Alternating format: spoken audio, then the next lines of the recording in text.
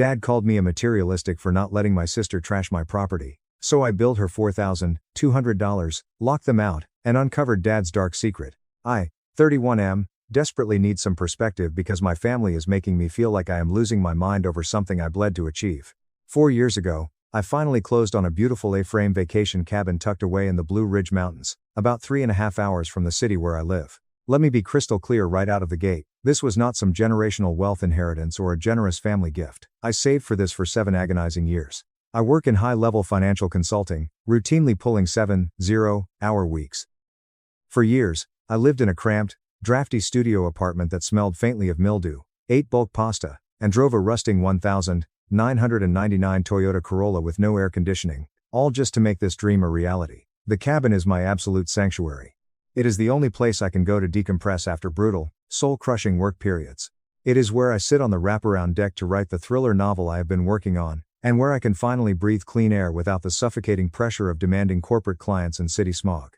My father, Thomas, 60 meters, has always harbored deeply frustrating ideas about fairness.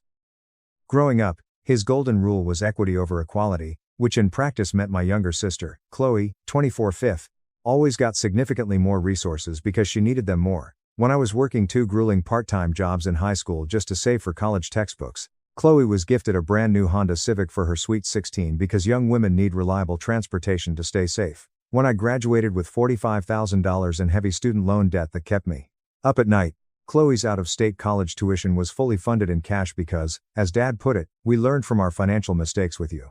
I made peace with that blatant favoritism years ago. I built my own success from the ground up, but apparently, that hard-earned success has now become a massive problem for them. Last month, Dad called me on a Tuesday evening with what he tried to present as a perfectly reasonable, casual request. He demanded that I give Chloe a spare set of keys and open, unrestricted access to my mountain cabin whenever she wanted it. His reasoning? I quote, "Young people in their 20s deserve formative experiences more than established adults need luxury getaways." He genuinely argued that I was selfishly hoarding resources that could create core memories for Chloe and her circle of friends. He actually had the absolute audacity to use the phrase, "Wealth redistribution starts at home, Liam." I tried to keep my voice level. I explained that this cabin is not a luxury flex for me. It is my mental health retreat, my dedicated writing space, and my largest financial investment. Furthermore, the property isn't just sitting there collecting dust. I drive up there at least 2 weekends a month, and I spend entire weeks there when my firm allows me to work remotely. But according to Dad, my quiet recreational use is vastly inferior to Chloe's developmental experiences. For context, Chloe graduated college 10 months ago with a generic communications degree. She is currently in her finding herself era, living completely rent-free at Dad's house while working maybe 12 hours a week at a trendy boutique Pilates studio. Her entire personality revolves around posting constantly on social media about manifesting abundance, vibrational alignment, and creating space for pure joy. Apparently, manifesting abundance actually means demanding my physical space for her joy. The phone conversation rapidly deteriorated into a screaming match when I coldly suggested that if these mountain experiences were so vital to her spiritual journey, maybe Chloe could work 7-0-hour weeks and save for her own real estate like I did. Dad instantly accused me of being a materialistic, cold-hearted capitalist.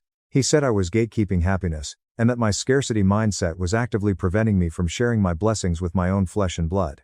He even threw in my face that I should be on my knees thanking him for the childhood stability that allowed me to save money in the first place, conveniently amnesiac to the fact that my stability came from my relentless work ethic, not his wallet. The absolute kicker? He ended the call by heavily sighing and saying he was deeply disappointed in the cold man I had become, and that my mother, who passed away 6 years ago from breast cancer, would be utterly heartbroken to see me choosing wood and glass over my own sister. That felt like a physical punch to my solar plexus. Mom was the only one who truly understood my desperate need for solitude and quiet space. She was actually the very person who encouraged me to start a savings account for a cabin when I was just a stressed-out teenager.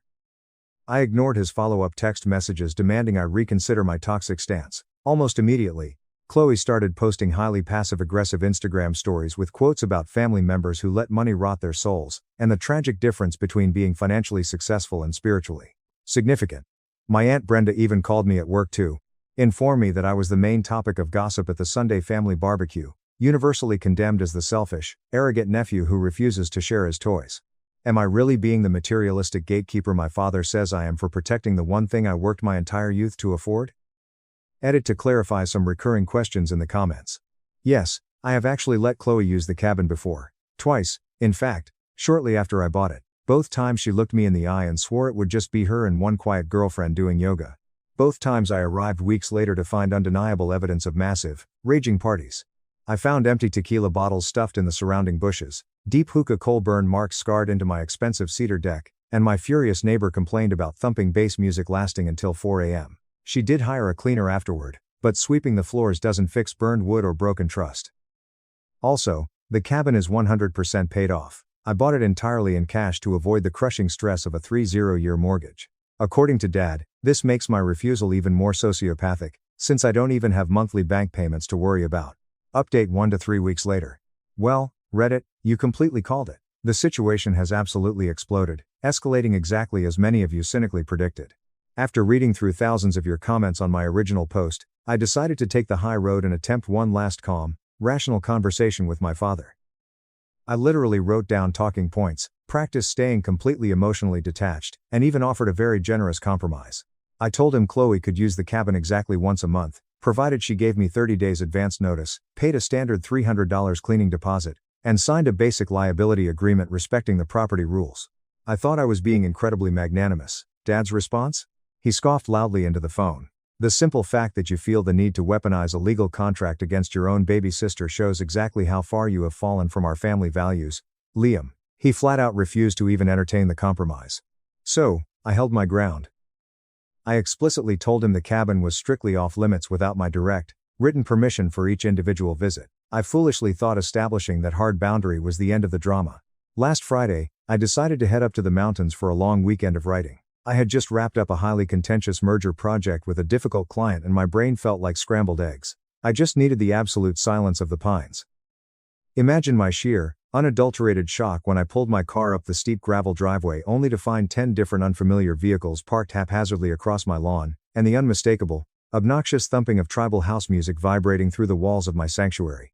I unlocked the front door and walked into an absolute nightmare. Chloe was actively hosting what can only be described as a high-end, Instagram-worthy wellness and manifestation retreat. There were at least 20 strangers wandering around my property. Thick rubber yoga mats were unrolled across my vintage Persian rugs, massive jagged crystals were placed dangerously on every polished wood surface, and someone had fully dismantled my living room furniture to set up a professional ring light photography studio.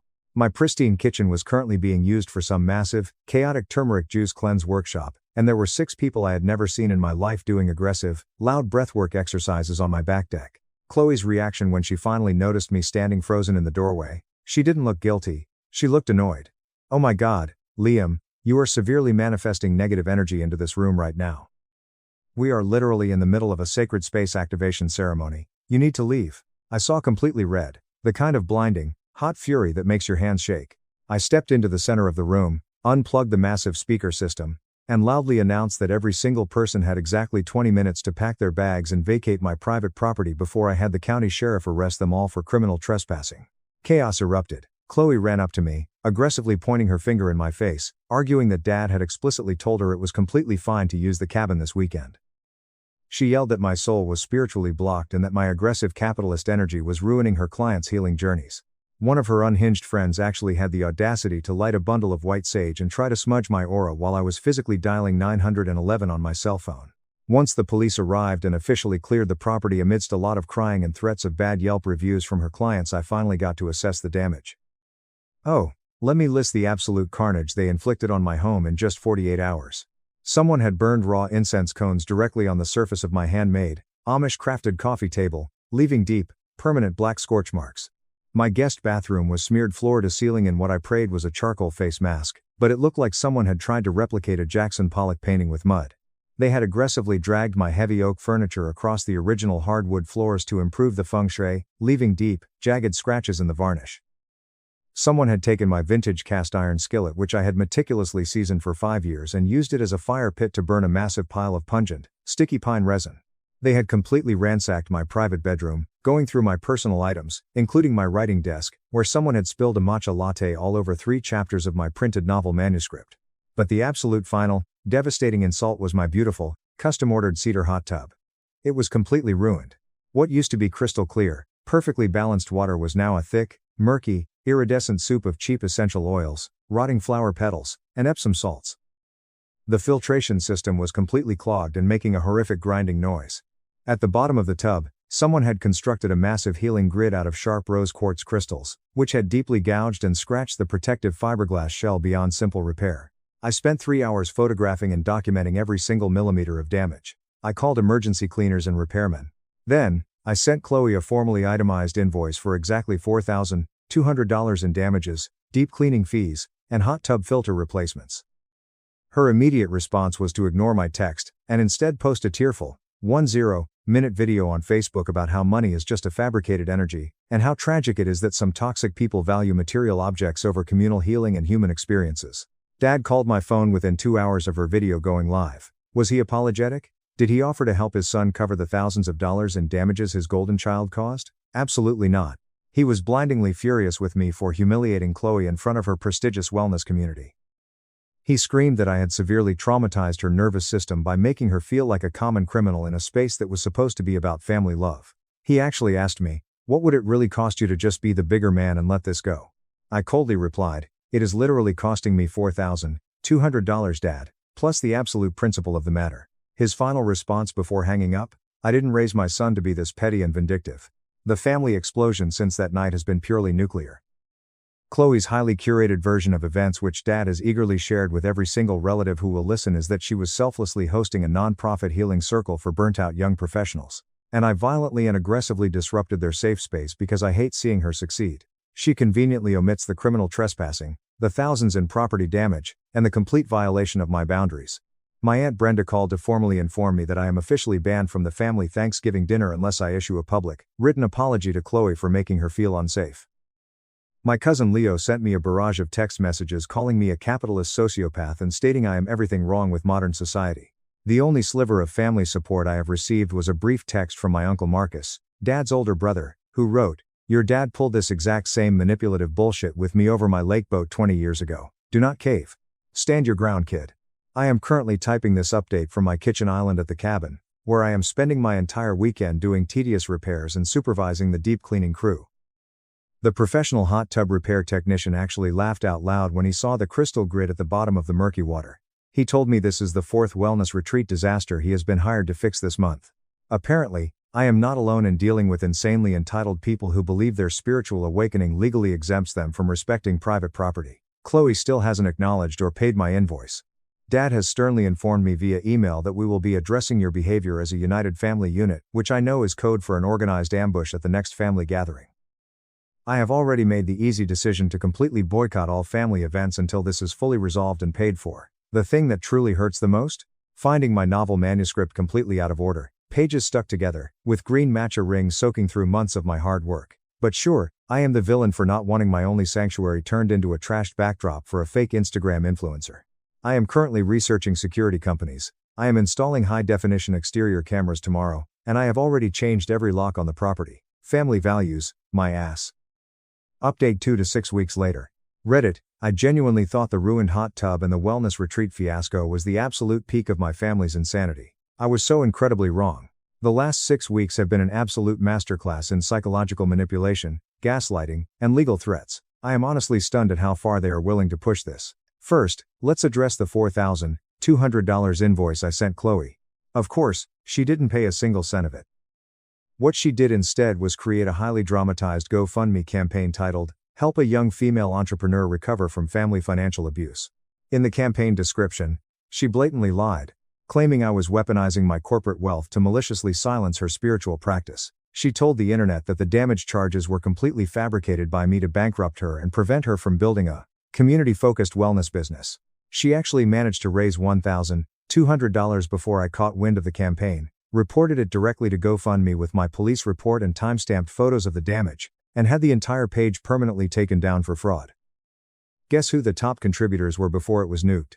Dad, $500, Aunt Brenda, $200, and several other flying monkey relatives who have been harassing me. But that pathetic scam was just the appetizer to the main course of Dad's manipulation. 2 weeks ago, Dad unexpectedly texted me, asking me to meet him for lunch at a quiet, old-school diner we've been going to since I was a little boy. I should have instantly known something insidious was up when he insisted on that specific booth. It is the exact booth where he sat me down to tell me he was divorcing Mom. It is where he told me she had terminal cancer. It's where all the heavy, life-altering ambushes happen. I sat down, and he started with totally out-of-character small talk. He asked about my consulting firm, seemed genuinely interested in my novel's plot, and even bought my coffee. Then, his face shifted into this solemn, rehearsed expression. "Son," he started, placing his hands flat on the sticky vinyl table. "I've been doing a lot of deep soul-searching lately about family legacy, and what we leave behind when we're gone." My stomach completely dropped. Here it comes. He reached into his leather briefcase and pulled out a thick, physical manila folder. He had literally prepared a corporate-style presentation to manipulate me. He opened the folder and slid several documents across the table. Inside were 1. High-quality Zillow printouts of small, depressing condo listings closer to my city, heavily highlighted with notes like, "More suitable for a single man." 2. Printed pseudo-psychology articles about the healing power of communal nature access for young adults. 3. A bizarre, color-coded Excel spreadsheet he had personally built, comparing our utilization metrics. It mathematically highlighted that I only occupy the cabin an average of 8 days a month, versus Chloe's projected potential community utilization of 20+ days a month. 4. And finally, blank legal documents regarding the quitclaim transfer of property deeds within immediate families. I stared at the papers, utterly speechless. His grand proposal? I was to formally transfer full legal ownership of my $450,000 cabin over to Chloe. In exchange, he would make it right by graciously gifting me a $60,000 check to use as a down payment on a more practical, less selfish investment property. I looked at him to see if he was joking. He was dead serious. I actually started laughing, a loud, bitter, echoing laugh right there in the middle of the diner. When I laughed at the sheer, unhinged absurdity of offering me $60K for a $450K asset I bought with my own blood and sweat, his paternal mask instantly slipped. His tone turned venomous. "You clearly don't appreciate what you have, Liam," he hissed. "Chloe brings vibrant life, joy, and healing to that space. You just use it to hide from the real world like a coward. Your mother would want that beautiful cabin filled with laughter and community healing, not used as some depressed hermit's brooding cave." I immediately stood up from the booth, throwing a $20 bill on the table. But as I turned to leave, he grabbed my wrist hard. "Liam, think about this. You're 31. You're unmarried. You have no children. What legacy are you actually building? Just a bank account? Chloe is creating a community. She is building something deeply meaningful. That cabin could be the foundation of a beautiful wellness empire, instead of just your private, selfish playground." The words that came out of my mouth next surprised even me, but the anger took the wheel. "Dad," I said, my voice completely deadly and calm. "Mom left me her $15,000 diamond engagement ring in her will to give to my future wife. By your logic, should I just hand that over to Chloe right now, too, since she'd probably wear it more often? After all, I'm just a useless hermit who doesn't deserve nice things until I'm using them exactly the way you approve of." His face instantly went a mottled, furious purple. He sputtered that Mom's ring was entirely different because it was sentimental, whereas real estate is practical. The mental gymnastics he was performing were Olympic level. I yanked my arm out of his grip and walked out, but here is where the story shifts from toxic family drama into actual, terrifying insanity. Last Tuesday, I received a highly formal email from a law firm. It wasn't a filed lawsuit yet, just a friendly legal heads up that Chloe and my father were officially retaining counsel to explore their options regarding the equitable distribution of family-adjacent assets, and heavily suggesting I agree to formal mediation before things got unnecessarily complicated in public. I immediately forwarded the email to my own powerhouse corporate lawyer. Thank God my consulting firm provides incredible legal retainers as a perk. My lawyer called me laughing. He assured me they had absolutely zero legal standing, no case whatsoever, and were purely relying on aggressive intimidation tactics hoping I would panic and settle. But my lawyer did some digging of his own, and he uncovered something that made my blood run cold. Chloe had been heavily advertising massive summer wellness retreats at Mountain Haven, the name she gave my cabin on her public Instagram business page. She was actively taking non-refundable $500 deposits from strangers for weekend retreats at a property she does not own, does not have access to, and has been banned from.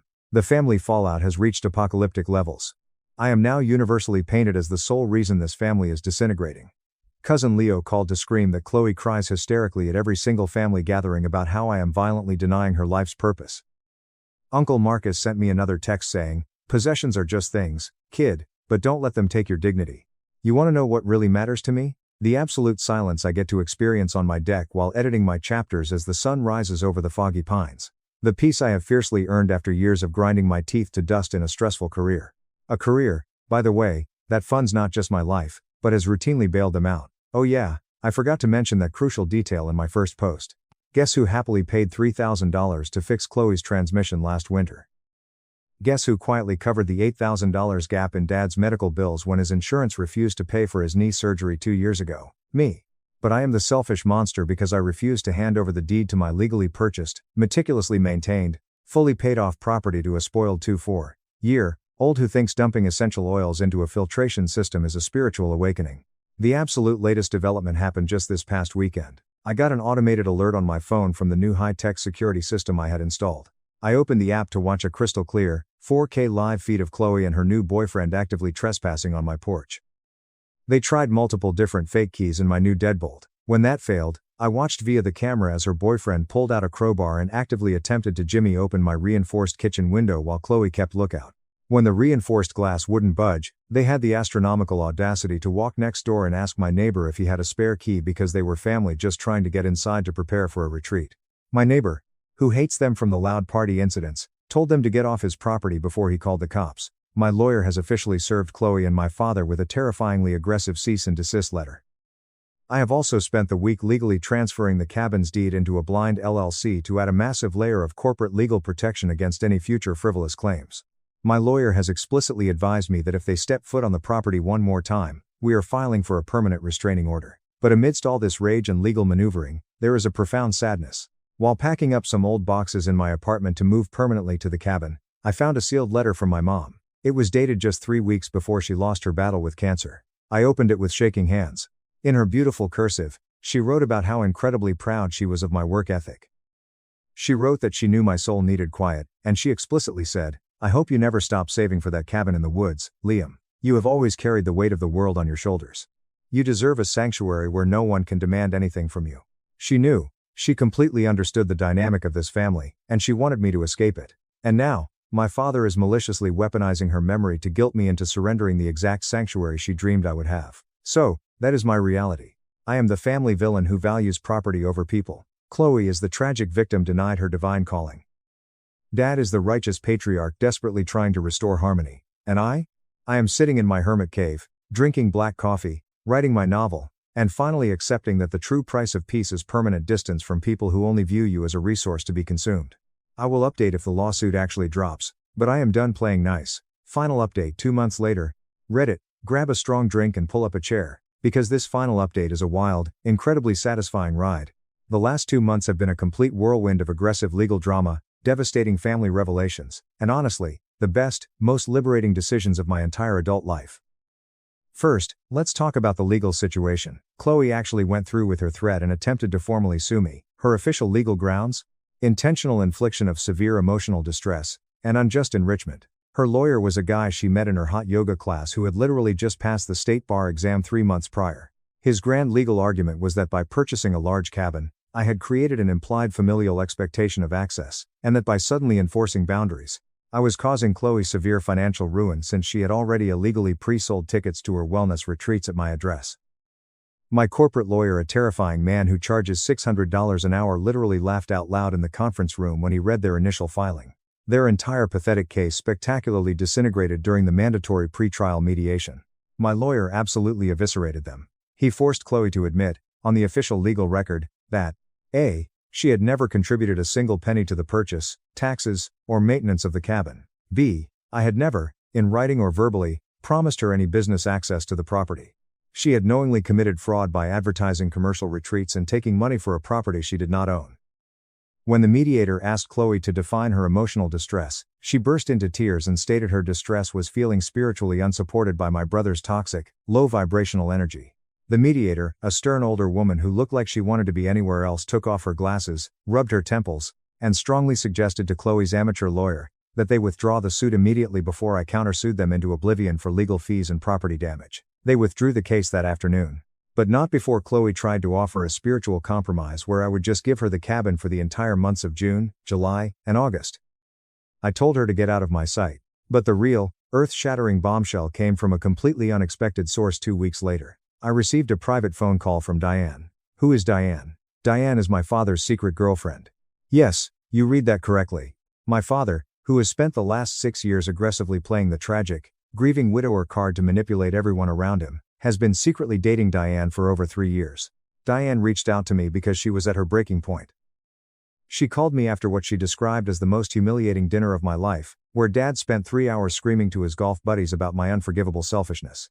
Diane sat me down at a coffee shop and unloaded a mountain of information that made every single puzzle piece fall perfectly into place. 1.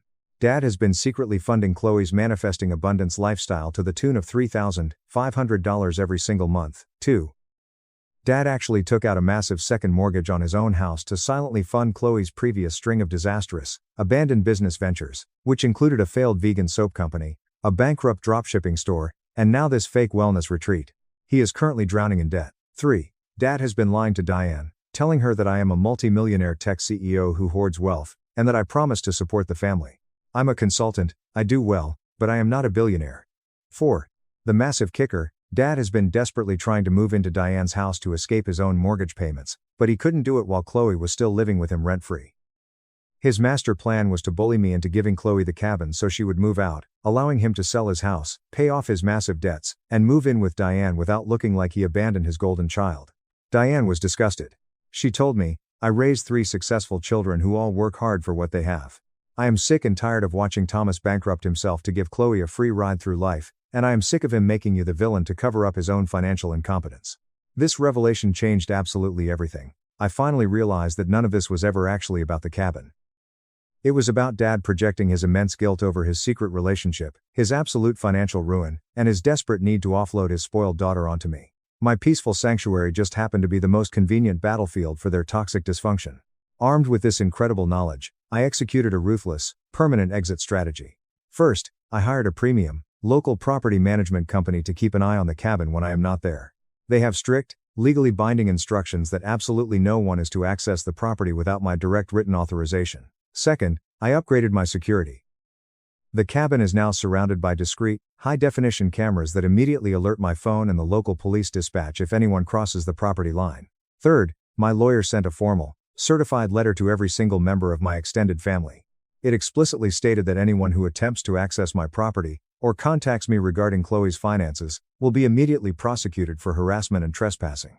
Fourth, I permanently blocked Dad, Chloe, Aunt Brenda, and Cousin Leo on every single communication and social media platform. I essentially ghosted my own family. Fifth, and most importantly, I took a massive leap of faith. I requested a 6-month paid sabbatical from my consulting firm, packed up my apartment, and moved into the cabin full-time. Just me, the mountain air, and my laptop. The family's reaction to the legal letters was swift and predictable. The family group chat, which Uncle Marcus sends me screenshots of, has been a non-stop stream of Dad playing the victim and Aunt Brenda posting passive-aggressive Bible verses about forgiveness. But here is the absolute most beautiful part of this entire nightmare. I truly, deeply do not care anymore. The sabbatical has been incredibly transformative. Without the constant, draining anchor of my family's toxic drama dragging me down, my creativity exploded. I wrote 75,000 words in 2 months. My thriller novel is finished, and it is shaping up to be something I am intensely proud of. I've also finally gotten to know my neighbors properly. Turns out, the guy who yelled at Chloe is a retired judge who has dealt with his own fair share of entitled relatives. We have a standing Friday night dinner, and they have become the peaceful, drama-free surrogate family I didn't even know I needed. And last week, the universe delivered a massive dose of poetic, cosmic justice. Diane called me one last time to tell me she finally dumped Dad. When she broke up with him, she exposed his massive debts and his secret relationship to Chloe. Chloe threw a monumental, house-shaking tantrum, accusing Dad of betraying Mom's sacred memory and ruining her life by not securing my cabin for her. The irony is richer than a chocolate cake. Chloe has now moved out, is giving Dad the absolute silent treatment, and is currently living on her new boyfriend's couch.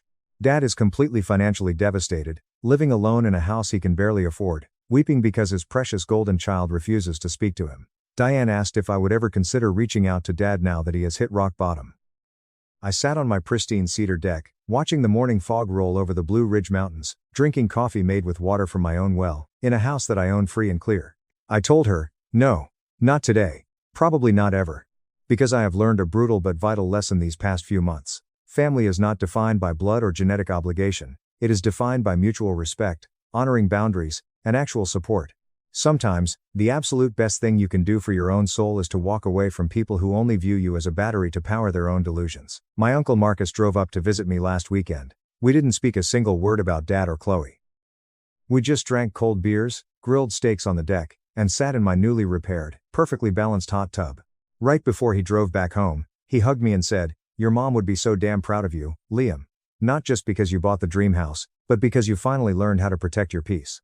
That one sentence meant more to me than any forced Thanksgiving dinner invitation ever could. So that is where I leave you, Reddit. I am officially the family pariah. But I am a pariah with a thriving writing career, a flawless mountain sanctuary, a pristine hot tub, and absolutely zero regrets. Chloe's wellness empire has mysteriously vanished from Instagram now that she can't steal my property to fund it. Dad is drowning in the consequences of his own decades of enabling. And I am living, breathing proof that sometimes the only cure for toxic family dynamics is extreme geographic and emotional distance. Thank you to everyone who commented on the original post. Your harsh truths and solid advice kept me sane when my family was actively trying to gaslight me into surrendering my life's work. My girlfriend wanted an open relationship. So I watched her drift away, found comfort in her best friend, and took control of my own happiness. Hey Reddit, I never thought I'd post about relationships, but I need to vent and maybe get some help. At 28, male, I thought my relationship with Sophie, 27, female, was secure until recently. After 3 years dating and 2 years living together, everything was great. Like I was covertly checking for engagement diamonds on my lunch break. Super normal story. Common friends introduced us at a board game night. She smiled at my stupid jokes, I enjoyed her Monopoly competitiveness, and we clicked. After dating for a year, it was natural to share an apartment as we were always at each other's houses. Our routines, you know? Sunday morning pancakes, park walks after work, watching her favorite dreadful reality shows while I play phone games, normal couple stuff. Sophie is a marketer, I handle building projects. Our families get along, we have wonderful careers, and friends. My mom adores her. Her dad regularly invites me to football games. We were that couple that gave others hope in relationships. Yeah. It sounds familiar now. Everything was normal until Tuesday. Dinner was served. Sophie was talking about a work project while I was eating my sandwich when she said, "Hey, what would you think about trying an open relationship?" I froze mid-bite, fork halfway to mouth. I assumed I misheard her, but she kept talking.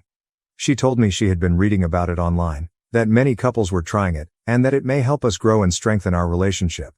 I asked, "Is there someone specific you want to date?" Because that was my initial instinct. Open relationships are only discussed when someone has someone in mind, right? Sophie became defensive. No, it's not about anyone else. I just think it would be good for us to explore ourselves more. We're still young, and I don't want us to wake up in 10 years wondering what we missed out on.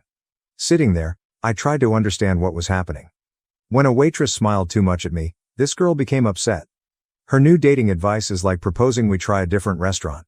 I asked, "Have you been feeling unhappy?" In case I missed something, maybe I should have noticed indications. "Not at all," she answered, taking my hand across the table. "I love you. I love us. This isn't about being unhappy. It's about making our relationship even better. Think about it. We could both have new experiences but still come home to each other. Lots of couples say it makes their connection stronger." Not knowing what to say. My thinking froze between confusion and panic. My appetite was gone. The food in front of me could have been cardboard. Sophie, however, spoke animatedly, almost glowing. She kept talking about norms, boundaries, communication. But I kept thinking, where is this coming from? However, yes. I said, okay. I realize this sounds weak. Not because I wanted to. Not because I believed. But her desire in her eyes and the way she leaned in, virtually screaming for my approval, showed she had already decided. Saying no was like closing a door she didn't want to. "Are you sure you're okay with this?" she questioned, wide-eyed and anxious, like she was offering me a choice. "We don't have to if you're not comfortable." I saw her desperate for my approval. I knew this wasn't a decision in the back of my head. Something was changing between us, like it or not. To find out what was going on, I had to play along. "No, it's fine," I nodded. "If you think it'll be good for us, we can try it." I entered something I didn't believe in, knowing I was losing her. She became thrilled and started talking about how we might set up dating app profiles together and how we should notify each other of upcoming dates, all of which she seemed to have already considered. I'm sitting there wondering, how long did she plan this? Rest of the night was odd. We watched TV as usual, but my mind raced.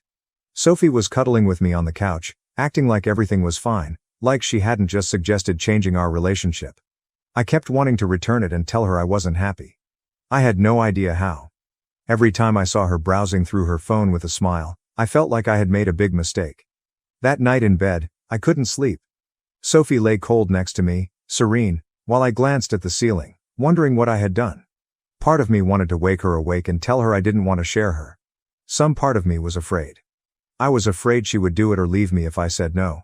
As I laid there, I reviewed our recent conversations to see if I missed any indications. Is she bored? Was I insufficient? Was someone else there? I had no responses to the inquiries that kept coming. Little did I know, this was just the start of the chaos. Sophie asked me to assist pick photographs for her Tinder and Bumble profiles all evening, like a lover would. She asked me to take new photos of her. Yes, seriously. I took images of my girlfriend to make her look good to other males. I created my own profile to demonstrate my effort. My heart wasn't in it. Writing a bio felt awkward and false every time. What should I write? Looking for fun while dating? I felt awful all over. She probably knew I wouldn't meet anyone. I told her I'm not social and don't have time or energy to meet new people several times. Maybe she believed she could date and use me as backup. Sophie got matches fast. Her beauty and playfulness are obvious. I was most surprised by how quickly she met these guys. Within a week, she had 3 dates. 3. She showed me their profiles like we were discussing celebrity obsessions. She shoved her phone in my face. Look at this one. He's a personal trainer at that fancy gym downtown. We're getting coffee tomorrow. I nodded, pretending this was usual. I felt queasy the first time she got dressed for a date. I had never seen her black clothing before. For this, she bought new outfits. She did cosmetics for an hour. She twirled as she left our bedroom. How do I look? She exclaimed. I said, great, knowing that dress probably cost more than she spends on our date nights. She returned home late that night, laughing. I feigned to sleep when she went to bed, but I heard her texting for an hour. She hummed while preparing coffee the next morning and pretended everything was wonderful. I noticed her schedule. Monday involved coffee with the gym guy. Wednesday supper with a lawyer. A food truck owner and I had drinks Friday. The range was intriguing. She always came home looking like she had the time of her life. I checked the Instagram locations she tagged. Not my proudest moment, but I needed to know the truth. I drove by the restaurant where she stated she was eating one night. She was at the bar with a tall suit-clad man cracking up. She held his arm and looked at him like she did at me. Distance between us. Her change at home was worse than seeing her with these guys. She spent less time with me, no more cuddling. She texted constantly. Sunday pancake ritual? She was meeting the girls for brunch. I once discussed it with her. Don't you think you're going on a lot of dates? I asked casually. She looked at me like a fool. That's the whole point of an open relationship, isn't it? To meet new people and have experiences? You should try it too. I can help you with your profile if you want. But I didn't want profile aid. Please return my girlfriend. I wanted the person who used to love ordering pizza and watching lousy movies with me, not this new version who always dressed up and left. She was getting ready for date number 6 or 7 one night. I lost track. I couldn't stand it. I went on a walk to clear my brain and ended up at this picnic spot.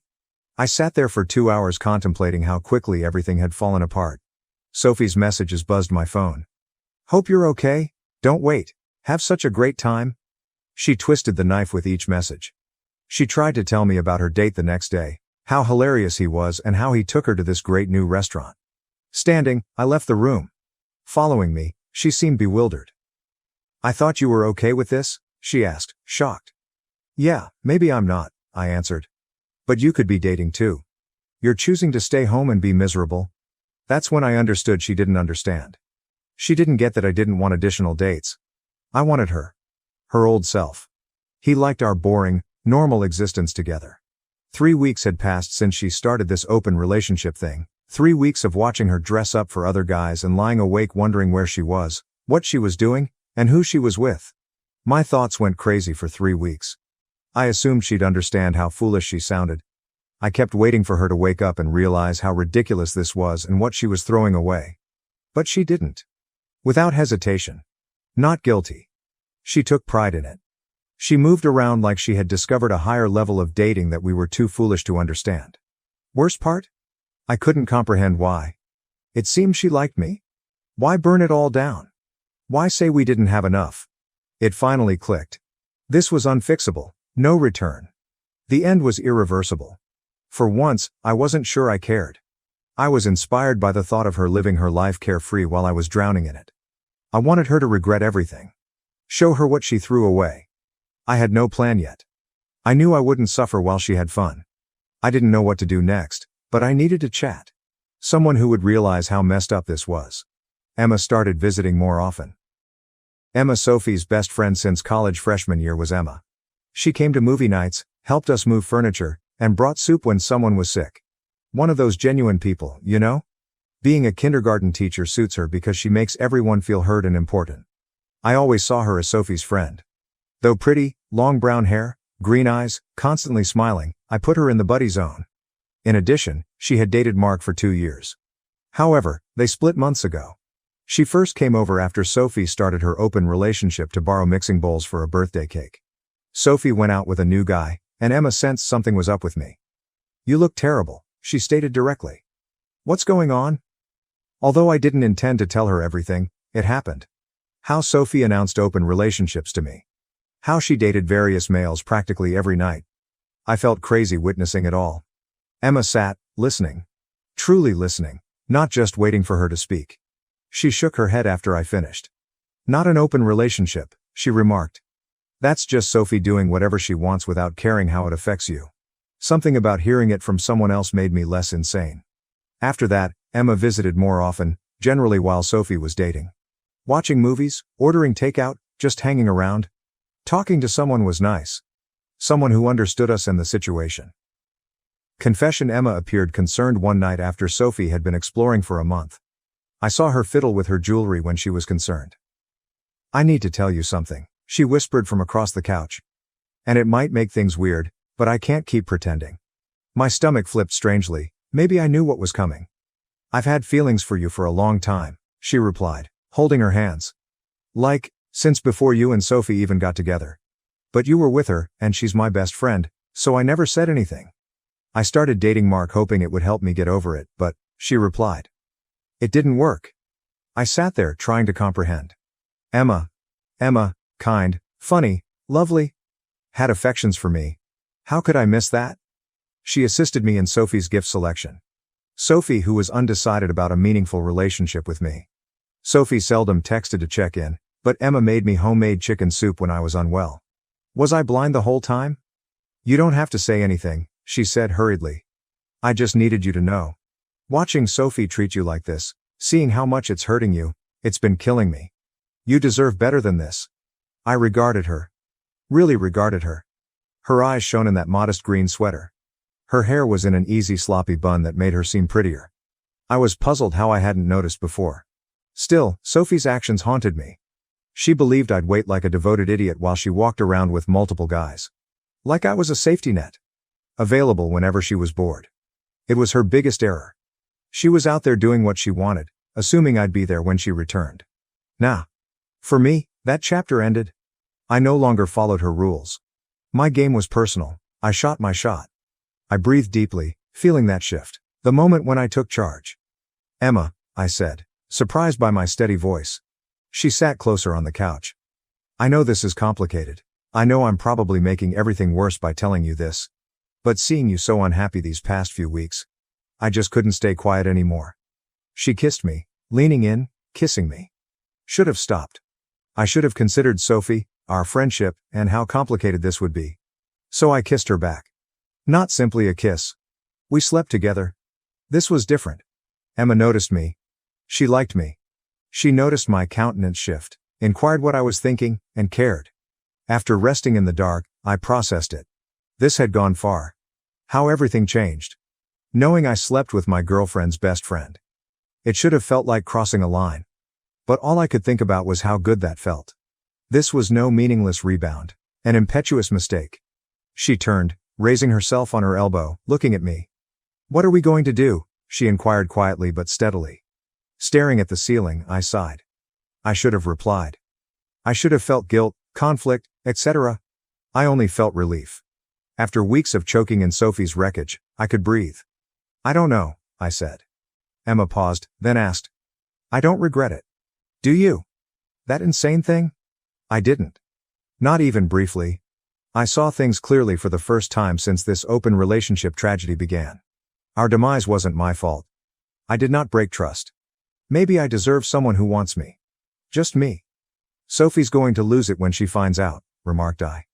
Probably, Emma said.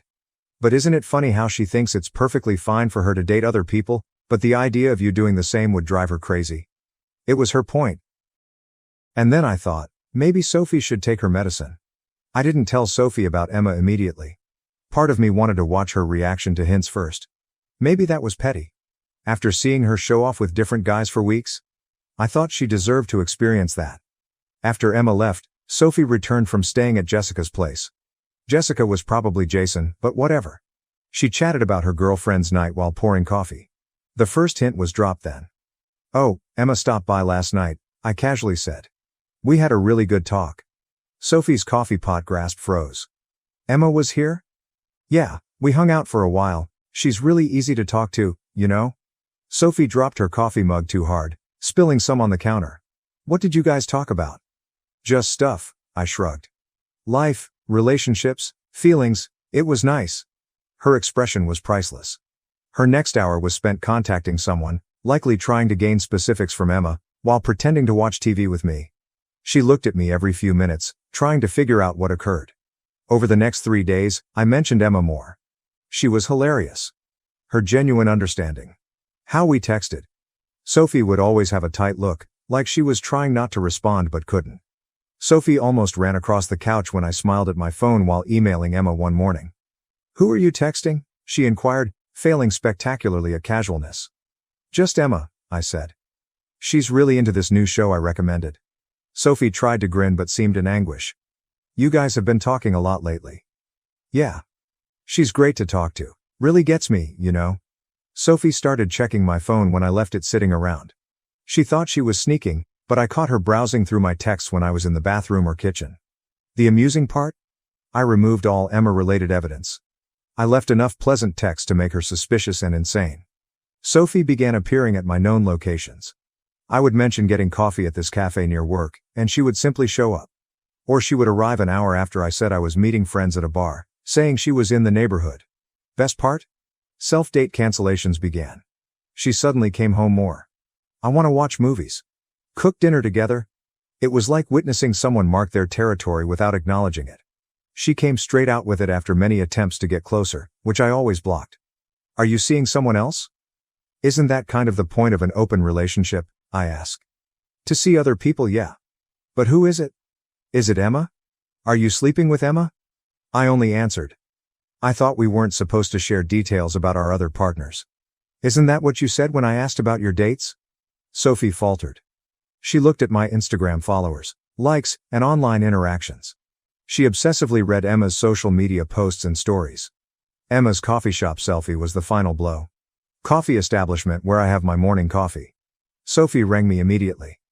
Are you with Emma right now? Sophie, I'm at work. But you always get coffee at that place in the morning. Did you meet her there? Let her panic, then said.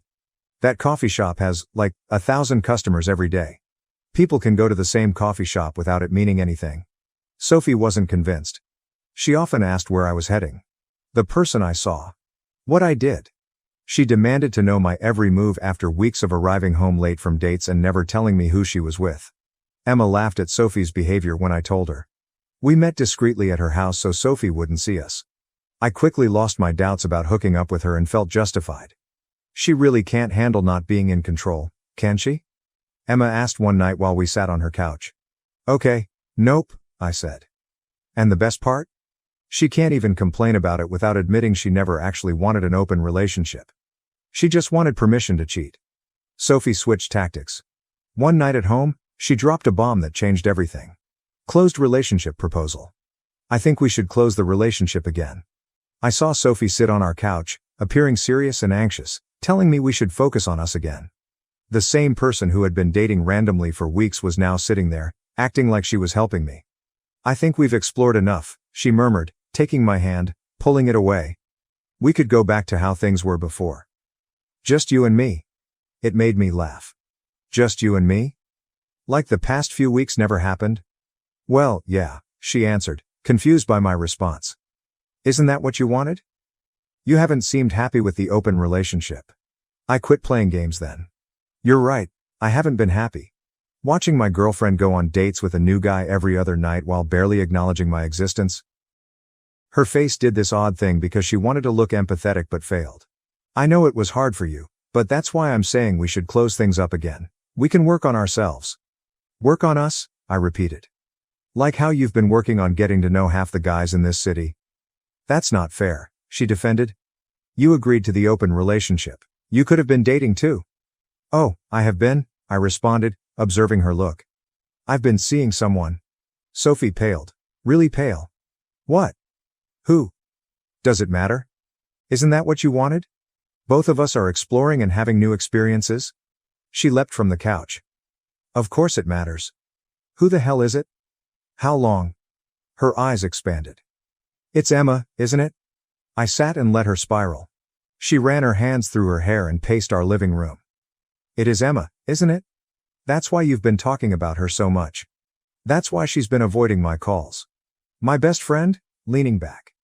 Really funny how you're allowed to sleep with whoever you want, but the moment I do the same, it's a problem. But it's Emma, she cried. She's my best friend. You can't sleep with my best friend. Standing, I looked her in the eye. Actually, I can. And I did. Sophie froze. She looked at me like she couldn't believe what she heard. What did you just say? I slept with Emma. Multiple times, actually. And you know what? It was great. She actually cares about my feelings, which is more than I can say for you lately. Sophie's face turned from disbelief to wrath in 2 seconds. You're lying. Emma would never do that to me. Really? Because she did. Want to know what else? She's had feelings for me for years. Even when she was dating Mark, she was thinking about me. You're lying to hurt me, Sophie remarked. I saw doubt in her eyes. I'm not. I witnessed realization. Remember last Thursday, when you were out with that startup guy? Sophie nodded slowly. Emma came over. We talked for hours. Then we slept together. She sees me as a person, not just some backup plan waiting at home while you live your best life. Sophie took out her phone, likely to call Emma. Not believing you? Emma would never? Check your texts with her, I encouraged. Notice her recent distance? Unresponsive to your messages? For that reason. She looked through her phone anxiously, possibly seeing Emma's ignored messages and short replies in a new light. This can't be happening, she said. This isn't how this was supposed to go. Really? How should it go? You party with other guys while I stay home as the loyal boyfriend? Was it impossible that I would find someone else? Not Emma. No, Emma, she shouted. You knew it would hurt. Lost it then. Do you hurt? How much have you wounded me? Did you ever consider how it felt to watch you dress up for other guys, come home late smelling like someone else's fragrance, and barely look at me? She protested. That was different. Those guys didn't mean anything. That improve it? While you had meaningless hookups, I developed serious affections for someone? I wanted to drop hints to make her feel the heat she gave me. Staring at me, she paused. Real feelings? Yeah. True sentiments. Emma and I go beyond physical. We chat, we chuckle, really care about each other. When was the last time we talked about something other than dating or new experiences? Sophie slumped defeated on the couch. What are you saying? Want to be with Emma? This open relationship situation revealed my true desires. This person doesn't ignore me. Then she cried. Big dramatic sobs would have worked on me a month ago, but all I could think about was how she hadn't cried over how much she'd wounded me. She sobbed. We can fix this. We can go back to how things were. Shaking my head. We can't. Because now I know what it's like to be valued. I won't settle for less. Sophie did something unexpected then. She stormed out with her keys. I'm going to Emma's place to sort this out once and for all. Sophie slammed the door, so I grabbed my phone to tell Emma. I told her Sophie was coming, and she said, let her come. Emma's always been serene, nothing shakes her. I offered support by coming over. No, Emma responded, I must handle this. 10 years as my best friend. I owe her a lot. I spent the next hour pacing around our apartment, checking my phone every 2 minutes. It felt uncomfortable, like when a storm is coming and the air gets thick. Emma called finally, shakily. She came screaming, Emma said. My neighbors undoubtedly heard everything. She kept screaming about how I betrayed her, was a bad friend, and planned this. You said what? He told her the truth. That I had feelings for you for years but never acted on them since she was my friend. Watching mom treat you like garbage these last weeks made me realize she never deserved us. Our relationship wasn't intended, but I don't regret it. Sophie didn't like that. She tried to force into my apartment, stating she needed to see whether you were there. She accused me of hiding you when I blocked the door. She's completely lost it, Emma added. She listed all the random occasions we hung out to illustrate we'd been sneaking around for months. She even mentioned your couch moving help last year. Like when she was too busy working to help? Sophie seemed to think any encounter with Emma and I was evidence of an affair. Emma brought me soup when I had the flu, a cover for hooking up. Our group movie nights are just an opportunity to get close. She began crying, Emma said, like sliding down my doorframe crying. Claimed she never intended this. My neighbor checked on me. It was humiliating. After Mrs. Chen threatened to call the police over the disturbance, Sophie left. She told Emma she'd ruined everything and would never forgive her. Sophie returned to our house 20 minutes after my call with Emma. She looked awful. She entered and saw me sending Emma updates on my phone and lost it. Are you texting her now? Plan your next gathering? Since when have you two laughed at me behind my back? Sophie, no one's laughing at you. You harmed yourself. I did nothing. I suggested an open relationship to strengthen us, she cried, tossing her pocketbook across the room. I never told you to sleep with my best buddy. No, I said. You just wanted permission to sleep with whoever you wanted while keeping me as your backup plan. She grabbed our photos and gifts and put them in a box. I'm staying with Jessica. My true pal. Someone who wouldn't backstab me. Fine by me, I add. Take whatever you want. That paused her. Just that? Not even try to stop me? Would I? You've stated that you value something other than me or our relationship. She stopped packing and sat on the couch, visibly shrinking. I believed you would always be there. That no matter who I dated, you'd be there when I settled down. The truth ultimately emerged. She experimented without me, but I was her backup plan and promised a happy ending. Well, you guessed wrong, I informed her. I'm not a puppy waiting by the door while you have fun. I have emotions. I deserve more than second place. But you weren't my second pick. I adore you.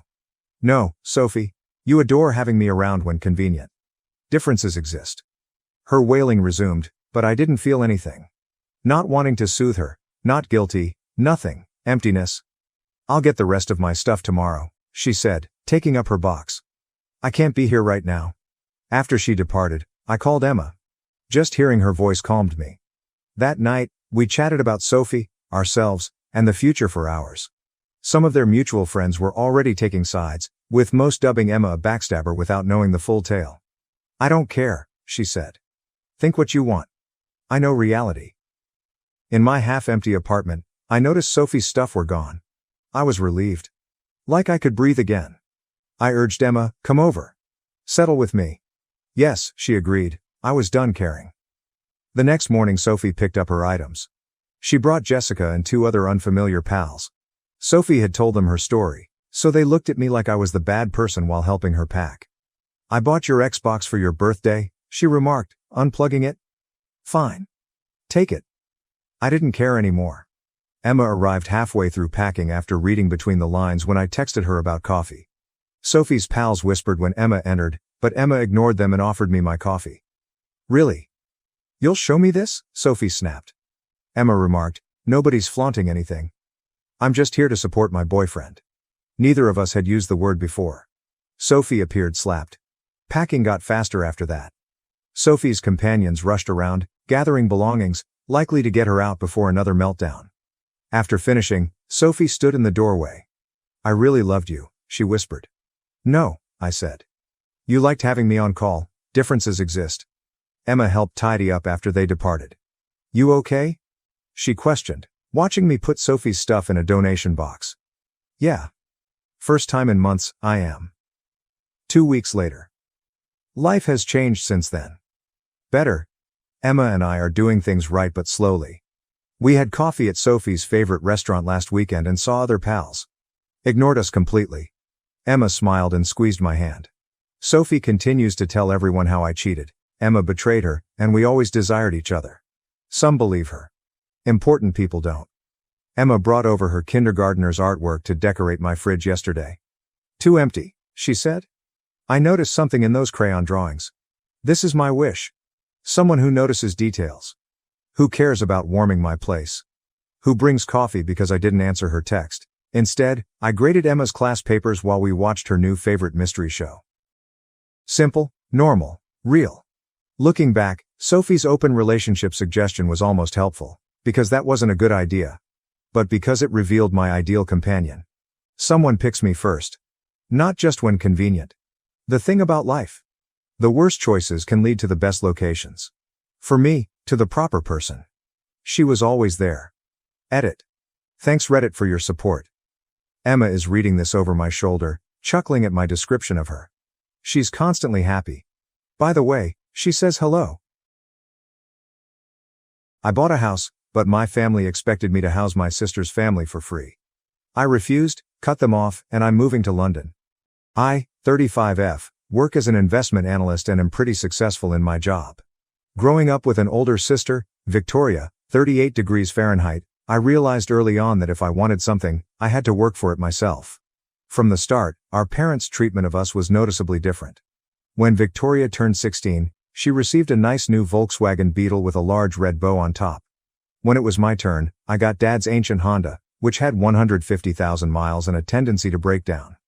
Victoria has always been the ideal child in our parents' eyes. She was the beautiful one, the social butterfly, the one who couldn't do anything wrong. She married her husband, Nathan, 39 million, right after graduation, and they quickly began having children. They currently have 3. Charlotte, 8F, Lucas, 5M, and Andrew, 2M. They live in a rental flat, which Victoria frequently complains about. Meanwhile, I have been more fortunate in my own way. My best friend's parents own numerous properties and have been renting me a wonderful one-bedroom apartment at half of the market rate for the last 5 years. They trust me because I've never given them any reason not to. While Victoria had everything handed to her, I learned to be cautious with money. Since I began working, I've been saving diligently by living within my means, cooking at home rather than eating out, and taking public transportation whenever possible. My coworkers frequently mock me for being overly frugal, but I had a plan. College provided another striking evidence of inequity. Victoria attended her ideal school, with our parents covering all expenses, including tuition, lodging and board, and a hefty monthly allowance. Meanwhile, throughout my final year of high school, I applied for every scholarship I could find, staying up late to maintain my perfect GPA, knowing that it was my last chance at higher study. With remote work becoming more widespread at my company, I just need to come into the office for key meetings. A tranquil country cottage seemed ideal. Last week, I finally opened my savings account and examined the data. After years of diligent planning and saving, I had enough to make a down payment on a small home. I was in the middle of looking through real estate listings when my mother called, with her usual impeccable timing. "Don't forget, we're expecting you for dinner on Saturday," she added, her voice carrying a subtle order disguised as a reminder. "Victoria and Nathan are coming with the kids, and please try to be on time for once." I arrived at my parents' suburban home at precisely 5:05 p.m. that Saturday. Their driveway was already full with Victoria's minivan, so I had to park on the street. Inside, there was the usual chaos. Kids running around, my mother fussing over everyone as if it were a state supper rather than our typical family meeting. My father had already retired into his usual recliner with his newspaper, where he would remain until supper was served. The traditional dinner complaints circulated. Nathan complains about his demanding supervisor and difficult project deadlines. Victoria laments their tight flat and the children's constant demands. Dad expressed concerns about the economy and gas prices. Mom frequently adds to the commotion by commenting on everyone's eating habits and portion amounts. During these evenings, I mastered the art of mental escape. I took advantage of the hubbub by checking my phone under the table and scrolling through a lovely small home I had discovered. 2 bedrooms, a large kitchen, and a stunning garden. The pricing was within my budget. The listing images depicted a beautiful wraparound porch, ideal for a set of rocking chairs. The prospect of sitting there with my morning coffee made me happy. "What's so interesting on that phone? You barely touched your food." Mom's piercing voice broke through the background commotion. Her hawk-like eyes never skipped a beat, despite the commotion. I could have made something up about work, but perhaps the warmth of the fantasy still lingering in my head compelled me to be honest. "Actually, I'm looking at houses. I'm thinking about buying one soon." The silence that followed was terrible. You could hear the ice cubes settling in the water cups. Even the children realized something had changed. Charlotte paused in the middle of a conversation about her school performance. Lucas halted, fork halfway to his mouth. Even tiny Andrew stopped slamming his spoon against his high chair. Victoria's head shot up so quickly that I worried she could suffer whiplash. Nathan's incessant rants about his boss ended in mid-sentence. Mom's hand paused in the middle of reaching for the salt shaker. Dad's newspaper descended gently, like a curtain, showing his astonished expression. "Buy a house?" Mom asked, as if she hadn't heard me right. "You?" "Well, yes," I admitted, immediately regretting my candor. The way they all looked at me made me feel like I had announced plans to invade Mars. "I'm just looking at options right now, nothing definite." "What kind of house?" Victoria said, her voice retaining the strangely pointed tone she used when she felt frightened. It was the same tone she used when I received a higher SAT score than she did, just before convincing our parents that I had cheated. "I haven't really decided yet," I answered ambiguously, attempting to change the conversation. But I could sense their minds working, unspoken thoughts nearly palpable in the air. My parents exchanged profound looks, the type they'd honed over decades of marriage. Victoria kept looking at Nathan, who had suddenly become quite interested in his mashed potatoes. The typical supper bustle soon resumed, but something had changed. The talk felt forced, as if players had forgotten their lines and were desperately trying to finish the show. Even the children appeared to pick up on the stress, and their usual loud demeanor subsided. A week later, my phone began to vibrate with Mom's calls, during an important Zoom conference. After her third effort, I called back during my lunch break, expecting an emergency. "Finally," Mom said, her voice practically trembling from joy. "I found the perfect house for you." Martha from church informed her of a listing in her neighborhood. "It's absolutely ideal." I set down my half-eaten lunch, immediately felt a headache forming. "Mom, I haven't even asked for help finding a house." But she was now in full stride and unable to halt. "It has 5 bedrooms. No, 6. The master bedroom is huge, and there are these adorable children's rooms with built-in closets." I blinked. "Oh, and the backyard. There's already a playground installed, can you believe it? And the location is just perfect. Walking distance to St. Mary's Elementary School and the public library." I stroked my temples, trying to remain cool. "Mom, I appreciate you thinking of me, but that's not what I'm looking for at all. I want a small country house, something cozy just for me. I don't need multiple children's rooms or a playground." "Don't be ridiculous," she yelled, her delight quickly turning into frustration. "You can't just think about yourself, you need to plan ahead. This house is perfect. Martha says the owners are motivated to sell quickly." After she hung up, Victoria began sending out an endless stream of postings for large family houses. Each subsequent message delivered another 4 to 6 bedroom house with numerous baths, large yards, and close proximity to schools and parks. By the 20th message, I had stopped checking. It was evident that they weren't listening to what I really wanted. Instead, I contacted Amanda Cha, a realtor with glowing recommendations. During our first encounter, I was struck by how well she listened. "I want something small and cozy," I explained. "A country house, not too far from the city, with good internet for remote work. Maybe a small garden where I could grow herbs and vegetables." When I told her about my pricing range, her eyes brightened up. "I think I might have exactly what you're looking for. It just came on the market yesterday." The house she showed me was ideal, a lovely 2-bedroom cottage located 40 minutes from the city. White siding, dark green shutters, a wraparound porch with room for rocking chairs.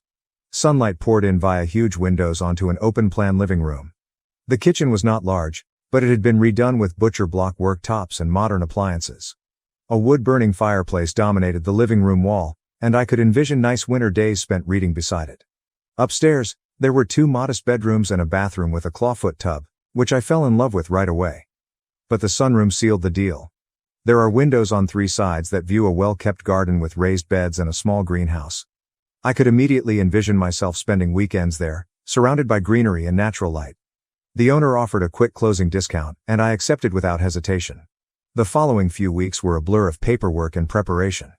I put down a larger down payment than was required, keeping the monthly payments manageable, using the money I had carefully saved all these years.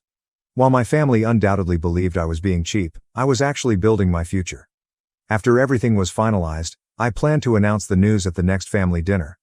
Mom had just started discussing another house. "Barbara next door is selling. She'll give us, you, a good price." "Actually," I interrupted, unable to suppress my joy, despite their past attempts to sway my decision. "I've already bought a house." The hush was absolute. Even Charlotte, who is normally unstoppable, paused in mid-motion. I took a big breath and began detailing my new house, my voice full of enthusiasm despite the mounting tension around the table. It's this beautiful cottage, about 40 minutes outside the city. 2 bedrooms, the most amazing sunroom, and there's even a small greenhouse in the backyard. The previous owner had these gorgeous raised garden beds. My father's fist hit the table with such power that the water glasses jumped. "Are you out of your mind?" he exclaimed. I had never seen him that angry before. Andrew burst into tears as he heard the startling boom. "How dare you buy a house without consulting us first?" My mother's cheeks had turned an alarming red. "After all those perfect family homes we found? Why would I need to consult you about buying my own house with my own money?" I inquired, feeling as if I had wandered into some strange parallel dimension. "Because we had it all planned out," Mom practically screamed. "Barbara's house would have been perfect, right here in the neighborhood, plenty of room for everyone." "Room for everyone?" I asked slowly, growing confused. "It's just going to be me living there." The hush that ensued was deafening. Mom and Dad exchanged glances as Victoria sat there with an unusually serene demeanor. Nathan was suddenly quite interested in his plate. "Actually," Mom explained in a tone that made my blood run cold, "the plan was for Victoria, Nathan, and the kids to live there with you." I waited for the punchline. It didn't arrive. Victoria nodded, as if everything was totally normal. "We're so cramped in that apartment. Your house would give us all the space we need, and since we wouldn't have to pay rent or utilities, we could finally start saving money." I gazed about at their dead serious expressions. Dad's severe condemnation, Mom's righteous rage, Victoria's entitled expectation, Nathan's awkward avoidance. Years of memories flowed back. Every time, Victoria got what she wanted while I worked twice as hard for half the pay. Every time, my successes were ignored while her slightest achievements were praised. "You all just assumed I would buy a house for Victoria's family to live in?" "Well, of course," Mom threw out her hands, as if I was being intentionally cryptic. "That's what family does." "This isn't helping? This is expecting me to house 5 people without even asking me." "You're being selfish," Victoria shouted, her cool demeanor breaking. "The kids have to share rooms? Andrew's crib is in our bedroom. It's not fair to them." "You need to cancel this ridiculous purchase immediately," Mom commanded, her voice harsh with the control she had exercised over me for 35 years. "Barbara's house is perfect, right in the neighborhood." "No." I stood up, scraping my chair against the floor. The word came out stronger than I expected, bearing the weight of decades of pent-up rage. Chaos erupted. Mom jumped up and waved her arms. Dad's voice roared. The children started crying. "But we'll be so cramped," Victoria moaned, like if I hadn't said anything. "Charlotte has ballet. Lucas has soccer. You're not going to be cramped anywhere because you're not living in my house," I said calmly. "None of you are. Ever. Is that clear enough for you?" They stared at me as if I had a second head. The entitled shock on their faces was nearly amusing. "How can you be so cruel to your own sister?" Mom asked, clutching her pearls and her voice shaking with wrath. I grabbed my handbag and walked towards the door, their shouts rising behind me in a cacophony of demands and accusations. I couldn't hear another word. I got in my car and drove home in a haze, their entitled expectations still echoing in my ears. Update 1. The aggressive knocking on my flat door began as I was packing the kitchen. The coffee mug I was wrapped in newspaper slid from my grasp but landed safely on a mound of packing paper. "Open this door right now," my father's voice rang through the wood. "We know you're in there." I froze, bubble wrap still in my fingers. More thumping ensued. "Go away," I yelled back. "I'm not discussing this anymore. Don't you dare talk to us like that." Dad's fist caused the door to rattle in its frame. "We raised you better than this."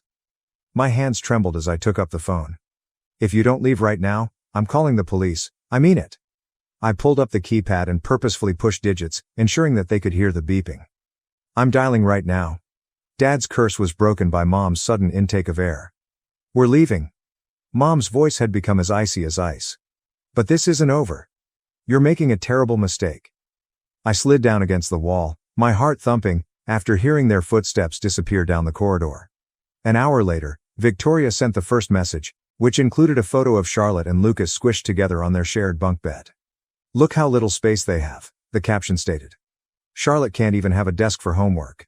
When I didn't answer, another photo appeared. Andrew's crib squeezed into the corner of Victoria and Nathan's room. "He wakes up every time we come to bed. This isn't fair to him." As I continued to ignore her, Victoria's communications became increasingly hostile. They began arriving at all hours. 2 a.m., 4 a.m., and 6 a.m.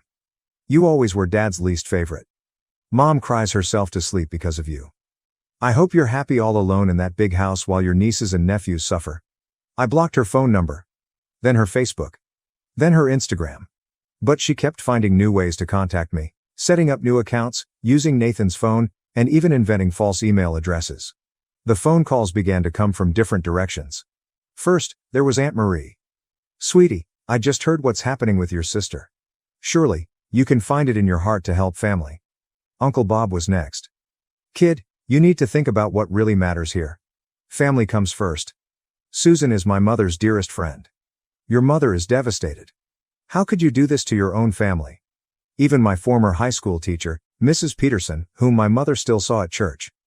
I always thought you were such a kind student. I'm so disappointed to hear about this situation with your sister. They all sent the same message. I was selfish, heartless, cruel. I should give up my home, my goals, and my independence to help Victoria. None of them seemed to wonder why Victoria's living predicament was my concern. After 2 weeks of incessant pestering, I'd had it. I went to my cell carrier and changed my phone number, giving it solely to my employer and a few trustworthy pals who had not chosen sides in this fiasco. Moving day was blissfully quiet. I chose a moving firm I'd never used before, ensuring that my relatives couldn't track my address using common local services. The movers worked quickly and professionally, and by dusk, I was standing in my new living room, surrounded by boxes and possibilities. That first night at my cottage, I sat on my veranda with a cup of tea, listening to the crickets and watching the stars appear. There's no traffic noise, no sirens. There's no family turmoil. Just peace. I felt something inside me suddenly relax. A tightness I hadn't realized I'd been lugging around for years. I occasionally checked their social media updates. Victoria posts passive-aggressive status messages about family betrayal and selfish siblings. Mom's barely veiled posts about ungrateful children and family obligations. Relatives and family friends made comments, everyone taking sides without understanding the whole tale. But here's the thing. None of it concerns me anymore. Their comments can't reach me in my new refuge. I turned the second bedroom into a home office, positioning my monitors to face the window so I can watch birds visit the feeder I erected. The previous owner's raised garden beds are currently overflowing with herbs and vegetables. My first try at gardening was surprisingly successful. For the first time in my life, I am living fully on my own terms. And it feels really liberated. Update 2. Something unexpected occurred today. Remember the large investment project I've been working on remotely from my new home? It paid out hugely.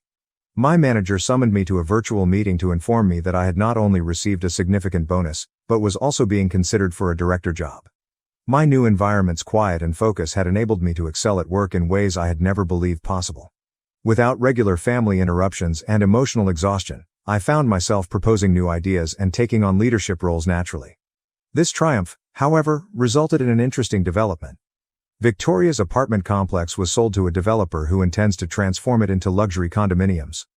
All tenants received eviction notifications with a 60-day notice to vacate. I learned from family members that Victoria and Nathan were having difficulty finding a new place that fit their budget. The timing could not have been better. My promotion comes with a large salary boost, and I chose to utilize my bonus to make down payment on a lovely holiday home in the mountains. It's essentially an investment, as property values in that neighborhood have skyrocketed. Today, I received a well-phrased email from Nathan, not Victoria, interestingly enough. He described their predicament and asked if I would like to negotiate housing arrangements again. The old me may have felt guilty. Despite everything, I could have considered helping.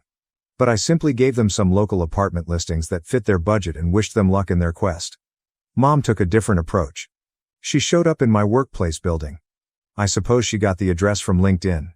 With tears in her eyes, she described how she and her father were suffering with their retirement money and had always relied on the family sticking together to help each other in their golden years. I listened politely. Then I stated that my financial advisor had advised against combining family and financial commitments. Her face turned a familiar shade of red. But this time, in the professional setting of my company lobby, she couldn't cause a fuss. The family's social media campaign has taken a unique turn. They are now writing about wealthy people who have lost touch with their roots, as well as stories on toxic individualism in modern society. My aunt even wrote a lengthy Facebook post about how money can transform people, to which hundreds of people responded sympathetically. But they are unaware that my accomplishment has drawn the attention of headhunters. Several famous firms, including one in Europe, have expressed interest in hiring me. The idea of putting an ocean between myself and this drama is getting more enticing. Meanwhile, my new greenhouse is flourishing. I've started growing exotic orchids, which are delicate and require time and attention to detail, similar to creating a job or limits. I'm discovering that the most satisfying experiences in life require time and effort to cultivate. I joined a local gardening group, which has become a fantastic source of camaraderie. These people have no idea about my family issues. They just know me as the woman who brings homegrown herbs to meetings and asks in-depth questions about soil pH. It's refreshing to be judged entirely on who I am, rather than my willingness to give up my life for the sake of others' convenience. Yesterday, I held my first dinner party in my new house.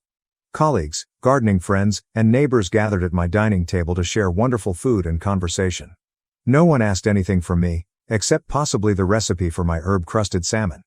The evening was filled with laughter, intelligent conversation, and mutual respect, all of the things that family gatherings should be but never are. As I watched my visitors have fun on the porch and fireflies dance in the yard beyond, I realized something important. I haven't simply purchased a house. I've built a life.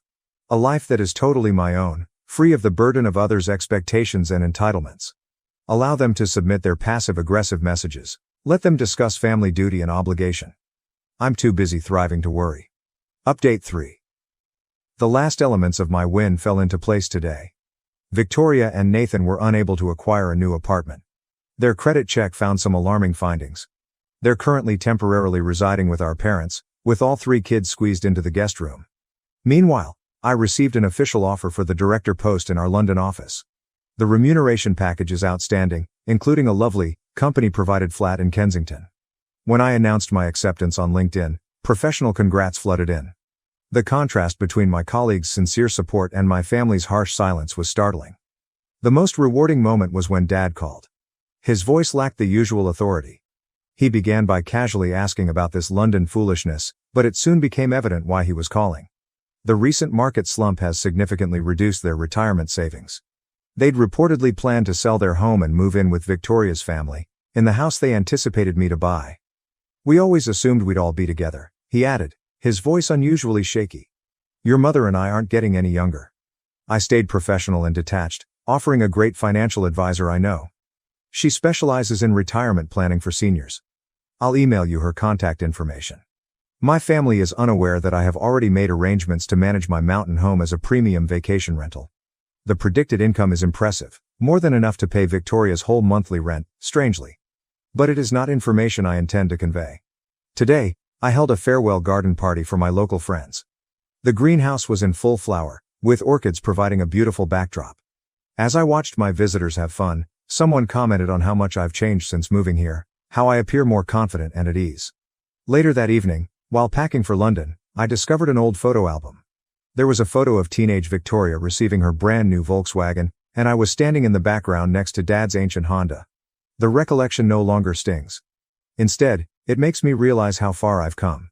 I am retaining my rustic cottage. It will be my getaway when I visit the United States. The garden will be maintained by a nice retired couple from my gardening group, while the house will remain my sanctuary, free of family strife. Tomorrow I'll board a flight to London. My family does not yet know. They will find out when they see my social media posts from Hyde Park or along the Thames. Victoria will probably write about sisters who desert their families. Mom will share articles on expats who regret abandoning their loved ones. But sitting here in my sunroom one final time before my early morning journey, watching the sunset paint the sky in vibrant colors, I feel nothing but peace.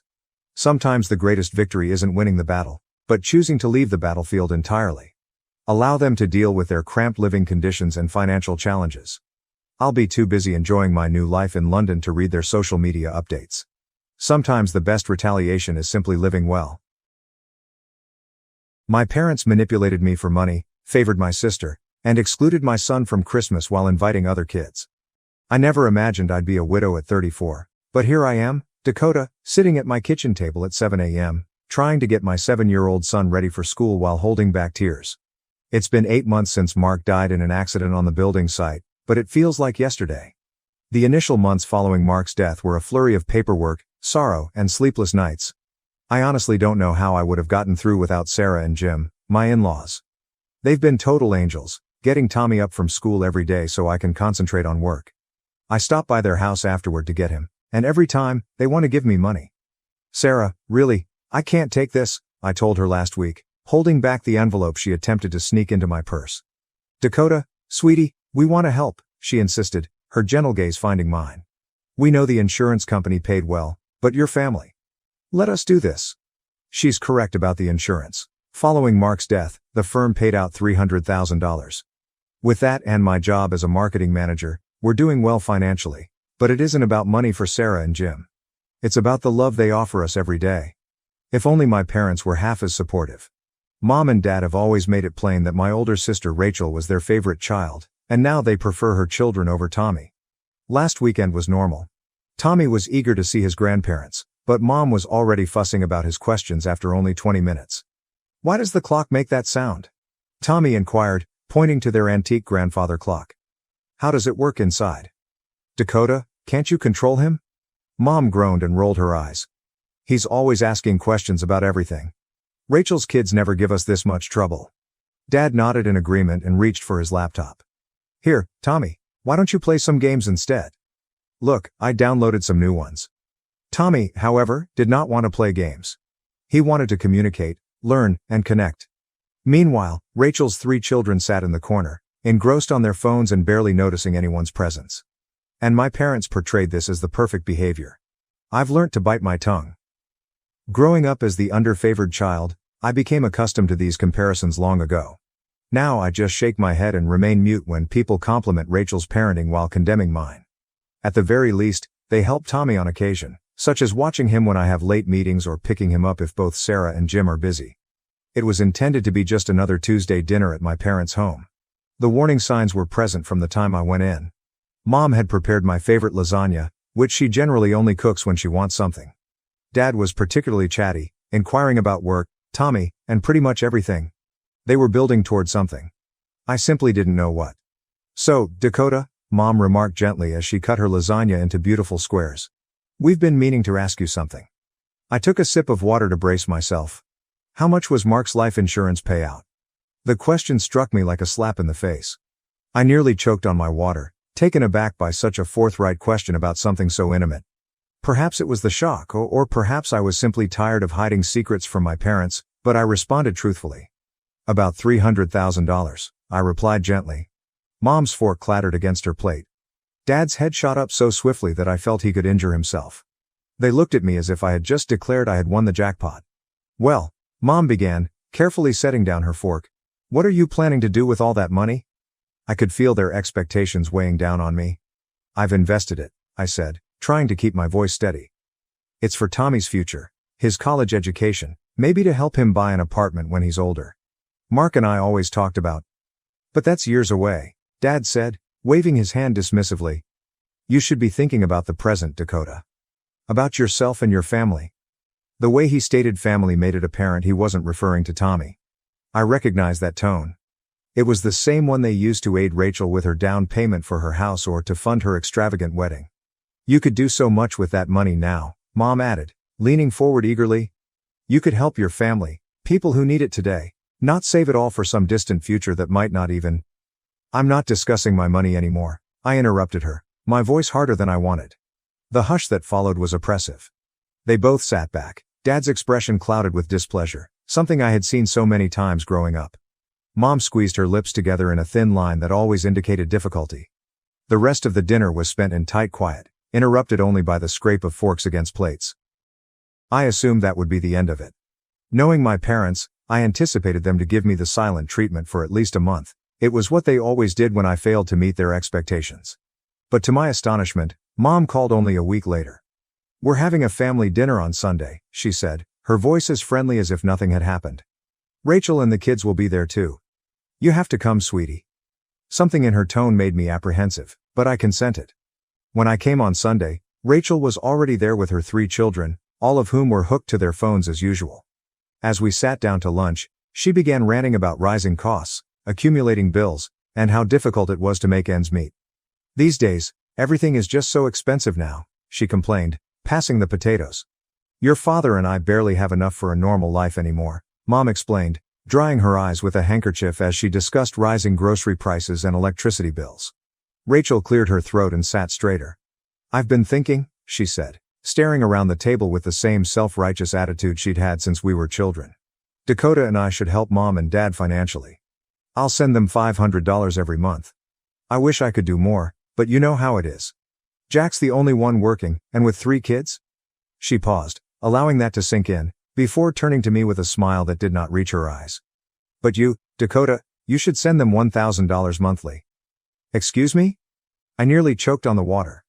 "Well, it makes sense," Rachel continued. "You earn really well at your job, and you only have 1 child to support. Plus, with your situation, you have other income now." Rachel's careful avoidance of mentioning Mark's death made my blood boil. I wanted to shout that I was a widow, that I no longer had my husband's income to rely on, and that the other income she was talking to was intended for my son's future. But Mom was already clapping her hands with joy, and Dad was beaming like it was Christmas morning. "Oh girls," Mom said. "You don't know what this means to us." I sat there, divided between fury and amazement, witnessing my family's hopeful expressions. The words of refusal died in my throat.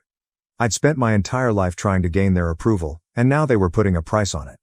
"Fine," I heard myself saying. "I'll do it." The first transfer was the most painful. $1,000 was gone with a few clicks. I convinced myself it was worthwhile if it meant more family support for Tommy. But that fantasy quickly dissipated. "Mom, could you pick Tommy up from school today?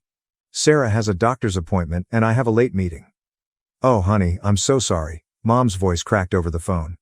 "I've got such a headache today. You know how my migraines get." This became a pattern. There was always an explanation for why I required Tommy's assistance. Mom was too busy. She was exhausted. She had errands to run. Her back was acting up. Meanwhile, the $1,000 was automatically deducted from my account each month. One particularly unpleasant Thursday, after Mom claimed she couldn't care Tommy because she might be sick, I contacted Sarah in desperation. "Of course, we'll pick him up," Sarah replied without hesitation. "Jim's already heading to the school. He loves their little chats on the drive home. Tommy's been telling him all about their science project." I shut up the phone and sat at my desk, trying to hold back tears. $1,000 per month got me nothing but excuses from my own mother, whereas my mother-in-law dropped everything to help, without asking for a dime. December snuck up on me that year. We had always celebrated Christmas at my parents' house. It was a family tradition. Everyone came there to exchange gifts, share meals, and make memories. The call came exactly 1 week before Christmas. I was assisting Tommy with his homework when my phone lit up with Mom's number. "Dakota, honey," she began, using that syrupy sweet tone that always signaled terrible news. "About Christmas Eve, we've decided to do something different this year. We're having an adults-only party. No children allowed." The pencil I was holding broke in my hand. "What?" "It's just that we want to do something more sophisticated this year," Mom explained, as if she were talking about something as insignificant as changing dinner plans. "You know, wine, adult conversation." "But it's Christmas," I objected, stepping back so Tommy couldn't hear. "What am I supposed to do with Tommy?" "Oh, that's easy," she said, her voice light and dismissive. "You can leave him with Sarah and Jim. They'd love to have him, I'm sure. You'll come by around 7. After hanging up, I gazed at Tommy, who was still working on his arithmetic problems, blissfully unconscious that his grandmother had just canceled his Christmas invitation. My heart wrenched as I watched him concentrate on his multiplication tables, his tongue hanging out like Mark's did. I spent the following week debating what to do.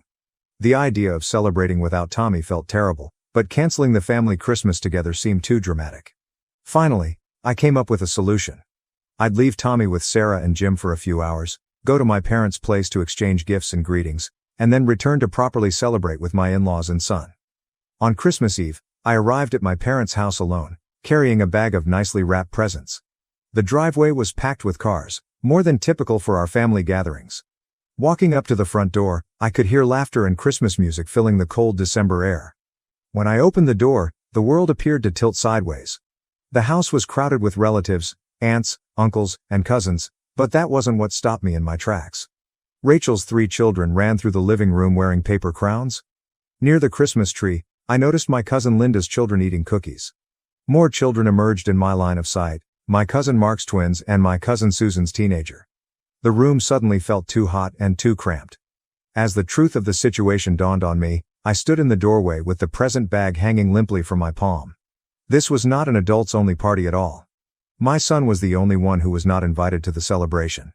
I stood paralyzed, my mind straining to comprehend the scene in front of me. My aunt was the first to see me. "Dakota, sweetheart," she exclaimed, rushing over to hug me. She then looked around expectantly. "Where's little Tommy? Don't tell me he's sick on Christmas Eve?" Before I could respond, my cousin Peter interjected. "Yeah, where's our favorite little scientist? Jake's been wanting to show him his new chemistry set." More relatives gathered around, all asking the same question. Where was Tommy? Why had I arrived alone? Each inquiry felt like a knife being twisted in my gut. I couldn't form words. I couldn't describe what I didn't comprehend. Through the bustle, I noticed my mother in the kitchen, placing cookies on a Christmas-themed tray as if everything were normal. As if she hadn't already omitted her sole grandson from a family event. "Excuse me," I managed to mutter, moving past my concerned family members. My feet took me to the kitchen on autopilot, rage rising with each stride. "Mom," I asked, my voice low and controlled. "Can we talk privately?" Something in my tone prompted her to put down the platter. I guided her into the corridor, away from inquisitive eyes and ears. "You told me this was an adults-only party," I responded, trying to keep my voice steady. "You specifically told me not to bring Tommy. So why are Rachel's kids here? Why are all the cousins' children here?" Mom fixed her Christmas sweater, avoiding my gaze. "Well, that's different." "Different how?" "Those children," she remarked, nodding vaguely toward the living room, "know how to behave at formal gatherings. They're well-mannered." I looked at her in bewilderment. "Well-mannered? Tommy is one of the most polite children I know. His teachers praise his behavior constantly. Sarah and Jim always say." "Oh, Sarah and Jim," Mom said, rolling her eyes. "They spoil him. Encourage all those endless questions. The other children, they deserve to be here more. They know their place." As if on cue, a disturbance broke out in the dining area. Rachel's youngest kid, Kevin, had taken a bunch of deviled eggs and was hurling them at his sister. The eggs flew across the room, splattering on Emily's beautiful Christmas dress as she screamed. I returned to my mother, lifting an eyebrow. "Yes, I can clearly see their superior manners on display." Mom's expression tightened. That's just children being children. But when Tommy asks questions about how things work, that's unacceptable behavior? Don't be so dramatic, Dakota. He's fine with Sarah and Jim. "I'm leaving," I said, turning toward the door. "I'm going back to my son." Mom shrugged and examined her manicure. "Fine. Leave if you want to make a scene, but put your gifts under the tree first. We're opening them after dinner." Something snapped within me. I stood there, looking at my mother's dismissive shrug. I walked into the center of the living room before I could think twice. I cleared my throat loudly, cutting through the festive music and conversation. Heads turned, conversations ended in mid-sentence, and all eyes were on me. "Several of you have asked why I came alone tonight," I said, my voice stronger than I had anticipated. "Why isn't Tommy here celebrating Christmas with his family?" Rachel tried to approach me, but I held up my hand. "Let me finish." I drew a breath and continued. "I'm here alone because a week ago, Mom called and told me this was an adults-only party. I was specifically told not to bring Tommy." My aunt's voice broke through the hush. "But all the children are here." "We had no idea there was a ban on children," Uncle Steve explained, puzzled. Mom walked forward, her cheeks heated. "Dakota, this isn't the time." "Oh, I think this is exactly the time," I said, my voice raising slightly. "Because, you see, there wasn't really a ban on children. There was a ban on one child. My child. My son, who apparently isn't good enough for this family's Christmas celebration." The room erupted in murmuring. I witnessed surprised expressions, disapproving looks at my parents, and perplexed youngsters as the adult drama unfolded. "But that's not even the best part," I remarked with a dry laugh. "While my son isn't good enough to attend Christmas, I'm apparently good enough to send my parents $1,000 every month. And Rachel here sends $500. Rachel's husband Jack raised his head. "Wait. What?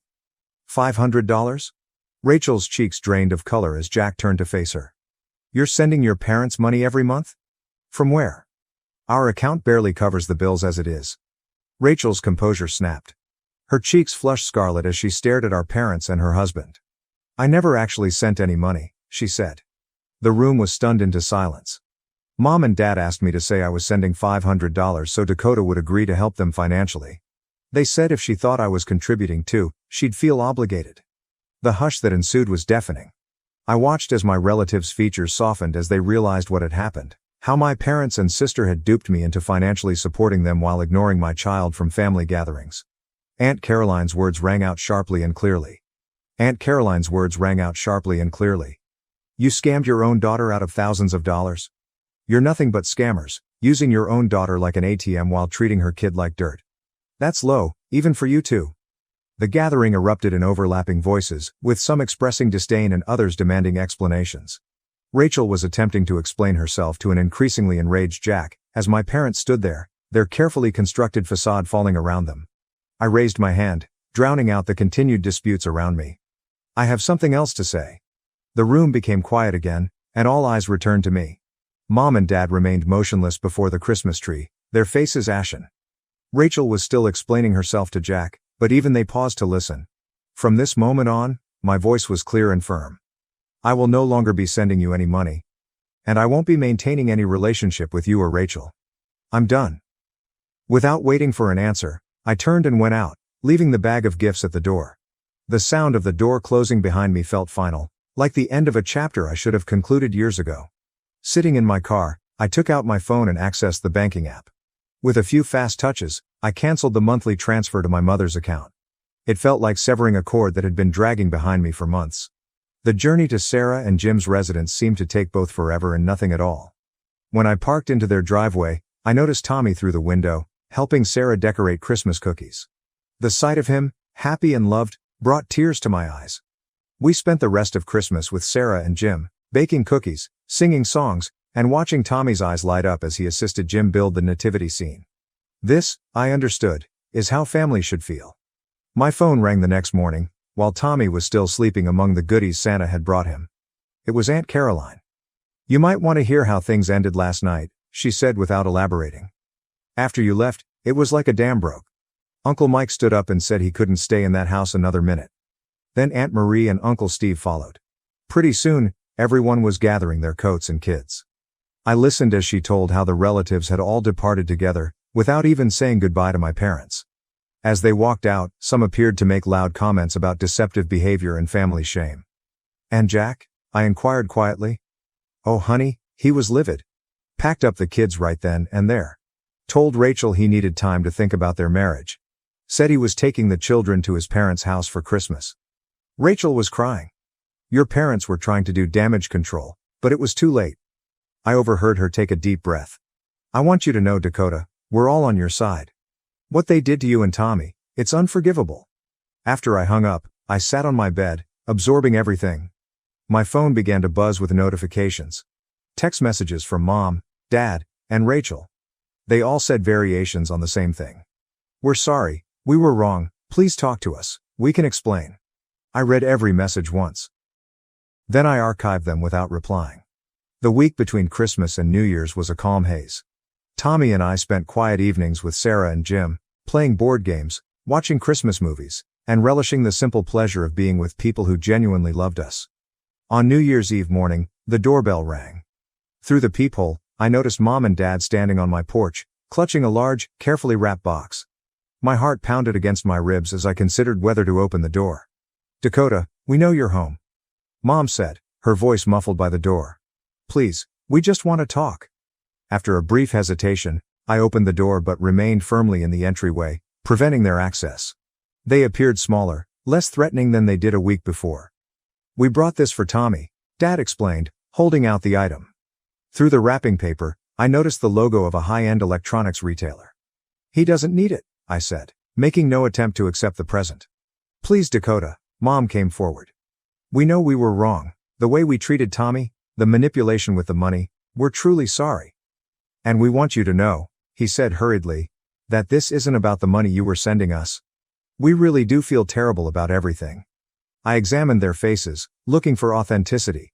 Are you sorry because you realize what you did was wrong? Or are you sorry because the entire family knows what you did and won't speak to you anymore? They exchanged glances. In that quick glance, I had my answer. I think you should leave, I answered gently. I don't believe you. And I don't trust you. Not anymore. But we're family, Mom insisted, tears welling in her eyes. No. I shook my head. Families don't manipulate each other. Family doesn't exclude a child from Christmas. Family doesn't scheme and lie to get money. What you did? That's not family. They ultimately left, still carrying the undesired present and leaving their apologies behind as they walked to their car. I watched them drive away, not sorrowful, but relieved. In the months that followed, I stood by my decision. I did not answer their calls or texts. Rachel also tried to contact me, but I disabled her phone number. Instead, the money I had been paying to my parents was transferred to Tommy's education fund. The strange thing about removing toxic individuals from your life is how much space it creates for better relationships to develop. Aunt Caroline began inviting us over for Sunday dinners. Uncle Mike and his wife invited us over for barbecues, where Tommy could play with his cousins. Everyone made an effort to include him, asking him about his interests and encouraged him to ask questions. Tommy inquired one summer afternoon, "Mom, why does Uncle Mike's pool have that funny smell?" "That's the chlorine, buddy," Uncle Mike said before I could respond, embarking into an explanation of water treatment and chemical processes that captivated Tommy. I witnessed my son blossom under the care and devotion of family members who genuinely wanted to know him, not change him. He began calling Sarah and Jim Grandma and Grandpa solely. And they continued to be our bedrock, our safe haven in whatever storm. My parents forced me to lose weight for my sister's wedding, but after my transformation, they couldn't handle my success. Growing up, I was always an overweight child. I've always been bigger than the majority of the other kindergarten students. While my peers were still figuring out what made them distinctive, my size had already stood out. As I grew older, the weight I carried became more visible. By high school, I was indisputably overweight, and my shape and girth served as a continuous reminder of my differences. College was not much different. While some of my peers began to find who they were or explore new aspects of themselves, I stayed stuck in the same identity, overweight and occasionally fighting with it. It wasn't easy being the bigger kid. It exposed me to continual ridicule, mockery, and nasty comments from people who didn't know or cared to understand me. Growing up, I was bullied more than I care to recall. Classmates teased me mercilessly. Their insults ate away at me, creating profound doubts and self-doubt that felt impossible to overcome. They'd call me names, tell cruel jokes, and I'd frequently be the punchline. I was always singled out, as if I were somehow unworthy of affection or companionship. I was continually excluded from games, parties, and gatherings. It felt like I was always on the outside, watching everyone else go through the regular ups and downs of childhood and adolescence from a distance I couldn't reach. These years of bullying influenced how I perceived myself and responded to the world. I felt out of place with others, so I sought sanctuary in books. I lost myself in literature and stories that helped me escape my daily troubles. Books did not judge me. They did not ridicule me. I became known as the nerd, and I didn't like it all that much. Bonnie, my younger sister, was very different from me. She was only a year younger than me and possessed an effortless charisma that drew others to her. Bonnie thrived in social situations, whereas I was shy and reserved. She had a fascinating personality. She could go into a room and instantly have everyone smiling, laughing, and absolutely fascinated by her. Bonnie didn't just make friends easily. She seemed to have an intrinsic ability to persuade people to support her, almost as if she were the sun around which everyone gravitated. Regardless of our differences, I adored her. I took my job as her older sister seriously, feeling fiercely protective whenever she needed it. When she began attending the same high school as mine, I was overjoyed. Initially, being Bonnie's older sister made me feel proud, as if I had a particular place in her life. However, as she grew older, things began to alter. As Bonnie settled into high school and began to create her own personality, I saw a difference in how she perceived me. She began to see how different we were, and how differently we were treated. Whereas I was the bookish, quiet kind, she was vivacious and popular, someone who rapidly established herself among the cool circle. I observed as she became aware of my eccentricities and insecurities, which had previously made me appear uncool. Bonnie began to distance herself from me as she found new pals. She would then try to actively ignore or avoid me in school. That hurt. It genuinely pained me that my own sibling saw me as inferior. Nonetheless, I did my best to accept her decision and give her the distance she appeared to require, even though it hurt to think I was losing not only my sister but also a friend. But, gradually, Bonnie stopped ignoring me and began to associate with others who made me feel like an outcast. Bonnie and her pals would take advantage of any opportunity to humiliate me whenever we met in the corridors or at lunch. They'd taunt me in front of other students or worse, try to trip me as I passed with my lunch tray, just to make everyone laugh. It felt like I was losing her, not to new people, but to the same taunting and abusive conduct I'd been subjected to for so long. I was always on guard, attempting to avoid not just my peers' criticism but also the humiliation inflicted by my own sister. It hurt a lot, especially because it came from someone I had always admired and looked up to. When Bonnie invited her friends over, they would all gang up on me at home. They would rush into my room without knocking, then laugh and gesture to my body. They'd fling insults like geek and fatty at me like they were nothing. I felt like a zoo animal, as if I were their source of entertainment. When they entered my personal space in my room, I felt small and alone, as if I were an alien in my own home. I tried to explain it to my parents several times, hoping they would realize how tough it was for me to deal with Bonnie's conduct. But every time I brought it up, they dismissed my worries. They'd smile and defend her acts, claiming that this is how siblings bond, that Bonnie was only playing around with me. They told me it was harmless, even suggesting that I loosen up and stop taking everyone's taunts so seriously. They told me that I was older and should be more patient and resilient. So, not only did I face years of bullying from my peers, including my own sister, but my concerns were repeatedly rejected by my parents. It made me feel isolated, as if no one in my own family realized or understood how deeply it hurt. The only time I ever felt properly noticed by our parents was when I received my grades. Academics had always come effortlessly to me, and I became accustomed to receiving high grades. In a way, it was the one area where I felt superior to everyone else. It was also the one way I could make my parents proud. The one part of my life that they appeared to actually care about. My parents enjoyed bragging about my accomplishments to friends and relatives, portraying me as the family scholar, as if my grades were evidence of their parenting prowess. But Bonnie detested the analogies. She was not an academic overachiever, nor did she want to be, but our parents' repeated reminders of my accomplishments made her resentful. They put my grades up as an example, meaning that she needed to do the same. I could always tell she was frustrated and angry, which is probably why she did what she did to me. Bonnie would occasionally attempt to destroy my hard work in order to get back at me. She would sneak into my room in the middle of the night and grab my homework, often just before a major task was due. I'd wake up the next morning to find my perfectly completed work stolen. Panic would set in, and I'd feverishly hunt through my books, papers and files, becoming increasingly anxious with each passing minute. And there she'd be, smirking, watching me from the doorway, relishing every moment of my anxiety. To her, it was a minor victory, a way to bring me down a peg and remind me that I wasn't invincible. She understood how important my grades were to me, how much of my self-worth I had invested in them, and she enjoyed disturbing that aspect of my life. I only found out about her stealing my assignments years later, when she drunkenly admitted one evening. My relationship with Bonnie has softened over time, but we are still far from close. You could say we've matured a little, and some of the animosity from our youth has dissipated. However, the strong closeness that siblings often enjoy did not fully emerge between us. After graduation, I moved out and started a new life in a new city, with an interesting job and new chances, which meant I didn't see my family as much. As time passed, our communications became limited to occasional phone calls or texts. So, last year, when I scheduled a summer visit home, I was truly excited to see everyone. It had been a long time since we'd all gotten together as a family, and I was excited to catch up and reconnect. However, not everything went as planned.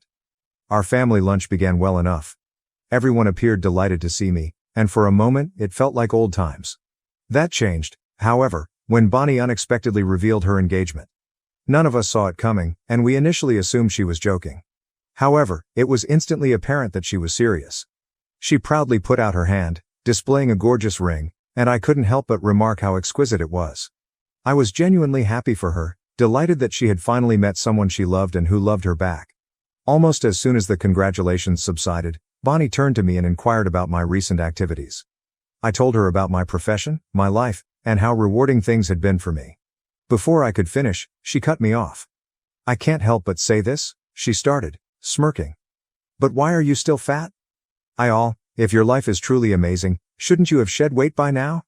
Her remarks hit me like a slap, reawakening old insecurities that I thought I had overcome.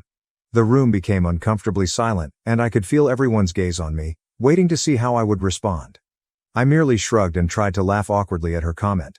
But my parents immediately joined in to criticize me. They began discussing how I was still obese and unmarried, and how they were concerned I would never have children. I felt so mortified hearing them talk like that. My accomplishments, the work I was proud of, the life I had made for myself in another city, didn't seem to matter in their eyes. They were just concerned with my weight and the fact that I did not have my own family. As my parents and sister continued to talk about me, Their comments wound deeper than I imagined. I had spent years eventually discovering myself, gaining confidence and freedom. But in those moments, I felt like the same nervous, awkward teenager I had always been, anxious for my family's acceptance and approval. My parents then applauded Bonnie for getting engaged before me and expressed their pride in her. To them, I was the inferior child, successful, but not quite enough. What was supposed to be a happy family reunion had swiftly turned into a heartbreaking reminder of old scars. At that point, I felt more like an outsider than ever. Bonnie did not stop. She continued to ask probing questions. So, when are you getting married? I mean, do you even have a boyfriend? She was blatantly mocking me in front of everyone by bringing up my romantic life. My parents soon jumped on the subject, agreeing with Bonnie that it was past time for me to find someone before it was too late. They pointed out how Bonnie, being younger, was settling down before me, whilst I, the older one, was wasting my life away at work. I attempted to argue that I liked my life the way it was, that my work and freedom provided me with fulfillment. My career paid well, and I was passionate about it, so why did I need to meet a spouse or have a child to be happy? I am content just the way I am, I informed them. But my words didn't appear to register. My mother, especially, appeared contemptuous. She gave me a sharp look and taunted me. What's the point of earning all that money if you don't have anyone to come home to? It was as if she couldn't believe that happiness existed outside of marriage or family. Sitting there, I had the typical feeling of being misunderstood. That my life choices were disregarded. This was my family, and they were supposed to know me best. However, they appeared to be preoccupied with a different definition of happiness than mine. I had come home seeking connection and warmth, but instead got judgment and taunts. Bonnie then smirked and added, I expect you to at least have a +1 by the time my wedding rolls around. She chuckled and kept going. I don't want people thinking my sister is some old miserable woman all alone while I'm getting married. The comment stung. I simply shook my head and assured her I'd try. That's when my folks spoke out again, matter-of-factly. Bonnie's wedding is almost a year away. Even if you can't find a partner, you could at least try to lose weight and look more presentable for her wedding. They suggested that if I reduced weight, it would be simpler for me to attract a partner. Bonnie enthusiastically agreed with them. Yeah, I want you to lose a few pounds at least, she remarked nonchalantly, as if she was doing me a favor. I sat there, astonished and humiliated, with an aching that I hadn't felt in years. How could my relatives talk to me like this? Did I truly deserve their hateful words simply because I was overweight? Was I not meant to have feelings because I was fat? I was a normal person, just like them. I functioned like everyone else. I never considered my weight as an impediment, so why did they? I'd even dated men who liked me just the way I was, but my parents and Bonnie made it sound like my weight was preventing me from finding love or men approaching me, which wasn't even true. I wanted to defend myself and tell them how terrible their statements were, but I felt frozen, unable to find the correct words. Their statements took me back to high school, to the agonizing times when my weight made me a target. I despised how nonchalantly my family brought up my deepest concerns without considering how they made me feel. So I sat there, holding in my pain, and let the topic go to anything else. When I returned home from my trip to see my family, I pushed myself into reducing weight with a zeal I had not realized I possessed. It began as a way to prove something to my family, but it gradually grew very personal. I joined a gym, followed a rigorous diet, and even hired a personal trainer. My trainer has been a lifesaver. After going through her own change from overweight to healthy weight, she knew just how to assist me through a path tailored particularly for me. She created a routine specific to my goals and encouraged me every step of the way, reminding me to give myself grace when I stumbled. This time, everything seemed to click. I started losing weight steadily, and as the pounds came off, I felt lighter. Not just physically, but also mentally. For the first time in my life, I began to feel and appear different. My confidence increased quickly. I used to assume that decreasing weight wouldn't have much of an influence, but it has. People see me differently today. Strangers are nicer and more attentive. Friends and colleagues see me with fresh respect. I can't deny that this seems like a validation I've never gotten before. It's as if I've suddenly become more noticeable than I was before. My new body brought a new sense of style. I overhauled my entire wardrobe, filling it with items I had only fantasized about wearing. I even opted for a full hair makeover, attempting a daring and trendy style that I would have been too afraid to try in the past. Perhaps it seems expensive, but I've never felt so good. I look in the mirror now and don't recognize the person staring back. It's like meeting a version of myself that I never knew existed. I'm proud of how far I've come, not just because I lost weight, but also because I gained confidence and self-assurance. With Bonnie's wedding just 2 weeks away, my family has invited me to fly down and join them for lunch next week to finalize the plans for her special day. But I don't feel like returning home. I don't want my family to ridicule me again or make me feel tiny, especially now that I'm finally feeling good about myself for the first time in a long time. I don't want to go to Bonnie's wedding anymore because of how she and my parents have treated me, but I know if I don't go, they'll be furious and give me a long lecture about how family is family and how, no matter how heartbroken I am, I must be present for Bonnie's big day. So, AITA, what happens if I do not attend my sister's wedding? Update 1. Wow, I'm overwhelmed by everyone's response. Some of your proposals are truly humorous. I can't believe you're encouraging me to show up and mess with my sister now that I've lost so much weight. Growing up as a fat kid had a negative impact on my self-esteem, particularly in terms of how I perceived myself. I struggled with self-doubt for a long time, always believing that I wasn't good enough or didn't measure up to others. But reading all of your responses has been a game changer. It's as if you've helped me see myself in a completely new light, and I'm finally starting to feel more confident than I ever have. In fact, I'm seriously considering turning up to my family's lunch and shocking them. They haven't seen me in a long time, and since I don't use social media, they have no idea how much weight I've dropped. It will be interesting to witness their reactions. Update 2. Okay, Reddit, you're not prepared for this upgrade. Grab some popcorn because things are about to get exciting. I decided to fly down to join my family for lunch. As I previously stated, I believed that when they saw me, they would be proud of the transformation I had undergone. After all, they were the ones who pushed me into it in the first place. Surely, they'd be overjoyed to see the positive improvements in me and finally recognize the effort I'd put in. When I walked into my parents' house, their jaws absolutely dropped. They looked at me, stunned, as if they couldn't believe I was the same person. After a time, they stammered, wondering if it was actually me. I gave them a big hug, thrilled with their reaction. They continually complimented my appearance, saying how beautiful I looked and how they couldn't believe it was me. However, when Bonnie came, the situation changed. She didn't notice me at first, disregarding me as if I were invisible, as she had done so many times before. But when I rose up to greet her, she did a double take, her eyes widening with surprise. She gave an odd, almost forced laugh before reaching over and pushing her fingers on my stomach, wide-eyed, as if she wanted proof that I had truly dropped all of that weight. My parents laughed at her reaction and explained that they too couldn't believe it at first. As we settled in for lunch, the subject turned to my makeover. Bonnie and my parents bombarded me with questions about how I had done it, marveling at how different I appeared. Their voices were full of surprise, as if they had never imagined I could look any other way. Bonnie, in particular, kept saying that she had never anticipated me to alter so dramatically after dropping weight. Then she dropped this gem. When I first asked you to lose weight, I never expected you to look this pretty. I didn't even know you had that jawline. And those ankles beneath all that fat. I hesitated, attempting to maintain my cool, and smiled at her before reminding her. Bonnie, I've always been pretty. Losing weight just enhanced my features. Bonnie, on the other hand, contended that there was something more about me that was distinct. Then she had the courage to ask, did you have some surgeries done on yourself? Because there's no way you look this good by yourself. I could feel my blood starting to boil. The hubris to believe that I required surgery to look attractive when, in fact, I had worked so hard to get my current appearance. I looked her directly in the eyes and replied, wow, Bonnie, it's amazing that you think that little of me. No surgery, just a lot of hard work and self-love. Something you might want to try sometime. Bonnie's expression changed from surprise to displeasure, but I didn't care.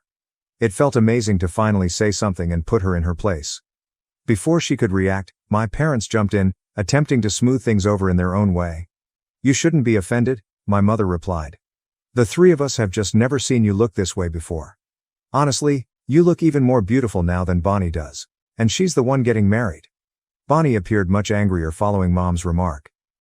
I simply ignored her and concentrated on my food, allowing my sister to seethe in her rage. Then my mother joined in. You know, I was thinking, maybe you should go back to your original hair color. I think you'd look even better with your natural shade. This blonde look makes you stand out too much. Maybe you should just go back to your old look. Bonnie and my father quickly agreed with her. My dad concurred with my mom and said, Bonnie has always been the blonde daughter of the family, and you were the brunette.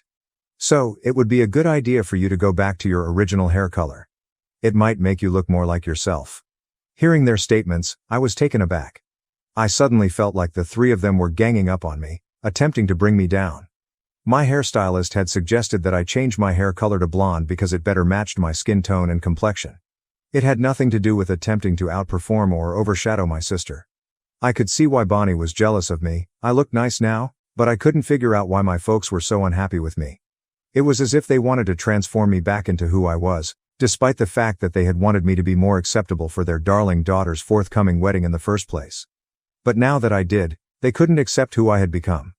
Instead of recognizing my progress, they sought to undermine me. I finally questioned my parents. What's your problem? Why can't I be blonde too? Does my sister own that color or something? I paused, annoyed. No, she doesn't. I can be blonde or brunette. It's my choice. Why does it even matter to you so much? I couldn't understand why they were so obsessed on my returning to my former self, as if my appearance had to match who I was. Before, my mother scoffed at me and claimed that I was purposefully attempting to undermine Bonnie's wedding by making an effort to stand out with my appearance. Bonnie joined in, stating, "With your weight loss, you're already going to stand out, so do you really need to take my hair color too?"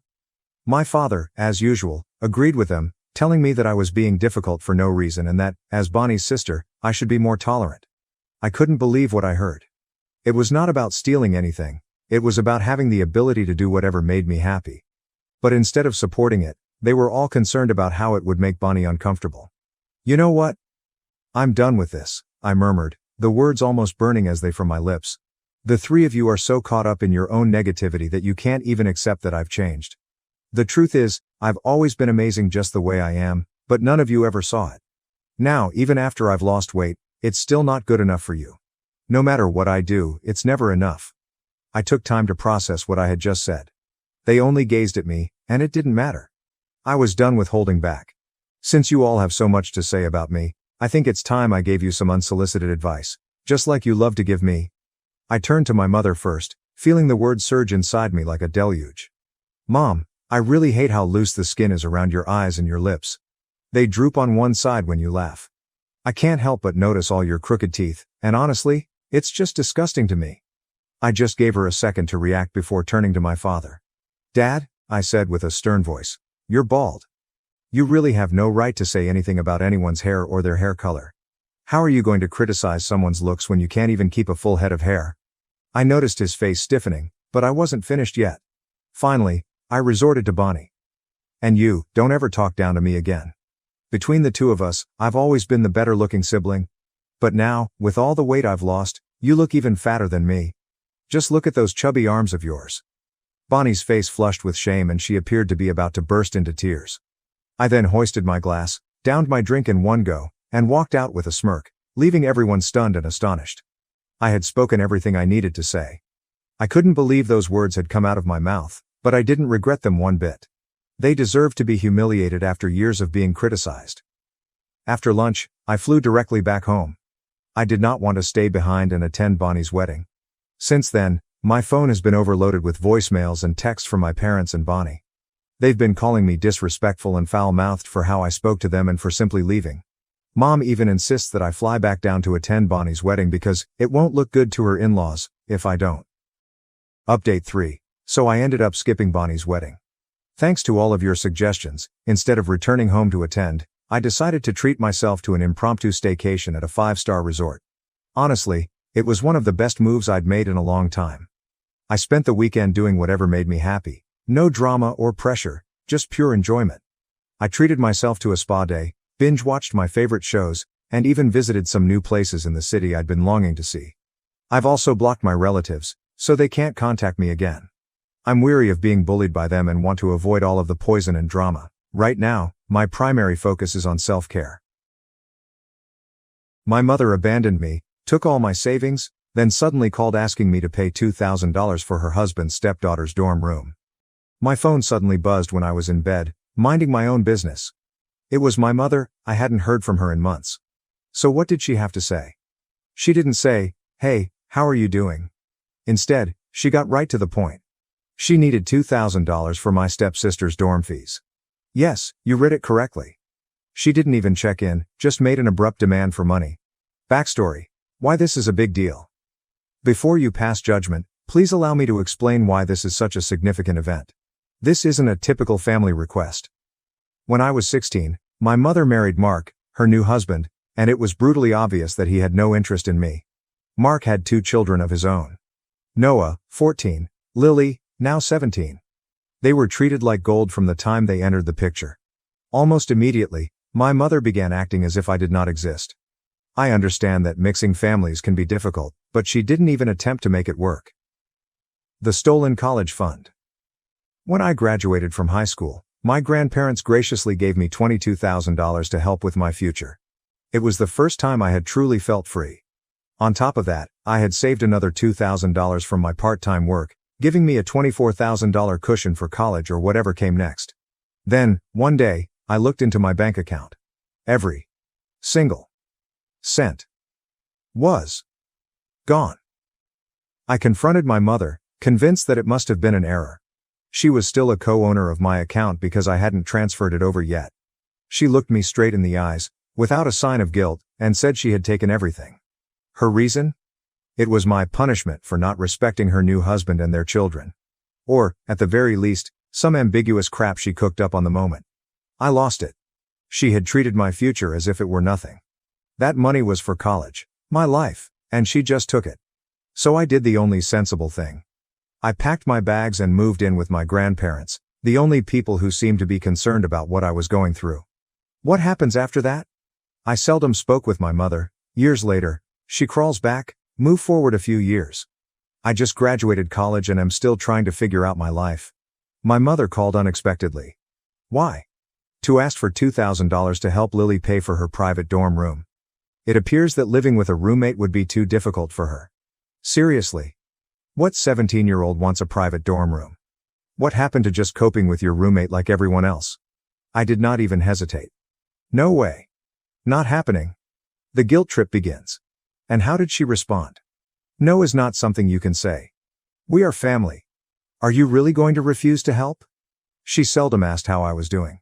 We hadn't spoken in months, yet she treated me like I was some kind of ATM, just useful for money. I went straight to the monetary request, as if I owed her something. I simply hung up. I wasn't going to suffer through another guilt trip. The entitlement is unreal, to be honest. The entitlement shocks, but does not surprise me. This is not the first time she has done anything like this. I could have easily gone unnoticed after Mark entered the picture. She went above and beyond for him and his children, whilst I was there. Growing up, she wasn't always this way. But the moment she married him, it was as if I did not exist. She stopped asking how I was doing, stopped attending my school events, and stopped loving. She neglected to invite me over for Christmas after I had already moved in with my grandparents. However, guess what? She faxed the card. I hope you are doing well, Mom. Love is what it is. Nothing like we miss you or sorry for everything, just a simple card. Her interests were looks rather than true motherhood. Now she has the audacity to call out of nowhere and ask me to finance the dorm fees for her stepdaughter. After everything she's put me through? Not sure, not likely. To be honest, it's quite depressing. I owe them nothing after she stole my savings, left me to fend for myself, and prioritized her new family. I once wanted to be in a relationship with her. I tried to contact you back then, hoping we might work things out. Still, every time, it felt like I was talking to a brick wall. Her new family occupied her so much that she had no time for me. Despite our years of silence, she suddenly expects me to hand up $2,000 as if we're close. It's annoying, but I suppose I shouldn't be shocked. Some folks don't change. They simply take and take, claiming ownership over whatever you have. But I have learned my lesson. I'm no longer that defenseless child, letting her walk all over me. I've moved on, started my own life, and I'm not going to let her guilt trip me into paying for anything. Following that call, I blocked her from everything, and, to be honest, it feels as if a huge weight has been lifted. I cannot live with such negativity in my life. She will find out quickly if she tries to contact me again. I am done being courteous.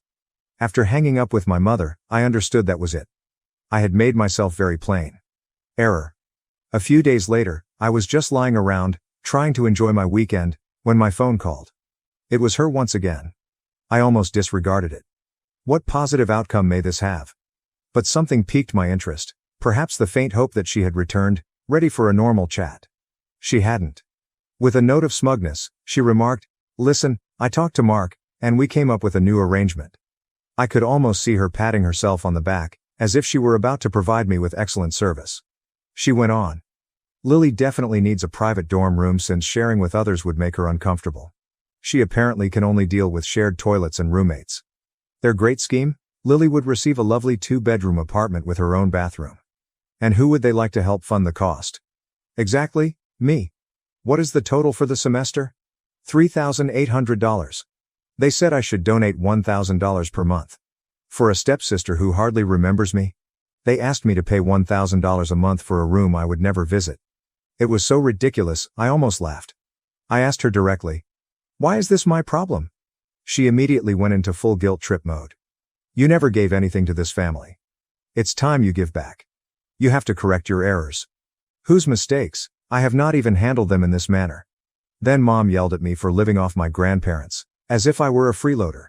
First and foremost, my grandparents invited me to remain with them after everything I'd been through with her. They wanted to help me get back on my feet.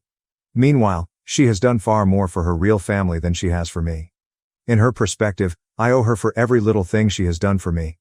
She kept underlining how much I owed them for not being a part of the family anymore, as if her driving me out was entirely my fault. She made me feel like I didn't belong, and now she's making me feel awful about leaving that mess behind. Yes. But no thanks. My rage was seething at this moment. But rather than allowing her to drag me down into this pit of guilt and manipulation, I asked her one thing. When are you planning to pay me back the $44,000 you took from me in high school? She flipped out the second I said it. She began screaming, calling me unappreciative and self-serving. I did everything for you? And this is how you pay me back? Looking at the past and throwing it away? You never even recognized what I did for you, I replied plainly. You never even apologized for stealing that money. You are the one who owes anything here. But she wasn't listening. She kept yelling about how I had abandoned the family and how my inaction was jeopardizing Lily's future. Apparently, enrolling her at a public college with normal dorms would ruin her entire life. Sure. She will be completely fine. The truth is that she wasn't asking for aid. She demanded it. There was no please or could you help us out? It was simply an expectation that I would comply, as if it were my obligation to clean up after their actions. And let's not even get started on Lily acting as if she's too good for the standard college experience. I made it through college while sharing a tiny room with a stranger. I'd had enough. I'm not giving you a single penny, you can figure it out without me. Then I hung up. Once again, it felt like déjà vu. Not because of the money, but because of the overwhelming entitlement. A complete disregard for me, my life, and the limits I had established. My hands were shaking. I knew it was not over. Even as I hung up, I could see she wasn't going to let this go. My mother has always been the sort to persist until she gets her way. Later that evening, she confirmed me correct. She sent me a long guilt-ridden text, practically an essay, about how I was tearing the family apart, and how now that I'm generating money, I need to step up. As if I were some kind of prodigal child returning, expected to pay my dues. She kept insisting that I pay for my sins, and start contributing to the family? Honestly? That was ridiculous. But I didn't fall for it. Her capacity to manipulate reality and make me appear like the villain was nearly astounding. Years of dealing with her manipulative behavior had prepared me for this. I wasn't about to let her shame me into paying for something that had nothing to do with me. So I blocked her. Everything, telephone, social media, and email. She attempted to contact me in every manner possible. I just couldn't handle it anymore. I didn't want to wake up every day knowing when the next guilt trip was coming. Blocking her seemed like the only way to have some peace. It wasn't simple, however. I would like to say that blocking her felt like a clean break, as if I didn't care. But a part of me does. Part of me still wishes things had gone differently. That Mom would one day truly consider me as a child rather than a walking financial account. I doubt it. I realize that's unlikely. She made her choice. I made mine. I still can't believe how brave she is. After everything she has put me through, she expects me to pay for her stepdaughter's expensive dorm room. After practically removing me from her life to focus on her real family. I will not allow her to bring me back into the circumstance. Right now, I'm living my own life and looking forward, not backward. I'm over the drama, the guilt trips, and acting as their financial safety net when money is tight. That is their problem. It is their responsibility if they cannot afford to pay their own costs. That is where I stand. I don't know if she will try to contact me again. But if she does, she'll immediately realize that I'm no longer playing along. I have more important things to think about than paying for someone else's pampered child to live in a fancy dorm. After blocking my mother, I thought that was it. My decision made obvious, and the continual strain from her calls and texts had vanished. Naturally, nothing is ever that simple for her. A few days later, just as I was feeling ready to move on, my phone lit up with a message from my Aunt Karen. Karen is the only member of Mom's family who has consistently been rational. So, I believed she was only checking in. Nope. Her message reads, "Hey, your mother has been calling me nonstop. She says you blocked her, and she's really upset. She wants to talk to you. I think you should hear her out." I about rolled my eyeballs out of my head. Hear her out? In actuality, my mother merely wanted money. But Karen has always been the sort to preserve the peace, so I wasn't surprised when she tried to mediate. What surprised me was how my mother had dragged her into this mess. I responded, "She's not offended, Karen. She's furious because I refused to give Lily money for her dorm." Karen tried to reason with me. "Maybe you should talk to her and set some boundaries." I told her unequivocally, "The boundary is already set."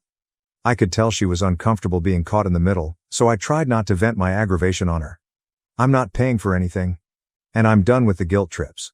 She exhaled. "Just consider it, okay?" I assured her that I would think about it. But, honestly, there was nothing else to ponder. I was not about to give my mother the satisfaction of believing she could embarrass me into doing anything. I wasn't going to succumb. A few days later, I was walking home from work when I noticed her. My mother. Standing outside my apartment building, like a stalker. I had no idea how she discovered where I lived. Perhaps she hunted me down in another manner. Perhaps she received the address from Karen. Either way, she was present. She appeared irritated. As if she'd come to start a brawl. I paused in my tracks. What do you say when your mother shows up unexpectedly after you blocked her? I did not have time to sort it out. "We need to talk," she began, approaching me before I could pull out my keys. I exhaled. I was already fatigued by this confrontation before it began. I nearly laughed in her face. "Fine," I said. "But if this is about money, you're not getting a dime." She crossed her arms, obviously irritated by my tone. "I didn't raise you to be so disrespectful." Respect? From the lady who took my money, put her new family ahead of me, and only called when she needed something? Is that what she's talking about? I informed her calmly. "I owe you nothing, and I definitely don't owe Lily a private dorm room." Her expression contorted with rage, as if she couldn't believe I was standing up to her. "Lily deserves this," she snapped. That is when I lost my temper. "You think I should help? Because I'm doing well now? Are you serious?" I was snickering. "You took my college savings when I needed it. You didn't care about my future then. And now I'm supposed to care about hers?" She tried to cut me off, but I continued. "You hardly even invite me to family gatherings these days. You replaced me. And now you think I'm going to swoop in and save the day when things get tough? Absolutely not. Remember this? I am not a member of your new family." She just stood there silently. For a while, I believed I had finally reached her. That she would realize how ludicrous it all was. But no. Instead of responding, she said, "You've always been selfish. I tried to offer you a better life, and all you've done is throw it back in my face." Selfish.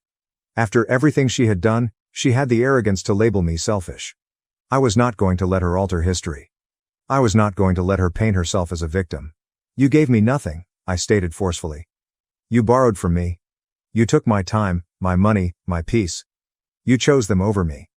And now you're living with the consequences. Deal with it." She moved closer, attempting to scare me. But I did not back down. Her voice was chilly. "You owe this family." "Lily owes you," I replied. "She is your daughter. Not mine." That was it. I owe them nothing. At that point, I realized that our relationship was beyond repair. It wasn't only about money. It was all about control. The idea that I had constructed a life apart from her, that I was no longer under her control, and that I no longer required her approval upset her. She was searching for anything to get me back in. When I turned to leave, she grabbed my arm. Before she could say anything else, I ripped my arm free, looked her in the eye and whispered, "Goodbye." Then I stepped into my building, leaving her standing out in the cold. She should not expect to be welcomed back. As soon as I went inside, a surge of emotions hit me: relief, resentment, and grief. It felt like I'd finally let go of something that had been weighing on me for years. Nonetheless, my mother remained with me. The woman who raised me, even if she didn't do it perfectly. Despite knowing I had done the right thing, I felt guilty. Not because I had walked away, but because I hadn't acted sooner. The truth was that I had not left my family. They'd left me behind. Later that evening, Karen texted me. What happened? I gave her the shortened version. She responded, stating she hoped we might work things out someday, even though she understood and disagreed with Mom's actions. I didn't have the heart to tell her the truth. I was done. That some huge reconciliation down the line was not going to occur. Instead, I simply said, thanks. And that was all. For the first time, I acknowledged that there was nothing left to fix. For the first time in my life, I had fully prioritized myself. It was not easy. But that was the correct decision. I believed it had finally ended. That my fight with my mother outside of my flat had resolved things. That I had made it obvious. I had no intention of giving in, and I would not pay for anything. At the time, I assumed we had just had our final major blowout. Wrong. Things are never easy when you have a mother like mine. Approximately a week later, I received a call from an unknown number. Normally, I ignore them. But for some reason, I chose to respond this time. When I heard the voice on the other end, I recognized it as Mark, my stepfather. I hadn't heard from him in years, so I assumed he was trying to settle things. He was equally enraged as my mother. He did not waste time greeting people or making small talk. Instead, he launched right into accusations. So, I heard you've been disrespecting your mother. I felt my jaw tightening. My instinct was to hang up, but curiosity got the best of me. I wanted to see how far they would go with this. I kept my voice even and said, I'm not disrespecting her, I'm simply not giving her money. He gave a sarcastic laugh. I could almost hear him roll his eyes. You think this is about money? This is about family? Here we go again. You abandoned your family. And now you're neglecting Lily when she needs you. I could feel my patience slipping, but I kept my voice calm. Look, I didn't abandon anyone. You pushed me out years ago, and Lily is not my responsibility. There was a pause. For a brief moment I hoped he'd finally understand. Of course, he didn't. You're selfish, he said, his voice full of hate. We've done everything for you, and how do you repay us? By turning your back on Lily and your mother? I almost laughed aloud. Everything? When their lovely little family was complete, they rejected me.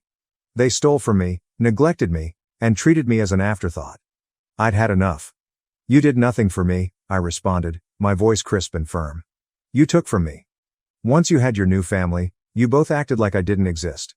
My mother stole my money, and now, suddenly, I'm the one who's supposed to make things right. Before I could finish, he cut me off. You're not a kid anymore. It's time to stop acting like one. Family is about sacrifice. You owe this family. That word, owe, set me off. I owe them nothing. With my patience fraying, I shot out, no, Mark. I don't owe you a damn thing. I could hear his fury increasing, but I didn't mind. They owed something. They treated me as if I were disposable for years. I was done playing nice. I was no longer that youngster who could be walked over. I was not going to sit there and let him or my mother guilt trip me into accepting responsibility for their problems.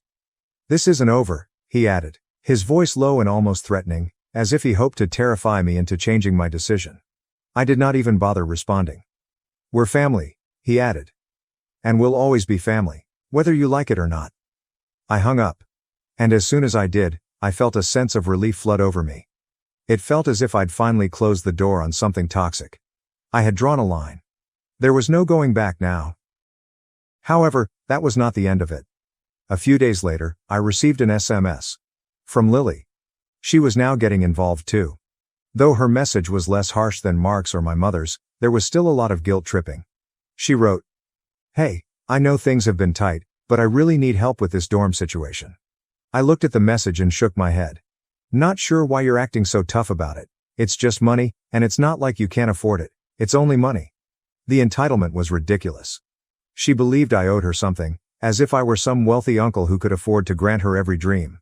For a time, I pondered responding. But, honestly, what was the point? They had never listened before. She was not going to listen now. They were all in their own little world, and I was the villain simply because I did not satisfy their standards. So I removed the message. I also blocked her. They were never going to view things my way. No matter what I did, they saw family as a one-way street. They took. They never gave. And when I refused to give, I suddenly became the terrible person. However, they were no longer my family. Not truly. Family should be based on mutual respect, love, and support. They had none of that for me. To them, I was just a tool, someone to manipulate with guilt until I gave them what they desired. And yes, it hurt. But I was not going to let the pain control me anymore. Once I would have done anything to get their acceptance. I just wanted to feel like I belonged. But the time has passed. I was no longer a desperate child. I'd created my own life. I did not need their approval. I did not need their approval. Over the next few days, I found myself thinking about what family really meant. It's easy to get caught up in the concept that family means everything. The blood is thicker than water. However, sometimes the people who share your DNA are the ones who harm you the most. And when that happens, you have to make a decision.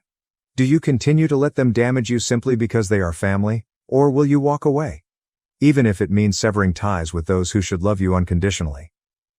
I decided to walk away. And yeah, it was difficult.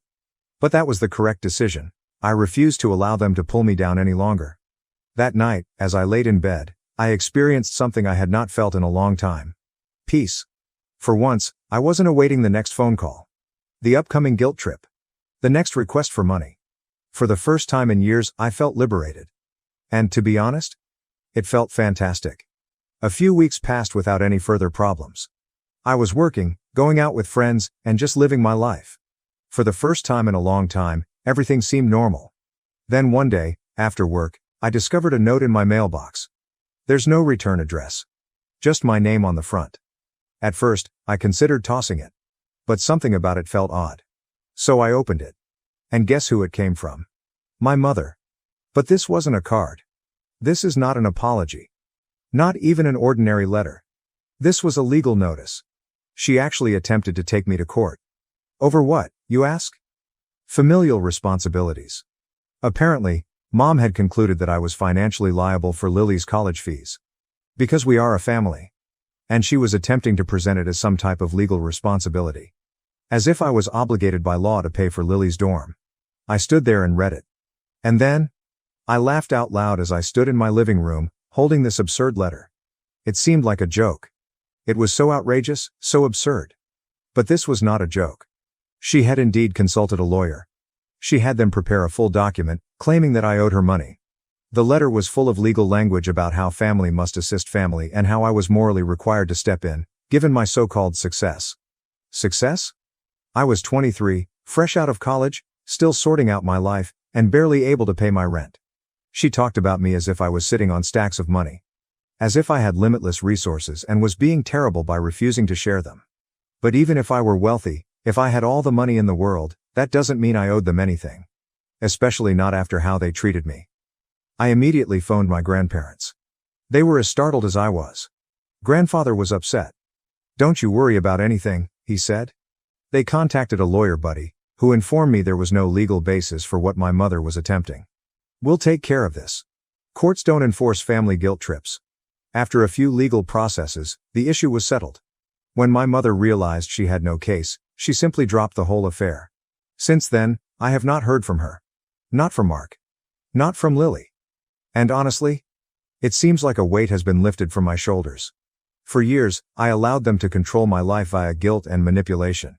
But now, for the first time, I'm completely free. Looking back, I am glad I stood my ground. Yes, it was hard.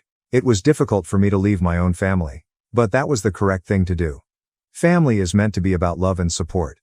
Not about utilizing each other whenever it is convenient. I'm not sure what the future holds. But one thing is certain, I will never allow them back into my life, not after all they've done. Do I wish that things had turned out differently? Of course.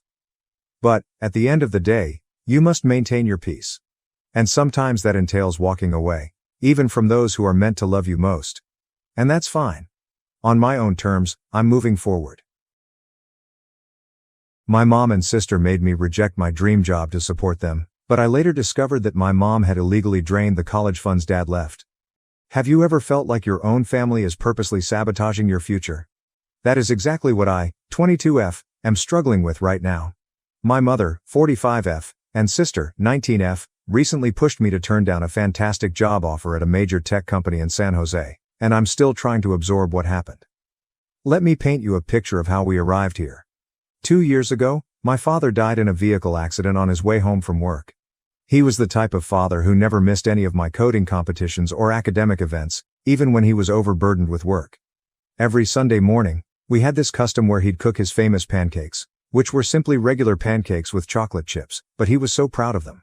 He'd tell us stories from his college days while flipping them and cracking us up with his bad dad jokes.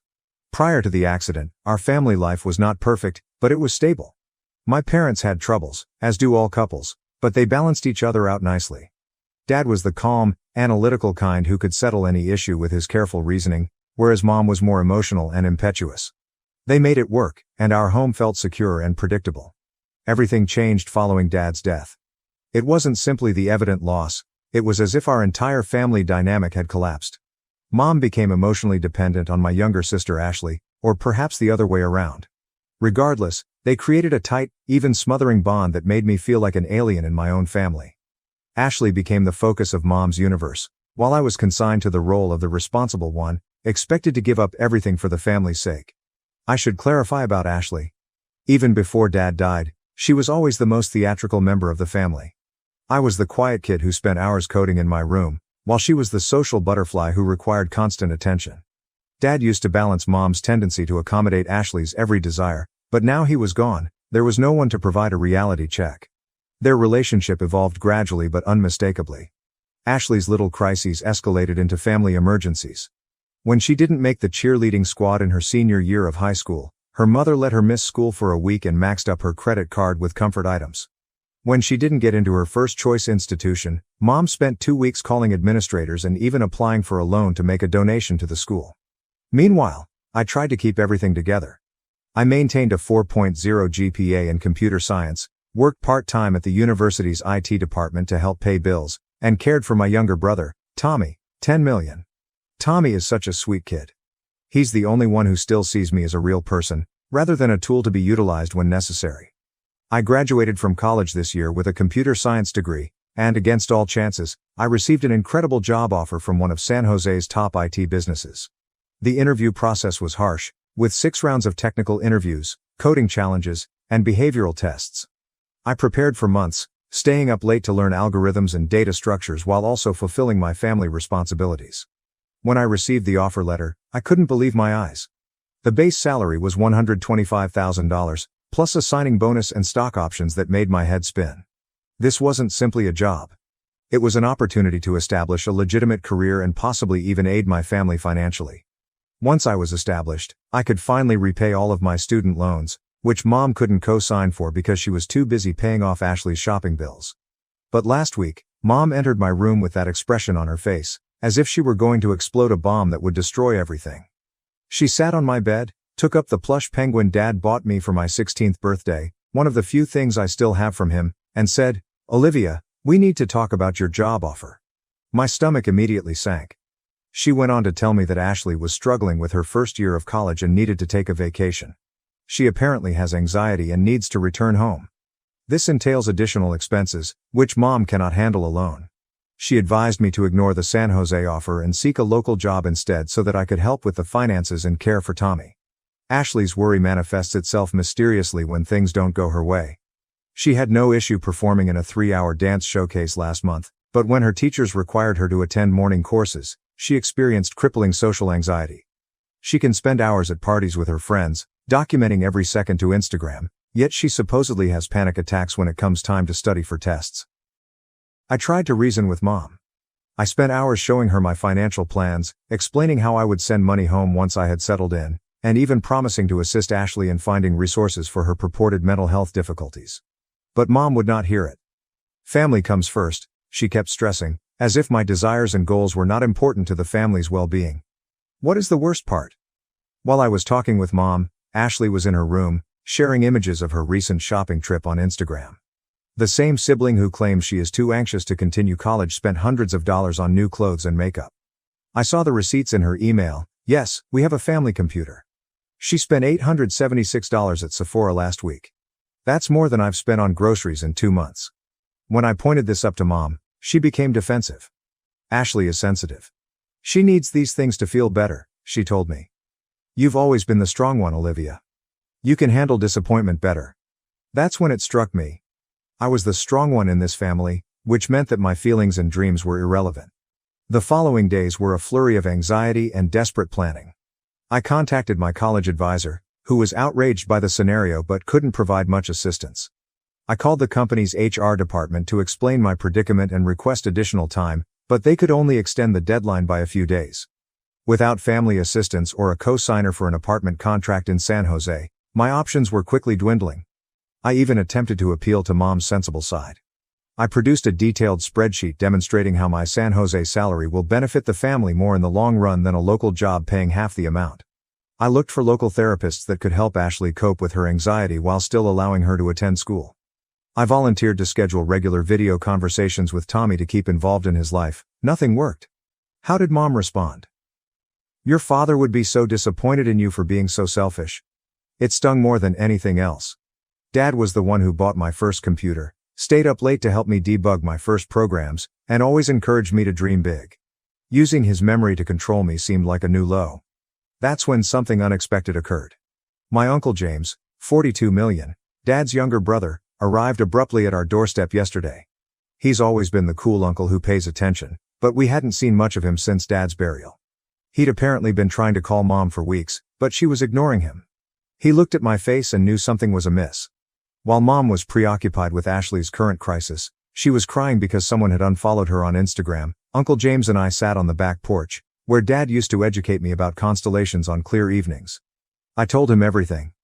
I told him about the job offer, Mom's demands, Ashley's spending habits, and how I felt as if my future was slipping away. Tommy came out to join us as I was speaking, cuddling up next to me as he often does when he notices I'm angry. He's incredibly perceptive for a 10-year-old. Tommy acquired Dad's quiet brilliance and empathy, whilst Ashley inherited Mom's dramatic tendencies. Since Dad's death, he has been my primary source of genuine affection in this house. Instead of simply sympathizing, Uncle James had a determined expression in his eyes, similar to how Dad would appear when he was solving a problem. Your dad would never have wanted this for you, he replied, his voice firm but gentle. Then he made me an offer that would change everything. He has a guest home near his business in a city about an hour from San Jose, and he's prepared to let me stay there for free until I get established. He even offered to co-sign any required loans. While we were conversing, I received a text from my probable future manager at the IT company. She stated she was impressed with my interviews and was excited to have me on the team. They are working on several cutting-edge AI initiatives that are completely aligned with my interests. Reading that message while sitting next to the lone adult who seemed to care about my future felt like the universe was sending me a signal. For the first time in weeks, I felt hopeful. However, when we informed Mom about this possibility, she exploded. The transition was sudden and frightening. She transformed from the passive-aggressive manipulator I had become accustomed to into someone I hardly knew. She accused me of leaving my family, called me selfish, and then dropped a bombshell I didn't see coming. You're just like your father, always putting yourself first. Uncle James intervened quickly, telling Mom she was out of line. He reminded her that Dad had worked tirelessly to support this family. That he had taken the late shift at work, the one he was driving home from when the tragedy occurred, in order to pay for Ashley's dance lessons. The fight that followed was heated, with Ashley joining in to call me selfish and Tommy crying in the corner. The things Mom said during that dispute indicated a lot about how she truly regards me. Apparently, I was always difficult, even as a child. My concentrate on academics rather than socializing was unusual. Even my decision to study computer technology rather than something more suitable for a girl was indicative of my defiance. It seemed as if years of animosity had finally been released. I'm currently sitting in my room, surrounded by half-packed boxes. Uncle James demanded I begin packing just in case, and I'm now trying to figure out what to do next. On one side of my laptop screen, there is a job offer letter, and on the other, there are San Jose apartment ads. The deadline is tomorrow at 5 p.m., Pacific Standard Time. Uncle James is downstairs, ready to assist me if I decide to move out. But Mom's warning to cut me off completely if I leave still rings in my ears. Tommy left a note under my door a few minutes ago. In his shaky handwriting, he wrote, "I love you, Olivia. Dad would want you to be happy." I'm trying not to cry on the page while I type this. I realize this is long, but I needed to get it out. I understand that this is tricky, but am I wrong in wanting to take advantage of this opportunity? Should I give up my work to keep the family at peace, Or should I accept Uncle James' offer and risk ruining my connection with Mom and Ashley? I've spent my entire life being responsible, dependable, and willing to make sacrifices. For once, I'd like to select myself. But my guilt is eating me alive. What if Mom is correct? What if I'm being selfish? I will provide an update after I have reached a decision. My hands are shaking so terribly that I can hardly type this. Thank you for reading. If you've made it this far, any advice is welcome. Update 1. First and foremost, I'd want to thank everyone who left positive comments on my previous post. Your remarks provided me the strength to make a decision. I chose to accept the job offer and seek Uncle James' assistance. But what occurred next completely surprised me. The morning after I made my decision, I got up early to begin transferring my belongings. Mom and Ashley weren't talking to me, as I expected. I didn't expect to see my laptop missing from my desk. Following a frenzied hunt, I discovered it in Ashley's room. She attempted to send an email denying my employment offer from my account. Thankfully, she was unaware of the two-factor authentication I had set up. When confronted, Mom defended her. Ashley was just trying to protect our family. That was the moment I knew I had made the correct decision. Uncle James helped me load everything into his vehicle while Mom and Ashley watched from the window, not even coming down to say goodbye. Only Tommy ran out to hug me, putting his favorite action figure in my pocket and murmuring, "For good luck." The drive to Uncle James' house was relatively peaceful. He didn't force me to communicate, just let me analyze everything while my favorite indie rock station played softly in the background. It reminded me of drives I used to take with Dad to clear my mind. Getting situated in the guest house was weird. It's little but ideal for me, a studio with a tiny kitchen and a workstation by the window. Uncle James had already set up a workstation for me, complete with 2 monitors. "Your dad would have wanted you to have the right setup," he told me. The true shock occurred as I was organizing my documents for the new employment. I discovered an old envelope in Dad's work briefcase that Uncle James had kept in storage. Inside were letters from Dad to each of us kids, intended to be opened when we turned 25. I know I shouldn't have opened mine so early, but with everything going on, I needed some connection with him. The letter altered everything. Dad described his own experiences with family pressure. When he was younger, his parents wanted him to take over their modest business, but he chose to study engineering instead. He wrote about how happy he was of my interest in technology and hoped I'd have the fortitude to pursue my aspirations, even if it meant making difficult decisions. But there was something else in the envelope. Bank statements indicating that Dad had established a separate savings account for my college tuition. I never known about this account. It had enough money to cover at least 2 years' tuition. When I showed these to Uncle James, his expression worsened. He made several calls and discovered that Mom had somehow gotten access to this account after Dad died and fully depleted it.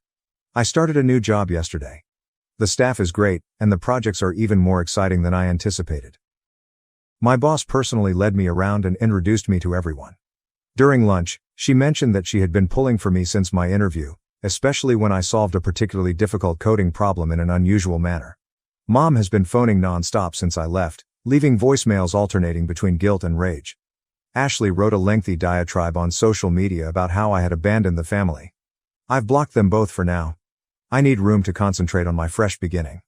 Uncle James helped me open a separate bank account from Mom's, and I'm learning about financial independence from a coworker who also offers personal finance classes. I am also looking at therapy choices that are covered by my new health insurance. The toughest part is missing Tommy. We video chat every night before his bedtime while Mom attends her evening yoga session. He had been telling me about his science project, and his eyes brightened up when I offered to help him code a simple game for it. I keep rereading Dad's letter anytime I'm feeling guilty. One line in particular stands out. Sometimes the bravest thing you can do is choose your own path, even when others try to hold you back out of their own fear. There's more to look into with the education fund, and Uncle James is assisting me in gathering information. I'll provide another update once I have more information. For the time being, I'm focusing on learning my new work and creating my new life, one day at a time. Update number 2. It has been 3 weeks since my previous update. I regret for the delay, but what I discovered necessitated thorough investigation and legal consulting before I felt safe publishing. Remember the college fund that I mentioned discovering in Dad's papers? Uncle James and I have spent the past few weeks trying to figure out what happened to that money. What we discovered was far worse than we had feared. With the help of Dad's old bank colleague, we discovered that Mom had not only accessed one account, but had systematically depleted multiple accounts Dad had set up. There was a college fund for me, another for Tommy's future schooling, and a general emergency fund. All were emptied within months following Dad's death. Last week, Mom sent me a lengthy email.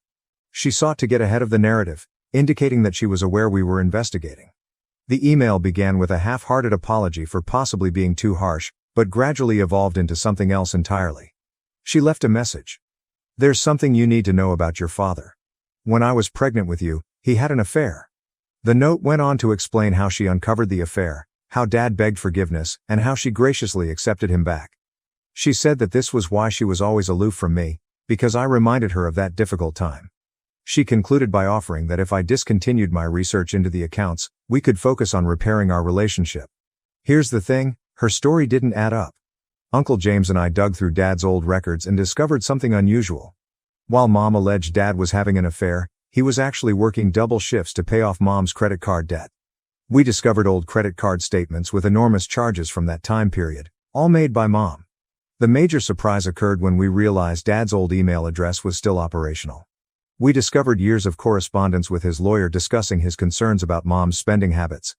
He had been recording everything, safeguarding valuables, and opening separate accounts for his children's future. He was not having an affair. He was attempting to shield us from Mom's fiscal carelessness.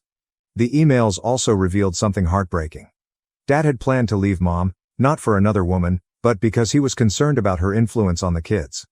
The accident occurred only 2 weeks before he planned to file for divorce. I took all of this material to the lawyer that Uncle James recommended.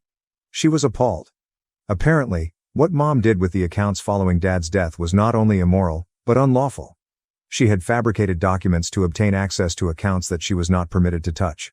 The lawyer discovered something else concerning Ashley's alleged college fees, which Mom had stated as the reason she required my assistance. The majority of that money went toward shopping sprees and luxury things. We discovered credit card bills indicating purchases at high-end retailers, spa treatments, and even a secret spring break trip to Cancun, all while Ashley was allegedly too anxious to attend lectures. I spent hours scrolling through Ashley's social media posts, chronicling every extravagant purchase, luxury vacation, and shopping spree. The time frame coincides exactly with the loss of monies from Dad's accounts. Mom wasn't just allowing Ashley's behavior, she was sponsoring it with money that was legally intended for all of us. The lawyer claims we have a good case of financial fraud. The data left by Dad, together with the paper trail of Mom's activities following his death, creates a clear picture of systematic theft and deception. Tommy's predicament is what concerns me the most right now.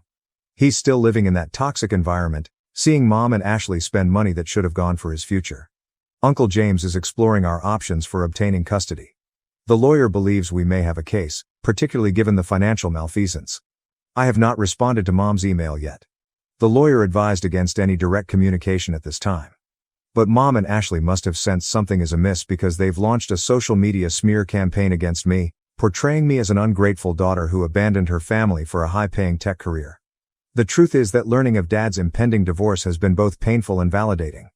Painful because Dad died before he could shield us from Mom's destructive actions. Validating, because it proves he witnessed what was going on. He was not immune to Mom's manipulation and financial abuse. He was actively attempting to stop it. I'm preparing all of the documentation for legal action. Uncle James has been great throughout this process, spending countless hours assisting me in building our case. My employment is going well, and my team has been understanding of my need for occasional personal time to deal with things. The coming weeks will be critical as we move forward with legal processes. I'll post another update when I can, but for the time being, I need to focus on constructing our case and staying emotionally healthy through it all. My company's health insurance provides therapy, so I started seeing someone to help me digest things. At least I now know the truth. Dad was not the villain in Mom's story. He tried to be our hero to the end. Update 3. The previous 6 weeks have been a blur of legal proceedings, life changes, and final decisions. What began with discovering Dad's buried letter has resulted in a full overhaul of our lives. The court case moved quickly, thanks to the tremendous evidence we had. The judge was particularly concerned about Mom's methodical depletion of Tommy's education money. The most incriminating evidence came from Mom's scrupulous record-keeping. She had documented every unlawful transfer in her personal planner, most likely never expecting anyone to discover it. When Mom was presented with the evidence in court, her veneer finally shattered. She admitted to everything. Forging paperwork to get into Dad's finances, misusing the insurance funds, systematically concealing financial records. The judge's decision was straightforward: full restoration of all diverted cash, plus interest. Mom is currently facing criminal charges for fraud. Ashley's reaction was revealing. Instead of supporting Mom, she quickly distanced herself, claiming she had no idea where the money for her shopping spree came from. Her Instagram influencer hopes were dashed when the court ordered her to return all products purchased with misappropriated monies. The biggest success, however, was not a financial settlement, it was gaining custody of Tommy. When the judge recognized Mom's record of financial abuse and manipulation, as well as evidence of her continuous destructive conduct, she granted me interim custody, with Uncle James serving as co-guardian. Tommy moved in with me last week, and the difference is already evident. He's smiling more, sleeping better, and is enthused about the coding projects we're working on together. My career has accelerated in ways I never expected. My initiative has piqued the interest of high management, and I have been elevated to team leader. The steadiness of my employment and income played a crucial role in the custody decision. Mom made one final attempt at manipulation, vowing to forgive everything provided I dropped the accusations and returned Tommy. Her lawyer instructed her to stop when I provided recordings of her threatening phone calls. Ashley has been posting passive-aggressive posts about toxic family members and treachery, but her power has diminished since she was forced to return her costly outfit. She's moved in with a friend, refusing to live with Mom now that the money has run out. Uncle James has been my rock throughout this. He's helped Tommy set up his new room, located him a terrific school nearby, and even opened a new college fund for him, which Mom can't access. We have weekly family dinners where we talk about Dad's pleasant memories, which are slowly healing after years of manipulation. The guest house has become our home. Tommy's room is filled in science posters and programming flowcharts that we created together.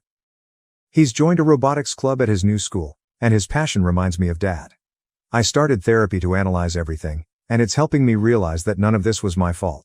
Dad tried to protect us. And now I'm completing what he started. Looking back at my initial post, I can't believe how far we've come, from nearly giving up on my aspirations to now completely realizing them while providing Tommy with the secure home he deserves. Mother and Ashley's true colors were shown. But by losing them, we gained something far more valuable. Truth and freedom. To those who may be in similar situations, believe your intuition. If something feels off, it probably is. Sometimes the family you choose is more significant than the one you are born into. Thank you for giving me the courage to research while my world was collapsing. Your encouragement gave me the courage to fight for justice, not just for myself, but for Tommy and Dad's memory. You transformed our life. I was left at the altar when my fiancée ran off with my brother. 2 years later, she asked for my help, claiming she now saw the toxicity of my family. 2 years ago, I stood at the altar, ashamed and heartbroken. My fiancée ditched me an hour before the wedding and took off with my brother. I never saw it coming, or perhaps I overlooked the warning signs because I adored her. We had been together for 5 years, and I assumed we were happy. However, looking back, it is evident that I was unaware of many things. My family never treated me as a priority. My parents always favored my brother. He was the golden child, attractive, wealthy, and the type of guy everyone gravitated toward. I was the quieter one, always being compared to him, making me feel like I didn't measure up. Growing up, I was always asked why I couldn't be more like my brother. Or your brother did it, why can't you? I expected things to change as we got older, but they didn't. If anything, things grew worse. My fiancée had everything I wanted in a partner: intelligent, attractive, and determined. However, she had a selfish side. It wasn't clear at first. It manifested itself in little ways, such as insisting on always getting her way or never apologizing when she wounded my feelings. I dismissed it because I loved her and believed we were creating a life together. I never expected her to betray me the way she did. The wedding was meant to be the best day of my life. Everything was ready: the venue, the food, and the guests. I awoke nervous yet delighted, knowing that I would soon begin a new chapter with the lady I loved.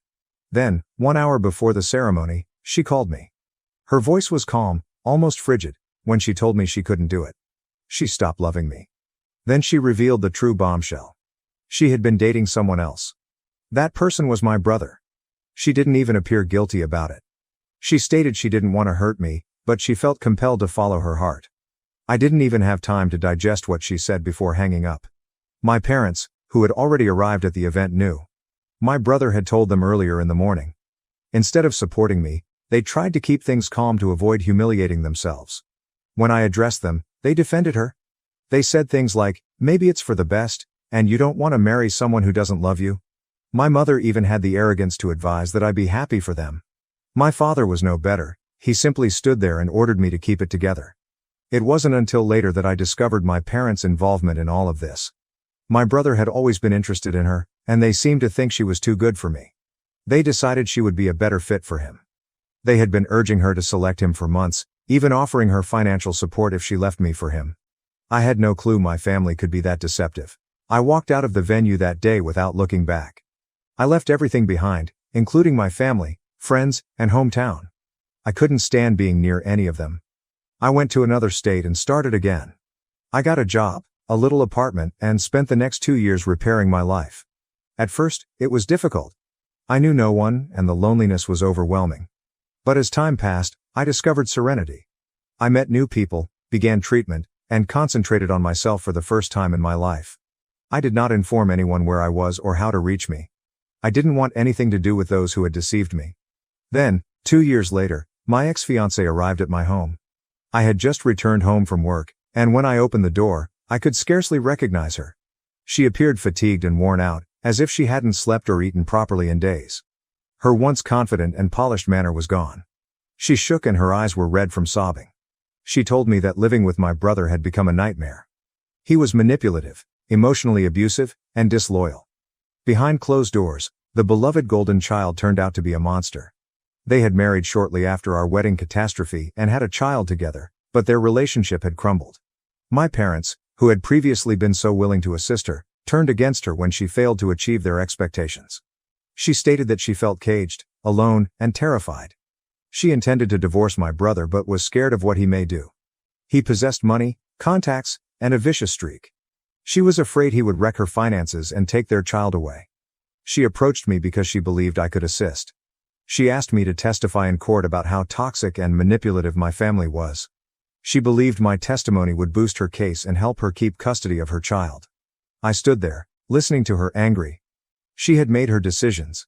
She knew exactly what kind of person my brother was, yet she picked him over me. She allowed my family to manipulate her and went away without looking back. And now, after everything she has put me through, she expects me to come to her rescue. I told her no. I did not yell or quarrel, I just said no. I closed the door. It felt nice. But it did not last. A few days later, the texts began. She managed to spread the news about her arrival. Old friends and even mutual acquaintances began reaching out to me. They labeled me selfish, spiteful, and cowardly for refusing to assist a woman in need. Her former maid of honor, the same girl who was meant to support her at our wedding, sent me a lengthy note about how I was not man enough to step up. She claimed I was confirming my family's point. That I was weak and did not deserve my ex in the first place. I couldn't believe their arrogance. These people had departed from my life following the wedding. None of them had spoken up for me back then, but now they believed they had the right to lecture me. I disregarded the majority of it, but it still stung. They had no idea what I had gone through. They didn't care. They simply wanted me to fix a situation that was not mine to fix. Now I'm wondering if I did the proper thing. I owe my ex-fiancée nothing. She created her bed, and now she must lie in it. But there's a youngster involved. An innocent child who didn't pick this situation. Part of me wonders if my refusal to assist will harm him in the long run. At the same time, aiding her would mean reintroducing my family and her drama into my life. And I am not sure I am willing to do it. Reddit, what would you have done in my position? Did I make the right decision, or am I also selfish? Update 1. I honestly didn't anticipate my post to get so viral. To be honest, when I originally started penning things out, I had no idea if anyone would care. But now I'm reading through hundreds of comments, some helpful, some difficult to read, and it's been a lot to comprehend. Thank you to everyone who has offered advice or simply expressed their thoughts. Whether you agree with me or not, I appreciate your support and diverse viewpoints. Writing all of this out has definitely helped me go through a lot of emotions and gain some clarity. But it's also brought out a lot of feelings I thought I'd buried deep down. After posting, I spent the rest of the evening reading the comments. Some individuals brought up points I hadn't considered, such as the possibility that getting engaged in my ex-fiancée's legal difficulties may exacerbate the situation. Not only for me, but for the child as well. Others were more direct, instructing me to keep as far away as possible. She created her bed. Now she may lie in it. Those statements helped me feel better about my first reaction to her turning up at my home. But then there were the ones who mentioned something different. The child. I know I don't owe anything to my ex-fiancée. But hearing so many people say, The child is innocent in all of this, really got to me. Many of you suggested that I try to do something for the kid without being drawn back into the poisonous mess that is my family. And it is what I have been struggling with ever since. I don't want anything to do with her or my brother again. I don't want to be the hero or decent guy in a situation where I'm only setting myself up for further heartbreak. But at the same time, I feel compelled to do something, even if it isn't for her. It's funny though. After reading so many of your comments, I began to wonder if there was anything I could do that wouldn't need me to communicate with her again or get dragged back into the drama. I even pondered phoning a lawyer to see what would happen if I testified or aided in some manner. But the more I thought about it, the more I realized. It's still not my responsibility to change anything. And especially not if it involves interacting with my poisonous family again. However, the guilt of knowing that the child is trapped in the center of this chaos persists. Then, like clockwork, my brother reappeared in the image. The email. Yesterday morning, I received an email from him. Yes, my brother, the one I haven't spoken to in 2 years. The last time we did this was when I canceled my wedding. His email was frigid, and simply reading it made my stomach plummet. It was short and to the point. I heard our ex-fiancé asked you for aid. This is a tremendous error. If you become interested, keep out of family matters. You'll regret it. I stared at the message for much too long. I was inclined to respond, but then I thought, why the hell should I? This guy is the one who forced me out of my own life. He was the one who perpetrated all of this manipulation with my ex. And now he believes he can tell me what to do? The arrogance. To be honest, I'm not sure if the word audacity is strong enough to describe how I feel about him. But I did not answer. I could not be bothered.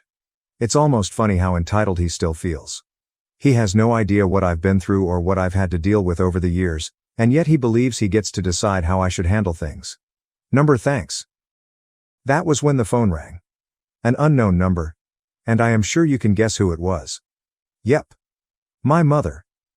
After 2 years of silence, she finally decided to phone me. The moment I picked up the phone and heard her voice, I was reminded of all the reasons I'd cut ties with her and my father. I didn't even get a "how have you been?" or "I miss you" before she got right into it. She began discussing the divorce, my brother, and how I needed to be the bigger person and maintain peace for the benefit of the family. That's when I snapped. I don't recall what I said, but I know I told her I didn't want to hear it anymore. She went on, however, about how difficult things were for my brother and how I was punishing the child by not intervening. I told her I didn't care and wasn't going to fix their mess anymore. I hung up after that. That conversation made me numb. For some reason, it reminded me of everything my parents had done to me, how they always favored my brother, how they tolerated his worst conduct, and how they always expected me to be the quiet one who simply accepted everything they threw at me. It has never been about me. Not once. I've always been the backup son, expected to deal with whatever trash came my way. Hearing my mother defend my brother again was like getting slapped in the face. It made me realize that nothing had changed, not with my parents or with him. And to be honest, it is why I am not returning. As tempting as it is to take the moral high ground, I know I'd only be perpetuating the toxic cycle. So, I'm finished. I've made peace with going away, but this situation has resurfaced many old scars that I thought were healed. As much as I want to block everything out and pretend it's not happening, I can't ignore the reality that the child is caught in the center of it all. I keep thinking about how helpless he must feel as he watches everything unfold. I know he is innocent, but what if he is being emotionally manipulated, as my ex was? It kills me just thinking about it. Still, I keep telling myself that this is not my struggle. I've already been through enough, and I'm not about to be drawn back into their drama. I've been sitting with these emotions for a few days, trying to figure out what to do. Part of me wants to just move on, leave them to their mess, and walk away forever. But there's another part of me that wonders if I can aid the child without getting sucked back into the fray. I'm not sure what the correct move is yet. But I do know one thing: I cannot allow myself to return to the person I was before. The one who was always trying to make everything better for everyone else while ignoring my own needs. I worked way too hard to get here to be dragged back in. But the remorse over the child? Yes, it is still there. And it isn't going away anytime soon. How would you handle my situation? Would you help, or would you just walk away? I'm having trouble finding the right balance. Update 2. I figured things would calm down following my last update, but I was mistaken. Instead, things have become even worse, and I'm honestly wondering how I put up with these individuals for so long. I feel like the universe is putting my determination to the test. Every time I believe I've erected a tall enough wall to keep them out, someone finds a way to sneak over it or slip through a crack. Since my mother's call, I've been completely inundated. It began with a few texts from my extended family, including aunts, uncles, and cousins. And now it appears that they have all established a single front. They're coming at me from all sides, accusing me of damaging the family by not supporting my brother, or, worse, by remaining out of his family problems, despite the fact that I am doing just that. It's as if they believe I'm bound to get engaged simply because we share blood. Some of them have even accused me of holding a grudge and not being a man about it. I've been working hard over the last 2 years to restore my life and move on from the toxic disaster they created. They now believe I should abandon everything in order to return to the drama. It is exhausting. They don't understand that leaving away was not a choice made out of spite, but out of necessity. I couldn't keep living in that familial dynamic. It was suffocating. But they do not want to hear that. To them, family means unwavering commitment, even if it means sacrificing your happiness and well-being. On top of all the familial drama, I've begun receiving emails from my ex-fiancée. She's been sending them every few days now. I initially ignored them but ultimately caved in and opened one. I almost wished I hadn't, because they were all identical. She begs me to reconsider, emphasizing how much I can help her and her child. Each email is more urgent than the last, and she has even started sending photos of the child. I understand she's in a bad predicament, but the entire situation feels exploitative. She knows I'm not heartless, and I believe she's attempting to use that against me. She seems to know that if she tugs on my heartstrings, I will give in. The thing is, I am not stupid. I see what she is doing. But I can't deny it makes me feel guilty. I did not ask for those photos, and I did not want them. But she knows I'll look at them, and the child's face in those photos, with his little eyes looking up at me, guilt trips me more than anything else. I can't shake the feeling that I'm letting him down, although knowing that not becoming engaged is the correct thing to do. And just when I thought things couldn't get worse, one of my old acquaintances contacted me unexpectedly. He's someone I haven't communicated with in years, but he obviously heard about the scenario through the grapevine. He called me late one evening, and when his name appeared on the screen, I almost didn't respond.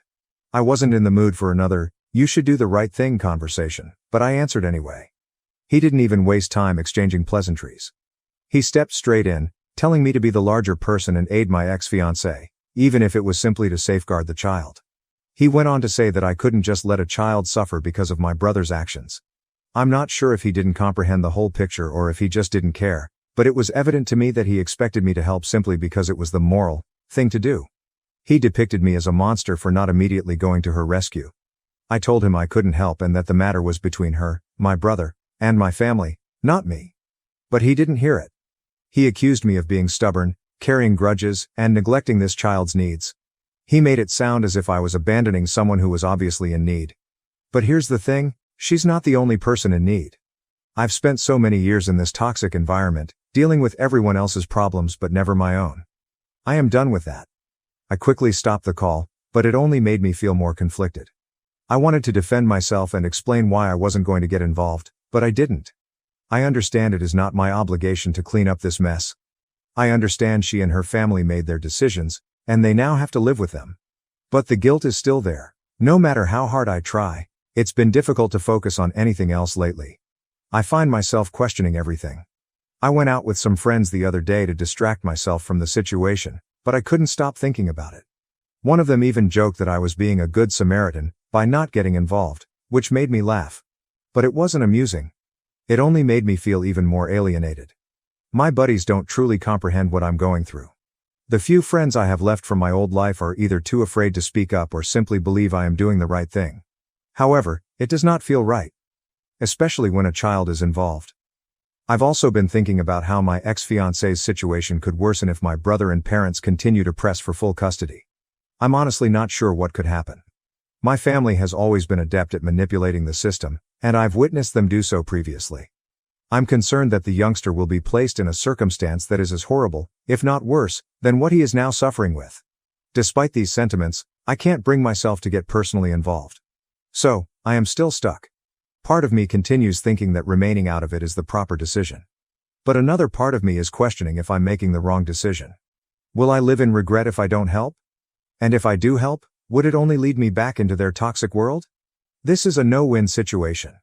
What would you do in my shoes? Would you aid the child, even if it meant reconnecting with your poisonous family again? Or would you keep your distance and let them sort things out for themselves? Update 3. After reading more of your comments and reflecting on the situation, I realized I couldn't sit back and do nothing. For the sake of the child. While I owe nothing to my ex-fiancé or my family, I understood that the child did not choose to be born into this situation. He is innocent. And if I have the means to help him escape the toxic environment that my brother and family have created, I should try. But I also realized that if I was going to do something, I needed to keep my peace in the process. I will not let them take me back into their world. I've worked too hard to rebuild my life and set boundaries, and I'm not going to give it all up for something out of my control. So I spent a lot of time thinking about it. Eventually, I came up with what I thought was the best compromise. I submitted an anonymous report to Child Protective Services, CPS. At first, I was unsure whether this was the proper decision. But as I thought about it more, it seemed evident that this was the only way I could possibly help without getting dragged back into the pandemonium. One evening, I sat down with all of the information I had.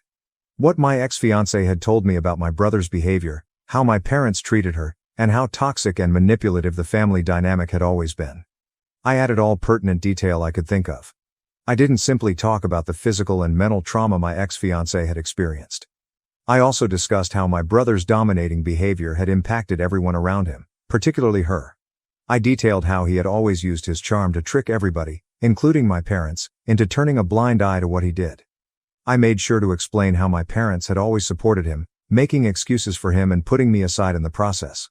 I realized that if CPS was to investigate the incident, they would need to grasp the entire context of the child's surroundings. My brother's behavior was not the only issue. My family had always opted to enable his acts rather than hold him accountable. I also attached screenshots of some of the emails my ex-fiancée sent me.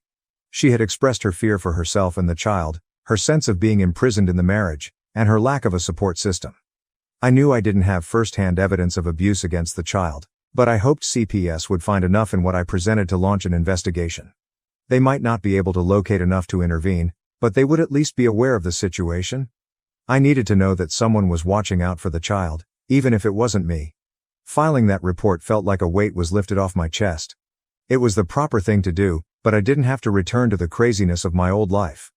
I informed CPS that I wanted to remain anonymous and did not want to be contacted for follow-ups or participate in the case in any way. I did not want my name mentioned. I just wanted to make sure the kid was secure, and I felt if CPS thought my report had merit, they'd look into it further without my involvement. I did not expect immediate feedback or closure. CPS was unlikely to provide me with updates, and if they did, it would most likely be after they had done an inquiry. I was at ease knowing that I had done everything I could. I didn't have to reopen old wounds from my family's dysfunction, nor did I have to get caught up in their drama. At the end of the day, the report was the most effective thing I could do without jeopardizing my mental health or the life I'd worked so hard to rebuild. In the days that followed, I attempted to concentrate on moving forward, which is easier said than done. My family is relentless, and every time I think they'll leave me alone, another message or email appears. This time, it wasn't simply my mother and a distant cousin. This time, my brother reached out. And honestly, I didn't know how to answer. He sent me a short email accusing me of betraying the family and acting vindictively. He told me I was making a major mistake and would regret it. But there was something else about the tone of the message that made me pause for a moment. It wasn't simply anger. He was concerned. I did not even bother responding. The more I thought about it, the more I realized that everything he said was pure manipulation. It was not about him. It was about control. And I wasn't about to fall for it again. I've done this song and dance previously. It is always the same. They try to make me feel awful about setting boundaries and doing the right thing. But, in the end, they're the ones who caused this mess. I don't owe them an explanation anymore, for anything. I hadn't heard from my ex-fiancée in a few days, which was a relief, until yesterday, when I received one final email from her. It was short. Just a simple message that read, "Thank you. And I'm sorry for what I put you through." There are no details. No explanations. Only those words. It left me with mixed emotions. On the one hand, I'm relieved she acknowledged the pain she caused. But on the other hand, it made me realize how much she is going through. Perhaps something has changed in her situation, or she is finally recognizing the truth of her predicament. Regardless, it's evident that she's still battling. I don't know what will happen next in her custody struggle, But if there's even a slim chance she can get the child out of that harmful atmosphere, I hope it goes well for her. But I have to tell myself that I cannot get back engaged. I can't solve her problems. And I've already contributed significantly. Now it is up to the authorities. If CPS investigates and finds sufficient evidence to act, I will have done my part. If not, I'll have to admit that I can't control everything, no matter how much I want to. Final update. Thank you to everyone who has provided advice, encouragement, and even tough love. Your words helped me understand the big picture and gave me the confidence to act without second-guessing myself. And to anyone reading this who may be in a similar situation, it's okay to keep your peace. You can care for others while still maintaining your boundaries. Doing the right thing can sometimes entail taking a step back and allowing the system to work. You don't have to repair everything yourself. Do what you can and leave the rest to people who are more qualified to manage it. I'm not sure what will happen next, with my ex-fiancé, my brother, or any of this mess. But I know one thing. Whatever happens, I will be fine. I discovered my parents stole my $200,000 trust fund to support my sister. When I exposed them, they got furious and kicked me out of the house. To provide some context, my sister Corey has Down syndrome. She is 4 years older than me, and I've known for as long as I can remember that my sister was different from me in many ways. Even as a small child, I noted that Corey would respond strongly to every circumstance. If things didn't go her way, even in minor ways, she would scream and weep in a manner that most children did not. It was as if she couldn't take the frustration of things not living up to her expectations. Growing up, Corey had no pals. She had difficulty picking up on social cues and frequently came across as abrupt or even rude. While she wasn't trying to be impolite, her directness could be off-putting to other children who didn't comprehend her situation. As a result, many youngsters preferred to maintain their distance, leaving her feeling alienated. As a result, my parents made it a point to include me in her social life, frequently reminding me that I needed to bring her along when I went out with my friends. I realized they wanted her to feel included and have someone to interact with, so I didn't mind having my elder sister along. I felt it would be wonderful for her to have some company, and perhaps even make a few friends through my own social circles. However, spending time with Corey in the company of my friends was not easy. Her social skills were weak, and she struggled to integrate into groups. She often acted out in unexpected ways. She would occasionally push or even strike other children, especially if they had something she wanted. As a result, over time, my pals were less interested in hanging out with me if Corey was also around. They didn't want to deal with her unpredictable behavior, and I understood why. They were merely kids who wanted to play without interruptions or outbursts of hostility. Corey's impatience and inclination to lash out made things difficult for everyone, and I couldn't blame my friends for backing away from those circumstances. I understood that, as her sister, I had a responsibility to support and be there for Corey, especially given her struggles. But, to be honest, I needed space to mature, find my own friends, and live my life independently. However, my parents never let me be myself. Whenever I wanted to go something alone or spend time with my friends without Corey, they made me feel awful for even considering leaving her behind. They'd say things like, "Sisters should stick together," or "You need to think about Corey, she's your sister."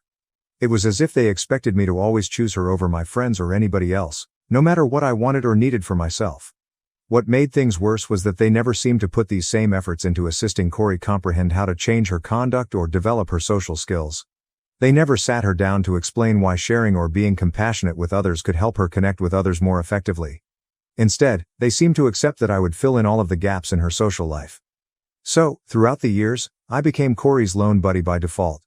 Don't get me wrong, I adore Corey. She is family, and I recognize that none of this is her fault. I understand she confronts her own set of obstacles every day, and I can't imagine what it's like to be in her shoes. But, at the same time, do you know how it feels to be the invisible child in a family? My parents' entire world revolved around Corey, with every choice, idea, and money intended to make her life easier and more comfortable. Corey requires ongoing attention and specialized care. My parents have spent a lot of money on her numerous therapies over the years, including physiotherapy to help with her physical coordination, speech therapy to improve her communication, and occupational therapy to help her develop motor skills and independence. She also gets regular checkups, medical tests, and evaluations to track her progress and keep her health in control. The care she requires is considerable and time-consuming. While I fully grasp its significance, it frequently felt as if there was little place for me. One of Corey's specific issues is her lack of impulse control, which makes understanding boundaries difficult. For example, She is obsessed with the color pink and enjoys anything pink. She is instantly drawn to anything in that color. She feels impelled to seize it, hold it, and not let go. It doesn't matter whether it's a pink pocketbook, a teddy bear, a piece of clothes, or someone else's prized possessions. Once it's in her hands, she clings to it, and if anyone attempts to take it away, she bursts into tears, sometimes having a full-fledged breakdown. This tendency has resulted in numerous unpleasant situations, particularly while we are out in public. My parents frequently have to bargain with individuals or buy these pink trinkets from complete strangers simply to get Corey to calm down. I've seen them pay for a variety of strange pink items, some of which are worthless to us but mean everything to Corey at the time. I understand why they do it, and I understand that it's more than a wish for her. It's practically a need over which she has no control. However, watching my parents devote so much time, money, and mental energy to soothing her urges and satisfying her demands has left me feeling forgotten. Furthermore, my parents' approach to parenting Corey has had serious ramifications over the years. Their method of keeping her satisfied has devolved into what I can only describe as a shopping addiction. For Corey, it began simply enough. Every weekend, my parents would purchase her something pink. A toy, a piece of jewelry, or another trinket, to keep her happy and as a bargaining chip for her cooperation throughout the week. My parents would tell Corey that she had to be a good girl, if she wanted them to give her whatever she wanted, and she would instantly agree. What began as a temporary arrangement quickly evolved into a cherished family ritual. These purchases are not inexpensive either. Many of the goods Corey desires are one of a kind or custom made, which frequently requires a significant investment. For a long time, I didn't think about the cost of all this pink stuff. I thought my parents could afford it. I never questioned how they could afford to continue this habit week after week, year after year. But soon, I discovered something I could not have anticipated. My parents had not been managing their expenses through regular budgeting or savings. They have been committing fraud to cover the rising prices. You see, when I was born, my grandparents established a trust fund for both me and Corey, with equal sums given to us. Corey, who has Down syndrome, was supposed to use the money for her therapies or whatever else she needed, but I was supposed to use mine for college or a down payment on a home. Only my parents had access to these funds, but my grandparents trusted them to handle them carefully. They also made certain that Corey and I were aware of these trust funds from a young age, allowing us to rely on them for financial support. It was a thoughtful present from my grandparents, and I always felt secure knowing that the trust fund would be available when the time came. When Corey reached 18, she received a portion of the trust monies. Since she still lives with and relies on my parents, they have been in charge of managing her money. They've utilized her trust fund over the years to assist pay for her treatments and therapies, which have become more demanding as she's gotten older. The money has helped with everything, from her medical treatment to providing the materials she requires for daily life. I recognized that the money was intended to meet her needs, and I never questioned how it was being spent. When I turned 18, I anticipated to get my half of the trust fund, as promised. I had previously planned to utilize the money for my college tuition. Once that was taken care of, I intended to preserve the remainder for any additional bills that would arise as I approached maturity. I had my future planned out, and I was counting on that fund to help me forge a steady route forward. But little did I know, my hopes would soon be dashed. My grandparents arranged a fantastic 18th birthday party for me last week. They had done the same for Corey when she turned 18, so I had been looking forward to my own celebration for quite some time. They had invited everyone in their family. I was genuinely pleased, surrounded by the people I cared about, and it was one of those days when everything felt just right. Following the cake cutting, my grandparents made an announcement to the entire gathering. They told me how proud they were to see me all grown up and gone to college, and that as a birthday present this year, I would receive the trust fund they had put up for me years before. The entire room erupted in cheers and clapping, with everyone praising me on this incredible gift. I felt a rush of exhilaration and thankfulness come over me as I hugged and thanked my grandparents for everything. But in the midst of all the enthusiasm, I saw that my parents were the only ones who did not appear joyful. While everyone else smiled and congratulated me, my parents seemed unconcerned. They stood off to the side, their faces strained, almost uncomfortable. I could see them exchanging glances, and while they didn't say anything, there was a discomfort to them that was difficult to miss. It struck me as peculiar, but in the excitement of the celebration, I didn't give it much thought. I wanted to enjoy the rest of the party, so I put it to the back of my mind. Later that evening, when we got home from the party, I couldn't shake the feeling that something was still wrong. My parents appeared uptight and didn't speak much with me. Typically, they were concerned about Corey's health, mood, or anything she needed. But that night, Corey appeared absolutely satisfied, playing with one of her new gifts. Sensing something else was going on, I finally asked my folks if there was anything wrong. That's when my father gave me a serious look and informed me that he and my mother needed to talk to me alone. The tone of his voice immediately sent shivers down my spine. I could see it was serious. We sat together in the living room, and they exchanged troubled looks before my father began to talk. He explained, almost tentatively, that they wouldn't be able to give me my trust fund as my grandparents had planned. I didn't understand what he meant at first, so I asked him to clarify. My father continued, his voice full of shame and despair. He revealed that throughout the years, they had spent all of Corey's trust fund on her. When there was nothing left, they began to utilize the money from my trust fund, which they had access to. With a big sigh, he revealed that 90% of my trust fund was already gone, leaving little for me. I was taken aback as I considered what he had just stated. The money set aside for my future, for my education, was gone. He went on to say that the majority of money had been spent on my sister's shopping habit and the various treatments she required. As his words sank in, a numbness crept over me. My thoughts raced, attempting to figure out how this happened without my knowledge. They had raided my trust fund without informing me, to cover Corey's bills and habits. I questioned why they would do something like this to me. My parents began to justify themselves, their words laced with defensiveness. They informed me that caring for Corey had cost them a lot of money, but they had no choice but to do it. Her needs have always come first. My father discussed the never-ending expenses, the therapies, treatments, and, of course, the innumerable gifts she required every week to stay calm. I contended that they could have ceased buying her all of those items when they learned they were financially taxing. They did, however, highlight that for Corey, these goods were more than just luxuries. They were things that helped her manage and made her world a bit simpler to understand. And for them, every penny spent had been worthwhile. They couldn't simply refuse her. At that point, I felt a rush of rage fill up inside me. I questioned how they could justify spending nearly everything I had saved for my future without even speaking with me. Didn't I matter to them? My father tried to calm me down, stating that I needed to comprehend what they had been through. He discussed the stress they'd felt, the sacrifices they'd had to make as Corey's caregivers, and how difficult it was to satisfy her requirements week after week. My mother nodded, noting that Corey's condition necessitated continual care. And sometimes that meant spending money in ways that were unfair to me but were important for Corey. Both of them felt that because I didn't have any of Corey's ailments, I had an advantage over her, therefore I shouldn't be so greedy with the money. I felt a tear of frustration run down my cheek as I assured them that I wasn't doubting Corey's needs or their decision to prioritize her care. I loved her too. But this was about the lack of honesty, how they had gone behind my back and exploited what was meant to be my future without believing I deserved to know.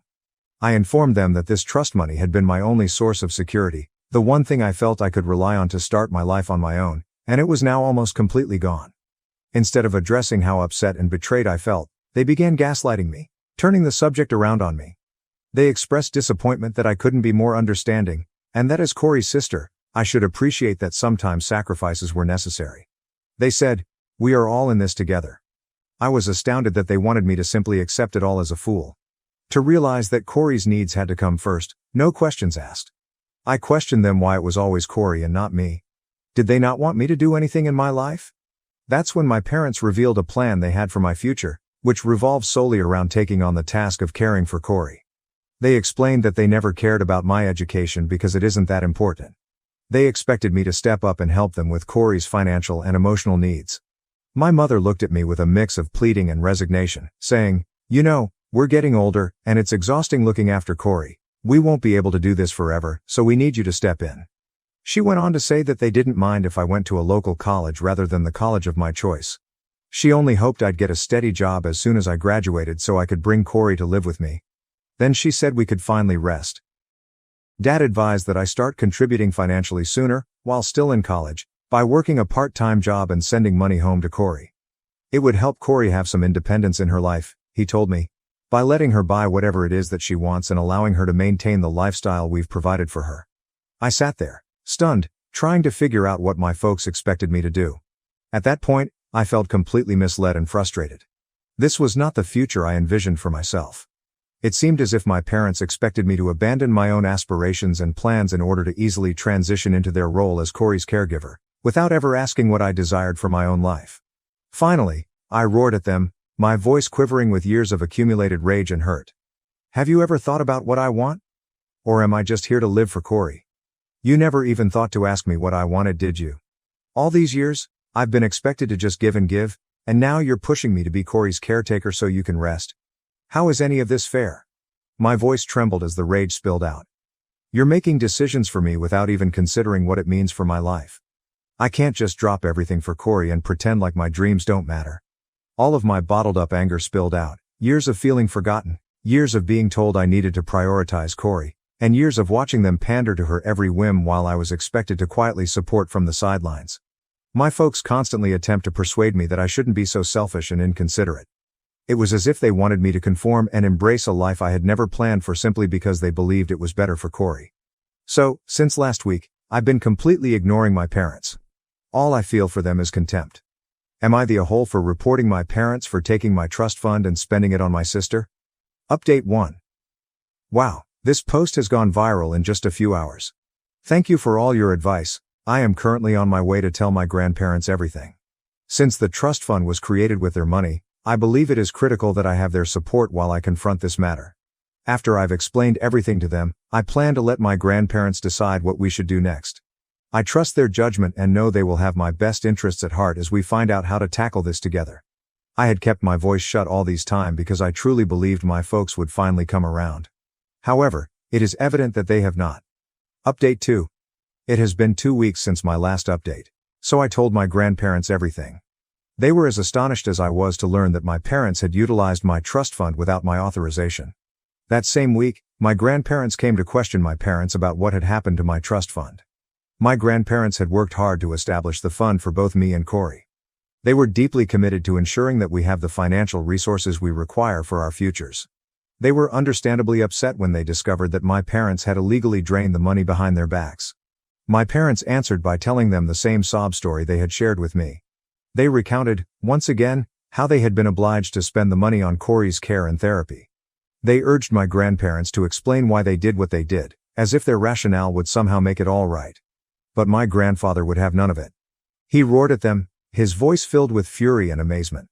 He told them unequivocally that they were accountable for repaying the whole trust fund, regardless of the circumstances or justifications for its use. He was visibly angry and felt betrayed by my parents' conduct. For a moment, I hoped they'd finally accept responsibility and set things right.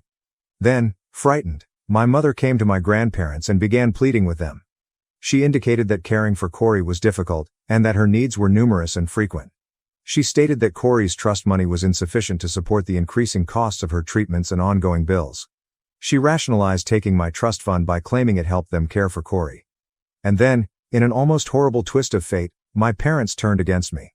They reprimanded me for telling my grandparents everything. They were upset that I had revealed their activities and forced them to face the repercussions. My dad, in particular, was furious. He told me, with a strong edge in his voice, that I should consider myself fortunate since I was born normal, unlike Corey, and that I shouldn't despise her sister so much. It was as if my entire life, my challenges and needs, didn't matter. Everything revolved around Corey. And now I was being punished for not fitting in with the role they had chosen for me. Without thinking, I looked them in the eye and told them straight out that if they didn't give me back the money I owed, I would sue them and make sure they went to jail for their actions. I reminded them that what they did was illegal, and there was no way they could justify it in court. They couldn't prove otherwise that the trust fund was intended for me and only me. My tone was calm, but my comments were plain and firm. I could see the color drain from my parents' faces as they comprehend what I had just spoken. For the first time, I genuinely stood up for myself, and I could see the shock in their faces. They were not used to me being that straightforward. So resolute. Fortunately, my grandparents nodded in accord. They supported me because they knew I was correct. Seeing their encouragement, I persisted, speaking with greater conviction. I told my parents that it didn't matter how much they spent on Corey or what they did for her. Corey was their child, and it wasn't my obligation to give up my future for her. I loved Corey, of course, and I would always be there for her, but I wasn't going to sacrifice my own life, education, and goals just to make her feel cared for. I made it plain that I was tired of always coming second to her, of being overlooked while her needs were always prioritized. I finished by declaring I was done with them. I had had enough of being treated like the invisible child, who was expected to meekly accept whatever scraps were left for her. For the first time in my life, I stood up for myself, and I knew I could never take it back. My parents had pushed me to my limit, and I was not going to allow them to continue to dictate my life. My father instantly disagreed, his voice full of shock and anger, insisting that I couldn't threaten them with jail. He told me that as their child, I should have family loyalty and be willing to support them at all times, especially after everything they had done for me over the years. His statements were intended to make me feel guilty and to remind me of my responsibilities to them. My mother, attempting to ease the situation, even weighed in, proposing that since there was still 10% of my trust fund remaining, I could simply accept it and keep my mouth shut. It felt like they were treating me like a charity case, as if the residual crumbs from my trust fund were all I deserved and I should forget about anything else. But my granddad refused to back down. He came in, his voice stern, and informed my parents that if they didn't agree to give me back the full amount, he would get the best lawyer in town to sue them. The possibility of legal action appeared to have had a significant impact on my parents. They eventually became silent, recognizing my grandfather meant business. After a tense exchange, they reluctantly admitted that what they had done was incorrect. Nonetheless, they begged my grandparents for some time to consider things over. However, the ramifications didn't stop there. My father was furious with me for exposing them to my grandparents and threatening him and mom with jail time. In his rage, he declared that he never wanted to see my face again.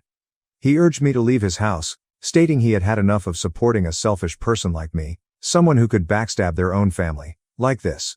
When my grandparents heard this, they quickly offered to have me move in with them. They assured me that I always had a home with them and that they would help me in every way they could as I worked out my next steps. So, without hesitation, I packed my clothing, gathered my necessary documents, and moved out of my parents' house. Currently, I live with my grandparents. I hate that my parents have just kicked me out, but I'm also relieved to be away from them. I miss Corey a lot. I'm aware that what I did has permanently damaged my relationship with my family. However, I do not regret standing up for myself. Update 3. It's been a month since I last updated. After much pressure and legal threats from my grandfather, my parents finally signed an agreement drawn out by my grandfather's lawyer. The terms were easy. Because they could not repay the entire cash they had taken from me in one lump sum, they would make installments over the next 18 months. This would give them time to pay off the loan gradually, without putting a hardship on their finances all at once. However, the agreement had a vital stipulation: if they failed to make any payment by the agreed-upon date, or if they did not follow through at all, my grandparents and I had the right to initiate urgent legal action. This clause served as a safeguard, ensuring that they couldn't avoid paying me back. My folks are still unhappy with me. They blame me for everything that has happened, and it seems like they are unable to let go of their wrath or humiliation. They still don't understand why I took the actions I did and stood up for myself in such a dramatic fashion.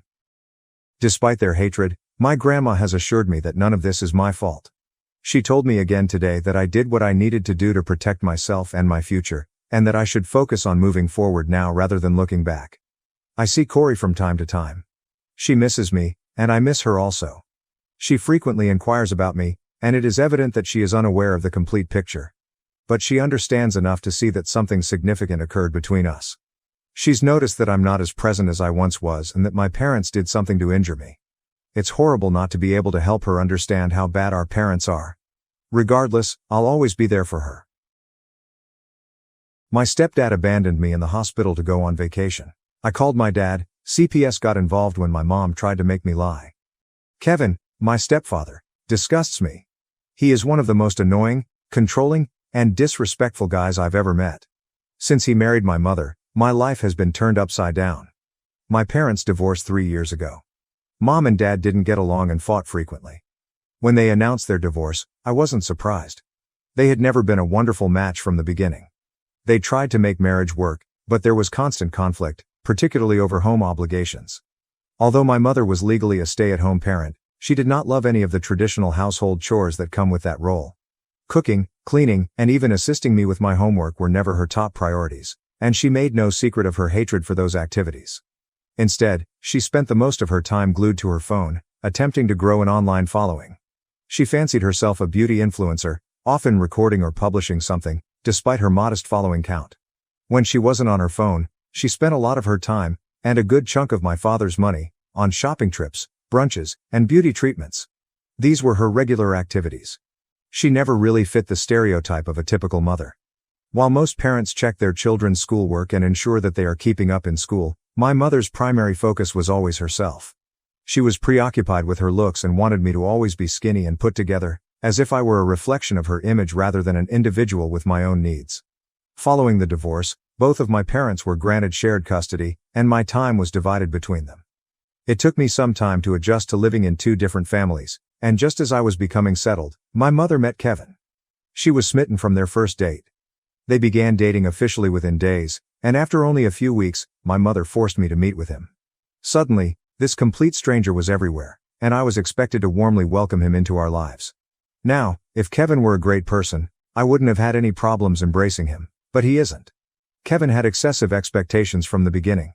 He expected I would gladly embrace him as my new father, despite the fact that he was a complete downgrade from my biological father. He continually meddles in my life and appears to take every opportunity to mock me.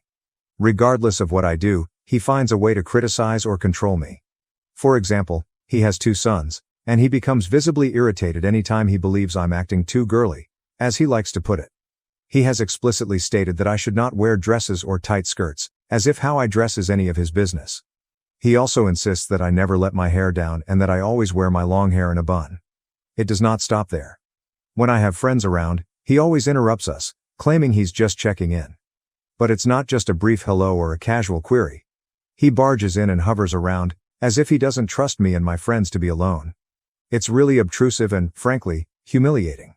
When I complain or urge him to leave us alone, he dismisses it, stating things like, girls require constant supervision, and that we should just pretend he isn't even around. It's irritating that he doesn't interfere as much with his sons or feel the need to constantly monitor their movements.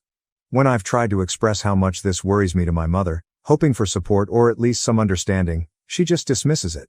She claims he's just being protective, as if it excuses his actions. On top of everything, Kevin's 2 sons make my life even more difficult. They have no idea of personal space, and their personalities contradict mine in every aspect. They are also relentless when it comes to bullying me. They continuously tease, mock, and find new ways to make me feel small. And instead of intervening, my mother dismisses their behavior, stating, that's how all siblings bond. When my mother decided to marry Kevin after only a year of dating, she expected me to simply fall in line. She made it clear that she loved Kevin and was determined to make their marriage work. She knew I had reservations and frustrations, but she was clear about what she expected from me. To give Kevin a chance without making things difficult for her. She begged me to welcome him as a member of our family. It seemed like a lot to ask, especially considering how quickly everything was occurring. But I wanted to assist her while keeping the peace, so I agreed to try. Since then, I have made a genuine attempt to accept Kevin and his sons. I've tried to follow his routines and adapt to the changes, though it hasn't been easy. One of the things that upsets me the most is Kevin's insistence that I refer to him as Dad. It doesn't feel right, and every time I say it, I can't help but feel animosity rise within me. I already have a father, and I do not want to replace him. However, Kevin does not seem to realize or care that it is difficult for me. Beyond the name, what is truly upsetting is my mother's shift in focus and goals. After her marriage, she seemed to be more concerned with Kevin's sons than with me. She spends more time with them, assists them in ways she never did for me, and treats them more like a mother than she ever did for me. I sometimes feel as though I've lost my place in her life. She is simply a mother to Kevin's sons now. I'd want to live with my father, especially because he's normally more understanding. However, he had to relocate for a new job in another city, which paid him substantially more. He pays me occasional visits, but I live with my mother full-time. Dad and I also communicate on the phone frequently. He is aware of some of my concerns with Kevin and his son since I have discussed them with him. He's really supportive and has even attempted to talk to my mother about the matter. I believe he sincerely wants to assist, but whenever he brings it up, my mother shuts him off. She tells him to back off and says he shouldn't meddle with her marriage. Despite everything, I've worked hard over the years to acclimate to life with my new family. I've really tried to make an effort with Kevin and his sons, believing that if I remained patient and transparent, we could develop a nice relationship. Despite my best attempts, I continue to feel invisible within my own family. This year, Kevin was suddenly promoted at work. When he got home, he excitedly declared that he'd be taking us all on a family trip. We were all excited by the news, especially since we hadn't been on a vacation together in a long time. He and Mom chose the location and reserved tickets and lodgings for all of us. Unfortunately, just a day before our trip, I was involved in a car accident with my mother. We were heading home from shopping for some clothing for our impending vacation when another automobile smashed into us from behind.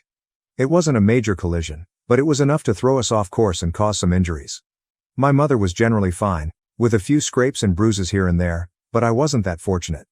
The accident caused me to break my arm and suffer a concussion. The ambulance arrived, and I was quickly brought to the hospital. When Kevin initially learned of our accident, he rushed to the hospital, appearing concerned. At first, I assumed he was really concerned for my and my mother's well-being, and that he had come to see us.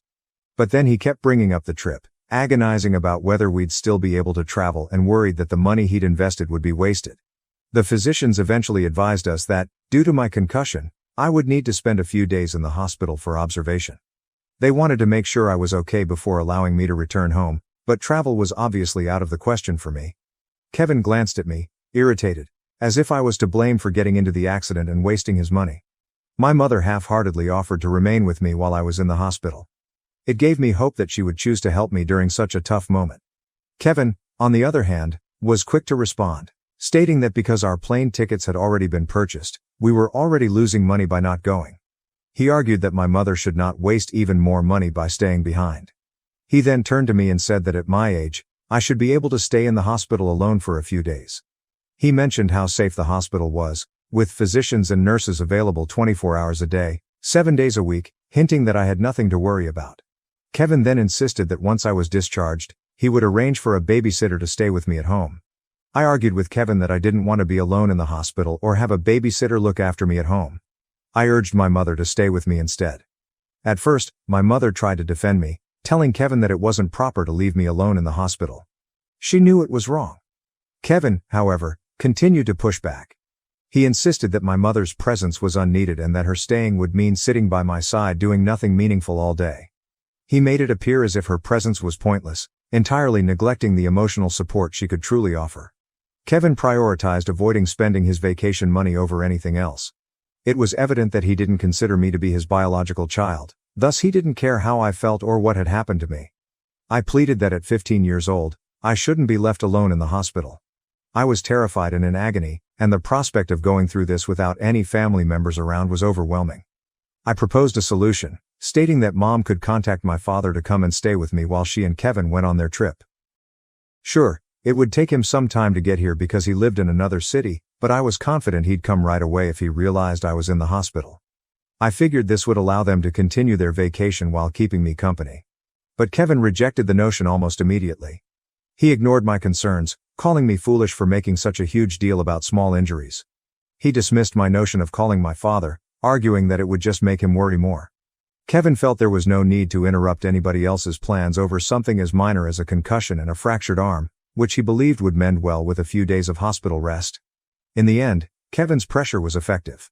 I stared at my mother, hoping she would hold her ground and insist on staying with me. But, as usual, she caved to Kevin. Instead of battling for what I needed, she decided to go. She only stayed with me for one night, which provided some consolation. I clung to the hope that, after seeing how vulnerable I was, she would realize I needed her presence. But the next day, Kevin arrived at the hospital to bring her up, anxious to embark on the vacation as planned, without regard for how I was doing. I felt abandoned and deceived when my mother left me alone in the hospital. After only one day alone, I couldn't stop crying.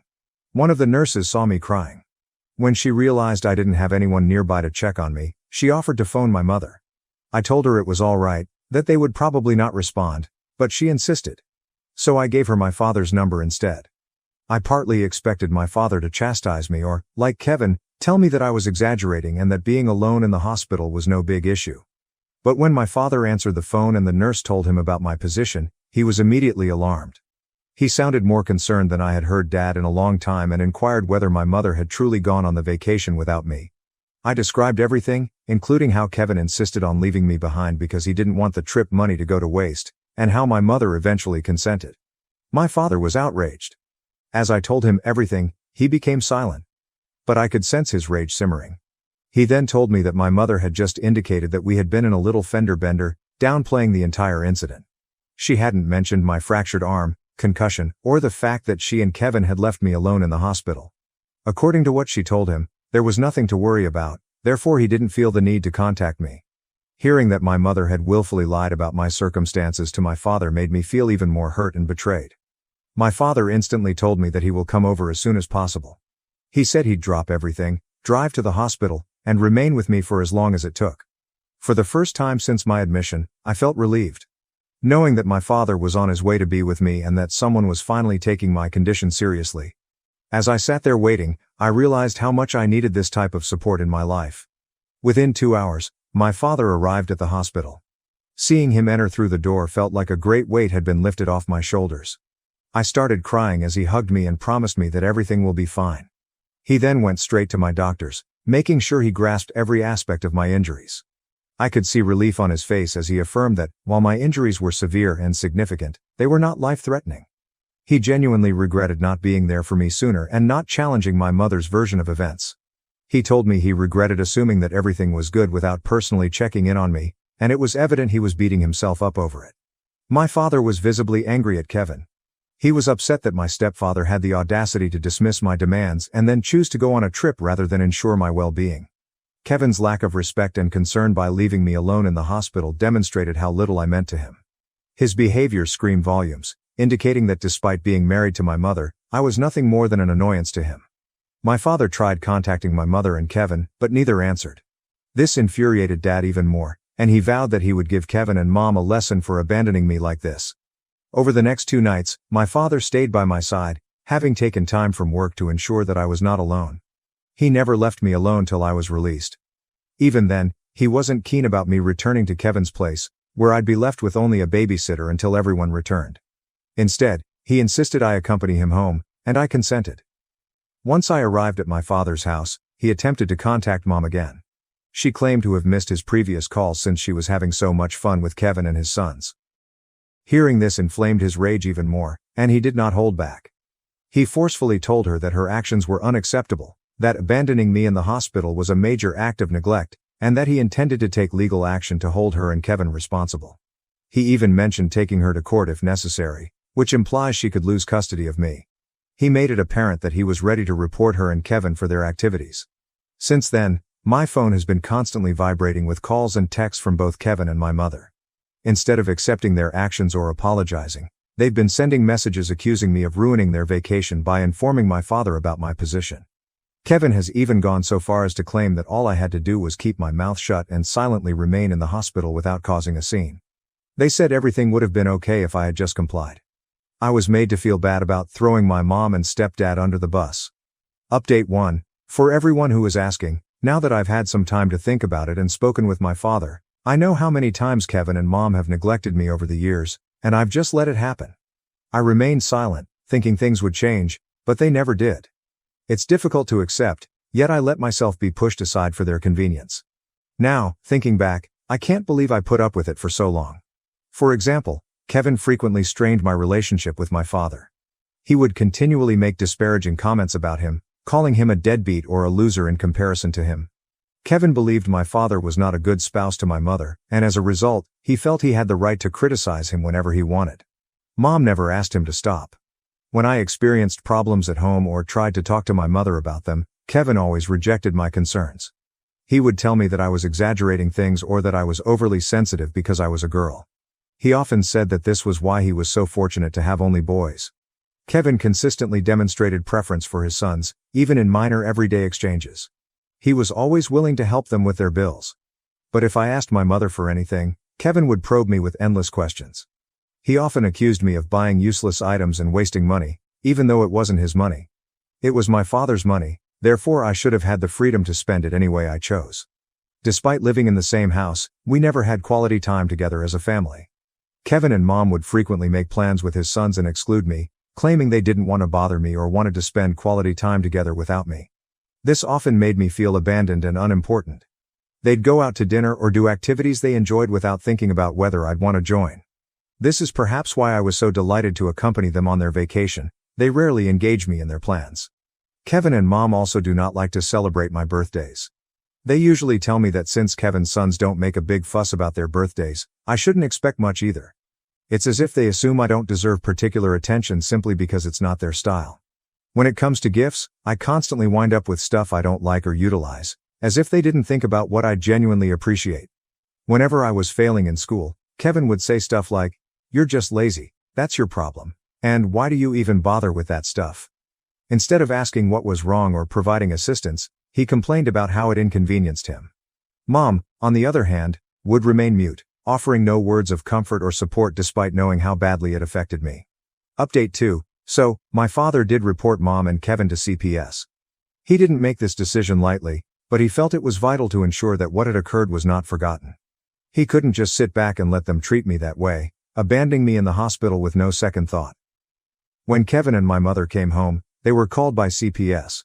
They had to answer numerous questions about the situation, their behavior, and their decision to leave me. I'm sure it was a wake-up call for them, one they probably didn't expect. But the authorities agreed with my father. Leaving me behind in the hospital, especially after being injured, was unacceptable. They admitted that I had been ignored in a way that jeopardized my well-being. Later, my mother called me. She wasn't happy, and her tone indicated that she was furious with me. She told me that by involving CPS, I had gotten both her and Kevin in a lot of trouble. She seemed to be blaming me for what had happened, although I knew I had done nothing wrong. She cautioned me that CPS would be contacting me next to hear my side of the story. My mother then forcefully pressured me to lie to the authorities, warning me that if I didn't, I'd be taken away from her and she'd lose custody. I disagreed with her, telling her that I wasn't comfortable lying to the authorities and that she should have considered the repercussions of her actions before abandoning me at the hospital that day. Mom then tried to guilt-trip me, telling me that she had given me years of her life and that I needed to prove my loyalty to her this time. She made it sound like I was betraying her by being open with the authorities, as if I was to blame for everything that transpired. But what really struck me was her statement that lying would protect Kevin and his sons. She emphasized how the CPS investigation could generate complications for Kevin, particularly with his ex-wife. She warned that Kevin's ex might find out and use this as leverage to make Kevin pay for it. I just shook my head, realizing that my mother was more worried with Kevin's reputation and her own than with what I had gone through. She never inquired about my health or recovery. Meanwhile, she begged me to lie and protect her family. I couldn't stand her selfishness any longer. I kept my position and told her unequivocally that I didn't care how this affected her or Kevin. I would not lie to the authorities. I informed her that I would tell them everything that happened and that I would not be covering up anything for anyone. If this meant she and Kevin were in trouble, then so be it. They were the adults here. They were the ones who made mistakes, so I was not going to shield them from the consequences of their actions. My mother raged at me, calling me names, but I refused to give in. Update 3. It has been about 2 weeks since my previous update. I spoke to the authorities and told them the truth. For the time being, I plan to stay with my father. My father has been looking at schools so I can live with him permanently. I must admit that living with him feels good. Mom has continued to try to guilt-trip me, but there is nothing further she can do at this time.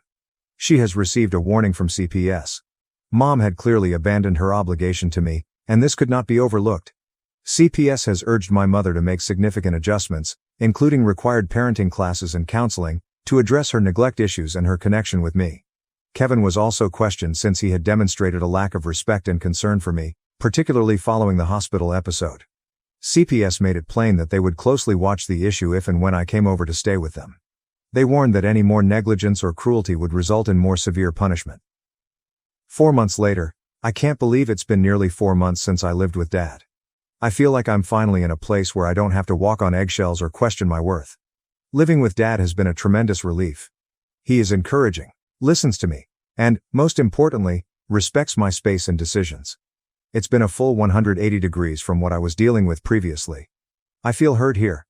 I can tell him about my day, my troubles, my dreams, and he actually cares. I've been able to devote more time to my studies and mental health, and I believe I'm finally returning to my true self. I've also made some wonderful new friends at school, and I truly like spending time with them. In fact, last month, for the first time in a long time, I was able to celebrate my birthday properly. I invited all of my friends over, and we ate pizza while watching corny romantic movies. It was the kind of birthday I'd always wanted but never got while living with my mother and Kevin. Mom's situation remains complex. She's been attempting to contact me more regularly recently, even texting me about how sorry she is and how much she misses me. Part of me feels bad for staying away, but then I recall everything that led me to this point. I made it apparent to her that I am still not ready to return. And, while she attempts to reach out, I have set boundaries for myself. Her acts were detrimental, and she must accept full responsibility for them. As for Kevin, he has neither apologized or taken responsibility for his conduct. Honestly, I am not surprised. He has never demonstrated genuine concern for me or my well-being. I will never forget how he treated me, especially in the hospital. I don't care whether he ever changes. I'm not waiting to find out. I've learnt to rely on myself and those that genuinely care for me. And that's it. Ostracized over my inheritance, I sought peace but faced humiliation. Furious, I cut off my sister's rent, exposing my parents' manipulation. I arrived for a family meal, but they remarked, "We weren't expecting you. Go away, loser." I replied, "Okay. But from now on, you'll be paying my sister's rent."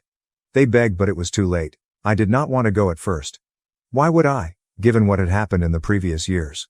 But something inside me didn't want to hold the hatred forever. My father was turning 57, and while I wasn't their favorite person, I figured I could be the larger man and at least show up. Things had gotten awful ever since I acquired my grandfather's estate. Grandpa and I were close. I spent a lot of time with him while growing up. He was often telling me stories about his early troubles, how he had to fight for all he has. I believe he saw something of himself in me, which is why he left me a large sum of money when he died. This decision did not sit well with either my parents or my sister Olivia. They were outraged that Grandpa had not left them anything, as if it were my fault or something. I attempted to explain that I had nothing to do with it, but they would not listen. After that, nothing remained the same. They treated me as an alien, as if I had stolen from them. They were frigid at family gatherings. Sometimes they didn't even invite me. I maintained my distance. But this time, I decided to try and make things better. I purchased a bottle of my father's favorite whiskey, the costly variety he only drank on exceptional occasions. I even bought him a box of gourmet cigars. Maybe I was stupid to believe that a few nice gifts would change everything. But I had to try. When I arrived at her place, Olivia answered the door. She was the one person who had not fully shut me off. We weren't very tight, but we kept in touch here and there. "Hey, Jeffrey," she said, slightly astonished. "I didn't know you were coming." "Yeah," I responded. "I thought I'd show up for Dad's birthday." She paused for a moment before shrugging and letting me in. As I came into the living room, I noticed a group of family sitting talking and laughing. For a little while, everything seemed normal. But then I saw my parents. My mother's face became paler, and my father's attitude stiffened. The room became quiet. "You," my father growled. "What are you doing here?" I tried to remain cool. "I came to wish you a happy birthday. I brought some presents." He scoffed. "We didn't invite you." My mom shook her head. "Why are you even here? You always bring trouble. Just leave." I could feel my patience running out. I'd come here to make peace. And this was the reaction I received? I glanced around at the other family. They were uncomfortable, as if they were seeing something they weren't allowed to. "Look," I remarked, maintaining an even tone. "I'm not here to fight. I just wanted to celebrate with you." My father snorted. "Celebrate? You're nothing but a loser. You think a few gifts will make up for everything?" That struck a nerve. All those years of being treated as dirt, as if I didn't belong, came flooding back. I clenched my jaw, hoping to keep it together. But then my father pushed it further. "Get out, Jeffrey," he instructed. "We don't want you here." And that was all? Something inside of me cracked. "Fine," I replied, my voice frigid. "I'll go. But guess what? I've been paying Olivia's rent all this time because you couldn't be bothered to help her. Not anymore. That's on you now." Their expressions froze. It was as if they hadn't expected me to advocate for myself. My mother suddenly hurried forward. "Wait, Jeffrey." "No," I interrupted. "I'm done. You don't want me here? Fine. But you'll regret this." I turned and walked out, leaving the home completely silent. As I approached my car, I could hear them cry from the front door, imploring me to stop. But I did not glance back. I got in and sped away, fury rising in my chest. I didn't know what would happen next, but one thing was certain. I wasn't going to be their punching bag longer. The following morning, my phone burst. Olivia had called me 6 times, left 3 voicemails, and sent numerous texts. I ignored her at first. I needed some distance to clear my mind after what occurred last night. But curiosity got the best of me, so I listened to one of the voicemails. "Jeffrey, it's Olivia. What the hell is going on? Mom and Dad are freaking out, saying you cut me off. They're blaming me for everything. Call me back." I grumbled and threw my phone onto the bed. Of course, they blamed her. When things went wrong, they were usually the first to blame others. I still felt horrible for Olivia. It wasn't actually her fault. I had been assisting her with her rent for the past 2 years because our parents refused to aid her when she was in need. But I was not going to let them guilt me into continuing, especially after how they treated me. Olivia arrived at my apartment approximately an hour later. She did not even knock. She simply barged in. "Jeffrey, what the hell have you been doing?" she asked. "Good to see you too," I murmured, crossing my arms. "I'm serious," she snapped. "Dad called all the relatives and told them you threw a tantrum at the party. Now half the family is pissed at me because they think I'm the reason you stopped paying my rent." I raised an eyebrow. "Wait, what? He told them that?" "Yeah," she replied, throwing up her hands. "They say I must have sided with you against them or something. Uncle Mark called me this morning and asked if I was plotting with you. It's crazy." This was new. I had not anticipated the rest of the family to become involved so quickly. I leaned back against the kitchen counter, trying to take everything in.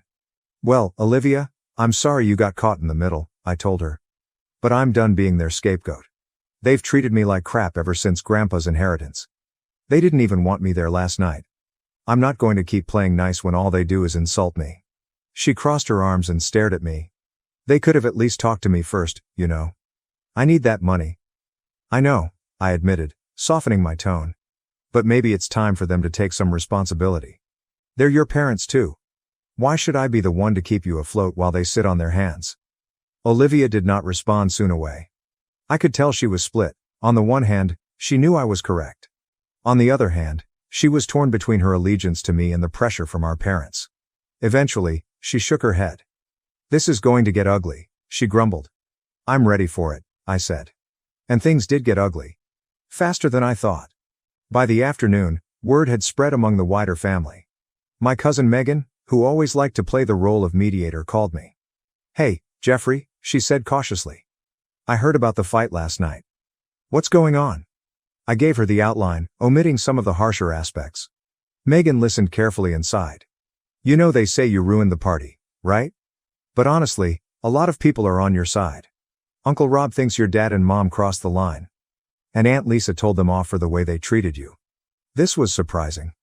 Aunt Lisa normally avoided family turmoil, so her involvement must have irritated her greatly. "Wow," I said. "Didn't see that coming?" "Yeah," Megan replied. "But Olivia called me earlier, and she's pissed. I think she feels like you threw her under the bus." I massaged my temples. This was turning into a full-fledged family feud. A part of me felt bad. However, another part of me felt relieved. For once, I wasn't the only one feeling their fury. Maybe they'll finally realize how toxic our parents can be. Later that night, Olivia sent me a lengthy text message. She accused me of being selfish and leaving her when she needed me the most. It stung. But I knew she was just acting out under pressure. I did not respond.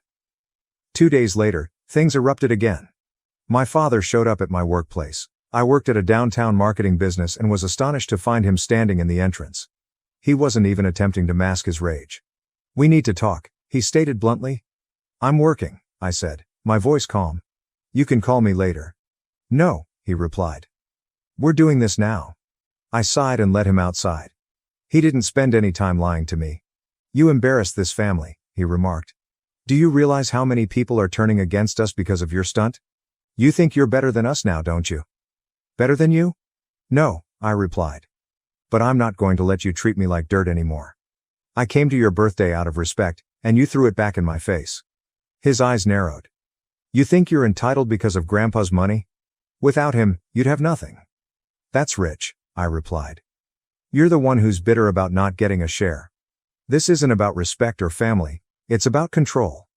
He did not answer immediately, but I could see the rage in his eyes. Finally, he added, "You're going to regret this, Jeffrey." "No," I replied firmly. "You are." He stormed away without saying another thing. As I watched him leave, I understood this wasn't over. But for the first time in years, I felt like I was finally standing firm. A few days later, I learned of the impact from other relatives.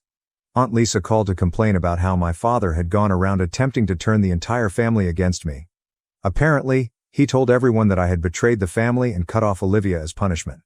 But, to my astonishment, some relatives did not believe the narrative. Uncle Rob had plainly told my father, "You treated Jeffrey like garbage, didn't you expect consequences?" Lisa stated that several others were also beginning to see through the act. They remembered how distant my parents had gotten since the inheritance incident. Some of them were now silently supporting me. However, not everyone was supportive. Olivia had gone all in on our parents, and she wasn't holding back. She posted a passive-aggressive rant on Facebook, which everyone knew was directed at me. Family is supposed to be about support, not conditions. Some people think they can just walk away when it's inconvenient for them. Must be nice to live with no responsibilities. Some of us aren't so lucky. It required every ounce of willpower not to shoot back. My phone was buzzing with messages from cousins asking what was going on. The drama was growing like wildfire, and I was caught in the midst. Olivia returned to my house later in the evening. This time, she appeared fatigued rather than angry. She didn't even bother with greetings. "Can we talk?" she inquired. I nodded and invited her in. She sank down into the couch and moaned. "This whole thing is a mess, Jeffrey. I have people calling me a traitor, others saying I'm too dependent on you. I can't win. What am I supposed to do?" "Olivia, I understand," I replied. "But this isn't just about the rent. It's about the way they've treated me all these years. I came to Dad's party to make peace, and they humiliated me in front of everyone. You think I'm just going to roll over and take it?" She gazed down at her hands. "I know they were wrong," she said. "But they're still our parents. I don't want to be in the middle of this fight." I could tell she was straining, caught between her allegiance to them and the comfort I had provided. I decided to be honest. "Look, Olivia, I never wanted to make you choose sides. But I'm not going to let them walk all over me anymore. I've supported you because I care, not because I owe them anything. If they want to be responsible for you, let them." Her eyes were filled with frustration. "You don't get it," she retorted. "They won't help me. They never have. Without your support, I'm screwed." For a brief minute, I felt guilty. But then I remembered the years of insults. How they had regarded me like an outcast.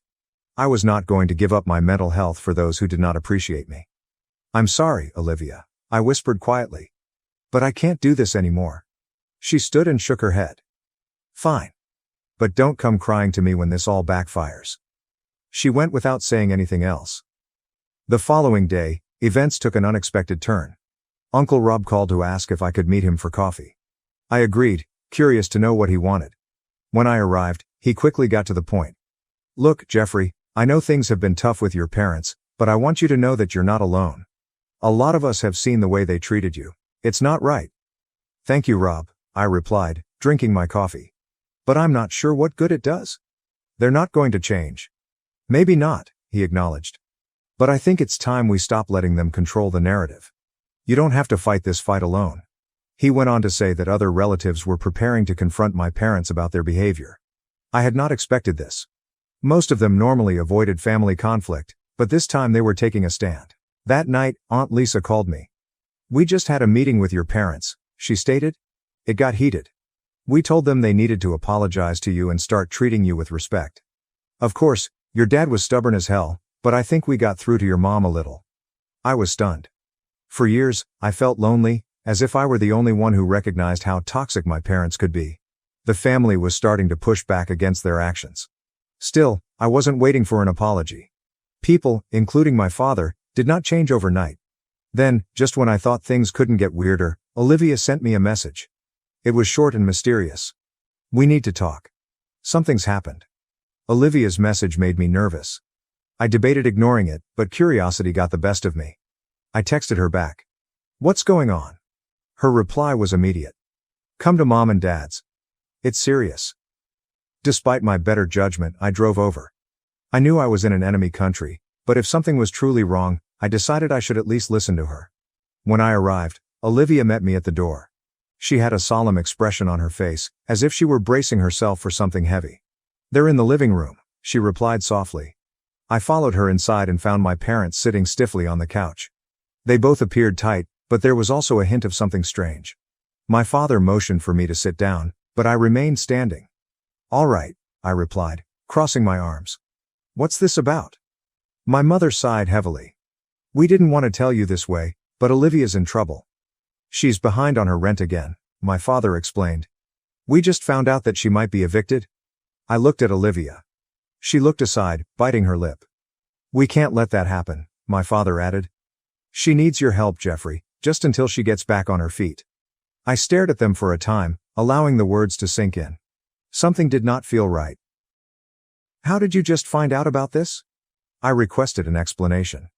We got a call from her landlord, my mother stated hurriedly. Too quick. Olivia shifted uneasily and avoided eye contact. My instincts kicked in. She had lied to me previously, and the whole situation reeked of manipulation. So let me get this straight, I said carefully. You're telling me that her landlord called you instead of her. And this is the first you're hearing about it? My father's face tightened. Look, Jeffrey, this isn't the time to question details. Olivia needs help. I turned to face Olivia. Is this true? Are you behind on the rent? She hesitated before shaking her head. Number, I'm not behind. I felt my jaw clench. Then why are you all playing this game? Olivia grimaced.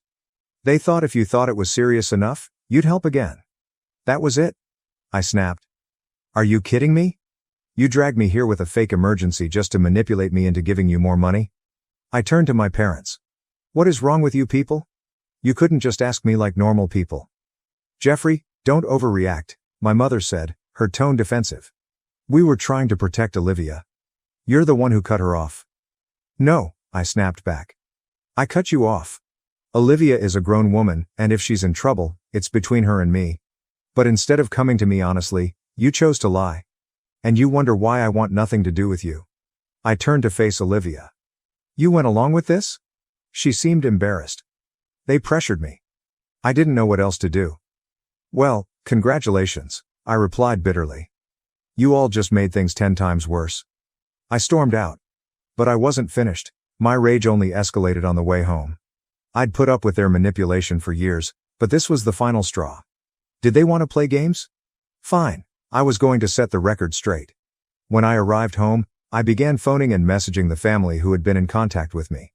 I told them everything, how my parents had lied about Olivia being in danger, how they had tried to guilt me into assisting after humiliating me at the party, and how they had turned the entire situation into a circus. The answer was quick and nasty. Uncle Rob contacted me first. You're telling me they made that whole story up? Jesus Christ. That's low, even for them. Aunt Lisa became very furious. I'm done with them, she said. They've played the victim card for too long. They're toxic, and they've been dragging this family into their mess for years. Word spread immediately. Within a day, the majority of the family understood the truth. The tide had completely changed. Relatives who had been on the fence began to cut off communication with my parents and Olivia. Nobody wants to deal with their deception and manipulation anymore. Olivia texted me and begged me to stop. Please, Jeffrey, you're losing everyone. They say it's your fault. My fault? I said. You brought this on yourself. For the first time in years, I felt genuinely supported.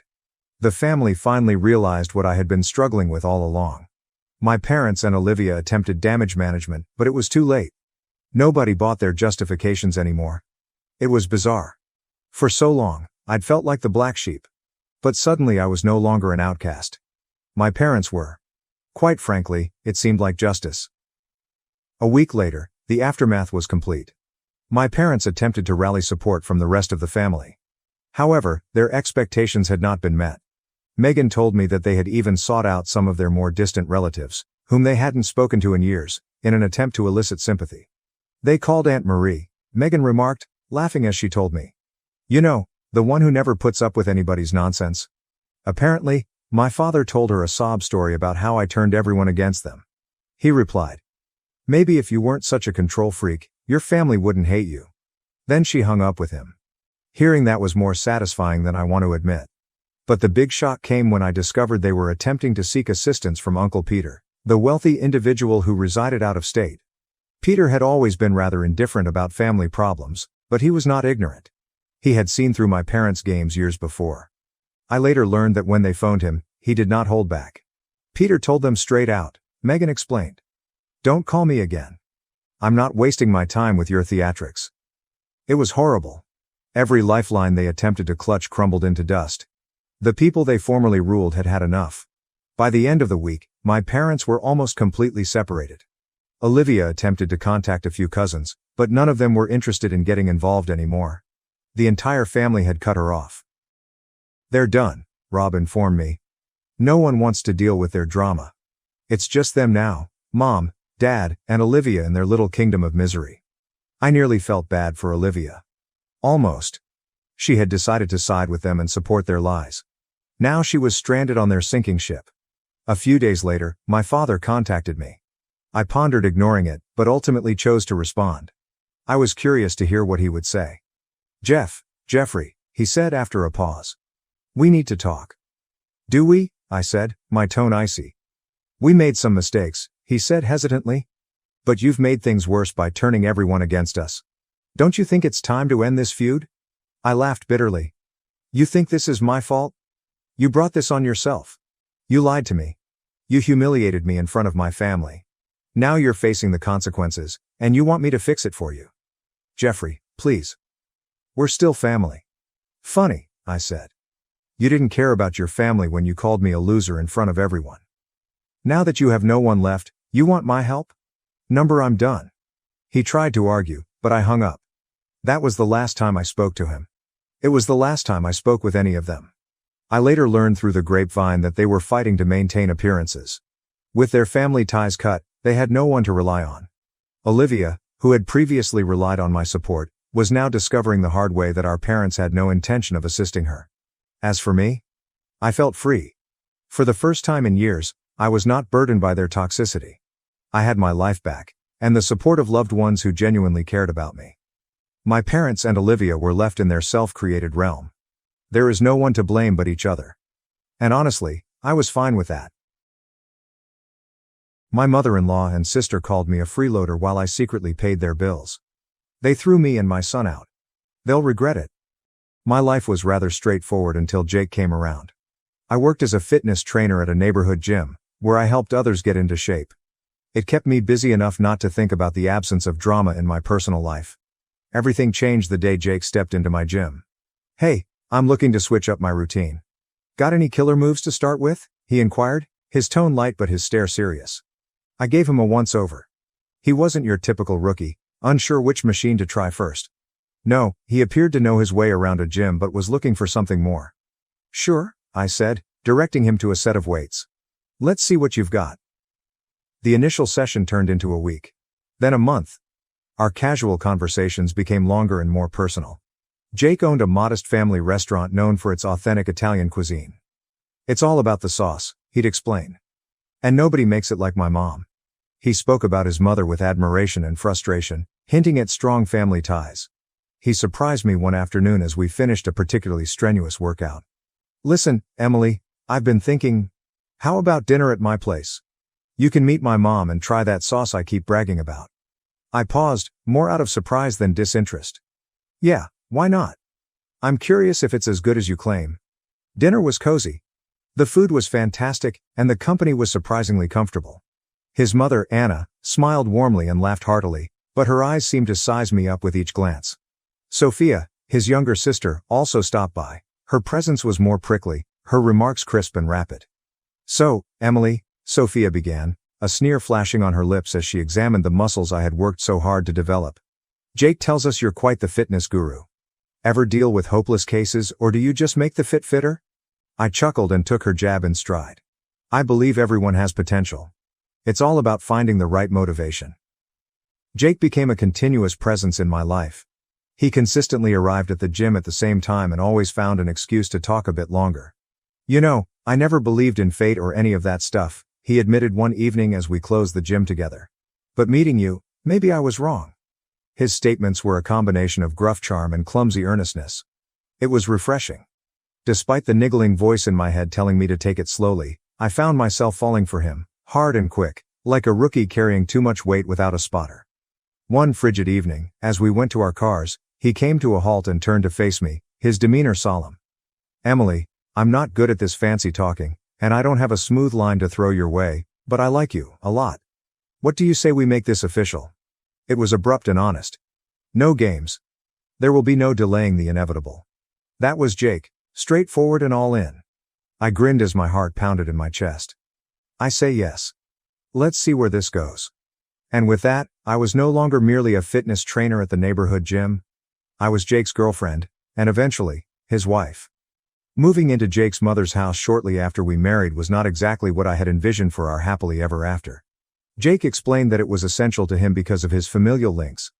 But living with his mother, Anna, and sister, Sophia, was difficult from the beginning. They did not hide their unhappiness with my entering the family, and things became more tense by the day. The house was usually busy, yet I somehow ended up with more than my fair share of responsibilities. After a long day at the gym, I'd go home to an endless list of responsibilities. The old washing machine was a nightmare. It broke down so frequently that I half joked it was personal against me. Nobody else seemed to notice or care, particularly Anna and Sophia. I recall one evening after dinner, I was attempting to fix that dreaded machine when I overheard them conversing in the kitchen. "She doesn't even know what she's doing," Sophia said, laughing without lowering her voice. "Watch, she'll flood the basement next." Their laughter rang down the corridor, wounding more than I cared to confess. I bit my tongue and concentrated on the task at hand. It was not just the washing machine. It was everything. From cooking to cleaning, my efforts were simply another source of fun for them. Cooking was the worst. Italian cooking was revered in this household, and my attempts were deemed blasphemous. I tried to follow Anna's recipes exactly, but nothing seemed to work. Sophia lurked in the doorway one night while I was struggling with a seemingly simple spaghetti recipe. "Is that supposed to look like that?" she inquired, a sneer crossing her lips. "It's nothing like Mom's."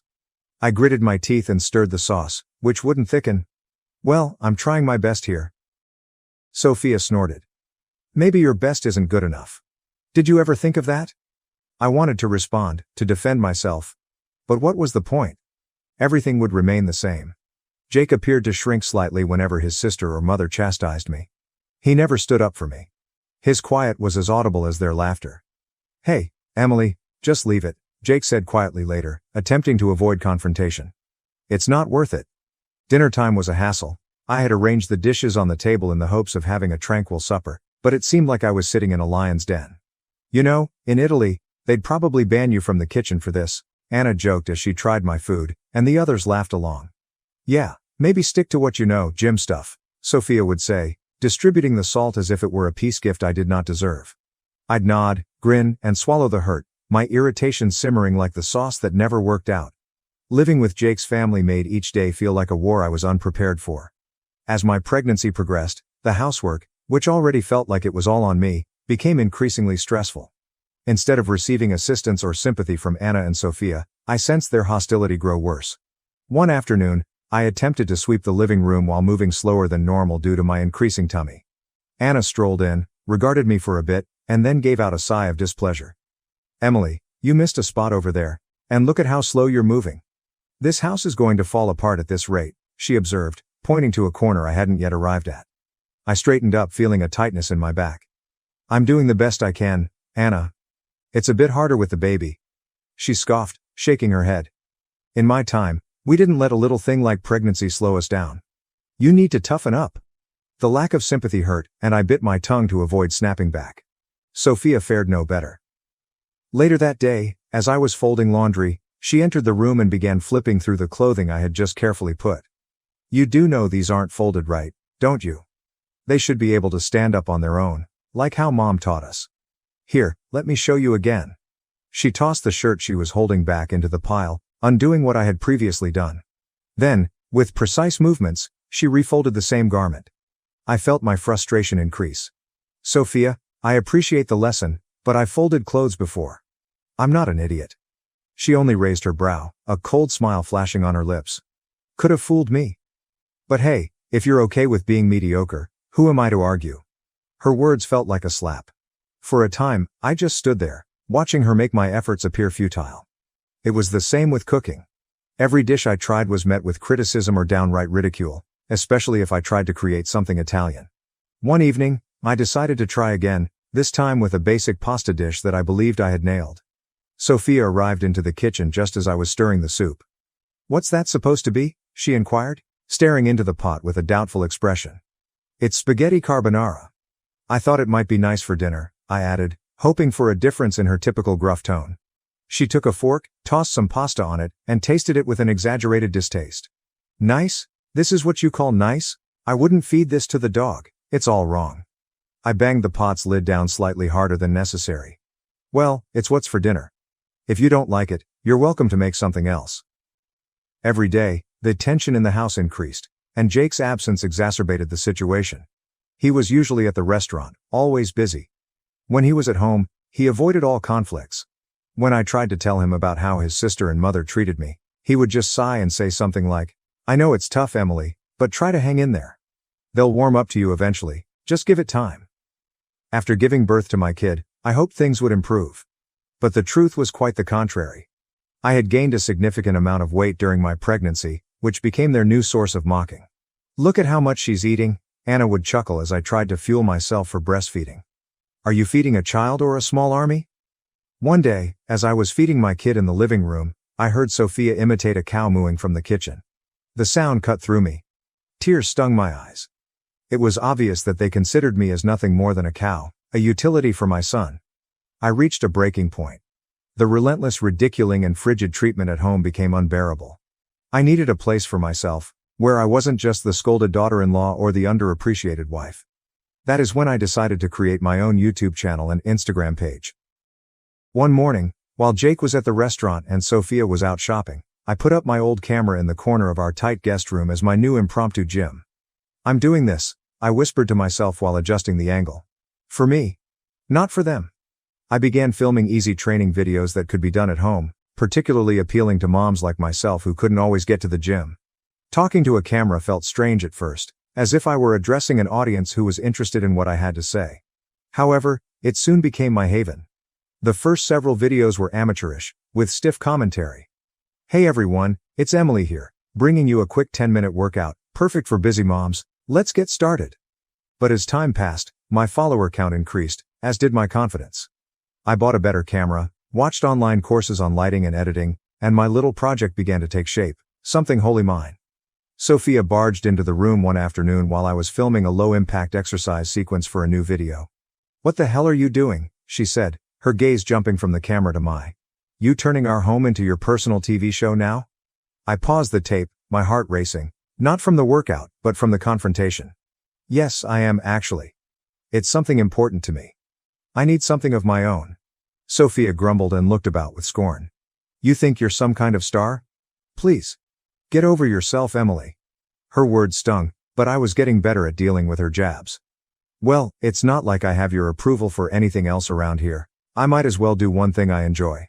Sophia rolled her eyes and marched away. But I didn't stop the camera for long. I resumed my session with a stronger voice than before. My digital profile rose, and so did the prospects. Brands began contacting me, offering free things to include in my movies. Then came the offers to sponsor posts. The first time a brand offered me money to promote their product, I was taken aback. I can't believe they're paying me for this? I said to Jake over dinner one night, eager to express my delight. That's great, Emily, he said, his tone preoccupied by his restaurant issues. Just keep it quiet, okay? Mom and Sophia don't need to know about this. As I returned to the dishes, a notice appeared on my phone. Another comment. Another follower. Another step away from their disdain, and toward something perfectly commonplace yet utterly mine. You're doing amazing, Emily. Thanks for sharing your journey. The comment reads, my channel was no longer just a hobby, it was a thriving business, generating more revenue than Jake's floundering eatery. Soon, I was sending him $2,000 each month to cover household expenses, making it appear like his contribution. Despite my accomplishments, Anna and Sophia continued to treat me as a freeloader. She does nothing around here, just prances about making her silly videos. Anna would spit when she thought I was out of earshot. Sophia repeated her mother's thoughts, adding her own remarks about how I should do more housework, like a real woman. Then Jake's restaurant had a hard period. One evening, he approached me, looking more weary than I'd seen him in months. Emily, the restaurant needs a cash injection, badly. Can you help out? His eyes were begging. I did not hesitate, transferring $10,000 for what he described as urgent developments. He was truly thankful. But it wasn't long before he started begging for more. Just another $55,000 for the bills this month, he remarked quietly, almost humiliated. I consented because I could afford it, and he was still my son's father, whom he adored. But, deep down, I sensed the imbalance deepening. Not just financially, but also in our relationship. Life at Jake's family home was always difficult. But it became awful when Sophia married and brought her husband, Mark, into our home. The house was full. The house was full, and any sense of solitude or tranquility I had created for myself and my baby evaporated suddenly. Anna, never one to mince words, began calling me lazy and a parasite right in front of my face. You do nothing around here, she'd say, as I struggled to balance my online business and keeping an eye on my baby. Just taking up space.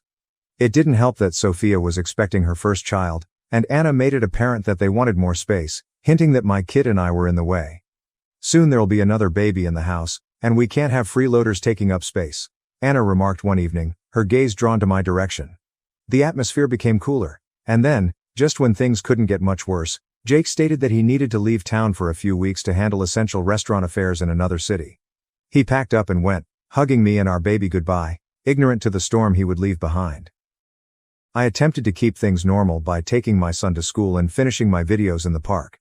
However, the day everything actually went apart began like any other, until it didn't. After picking up my son from school, we walked home and spoke about his day. But when we turned the corner, my stomach fell.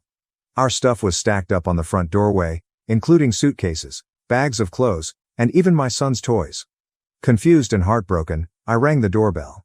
Anna and Sophia approached the window with chilly looks, unmoved by the sight of a mother and kid stranded outside. They opened the door just enough to speak through, but not enough to let us in.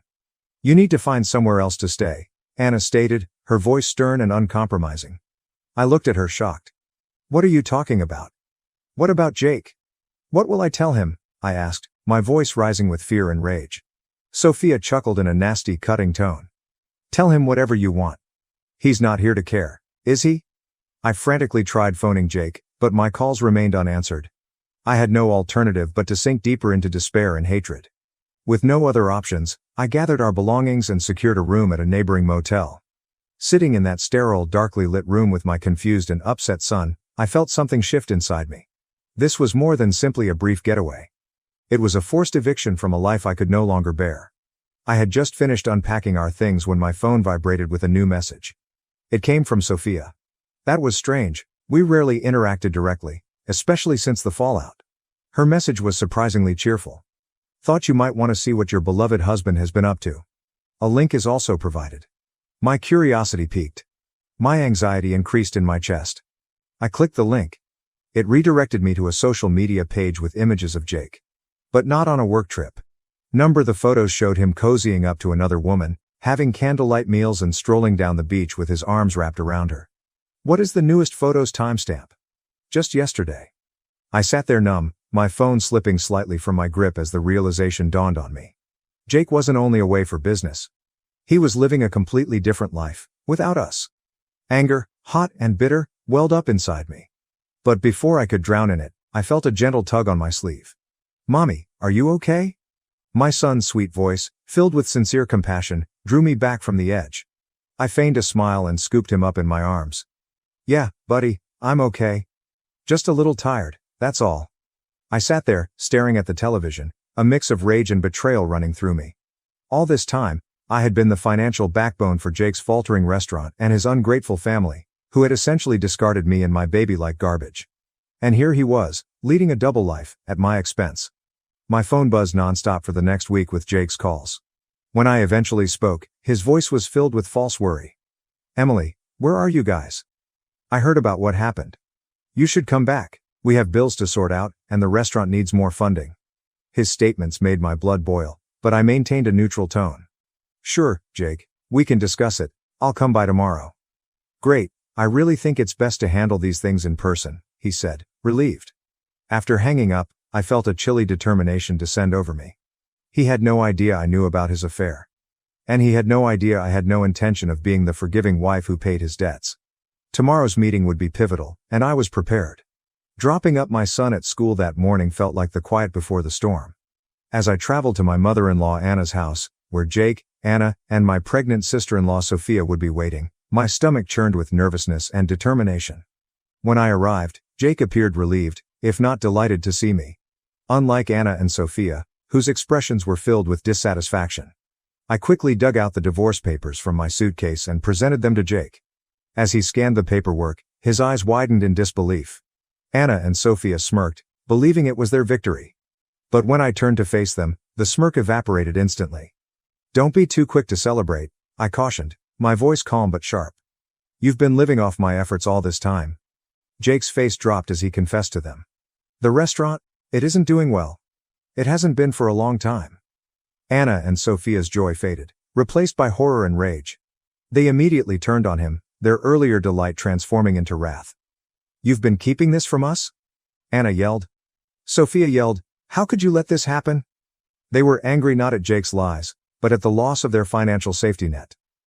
Sophia, the arrogant one, scoffed at me. Well, since Jake makes less than you, he'll just have to file for alimony.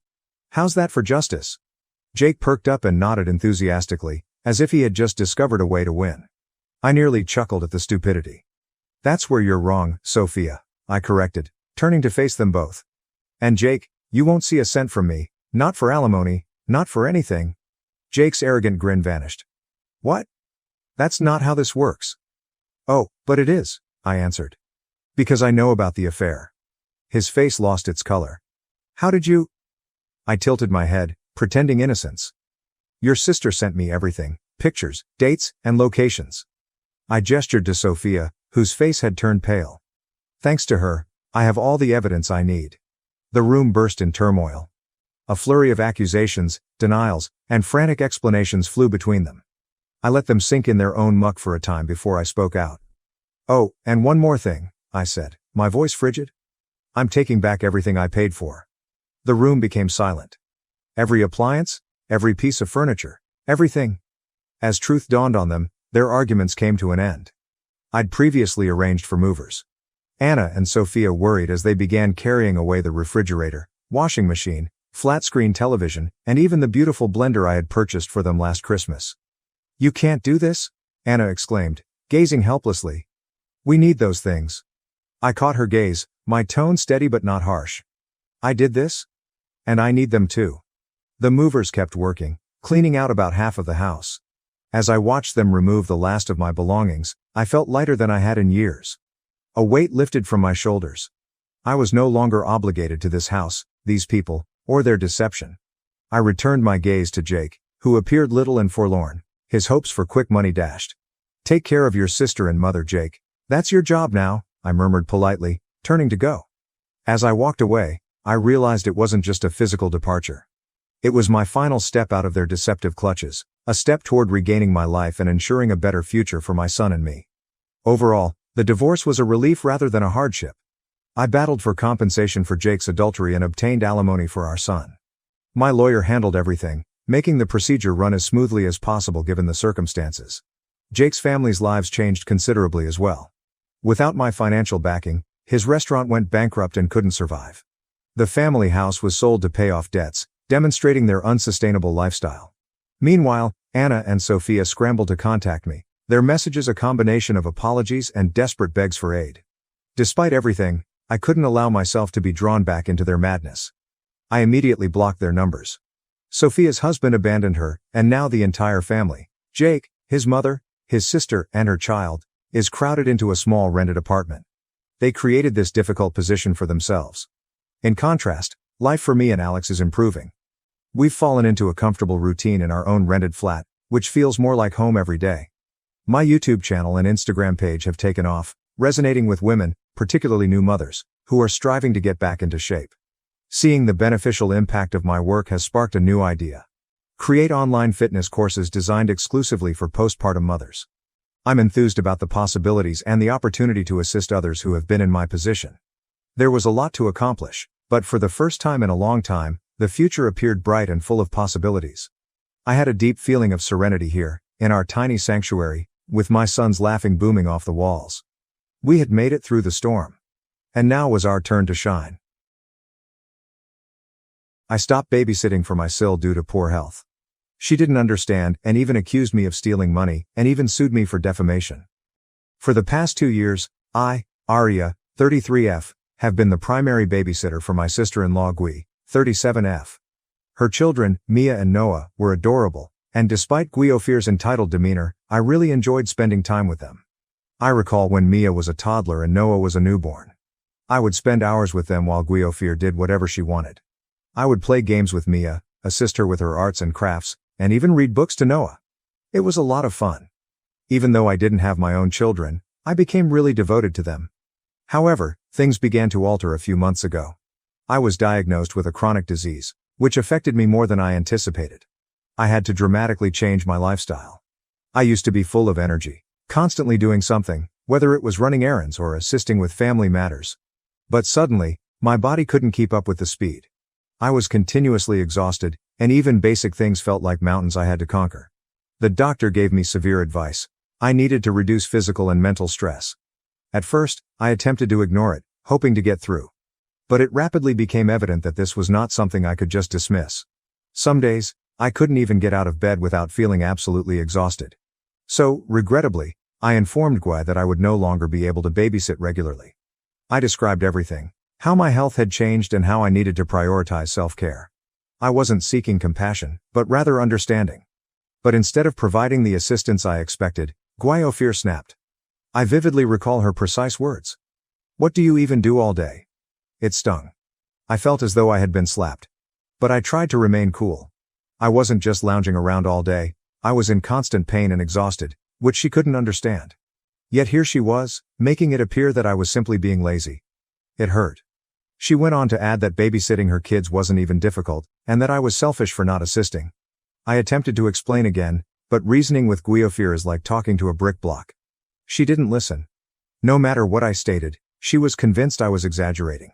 I couldn't keep responding to her, so I decided to stop and hope she'd let it go. But she didn't. Every few days, she'd message me, wondering when I'd start babysitting again or expressing her desperate need for assistance. I felt like I was being guilted into giving in. At first, I tried to be strong and stick to my decisions. I was really concerned about my health and realized I needed to listen to my body. But after a few weeks, I began to have a creeping sensation of shame. I kept thinking of Mia and Noah. They were really sweet, and I felt like I was leaving them. It made me doubt myself. Was I being selfish? Perhaps I was simply overreacting to my condition. Perhaps I could still help out a little, just not as much as before. But then I'd remember how my body felt after overdoing it. That notion would bring me back to the facts of the situation. It wasn't only about me anymore. It was about my health, well-being, and my ability to care for myself over time. I didn't want to end myself in a worse situation because I felt guilty. In the end, Gui did not respond as I had expected. She never apologized or acknowledged how my health was hurting me. Instead, she sulked for several weeks. I didn't hear anything from her, other than the occasional passive-aggressive remark. It was difficult to deal with, but I knew I needed to keep my distance for my own safety. A month later, my husband and I received an invitation to a family dinner at my in-laws' residence. I honestly had mixed thoughts about going. I hadn't seen Guiofir since our last furious argument, and the prospect of her approaching me again made my stomach turn. But it was family, and I didn't want to cause any problems, so I agreed to go. I hoped things would be cordial and that Gui would have had the opportunity to reflect on her actions. Of course, that did not happen. I could feel the tension in the air from the moment we stepped through the door. Gui wasted no time making me the center of attention in the worst way possible. She greeted us with her smug look, which made me feel like she was already planning something. As we sat down at the dinner table, everyone was conversing, catching up, and generally having fun. It appeared to be a usual family dinner, until Guiofir decided to speak up. "So, Arya," she murmured. "Are you still too sick to help out with my kids, or is it just an excuse because you're too lazy to get off the couch?" The room went completely silent. I could feel my face burning as I struggled to remain calm. I'm not one to make a spectacle, but the comment hit me right in the gut. I had not informed my family members about my situation. My heart was beating, and I noticed everyone at the table shifting uneasily in their seats.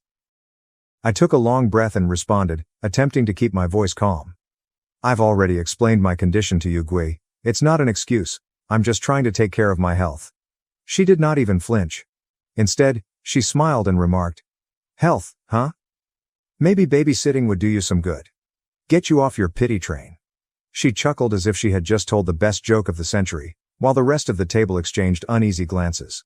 Then the rest of the family members began asking me what had happened, and I had to tell them everything.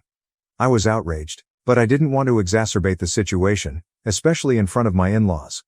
I merely gazed at my plate and clenched my fists beneath the table. I knew I had to maintain my composure, but inside I was furious. I wanted to say so many things, like how she had no idea what I was going through and how her lack of empathy was truly mind-boggling, but I held my tongue. Fortunately, my husband was not having any of this. He rushed in and defended me before I could say anything. "Gui, that's enough," he remarked, his voice stern yet calm. "You can't talk to Arya like that. She's been through a lot, and you need to respect her boundaries." Even with his help, it appeared that the harm had been done. Gui was not one to back down lightly, and it didn't take long before she began making passive-aggressive remarks. "I just don't get it," she told me with a straight face. "It's not like I'm asking you to do anything hard. Babysitting is just watching the kids for a few hours. I don't understand what the big deal is." Everyone else at the table simply stared at their food, hoping that the conversation would cease. But it did not.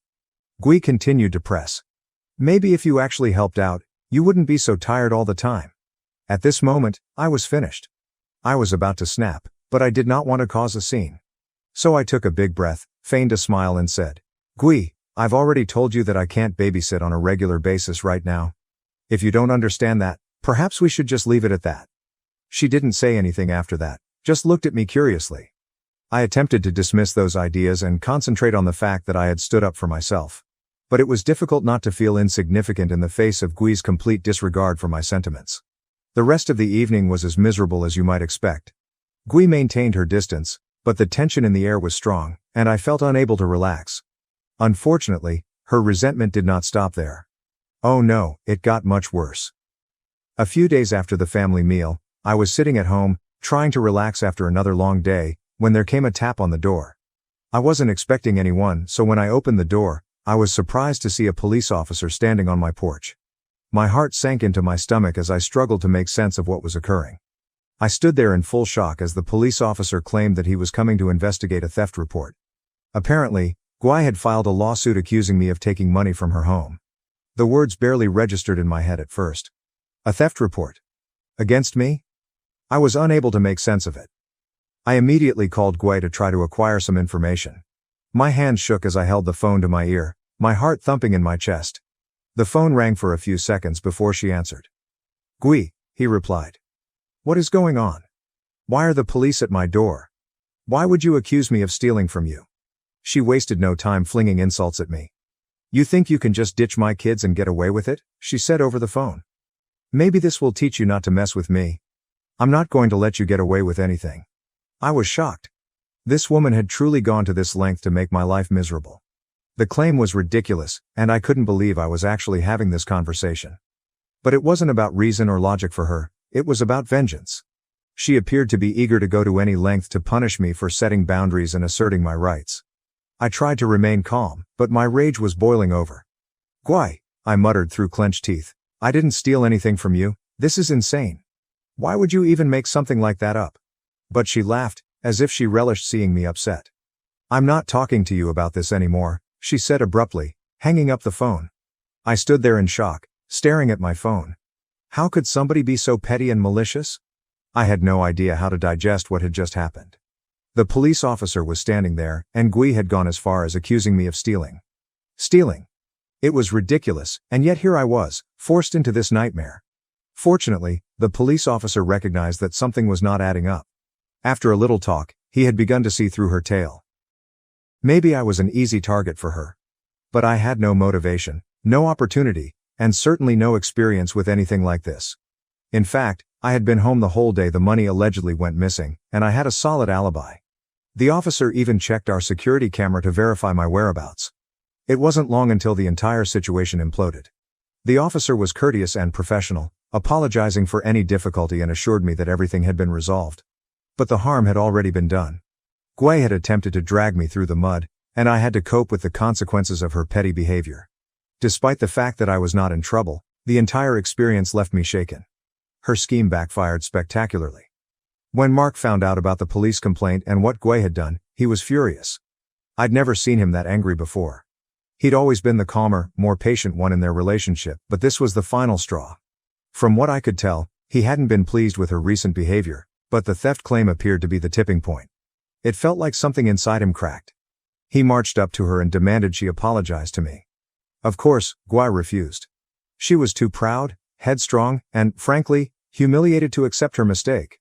I only learned about all of this after Mark came to my house to apologize on her behalf. To be honest, I wasn't delighted with their relationship. It seemed strange to be caught in the middle of their turmoil. But at the same time, I felt vindicated. She had tried to ruin my life with her falsehoods, and the consequences were now catching up with her. I couldn't help but feel a sense of relief that things were finally unraveling for her. The saddest thing for Gui was when news of the police report reached the school where she worked. Gui had been a teacher for years, and I believe she had always assumed her position was secure.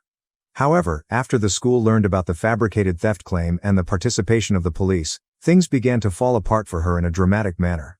While no legal charges were filed against her, the fact that she had contacted the authorities in such a petty and vindictive manner was enough to ruin her reputation. I couldn't help but feel bad about how much I enjoyed watching her life collapse.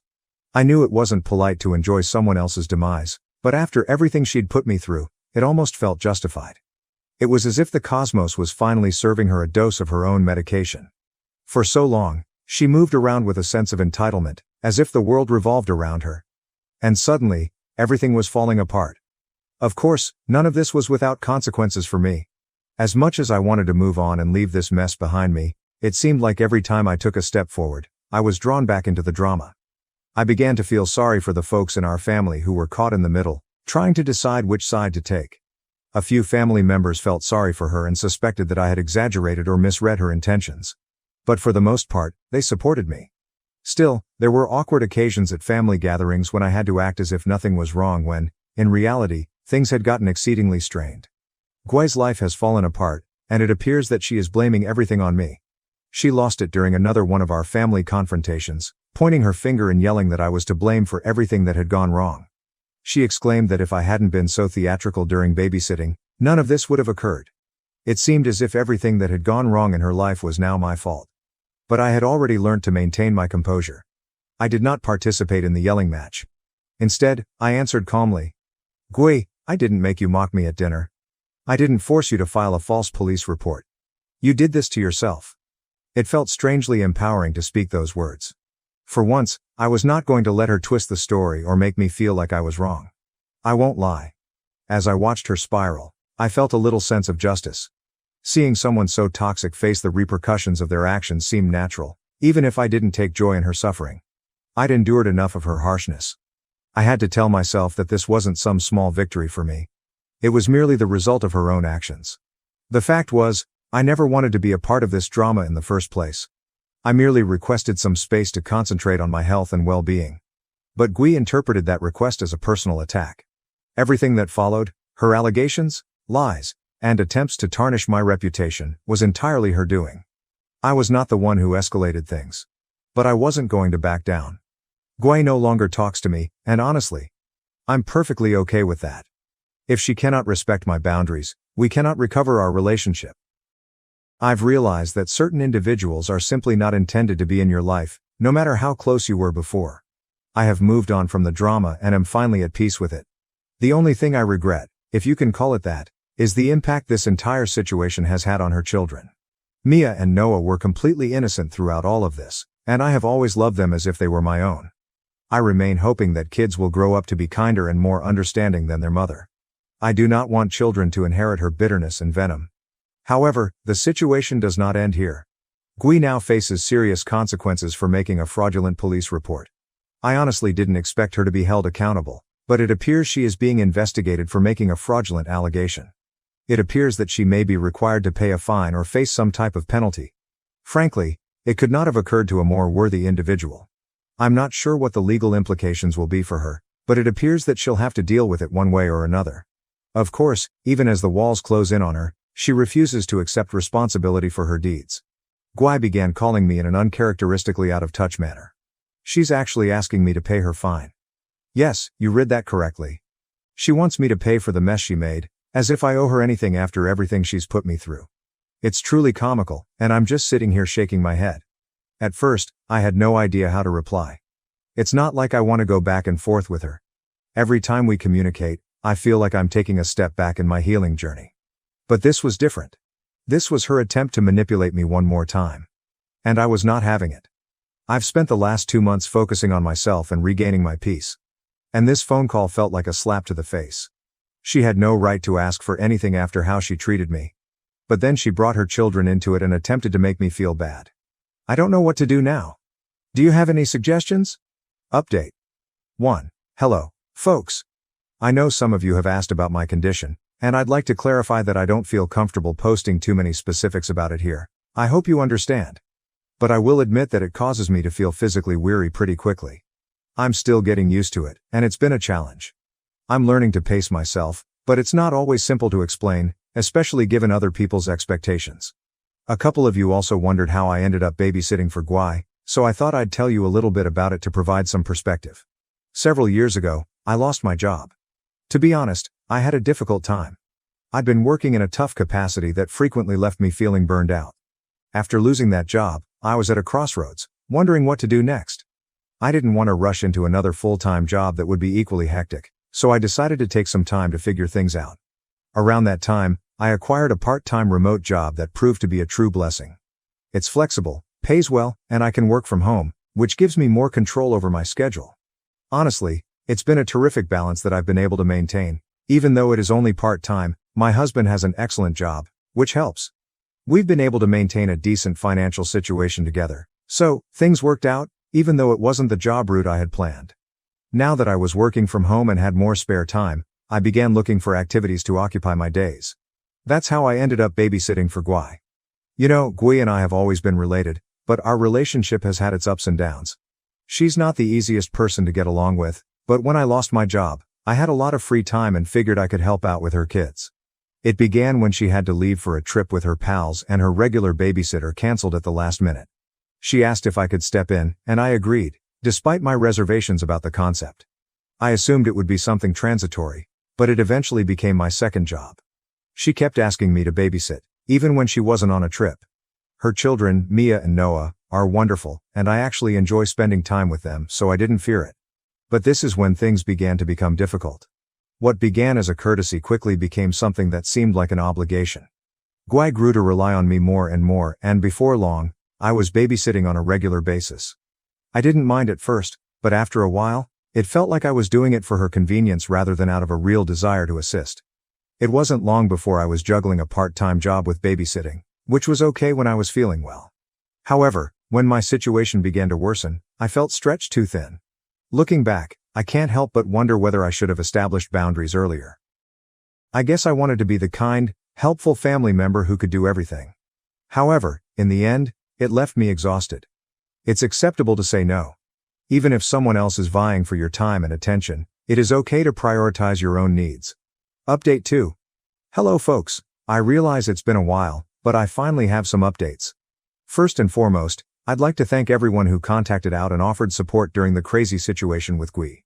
It's been a bit of a roller coaster, but I'm doing fine now. So here's where things are. Gwai did wind up paying a fee for filing a fraudulent police report, which surprised me given how swiftly it happened. She was further warned that repeating such behavior could result in more serious repercussions. To be honest, I'm glad she had to face some consequences for the disaster she created. It seemed like justice. However, I am not exactly celebrating it. I believe Gwai would prefer to pretend nothing happened and go on, but that isn't how this works, right? The more shocking development, however, involves Gwai and Mark. They are now separated. That came as a tremendous shock to the family. I never imagined it would come to this, but things definitely reached a breaking point for them. Mark was enraged when he learned about everything Gwai did, especially the phony report. That was the last straw for him, and it wasn't long before they began living apart. They have been working on their relationship, however. According to what I've heard, they're in counseling, and Mark appears to want to attempt to make things better. I'm not sure what will happen to them in the long run, but there's still a chance they can work things out, if both of them are ready to put in the effort. At this point, I've removed myself from their drama. It's difficult to care when you've been wrongfully accused of something you didn't commit. Gwai still blames me for all that transpired. She refuses to speak to me, which is actually rather reassuring. I don't think I could take much more of her toxicity. There's just so much a person can take until they have to keep their own peace. And right now, I'm doing everything I can to focus on my health and happiness. But, matter how toxic things were, I felt horrible for her. I understand her actions were the result of her personal problems, but that doesn't excuse what she did to me. I learned the hard way that just because someone is kin does not imply they have your best interests in mind. Even if you strive to help them, some people will manipulate and take advantage of you. And at some point, you must draw a line. The fact that I can no longer see Mia and Noah has made things a little more difficult. I miss those children. They were an important part of my life for a long time, and despite the difficulties with Gwai, I actually enjoyed spending time with them. They're both brilliant and sweet children. It's weird not to be a part of their life anymore. I know they miss me, but I'm not sure if I'll see them again. Gwai has made it clear that she wants nothing to do with me, and I do not want to overstep my boundaries. Update 3. Hello, everyone. I know it's been almost a month since my last update, but I finally have some new content for you. A lot has happened, and I feel like I've been on a roller coaster recently. Thank you to everyone who has reached out to me. Your warm words and support mean everything to me. So, let us start with Gway and Mark. Believe it or not, they're back together now. Yeah, I was startled too. Given all that had happened, the drama, the accusations, and everything else, I assumed that was the end of their relationship. However, they managed to resolve the situation. It's bittersweet for me. As glad as I am that they are finding a path forward, I still haven't seen Mia or Noah. Honestly, I miss those children. I spent a lot of time with them, and they became an important part of my life. But with everything that happened, I can't seem to find a way back into their life. I know Gwee has made it clear that she no longer wants me connected, and I do not want to break any limits. But I can't stop feeling like I'm losing out. I still think about them all the time and hope they are doing well. On a personal note, my illness has deteriorated in recent weeks. I won't go into too much detail, but let's just say I've been battling more physically. I was doing okay for a while until I had some flare-ups that brought me down. It's been a challenging few weeks, and there were times when I wondered how much longer I could continue. I was fatigued, and there were days when getting out of bed seemed impossible. I've been seeing my doctor more often and changing my treatment plan. Slowly but surely, I'm feeling better. But, I'm not going to lie, there's an underlying concern that things could turn terrible again at any point. I simply need to take it one day at a time and be gentle to myself. I'm grateful that my hubby has been so supportive throughout this. He's been an incredible rock for me, and I'm not sure what I'd do without him. Anyway, that's where I am right now. I'm grateful for the help I've received, and I hope everyone is doing well. I'll let you know if anything more happens, but for now, I'm simply taking it one day at a time. Thank you again for being there for me. It truly means the world. At Thanksgiving, my sister discovered I had $12 million and my family demanded I give it to her, claiming she deserved it more. Hello everyone, before we begin today's video, I need your help. We've noticed that the channel is losing traction, and subscribing is one of the best ways you can help us. It's quick, free, and allows us to continue bringing you great content. Your support means everything. Let us keep this channel growing collectively. Thank you very much. Now, let's begin the video. Using a throwaway for obvious reasons, with certain specifics modified to preserve anonymity. So I'm Sarah, 38, female, and I need to get this off my chest. Do you know those family dynamics in which one child can do no wrong while the other appears to be invisible? Yes, welcome to my life. Everything was very typical until I was 8. I was an only kid, and while my parents were not particularly warm and fuzzy, they were present, I suppose. Mom would help me with my homework, and Dad would occasionally take me fishing on Lake St. Clair. We weren't the Brady Bunch, but we were fine. Then came the night that would change everything. I recall my Aunt Kelly showing up at 2 a.m. and telling me to pack a suitcase because Mom was in the hospital. My sister, Rachel, was on her way, but something was wrong. She wasn't meant to arrive for another 2 months. The following few weeks were a flurry of hospital visits and hush chats. Rachel was really little. She looked like one of my baby dolls, but with all these tubes and cables, I wasn't allowed to touch her or get too close. That was the first time I felt it, an invisible wall forming between me and the rest of my family. When they eventually brought Rachel home, our house turned into a sterilized bubble. Mom had an obsession with germs. I'm talking industrial-strength disinfection throughout, hand sanitizer stations in each room, and constant cleaning. The harsh odor of bleach still causes me distress to this day. But here's the bit that really messed me up. Whenever I showed the slightest symptom of illness, I was whisked off to either Grandma Marie's or Aunt Kelly's house. I mean every time. Sneeze once, pack your bags. A mild cough, you're off to see Grandma. At first, I thought it was enjoyable. Grandma Marie would make cookies, and Aunt Kelly had a fantastic collection of Nancy Drew books that I was working my way through. But children are not stupid. After a while, you begin to understand what is actually going on. You are not being sent away on adventures. You are being handled as a threat. As if your entire existence could damage your beloved sister. I tried everything to gain their attention in a healthier manner. Honestly, everything? Got all A's? Mom would scarcely look up from Rachel's most recent doctor's appointment calendar. Won first prize in the scientific fair with a project about renewable energy. Dad just asked if I could store the display board in the garage since Rachel is allergic to cardboard dust. Is this even a thing? The real kicker came when I was 12. For months, I'd been practicing for the school talent show, teaching myself to perform Bridge Over Troubled Water on the piano. I know it's a little too obvious. Rachel had a 99.1 degree Fahrenheit fever on the night of the show. Guess who did not have anyone in the audience? Meanwhile, 2 weeks later, the entire family, including both sets of grandparents, attended Rachel's 15-minute flute recital, during which she essentially killed hot cross buns. Rachel immediately learned how to use the system. By the age of 7, she had outgrown any real health difficulties, but that didn't stop her from performing. Headache? Must remain home from school. Feeling tired? Someone else, guess who, should perform her tasks. Worried about a test? Mom would literally call the school to have the deadline extended. I began spending more and more time in my room, immersed in books about art history and antiques. It's funny how life works out sometimes. My room became my sanctuary, mostly because Rachel claimed she was allergic to my lavender air freshener, so it was the only place she wouldn't go. Do you know what is actually wrong? When she pretended to be sick, a part of me felt grateful. At the very least, I'd be taken to Grandma Marie's, where someone would ask about my day or be interested in what I was about. Grandma was the one who sparked my interest in vintage jewelry. She had an incredible collection of costume pieces that she let me organize and catalog. I suppose I should have regarded it as prophetic. The worst thing wasn't even the clear favoritism. It was how they rewrote history to excuse their actions. Rachel just needs more attention because she had such a rough start. Sarah's always been so independent. Sarah understands that her sister has special needs. Number I did not comprehend. I was a child who didn't understand why having a good immune system made me less deserving of love. Looking back, I can see how these years shaped me. The persistent message that I was somehow unsafe or inconvenient to be around doesn't just go away.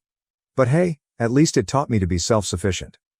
When no one checks your homework or cares about your triumphs, you quickly learn to be your own cheerleader. High school, the majority of people either loved or loathed it. Me, I regarded it as a ticket out. While Rachel was establishing her drama empire in middle school, I was laying the groundwork for my own escape. And let me tell you, nothing inspires you to accomplish more than knowing that no one will do it for you. Remember how I said I spent hours sorting Grandma Marie's jewelry collection? That taught me a valuable lesson: the need for systematic organization and attention to detail. In high school, I approached everything with the same perspective. My desk at home resembled something out of an organization magazine. Color-coded notes, meticulously organized study plans, and everything had its place. Rachel teased me about it, calling me Rain Man. Very great, sis. But here's the thing about being invisible: no one is monitoring your failures or successes. So do whatever the heck you want. I joined every club that would not interfere with my part-time employment at Carson's Diner. Thank you to Carol, the owner, for remembering my birthday when my own parents had forgotten. Debate team? Check. Who is the National Honor Society president? Check. Who is the editor-in-chief of the school newspaper? Check. The debate team was when I truly found my voice. There's something quite rewarding about shattering someone's argument while maintaining complete composure. It also taught me how to negotiate, which I didn't realize at the time but would be useful later. I've won states twice. Rachel had major soccer games, therefore my parents were unable to attend both competitions. She was on the C team, did not even play. The game changer the junior year was when things truly became interesting. I took the SAT and received a flawless score. Not like, oh, pretty good, perfect. I mean, perfect. 1600. You know how many people receive that? Less than 1%. I remember staring at the results screen for almost 20 minutes, convinced it was an error. I rushed home to tell my parents. I realized this is stupid. Mom was in the kitchen assisting Rachel with her English homework. The conversation went something like this. My reaction: Mom. Look, I got a perfect SAT score. Mama. That's nice, honey, but can you keep it down? Rachel's trying to concentrate. She has a big test tomorrow. Rachel, you're correct. Yeah, some of us actually have to study, Miss Perfect. She said. Rachel, sweetie, don't stress. You're just a different kind of learner. I still have the hard copy of those SAT results someplace. Never got pinned on the fridge. But Rachel's C+ in English?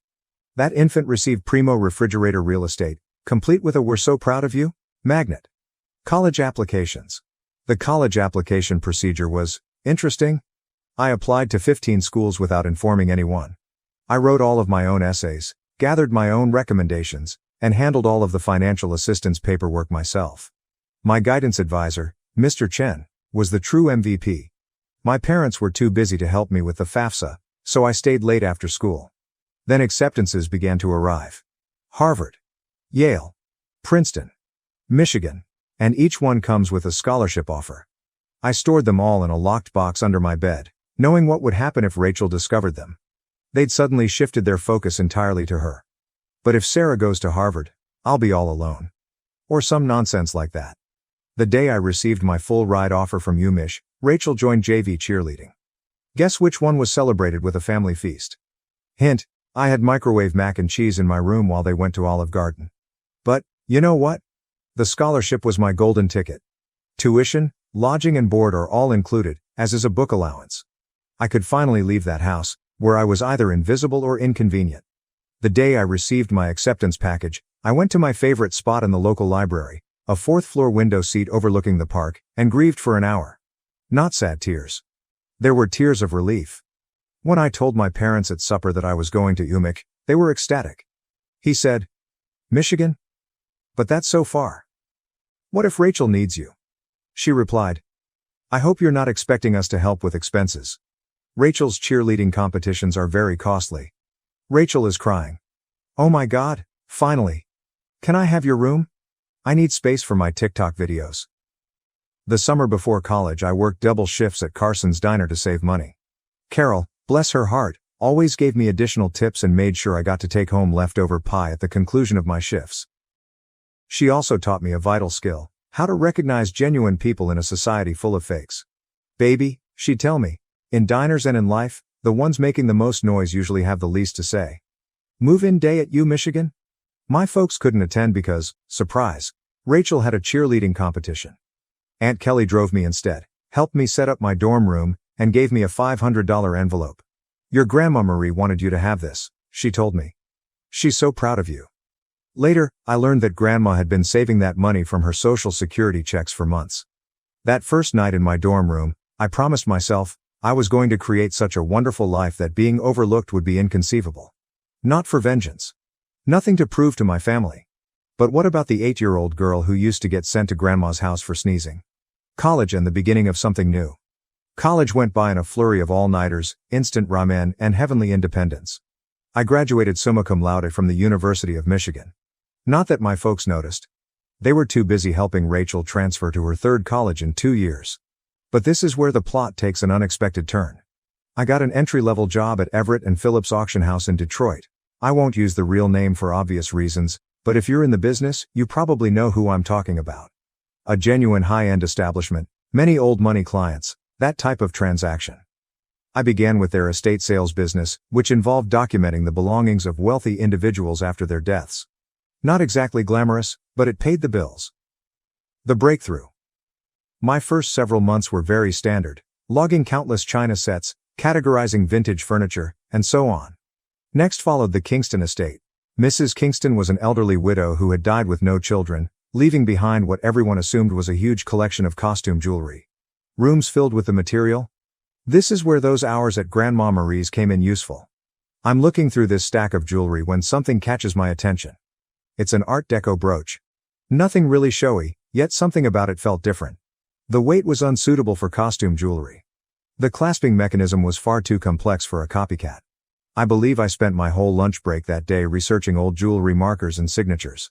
I ended up staying late at the office to use the company's membership to several antique jewelry databases. The more I looked, the more certain I got that this was not costume jewelry. It was the real stuff. Problem was, I was the new girl. Nobody would believe me if I claimed we had a potential treasure on our hands. So I did what the debate team taught me. I meticulously prepared my argument. I spent 2 weeks during lunch breaks and evenings learning everything I could about Art Deco jewelry authentication.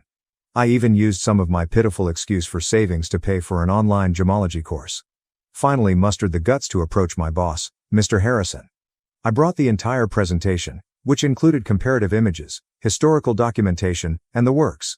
The conversation went something like this. My response: "Sir, I think we might have something significant in the Kingston collection."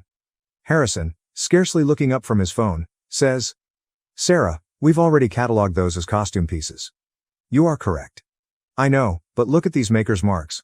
They match perfectly with Cartier's 1925 signatures. Harrison, finally paying attention. Where did you learn all of this? My reply was, I did some research. Long story short, the costume brooch sold for $47,000 at auction. It turns out that it was part of a limited collection created for some European set in the 1920s. But here's the real kicker. Harrison started to trust me after that. He began giving me other artifacts to authenticate. Suddenly, my pointless pastime of sorting antique jewels acquired real significance. I devoted myself to learning everything I could about vintage jewelry. I took every online course I could afford. I spent weekends at estate sales, researching items. Even began a small notepad to document various authentication procedures. My apartment looked like a jewelry scholar's fever dream, with walls covered with printouts of vintage hallmarks and certification guidelines. The auction house started getting results. I was discovering important items that others had overlooked, developing contacts with collectors, and knowing the market. My commission checks became larger. For the first time in my life, I was not simply surviving, I was also saving money. Family? Still remarkably uninterested. At Sunday dinners, which I still went to like a fool, the discourse went like this. Mom. Sarah's still at that antique shop, right? This is me. Auction house, and yes. Actually, I just authenticated a rare Tiffany piece. Rachel interrupts. Oh my God, speaking of jewelry. You guys have to see this charm bracelet I bought at the mall. But I didn't care anymore. For once in my life, I had discovered something wholly mine. Something I was actually excellent at. Something unrelated to being Rachel's sister or family disappointment. The Rothschild collection. Then came the Rothschild collection. This was about 2 years into my employment at the auction business. A massive estate. Old money family. There's a lot of buzz in the industry. I was part of the team that cataloged their jewelry collection. And that's when I noticed it. A fairly commonplace Art Nouveau piece that everyone else had missed. I spent 3 days investigating it. I barely slept. It turned out to be a piece from a famous French jeweler's private collection, which was supposed to have been lost during World War II. When it sold at auction for $238,000, Harrison summoned me to his office. I believed I was being promoted. Instead, he said something that completely changed the situation. Sarah, you're wasting your talent here. You should be running your own authentication business. Initially, I shrugged it off. Me? Start a business? With what money? However, the notion took root. I began doing modest freelance authentication projects on the side. Word spread that I had a terrific site. Private collectors began contacting us directly.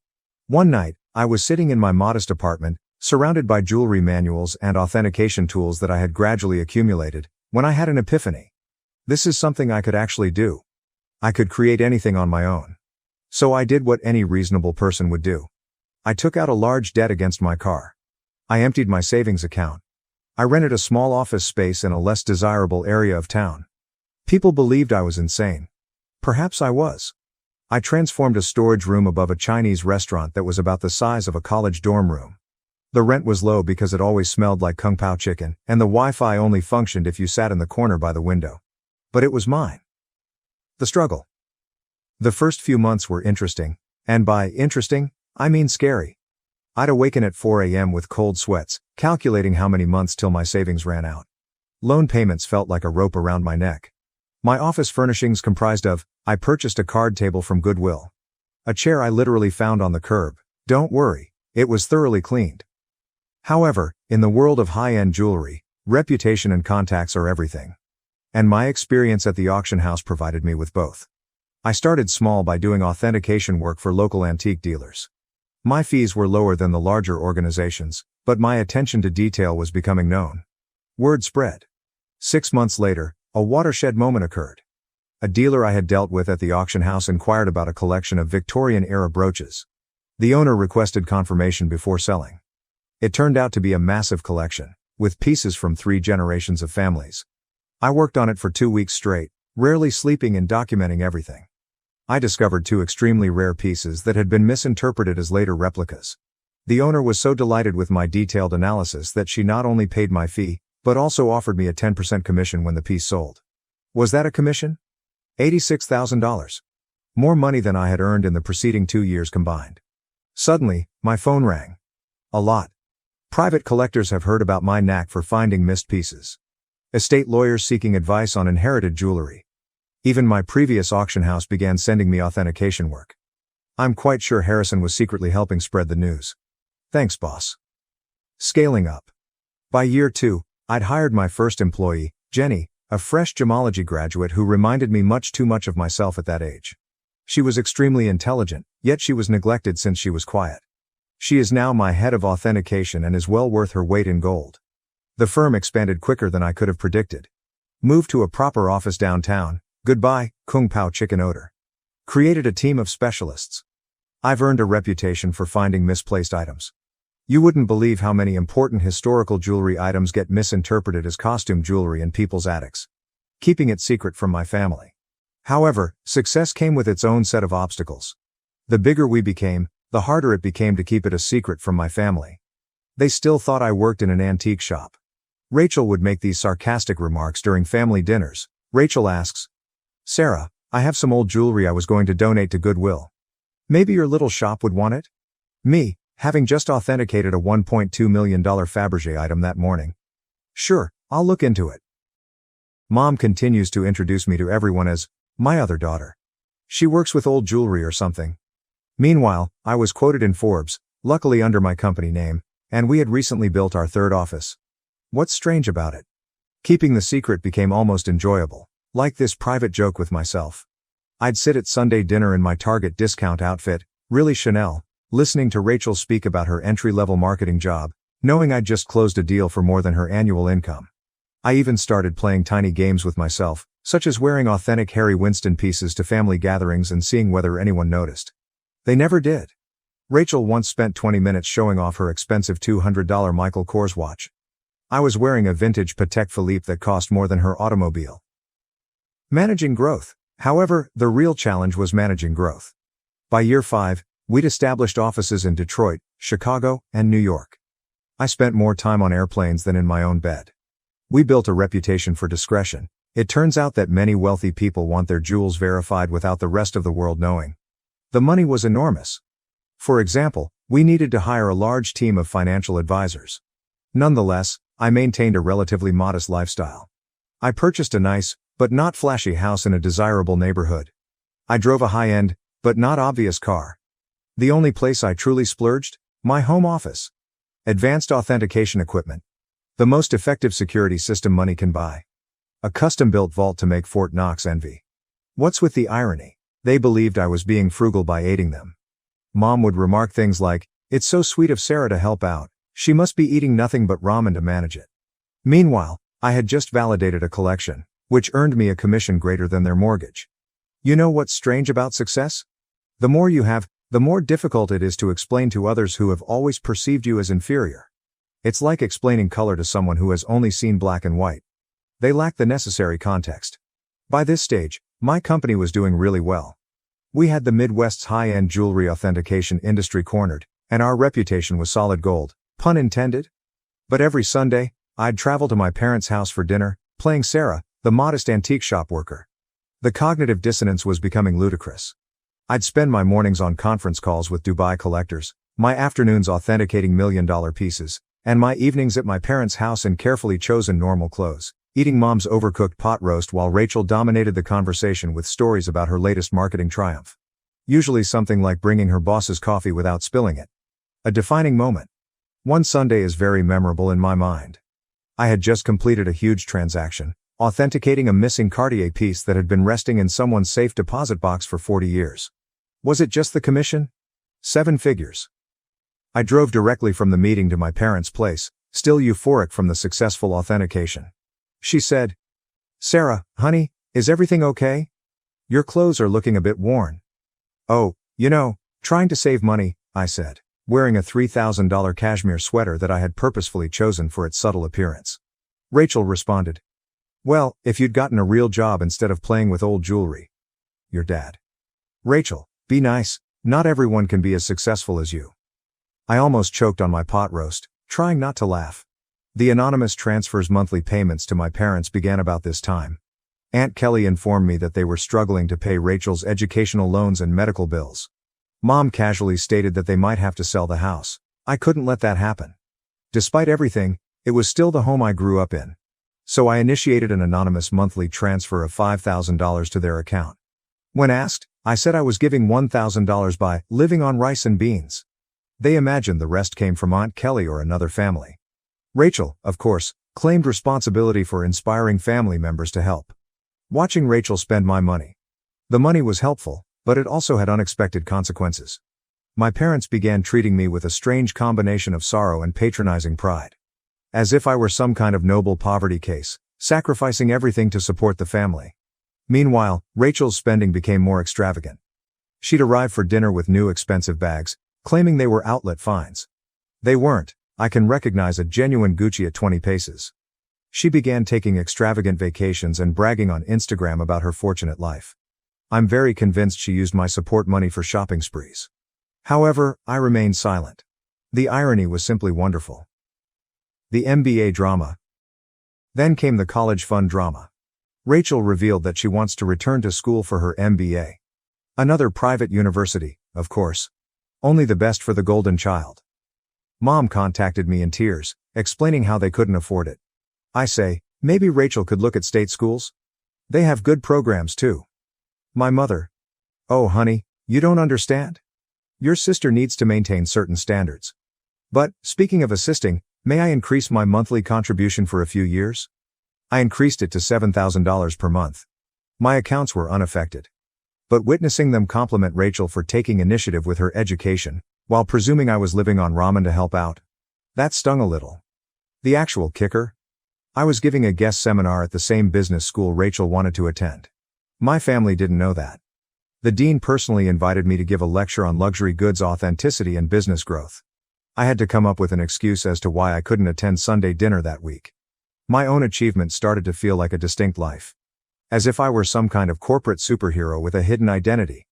By day, I was running a multi-million-dollar authentication business. By night, well, on Sunday evenings, I was just Sarah, the disappointed daughter who worked at an antique shop. The breaking point. Thanksgiving. The weight of the untruth was becoming heavier. Rachel made rude remarks about my career on multiple occasions. Each time Mom apologized to her friends for my modest lifestyle. Every time Dad suggested I get a real job. I believe I always knew it would end dramatically. I just didn't expect it to implode so spectacularly on Thanksgiving. It began 2 weeks before the holiday. Mom called, weeping about her back discomfort. She had been diagnosed with a herniated disc, and the notion of cooking Thanksgiving dinner for 20 guests overwhelmed her. Now, I'd like to tell you that I offered to help purely out of goodwill. But really? I became tired of pretending her dried turkey was appetizing. My response: why don't I handle the food this year? I can have it catered. She replied, oh honey, we can't afford a caterer. My response: don't worry about the cost. I've been saving up. Mom, concerned. You're not taking out a loan, are you? I coordinated everything with a high-end catering firm that I use for business gatherings. They do incredible work, the kind of food that makes you wonder why you ever bothered to prepare yourself. It cost more than my folks thought I earned in 2 months, but whatever.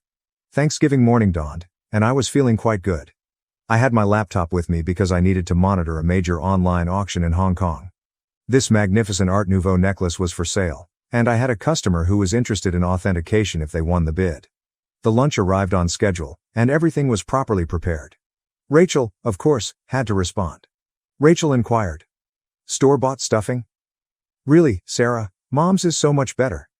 This is from the girl who once set off the smoke alarm while making toast.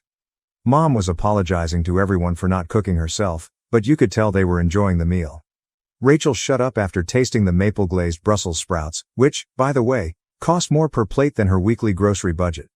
I stepped away from supper and dessert to check my laptop. The auction was getting intriguing, and I needed to be prepared in case my client won. I set up in my old bedroom, which Mom had kept the same since high school. In the meantime, Rachel's room had undergone 3 renovations. That's when everything went wrong. I had left my authentication program running, with many tabs open that displayed various accounts and current agreements. Rachel came in without knocking, some things never change, to borrow my phone charger. She saw my laptop screen and realized this was her chance to finally expose how pathetic her older sister was. Rachel, smirking. Let's show everyone what Sarah's really been up to. Before I could stop her, she took my laptop and walked into the dining room. The big reveal: picture this: 20 people, including aunts, uncles, cousins, and my parents, filled with gourmet turkey and half drunk on pricey wine, which they mistook for Trader Joe's. Rachel's reaction. Time to see what kind of important work Sarah's doing on Thanksgiving. She flipped the laptop around triumphantly, apparently intending to disgrace me with whatever minor antique transactions she assumed I was working on. The room went completely silent. Like, you could hear the fancy clock I got Mom for Christmas ticking silently. She believed it was a reproduction. My screen displayed, current account balance, $12.4 million. Pending authentication contract, $485,000. Recent transaction, $1.2 million. Hong Kong auction, company's quarterly profit report, $4.2 million. Rachel's face shifted through 5 different emotions in 3 seconds.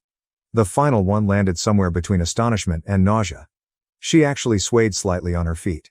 Rachel whispers, "This cannot be right." She said. "Rachel, honey, what is it?" Rachel, voice cracking. She's rich. Sarah's rich." Chaos ensues. If it was possible, the hush deepened even farther. Then Mom began giggling, like, really laughing. She said, "Don't be silly. Sarah works at that little antique shop."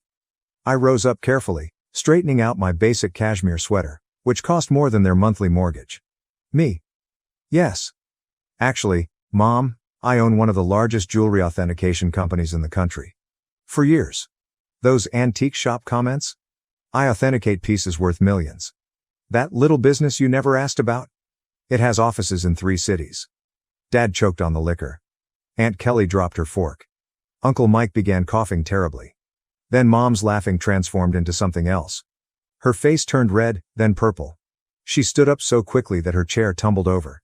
Mom screams, "You have millions, and you let us struggle?" My response. "Struggle? I send you $7,000 every month." She replied. "While sitting on millions? Your sister has student loans." So there it was. Instead, congratulations. Not, "Wow, we're so proud." Just outraged that I hadn't given them more money. Rachel began to cry. Surprising, I know. Sobbing about how she deserved to know, and how I had betrayed the family. Dad joined in. "My dad. How could you be so selfish? We're your parents. We raised you." That was when I lost it. Years of being disregarded. Years of dismissal. Years of being considered as a family disappointment. Everything poured forth. My response. "Raised me? You shipped me off to grandma's every time I sneezed. You missed every achievement, every award, every milestone, because Rachel might feel left out. You never saved a penny for my college but took out loans for her private school. And now, you're mad that I built something for myself." The following 5 minutes were chaotic. Mom screamed about family obligations. Dad is yelling about ungrateful children. Rachel alternated between sobbing and demanding to know just how much money I had. Meanwhile, the fancy catering team attempted to serve dessert while seeming exceedingly uncomfortable. I grabbed my laptop, took my Hermes bag, which Mom had previously commended as a nice replica, and walked out. Behind me, I could hear Mom discussing how to spend my money, something about Rachel's MBA and a new car. As I went home in my sensible automobile, a limited edition BMW, my phone started filling up with texts. The family group chat burst. Rachel began posting on Facebook about hidden family wealth and selfish siblings. The aftermath. The days after Thanksgiving were like watching a cyclone hit in slow motion. Except that the hurricane represented my family and the debris symbolized my sanity. Let's start with SMS messaging. Within 1 hour of leaving supper, my phone had 47 missed calls. More than 200 messages. Mom followed this intriguing progression. 7:42 p.m. How dare you walk out on family? 8:15 p.m. We need to talk about this like adults. 9:03 p.m. Your sister deserves a share of your success. 10:30 p.m. I've already called a realtor about houses in better neighborhoods. 11:45 p.m. Why aren't you answering? This is your mother. Meanwhile, Rachel had become a full-fledged social media fighter. Rachel, on the other hand, had fully embraced social networking. She wrote an enormous rant on Facebook about how her millionaire sister had been hoarding wealth while watching her beloved family struggle. The comments section was insane. Distant cousins and former high school classmates, whom I hadn't spoken to in years, suddenly formed strong ideas about my moral character. But this is the bit that really grabbed me. Rachel actually posted, all those years of me trying to help Sarah's career, giving her advice about moving up from that little antique shop, and she was secretly wealthy. The betrayal hurt so much I nearly threw my phone across the room. What was the only career advice she ever gave me? I suggest I try selling jewelry on Etsy. If you're unfamiliar with the term, flying monkeys occur when toxic family members send others to guilt trip you. Aunt Susan, whom I saw maybe once every 3 years, called to inform me that family is everything. Uncle Bob, who I'm pretty sure still believes I'm 12, emailed me a lengthy lecture on the importance of sharing wealth. Even my third cousin's wife's sister, how did she acquire my number, felt compelled to express her thoughts on family obligation. But the real fun began when they arrived at my workplace. I arrived in on Monday morning to find Mom, Dad, and Rachel sitting in our reception area. They informed Jenny, my receptionist, that they had an appointment for authenticating services.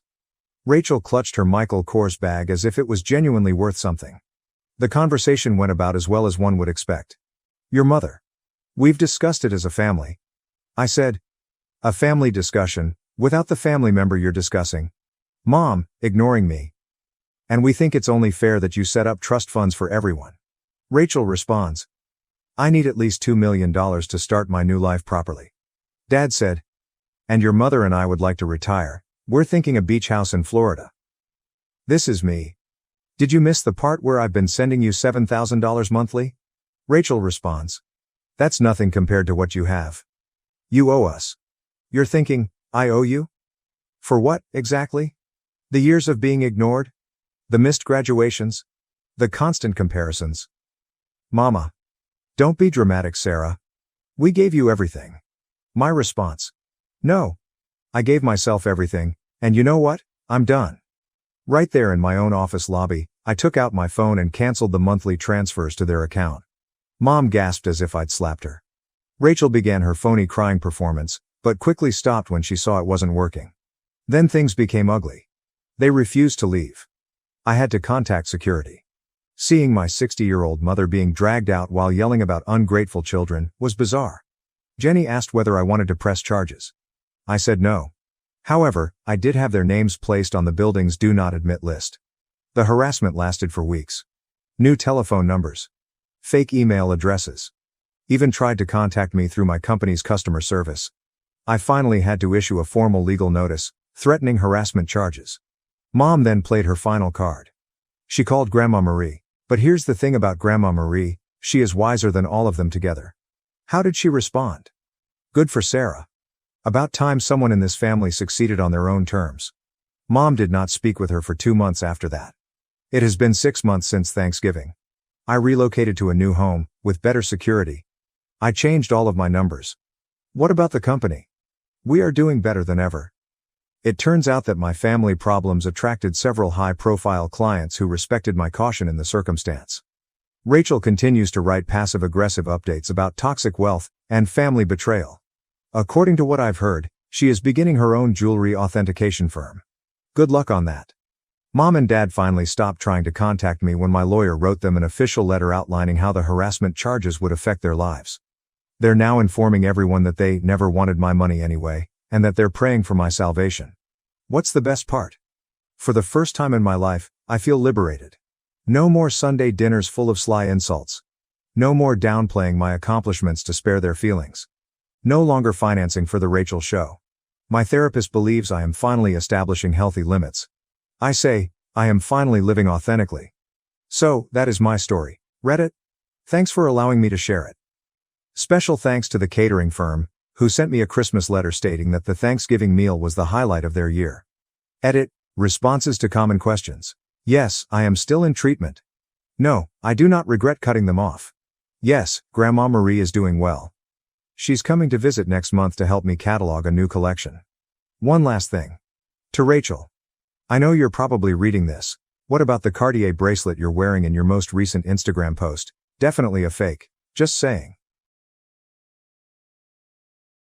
My parents kicked me out on Thanksgiving for not paying for a vacation. A month later, they asked for help after my brother lost $25,000 gambling. This is our thanks for your little support, they stated. I told them I stopped paying the bills and fled, but they laughed. A month later, Thanksgiving was meant to be about family and giving thanks.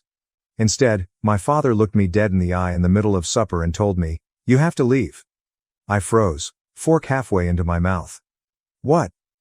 My mother avoided my gaze. My younger brother and sister kept their heads down, pushing food around on their plates as if they were trying to disappear.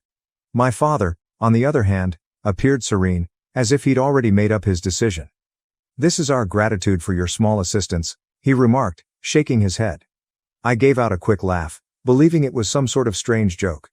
"What the hell are you talking about?"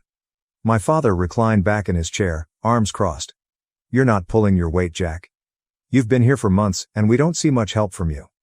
I stared at him. Am I not doing my fair share? I had been living with them for a few months, but I wasn't just sleeping on their couch. I held a full-time job. I bought groceries not only for myself, but for everyone. I paid for takeaway when they didn't want to cook. I also paid my younger siblings' internet bills because they required them for school. And it doesn't include the times I provided my father with petrol money or auto maintenance when he grumbled about being short. I wasn't anticipating a prize, but being told I wasn't contributing at all? This was ridiculous. I scoffed. "Are you serious? I've paid for stuff." "Not enough," my father interrupted. "You're a grown man. You should take care of yourself." And that's when it struck me. It wasn't just about me staying at their house. This was about the talk we had a few days before. They had asked me to pay for the vacation. Not just a weekend getaway, but a full-fledged luxury resort with flights. They wanted me to pay for the entire thing. At first, I assumed they were joking. When I learned they weren't, I said no. My father's face darkened, and my mother gave me this look as if I had personally offended her. After that, things got weird. They stopped talking to me so much, and now they're kicking me out. I breathed slowly. "So this is about the vacation, huh?" My mother pursed her lips. "Jack, family supports each other." I laughed. "Yeah. And what exactly have you done to support me?" My father threw his hand down on the table. "Enough. If you're not willing to help, then you can leave. Simple as that." I shake my head. "Fine, I'll go." I gazed between them. "And I'm done paying for everything. No more groceries, no more bills, no more helping out." That made my father giggle. "Go ahead, loser. See how long you last." I gazed at my younger siblings. My sister was staring at her plate. My brother would not look at me. Nobody would stand up for me. That night, I packed my belongings. It did not take long. I hadn't really settled back in. I'd always assumed this was only temporary. I discovered a cheap place in the neighboring town. Not fantastic, but mine. Then, for a month, nothing. No calls, no texts. I assumed they had washed their hands of me, and I was comfortable with that. Until one night the phone rang. I noticed my mother's name on the screen. I nearly didn't answer it, but something told me it wasn't a random call. Something wasn't right. It had been a month since Thanksgiving and I hadn't heard anything from them. Not a single call. Not a single text. At first, I kept checking my phone, expecting my mother, or perhaps my sister, to contact me to see how I was doing. Nothing. I told myself I didn't care and was better off, but it still hurt. I had spent months assisting them, ensuring my younger siblings had what they required, and paying for items without being asked. And once I stopped, it was as if I never existed. But, after a while, I started to like the silence. My apartment was small and shabby, and I could hear my neighbors through the thin walls, but it was mine. Nobody asked me to pay for their groceries. No one expects me to pay their expenses. For the first time in months, my paycheck lasted. I could purchase something for myself without feeling guilty. Then, suddenly, my phone rang. I had just sat down with a plate of leftover takeout when I saw my mother's name flash across the screen. I simply stared at it for a second, perplexed. They hadn't called me since I left, not even to see whether I was still alive. And now, suddenly, they're reaching out. For a second, I considered ignoring it and sending it to voicemail. But something felt off. I sighed and responded. "Hello?" There was a pause on the other end. Then my mother's voice came through, quieter than normal. "Jack. We need your help." I nearly laughed. "Now you need my help? What, did your vacation plans fall through?" I asked, not trying to mask my sarcasm. She did not respond. Instead, she simply replied, "It's Ryan." That made me sit up. "What about him?" She paused. I could hear muted voices in the background, my father shouting something I couldn't understand. Then she explained, "He lost $25,000. I felt my stomach drop. "He what?" "He gambled," she acknowledged. I ran my fingers across my face. Ryan was barely old enough to drink, much less gamble. But $25,000? That was more than just a few $100s in poker losses. This was serious. How the hell did he even get that kind of money? I requested an explanation. He borrowed it, she explained. Her voice crackled slightly. I closed my eyes. Jesus Christ. And now, she went on. He owes it all back. And we don't have it, Jack. We're completely out of money. I sat back in my chair, staring at the ceiling. A month ago, they laughed in my face when I declared I was done paying for everything. They had kicked me out on Thanksgiving. And now they're desperate for my assistance since my foolish brother has gotten himself into a huge debt.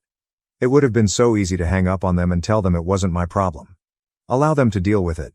But, despite everything, I couldn't. Ryan might have been foolish, but he was still my brother. And if he did borrow that much money, it was not from a bank. This was horrible. I breathed slowly. I'm coming over. My mother's voice was filled with relief. Thanks, Jack. I didn't respond. I simply hung up, grabbed my keys, and walked out the door. I had no idea what I was entering into. But I knew that this was only the beginning. The drive back to my folks' place felt odd. I hadn't been there since the night I left, and I never expected to return so soon. The neighborhood looked the same. Even in late December, a few houses still had Christmas lights up. The same old beat-up automobiles sat in the drives. Everything was exactly as I remembered it. However, it felt different. I pulled into the driveway and sat there for a while, clutching the steering wheel. Part of me wanted to turn back and drive away. But I sighed, exited, and proceeded to the front door. Before I could knock, my mother opened the door. She appeared weary. Jack, she sighed. Come in. I stepped inside. The house smelled the same, like cinnamon air freshener and whatever cheap candle my mother always bought. But the energy was utterly different. Ryan was seated on the couch, stooped over and staring at the floor. My father stood at the dining room table, arms crossed, appearing angry. Nobody spoke for a second. Then I asked, all right, someone tell me what the hell happened. Ryan did not look up. My mother sat next to him and caressed his back like if he were a young child who had just skinned his knee. My father was the one who reacted. Your brother was an idiot, that's what happened. Ryan eventually spoke, and his voice was quiet. I didn't mean for it to get this bad. I stared at him. How do you accidentally lose 25 grand? He let out a nervous breath. It started small. Just a couple hundred. Then I won big, so I kept going. He eventually looked up at me, his face pallid. And then I lost everything. I shake my head. Okay, but you didn't have 25 grand to lose. So who the hell gave you the money? Ryan paused. My father responded for him. He took out a loan. Something about how he said it made my stomach turn. What kind of loan? My mother spoke up calmly. Not a bank loan. I felt my jaw tightening. So, what? Some backroom loan shark? Nobody responded, but their quiet revealed everything I needed to know. Jesus Christ. I squeezed the bridge of my nose. Okay.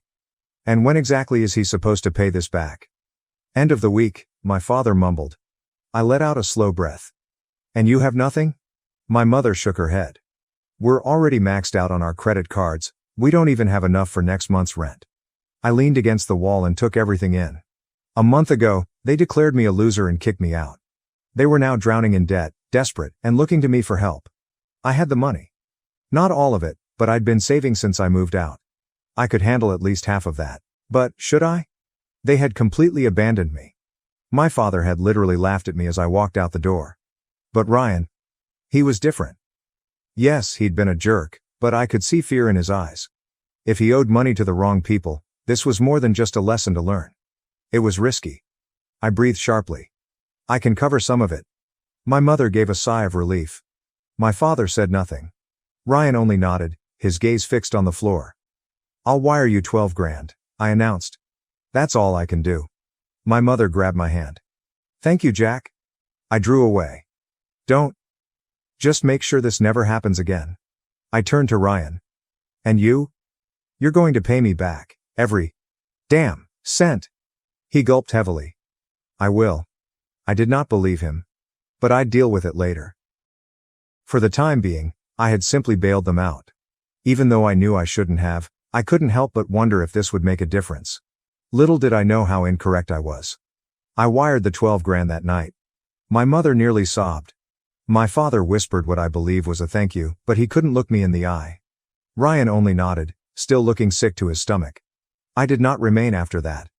I made it clear that this was a loan and not a gift. And Ryan would repay me. Nobody argued. As I drove back to my apartment, I reminded myself that I had done the right thing. It was not about my parents. It was about Ryan. He was my brother. And, as much as I wanted to let them all sink in the disaster they'd created, I couldn't stand by and watch Ryan get harmed over something silly. A week has gone. Then 2. Then a month. And nothing. Ryan had not sent me a dime. No calls. No texts. Nothing. I waited and gave him the benefit of the doubt. Perhaps he was back on his feet. Perhaps he was working things out. Then one day I broke down and called him.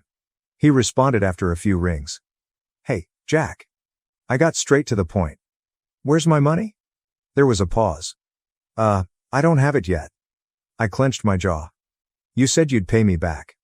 "I will," he replied promptly. "I just need more time." I scoffed. "More time? Ryan, it's been a month. You haven't even sent me $20. He became quiet. I could hear background noise, possibly from a video game. He wasn't even working, right? I felt my patience crack. "You're screwing around, aren't you?" "No, I'm trying, man, I'm just..." I cut him off. "I don't care about excuses. I bailed you out. I didn't have to, but I did. And now you're just ignoring it?" "I'm not ignoring it," he exclaimed. Things have been hard, okay?" I laughed bitterly. "Yeah. Well, things are gonna get a lot tougher if you don't start paying me back." Silence. I exhaled. "Whatever. Just figure it out." So I hung up. I expected something after that. 100 here, 50 there, whatever. Still, nothing. A week later, I decided to ask my parents instead. If they had the money to bail Ryan out, they could help him repay me. Right? So I called my father. As soon as he responded, I went to the point. "Hey, I need to talk to you about Ryan's debt." My father gave a frustrated sigh. "What about it?" "He hasn't paid me anything, not a dime." "So?" I halted. "What do you mean, so?" "You gave him the money. That was your choice." My hold on the phone intensified. "It wasn't a gift." My father gave out a dry laugh. "Well, that's your problem." I believed I had misheard him. "Excuse me?" "You chose to help him," my father said, as if explaining something to a child. "That's on you. Don't come crying to us about it." I was surprised and didn't know what to say at first. "Those were your exact words," I finally said. "Family helps each other, you said when you kicked me out. But now that I need support, that no longer applies." "Jack, you're an adult," he continued, his voice stern. "Now handle your own problems." I gave a quick laugh. "Wow. So, if you need money, family helps each other. But when I need, I'm on my own." "That's life," he remarked dismissively. "Don't you like it?" "Too awful." I felt sheer wrath rise up my spine. They asked me to come back. They begged me to save them. And as soon as they got their way, they abandoned me. "Got it," I replied coldly.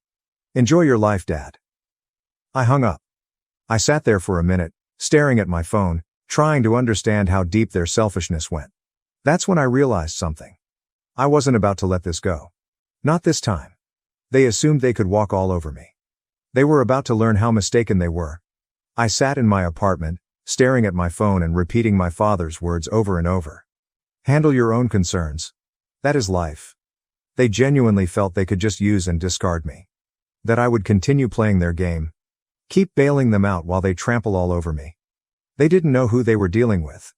I wasn't about to let this go. I spent the following few days contemplating. If Ryan didn't pay me back, and my folks ignored it, I needed another way to receive my money. And then an idea struck me.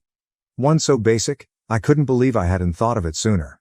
I could still access my folks' Wi-Fi and cable accounts. I had set them up while I lived there, and the bills were always in my name because I was the one who paid for them. And guess what? They never updated the billing information after I departed. So I logged in and canceled everything. The internet is gone. Cut off the cable. Streaming services are disabled. They were officially off the grid. I sat back, waiting. Sure enough, my mother called the next morning. "Jack," she replied, agitated. "The internet's down." I pretended to be clueless. "Huh, that's odd." She sighed. Could you look into this? Your sister has schoolwork, and we can't even watch television. I smiled. Oh, I already know what happened. What? I canceled it. Silence. You what? She finally spoke. I canceled everything. Internet, cable, Netflix, and whatever else you were using is no longer available. Jack, she gasped. Why would you do that? I slumped back in my chair. I'm not sure, maybe because I'm still paying for it? But, your sister needs it for school. Then maybe, I responded slowly. You should pay for it yourself. I could hear my father in the background. What is going on? Jack canceled everything, my mother hissed. Good, my father said. We don't need him. I laughed. Yeah. Let's see how long you can do without Wi-Fi. My father grabbed the phone from my mother. Listen, you little... I hung up. This should have been the end of it. But I didn't know what would happen next. A few days later, when I got home from work, something seemed off. My apartment's door was unlocked. I always locked the door. Always. My stomach twisted as I gradually pushed it open. Then I saw it. My apartment had been wrecked. Cushions were thrown everywhere, my laptop was missing, my drawers were ripped open, and my television was gone. I stood there shocked. And then it struck me. This was not a random break-in. This was them. My family had broken into my house, and I'd just declared war. My heart pounded as I stood in the middle of my destroyed flat. My laptop is gone, my television is gone. Drawers were pulled open, clothes were flung everywhere, I clenched my fist. I know who did it. This was not a random break-in. This was them. I have my own family. I took a big breath and called the cops. When the officer arrived, he took one glance at the mess and inquired whether I had any suspects. I did not even hesitate. I think my parents and my brother did it. He raised an eyebrow. Family? I nodded. I used to live with them. They kicked me out, and now we're not on good terms. I detailed the entire thing. Money, Wi-Fi, and debt. They most likely assumed this was vengeance. The cop took everything down. Then he posed the big question. Would you like to press charges? I paused. Not because I had reservations. But it was a major thing. If I filed charges, this would not be just a family drama. It'd be real. But then I thought about it. They'd broken into my house, stolen from me. After I helped them out. After I assisted them while they were deeply in debt. And the worst part? They presumably assumed I would do nothing. That I would simply accept the hit. As I always do. I met the officer's eyes. Yes, I answered. The next day, the cops arrived at my parents' house. I was not there. But I got a call from my mother shortly after that. Jack, she was practically screaming. What did you do? I slumped back in my chair. You broke into my place. You stole my belongings. What the hell were you expecting? It wasn't a big deal, she responded. You just what? I snapped. Taught me a lesson? Did you take back what you believed you deserved? Tell me, Mom, do you even feel horrible about this? She became silent. Then, in a low voice she added, you didn't have to call the cops. I laughed. Oh, so if I help you, I'm family, but when you rob me, I'm expected to let it go. It wasn't robbery, she argued. The cops disagree. She huffed. Jack, we can fix this? Simply drop the charges. No. Her breath caught. What? I said no. She gasped, like if I'd slapped her. Jack, this is serious? Your brother... I gave him 12 grand, I snapped. And he still hasn't paid me back. Now he's breaking into my home? I'm finished. Silence. Then she made one last move. The guilt trip. Are you really going to do this to your own family? I took a deep breath. No, Mom. You did it to yourself. So I hung up. The cops discovered my television and laptop at a local pawn shop. Sold under Ryan's name. That's all they needed. Ryan was caught for burglary, and my parents were charged as accomplices. My grandparents discovered out shortly after. And that's when things changed. Because they were infuriated. For the first time in my life, my parents were about to experience genuine consequences. I didn't attend the court proceedings. I did not have to. The proof was incontrovertible. Pawn shop records, surveillance footage, everything. Ryan pleaded guilty, perhaps believing he would get off lightly. My parents tried to justify that they had no idea what he was doing, but no one purchased it. They all received probation. No prison time. But now they had a criminal record. And it was their problem. Not me. The true repercussions occurred when my grandparents found out. I'm not sure who told them, probably one of my aunts, but when I received a phone call from my grandfather, I could tell he was furious. "Jack," he asked in a raspy voice, "is it true? Did your parents or Ryan steal from you?" "Yes," I answered. "It's true." There was a prolonged pause. Then, gently, he stated, "They will regret it." I'm not sure what happened after that. But my grandparents went to war. They absolutely cut off my parents. There will be no more aid with the bills. There will be no more covering up for them when they make mistakes. My father had always counted on them when things became bad. But now, he was on his own. And the icing on the cake, my grandparents repaid me every single cent that Ryan owed me. They said they did not want me to bear that load. That I'd done more than enough. And they made one thing very clear. They were not doing this for my parents. They were doing it because I was the only one in the family who had performed ethically. That was the last time I spoke to my folks. Ryan texted me a half-hearted apology a few months later, possibly because my mother compelled him to do so. But I did not answer. After all of this, I realized something. I had spent years attempting to assist people who would never aid me in return. And I was finished. Since now, I was not anyone's savior, not their safety net, not their ATM. I was going to live my life for myself. And if my folks get in trouble again, they could manage it on their own. My brother mocked my act of kindness. Now he is in prison, his fortune is gone, and karma served every receipt he thought he could dodge. I never imagined that my brother's true nature would be revealed through a casual act of compassion, but here we are. I am still in the process of analyzing the events that transpired last Friday. Context: I have consistently been the black sheep of the family due to my decision to establish my own path rather than participating in the family enterprise. Noah, my brother, succeeded our father, and he ensures that no one forgets it. However, I have accomplished quite a bit for myself. I am typically responsible for the cost of our family outings. Friday was intended to be a day of festivity. Noah had been boasting about a significant transaction that he had successfully completed, so I proposed that we all dine at this upscale restaurant in the heart of downtown. Noah, his wife, Isabella, and their daughter Hazel were present, as was my mother Cora.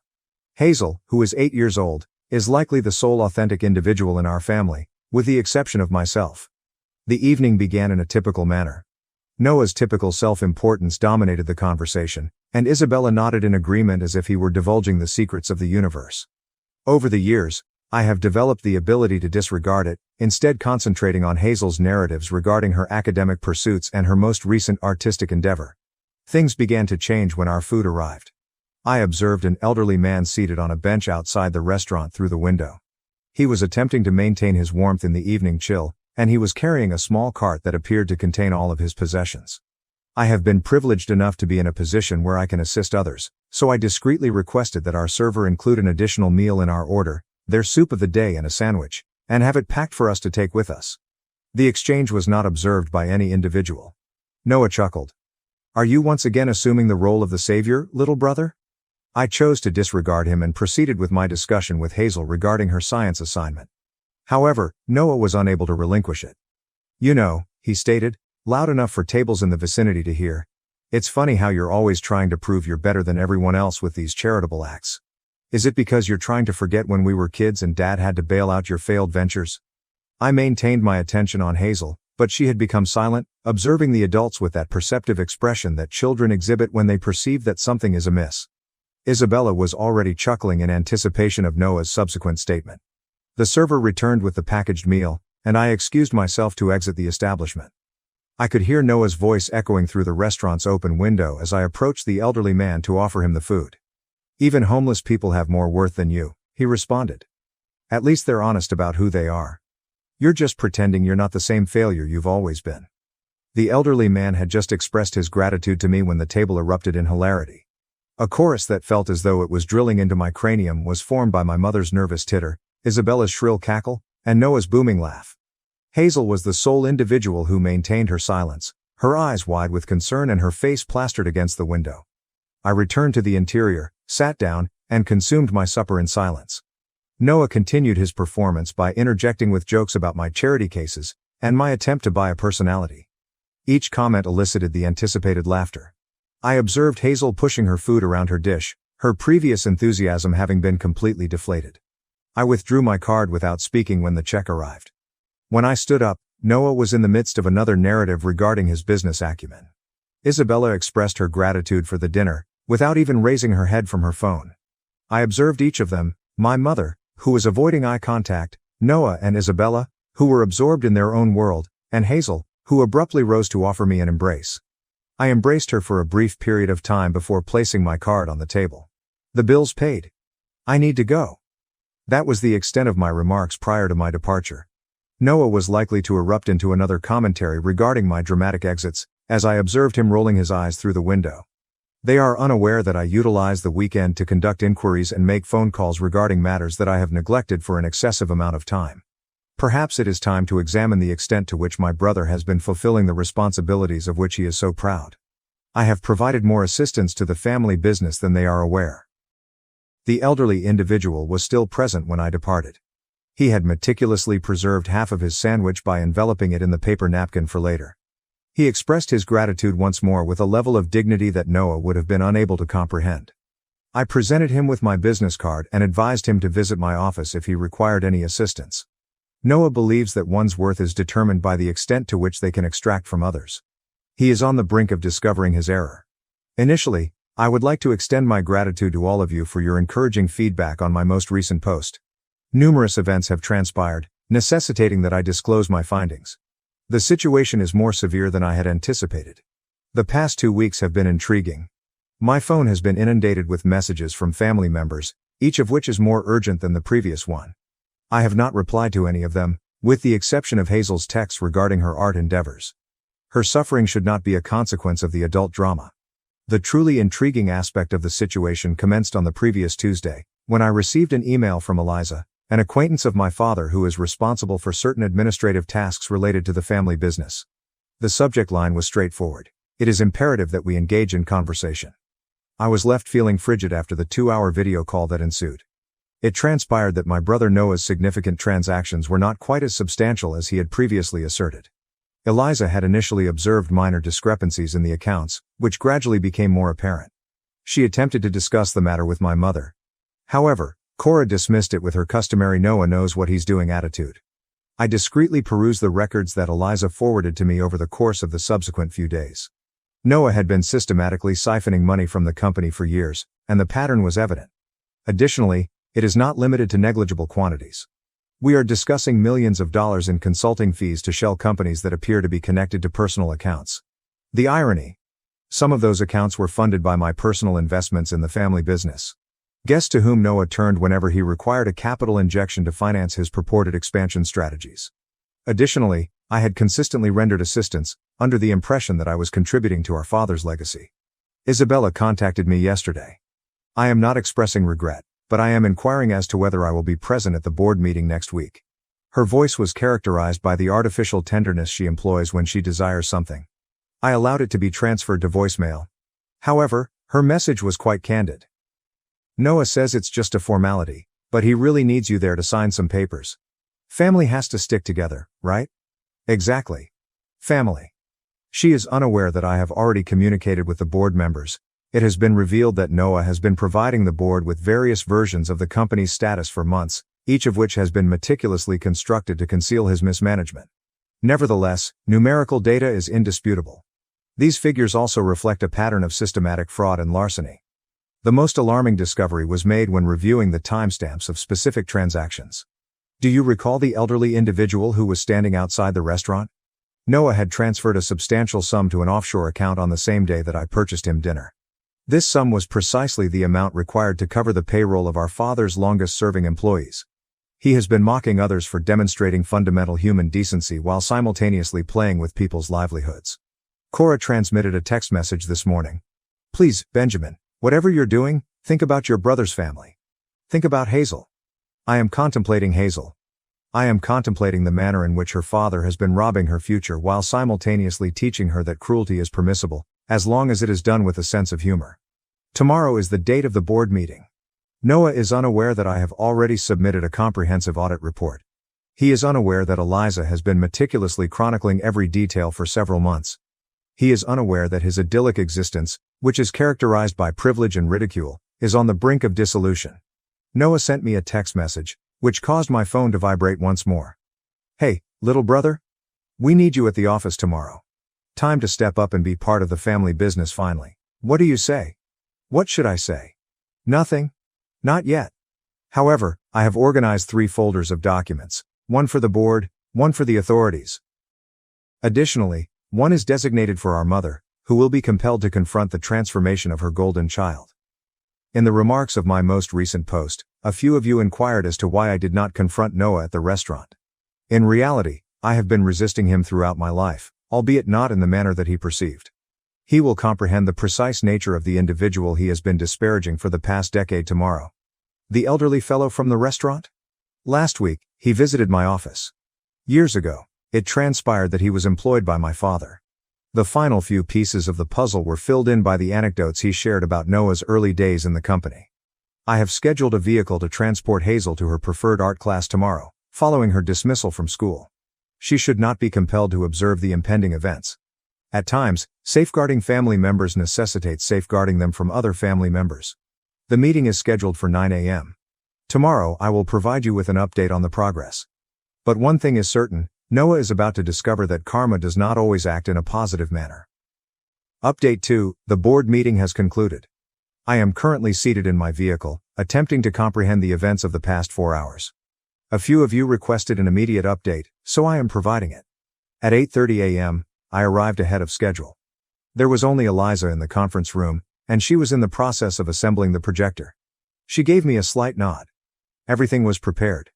I positioned my 3 containers on the table and awaited instruction. At 8:55 a.m., Noah entered the room, with Isabella following in his footsteps as she had done in the past. When he recognized me, he actually smiled. That same smug smirk that he had worn at the restaurant. Finally decided to join the family business, little brother? I refrained from responding. I observed as the board members entered, followed by our mother. Cora appeared anxious, her gaze alternating between Noah and me. She was aware that something was amiss. However, she was unaware of the impending events. Noah initiated the meeting with his customary enthusiasm, discussing future expansions and growth projections. I permitted him to continue for precisely 15 minutes. Allow him to further excavate that pit. I then proceeded to access the initial folder. We should review these transactions from the past 3 years before we discuss expansion plans, I stated, passing copies to each board member. Noah's expression remained unchanged. However, his left eye twitched, a symptom that has been present in him since infancy. Isabella likely reached for her phone to initiate damage control. I had already blocked the room's signal. One board member perused the pages and inquired, "Benjamin, what is the subject of this?"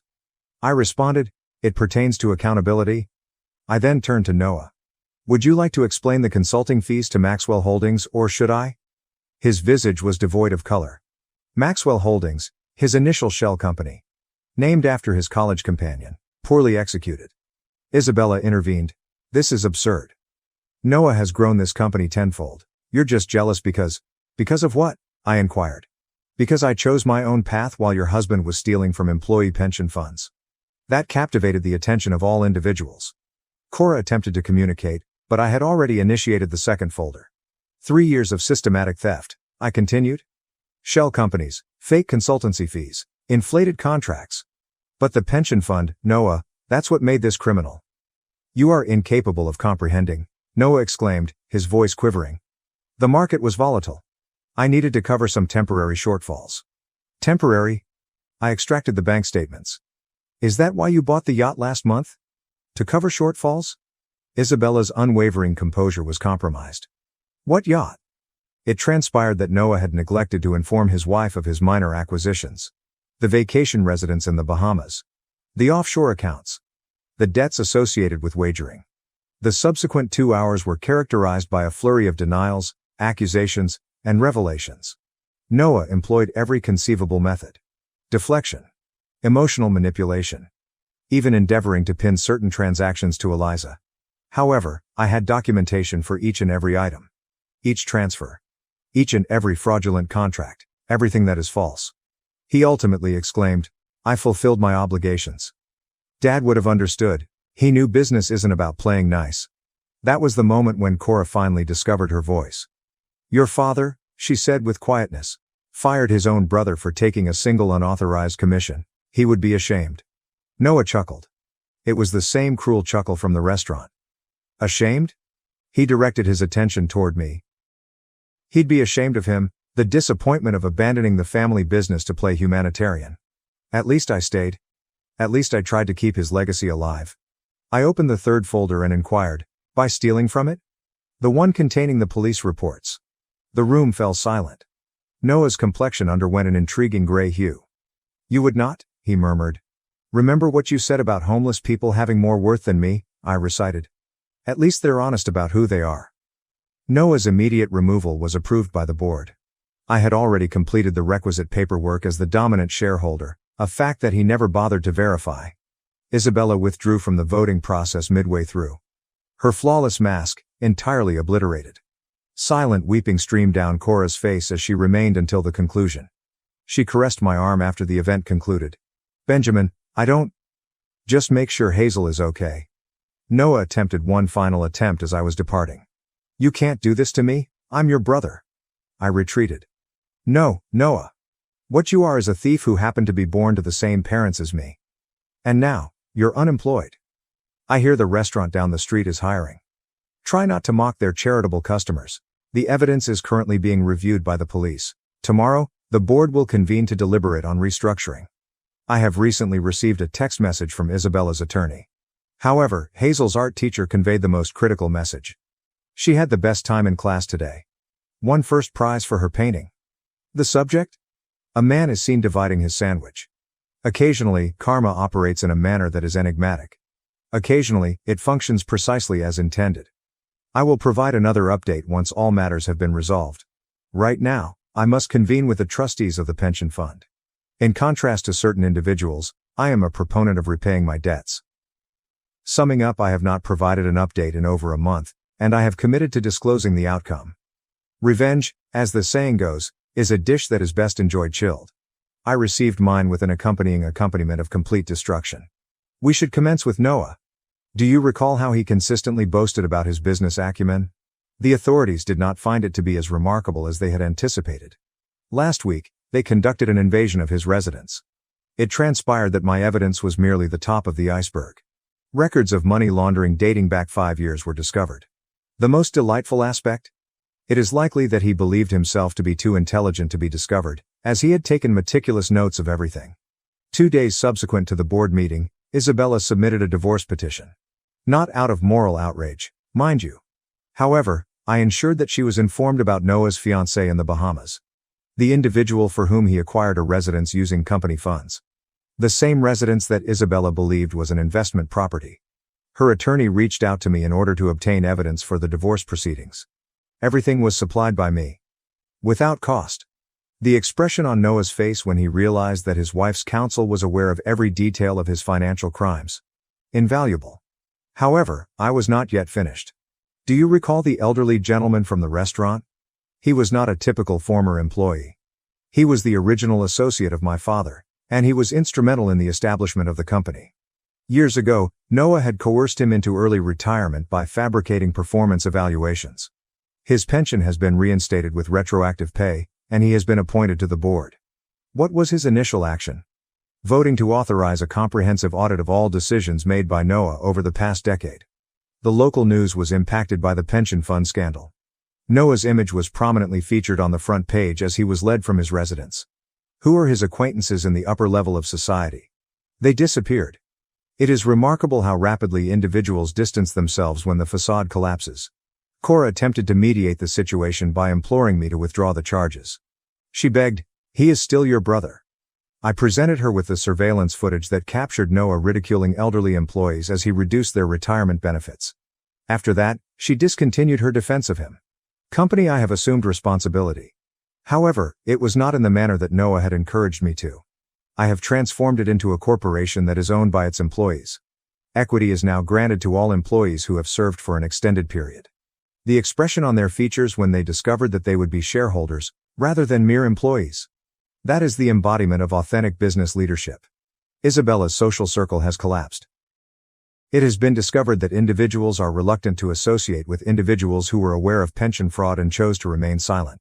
Last week, her membership in the country club was terminated. It appears that they have established standards. Who knew? Noah's final attempt. Noah attempted to reach out to me via his attorney, offering to mend things if I drop the charges. I forwarded the message to the prosecutors as evidence of attempted witness tampering. He is currently facing a sentence of 15 years, not 5. However, the genuine karma arrived yesterday. Noah believed himself to be astute by concealing funds in cryptocurrency accounts. He was unaware that I had been monitoring those accounts since the very beginning. He was unable to retrieve them from his parents' residence, where he had been residing since the divorce, as they were empty. Every penny had been transferred to a trust fund for Hazel.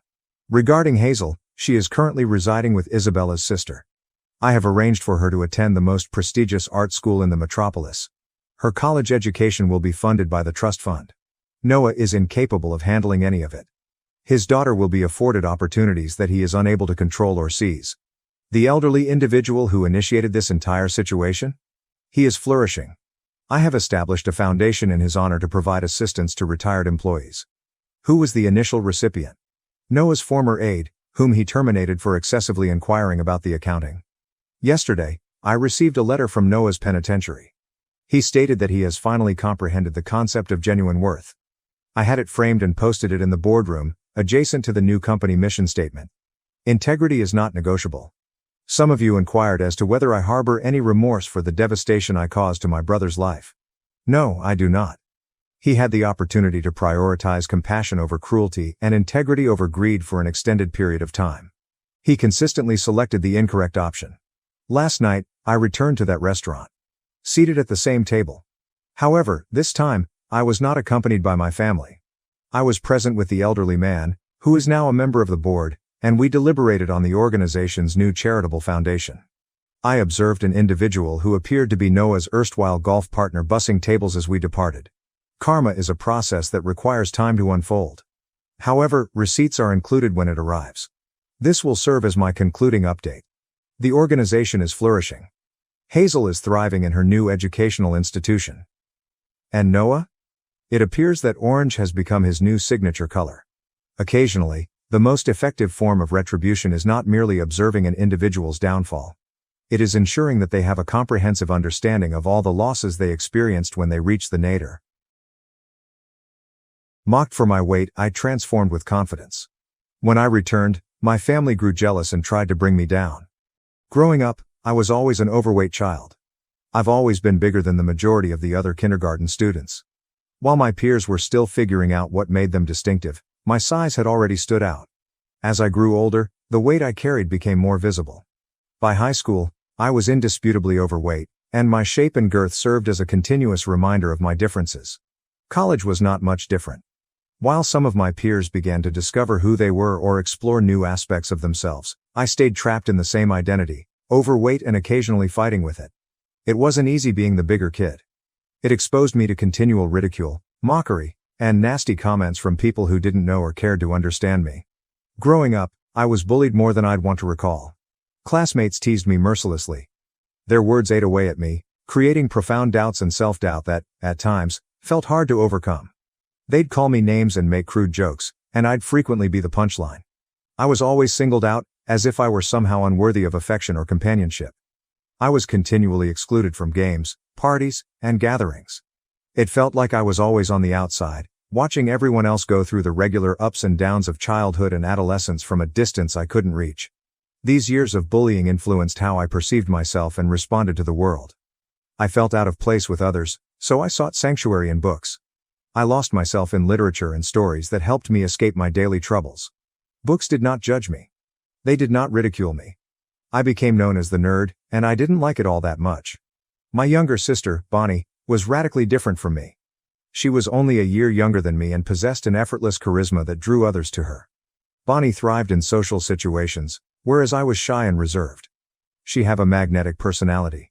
She could come into a room and immediately have everyone smiling, laughing, and absolutely fascinated by her. Bonnie didn't just make friends easily. She seemed to have an intrinsic ability to persuade people to support her, almost as if she were the sun around which everyone gravitated. Regardless of our differences, I adored her. I took my job as her older sister seriously, feeling fiercely protective whenever she needed it. When she began attending the same high school as mine, I was overjoyed. Initially, being Bonnie's older sister made me feel proud, as if I had a particular place in her life. However, as she grew older, things began to alter. As Bonnie settled into high school and began to create her own personality, I saw a difference in how she perceived me. She began to see how different we were, and how differently we were treated. Whereas I was the bookish, quiet kind, she was vivacious and popular, someone who rapidly established herself among the cool circle. I observed as she became aware of my peculiarities and insecurities, which others considered uncool. Bonnie began to distance herself from me as she found new pals. She would then try to actively ignore or avoid me in school. That hurt. It genuinely pained me that my own sibling saw me as inferior. Nonetheless, I did my best to accept her decision, to give her the space she appeared to need, even if it hurt to think I was losing not only my sister, but also a friend. Bonnie gradually stopped ignoring me and began interacting with people who made me feel like an outcast. If Bonnie and I met in the corridors or at lunch, she and her pals would take advantage of any opportunity to embarrass me.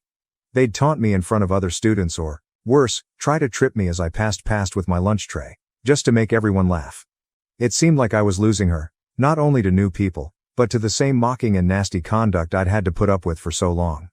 I was always on guard, attempting to avoid not just my peers' criticism but also the humiliation inflicted by my own sister. It hurt a lot, especially because it came from someone I had always admired and looked up to. When Bonnie invited her pals over, they would try to gang up on me at home. They would rush into my room without knocking, then laugh and gesture to my body. They'd fling insults like geek and fatty at me like they were nothing. I'd feel like a zoo animal, as if I were there to entertain them. When they entered my personal space in my room, I felt small and alone, as if I were an alien in my own home.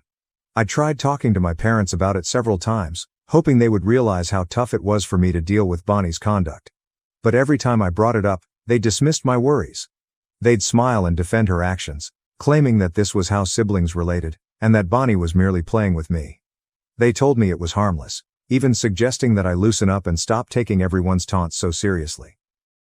They told me that I was older and should be more patient and resilient. So, not only did I face years of bullying from my peers, including my own sister, but my concerns were repeatedly rejected by my parents. It made me feel isolated, as if no one in my own family realized or understood how deeply it hurt.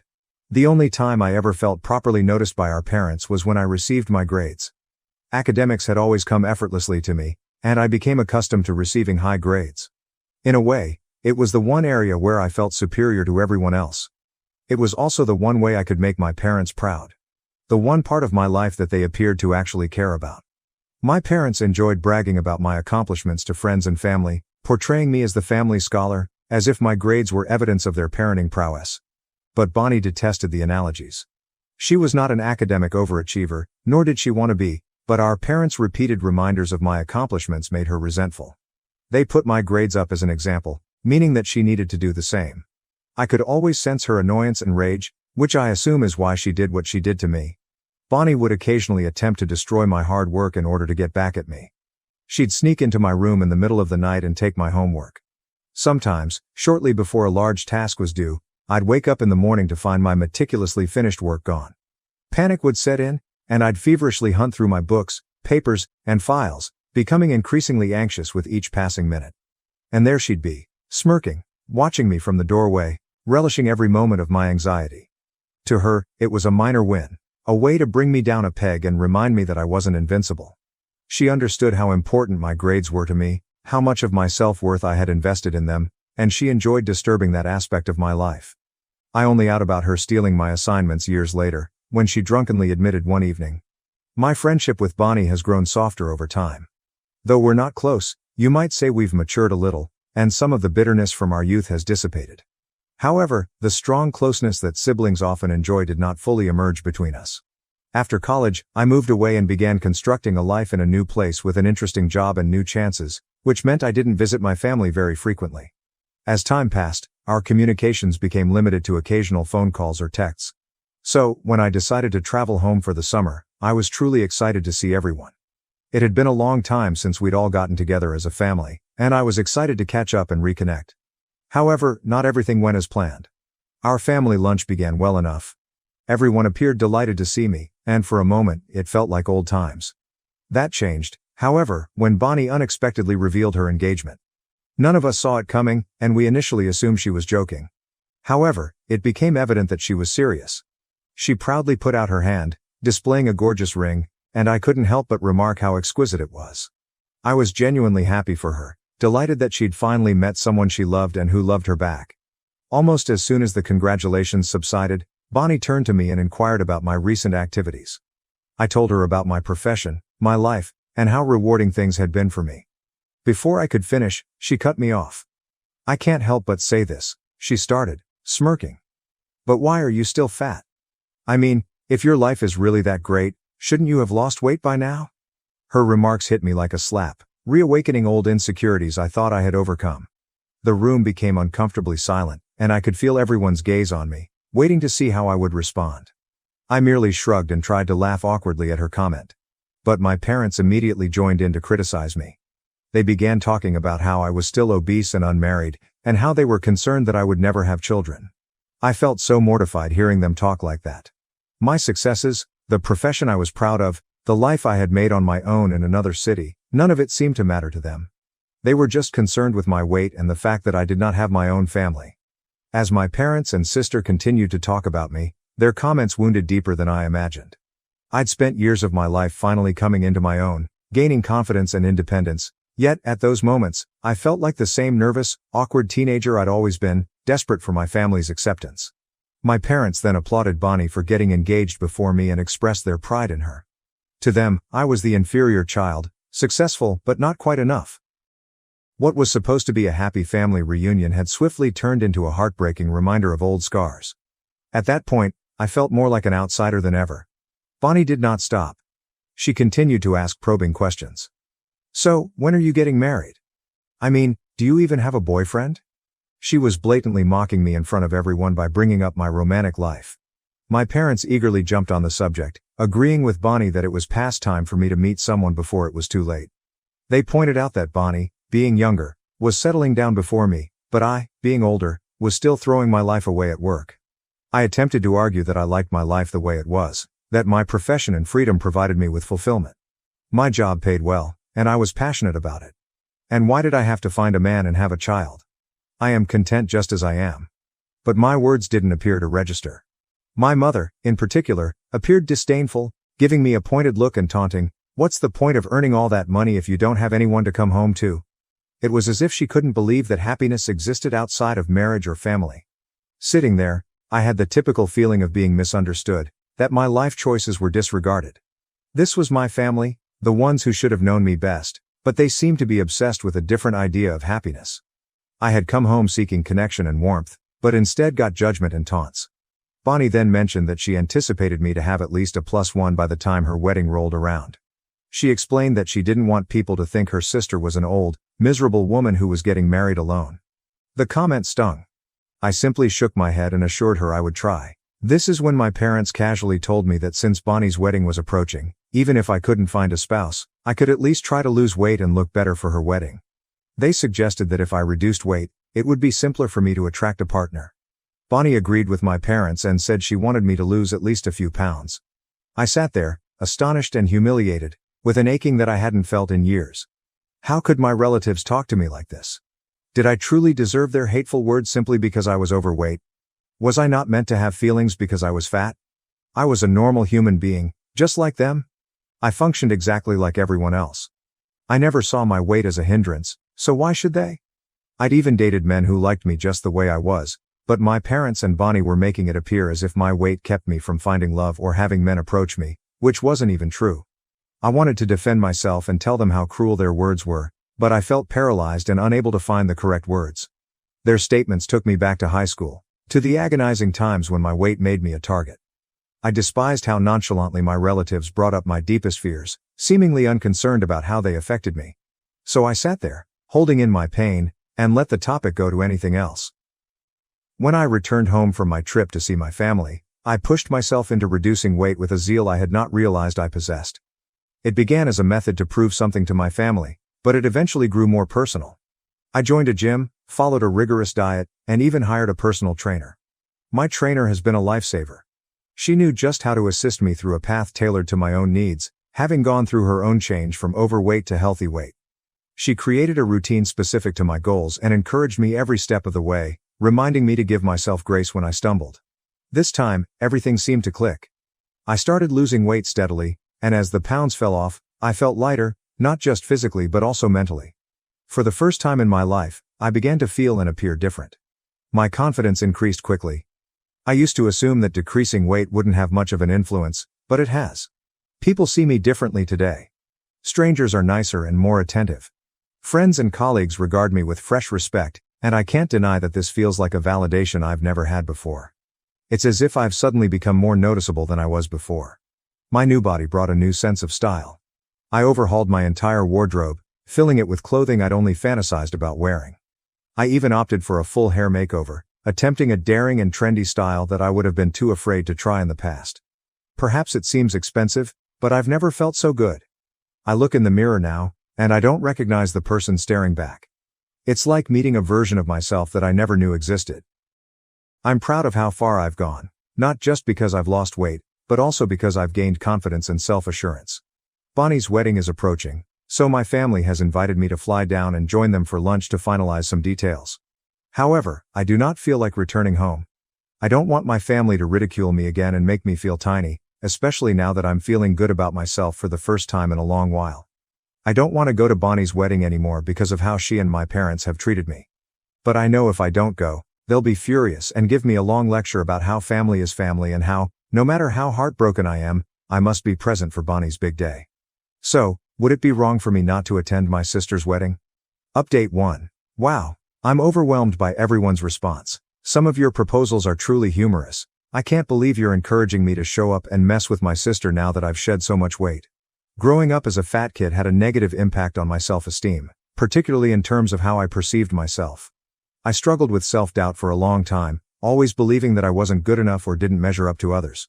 But reading all of your responses has been a game changer. It's as if you've helped me see myself in a completely new light, and I'm finally starting to feel more confident than I ever have.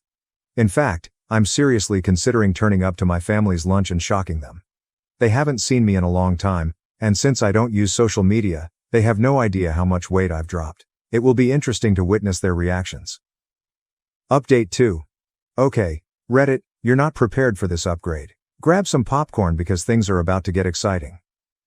I decided to fly down to join my family for lunch. I assumed that when they saw me, they would be happy with the transformation I had undergone, because after all, they had been the ones who pushed me toward it in the first place. Surely, they'd be overjoyed to see the positive improvements in me and finally recognize the effort I'd put in. The instant I walked into my parents' house, their jaws absolutely dropped. They looked at me, astonished, as if they couldn't believe I was the same person. After a time, they stammered, wondering if it was actually me. I gave them a big hug, thrilled with their reaction. They continually complimented my appearance, saying how beautiful I looked and how they couldn't believe it was me. However, when Bonnie came, the situation changed.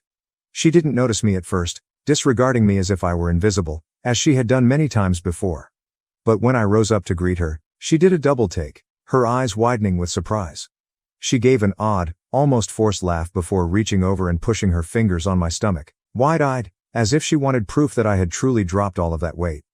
My parents chuckled at her reaction and informed her that they couldn't believe it either. As we settled in for lunch, the subject turned to my makeover. Bonnie and my parents bombarded me with questions about how I'd done it, marveling at how different I appeared. Their voices were full of surprise, as if they had never imagined I could look any other way. Bonnie, in particular, kept saying that she had never anticipated me to shift so dramatically. After a while, she said, "When I first requested you to lose weight, I never imagined you'd look this good. I had no idea you had that jawline and those ankles underneath all that fat." I hesitated, trying to retain my cool, and smiled at her before telling her, "Bonnie, I've always been gorgeous. Losing weight simply improved my characteristics." Bonnie, on the other hand, contended that it wasn't just that. There was something else about me that was unique. She then had the audacity to inquire, "Did you have any procedures done on yourself? Because you can't look this fantastic on your own." I could feel my blood starting to boil. The hubris to believe that I required surgery to look attractive, despite the fact that I had worked so hard to achieve my current appearance. I looked her directly in the eyes and said, "Wow, Bonnie. It's amazing how little you think of me. No surgery, just a lot of hard work and self-love, which you should try someday. Bonnie's expression changed from surprise to displeasure, but I didn't care. It felt amazing to finally say something and put her in her place. Before she could react, my parents jumped in, attempting to smooth things over in their own way. You shouldn't be offended, my mother replied. All three of us have never seen you look like this before. Honestly, you look more lovely now than Bonnie, and she's the one getting married. Bonnie appeared much angrier following Mom's remark. I simply ignored her and concentrated on my food, allowing my sister to seethe in her rage. Then my mother interjected. You know, I was thinking, maybe you should go back to your original hair color. I believe you would look even better in your natural hue. This blonde appearance causes you to stand out too much. Maybe you could just return to your former look. Bonnie and my father quickly agreed with her. My father supported my mother, saying that Bonnie was always the blonde daughter in the family and I was the brunette, so it would be a good idea for me to return to my original hair color, which would make me appear more like myself. Hearing their statements, I was taken aback. I suddenly felt like the three of them were ganging up on me and attempting to bring me down. My hairstylist was the one who changed my hair color to blonde because it complemented my skin tone and face better. It had nothing to do with attempting to outperform or overshadow my sister. I could see why Bonnie was jealous of me because I looked so nice right now, but I couldn't figure out why my parents were so unhappy with me. It was as if they wanted to revert me to my original self, despite the fact that they were the ones who wanted me to be more acceptable for their darling daughter's forthcoming wedding. But now that I did, they couldn't accept who I had become. Instead of recognizing my progress, they sought to undermine me. Finally, I questioned my folks. What is your problem? Why can't I be blonde? Does my sister own that hue or something? I paused, annoyed. No, she doesn't. I can be either blonde or brunette. It's my decision. Why does it matter to you so much? I couldn't understand why they were so obsessed with returning to my former self, as if my appearance had to match who I was. My mother scoffed at me, claiming that I was willfully sabotaging Bonnie's approaching wedding by attempting to stand out with my appearance. Bonnie also jumped in, suggesting that with my weight loss, I was already going to stand out, so did I really need to match her hair color? My father, as usual, agreed with them, telling me that I was being difficult for no reason and that, as Bonnie's sister, I should be more tolerant. I couldn't believe what I heard. It was not about stealing anything, it was about giving myself the freedom to do whatever made me happy. But instead of supporting it, they were all concerned about how it would make Bonnie uncomfortable. Do you know what? I'm done with this, I murmured, the words almost burning as they left my lips. The three of you are so wrapped up in your own negativity that you can't even admit I've changed. The reality is, I've always been fantastic just the way I am, but none of you ever noticed. Now that I've lost weight, it's still not good enough for you. No matter what I do, it is never enough. I took time to process what I had just said. They only gazed at me, and it didn't matter. I was done with holding back. Since you all have so much to say about me, I believe it is time I gave you some unsolicited advice, just like you do to me. I turned to my mother first, feeling the words surge inside me like a deluge. Mom, I really hate how loose the skin is around your eyes and your lips. They droop on one side when you laugh. I can't help but notice all your crooked teeth, and honestly, it's just disgusting to me. Dad, I said sharply. You're bald. You really have no right to say anything about anyone's hair or their hair color. How are you going to criticize someone's looks when you can't even keep a full head of hair? I noticed his face stiffening, but I wasn't finished yet. Finally, I resorted to Bonnie. And you, don't ever talk down to me again. Between the two of us, I've always been the better-looking sibling. But now, with all the weight I've lost, you look even fatter than me. Just look at those chubby arms of yours. Bonnie's cheeks flushed with shame, and she appeared to be on the verge of tears. I then hoisted my glass, downed my drink in one go, and walked out with a smirk, leaving everyone stunned and astonished. I said everything I had to say. I couldn't believe these words had come from my mouth, yet I didn't regret them one bit. They deserved to be humiliated after years of being criticized. After lunch, I flew directly back home. I didn't want to stay behind and attend Bonnie's wedding. Since then, my phone has been overloaded with voicemails and texts from my parents and Bonnie. They've been calling me disrespectful and foul-mouthed for how I spoke to them and then left. Mom even insists that I fly down to Bonnie's wedding, claiming that not having me there will make her in-laws unhappy. Update 3. So I ended up skipping Bonnie's wedding. Thanks to all of your suggestions, instead of returning home to attend, I decided to treat myself to an impromptu stay at a 5-star resort. It was truly one of the best moves I'd made in a long time. I spent the weekend doing whatever made me happy, No drama or pressure, just pure enjoyment. I treated myself to a spa day, binge-watched my favorite shows, and even discovered some new sites in the city that I'd been dying to visit.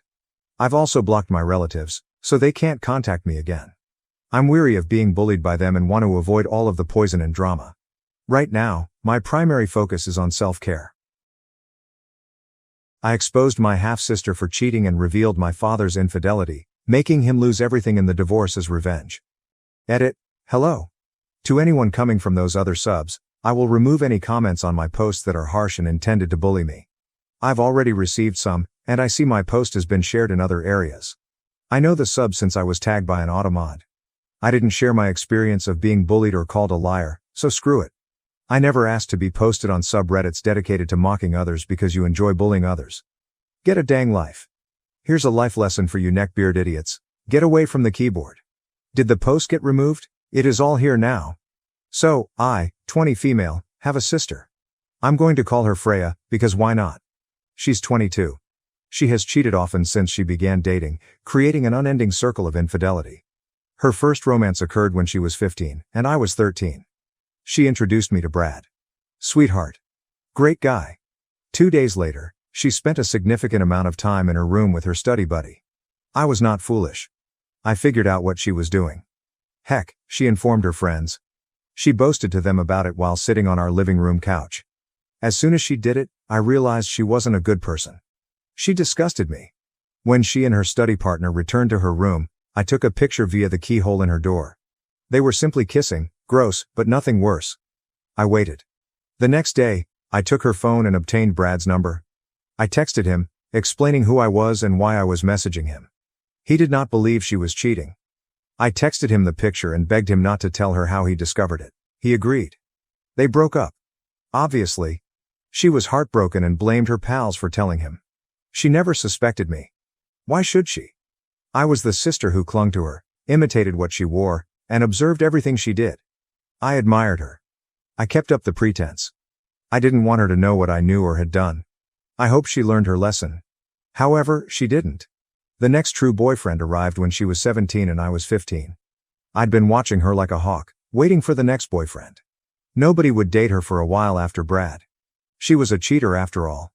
Even her study companion didn't want to date her because he already had a girlfriend. That condition did not continue longer than a month. After Brad broke up with Freya, someone informed his study partner's girlfriend that he was a cheater. Weird. Anyway, let's introduce Steven. Trusting, maybe a little dim. He saw the best in everyone. She convinced him that she and Brad had only ever kissed, nothing else. I didn't believe it, but whatever. This naive church lad believed she had transformed after only 2 years. Okay. Sure. After a month, I still had no dirt. I started to wonder if she had changed. Bam. She boasted to her buddies about cheating on Steven. I remained hidden. I needed the specifics. I wish I had documented the confession, but I did not. What I did hear was that she was going to meet her side piece at the park the next afternoon. We were both old enough to leave the house whenever we wanted. All we had to do was tell our mother where we were going. The next day, she stated that she was heading to the mall. I stated that I was hanging out with buddies. I waited till she was a few minutes ahead of me before going to the park. I took images of them hugging under a tree. Kissing. Rinse, repeat. Steven pledged to keep the information secret. He handed her the photos, but this time there was no proof of who took them. She would have caught me if I had taken them up close, but those images could have been shot anywhere. They were in the midst of a park. Relationship number 3. Enter the bad dude. I despised him. He was rude, disgusting, and disrespectful. This one was tricky. He was obviously on the rebound, only a few weeks after Steven, but I got a nasty feeling. I suspected he would be the type to hurt her if she cheated on him. I had to persuade her to end the relationship or have him leave her without blaming her. Even if she was terrible, I needed to plan carefully. I waited for evidence. Do you believe it? They were cheating on each other, with the same guy. I felt calling them out would merely transform them into a throuple. I was mistaken. Bad lad despised the thought of someone knowing he was gay. When he discovered that Freya knew he was bisexual, he fled so quickly that his tires caught fire. 3 down. My sister still didn't know who was exposing her, but she was becoming suspicious. She was ranting about me without realizing it, so I knew. Then she told me her strategy. She planned to tell each of her friends a different narrative and see which one her next boyfriend would get. I helped her make up phony names, descriptions, and locations. It was honestly quite enjoyable. Boyfriend number 4 was not a boyfriend, but rather a guy acquaintance of hers who was involved in the conspiracy. He wanted Freya so desperately that he would do everything to get her attention. She informed friend A she was cheating on 4 with a blonde guy and would see him at the ice cream shop tomorrow. Friend B has brown hair, beach. Friend C has red hair, house. Friend D got bald, Starbucks. Freya wanted me to check out the ice cream shop. Freya stayed at home, while 4 went to Starbucks. No one was on the beach. She reasoned that if none of us observed anything at the sites, then friend B was responsible. We did exactly that. It was hilarious to receive her continuous texts wondering whether anyone had seen someone. She was in a panic. Buddy B had been her best buddy since she was in diapers, and she did not want it to be them. In the end, nobody came up. She yelled at B in a text, accusing them of being a poor friend and alerting her ex-partners about her adultery. B disputed this heavily. But their friendship was in ruins. I supported B, claiming Freya was insane for suspecting them. Friend C supported Freya, saying it was suspicious that A, C and D did not show up at their assigned locations, and reasoning led to B. D felt they were all mad and even blamed me, claiming that if I was the snitch, why would all of the pals have turned up anywhere? They were unable to prove anything because no one was present on the beach. Freya felt offended. She said she would never hurt me, that she loved me too much to do so. We were sisters after all. In the end, D supported A and B because they believed Freya was insane. C remained with Freya. 4 and Freya never became a pair. Freya began dating Freya after believing the rat had disappeared. Poor, sweet Freya. His was the most terrible story since she cheated on him with his twin brother. This occurred when she was 20 and I was 18. Perhaps I was too old for this, but I wasn't finished yet. I was not going to let her ruin a nice guy's life. It took me longer to figure out this one. Twin brothers never question photos on Snapchat. Never question the guy's appearance. Why should they? They were twins. Then Freya shaved his head for a cancer-stricken buddy. His twin didn't? That is how I caught her? I obtained a video of them kissing in his car. Send it to Freya. I wiped my hands clean. He showed her the footage, and she freaked out. She had not informed anyone about the infidelity this time. Not me.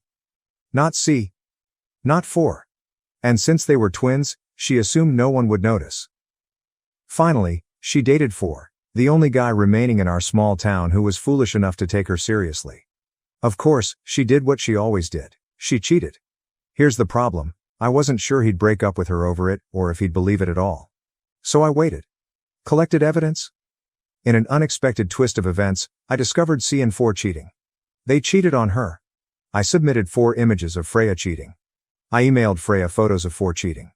It burst. She had no pals. Not one. She'd pushed them all away. And now, everyone in our small town knew she was a cheater. You might be asking why I'm telling this story right now. Why are you destroying my sister like this? I detest her. I've loathed her since I was a child. See, we're only half-sisters. Same father, different mothers? Our father cheated on her mom with my mother. My mother, whom I loved, was crippled. And my father had a superior attorney. When I was 5 years old, he abducted me from her. Legally, I assume. But my mother was only permitted visitation, nothing else. I have to see her once a week, for 1 hour.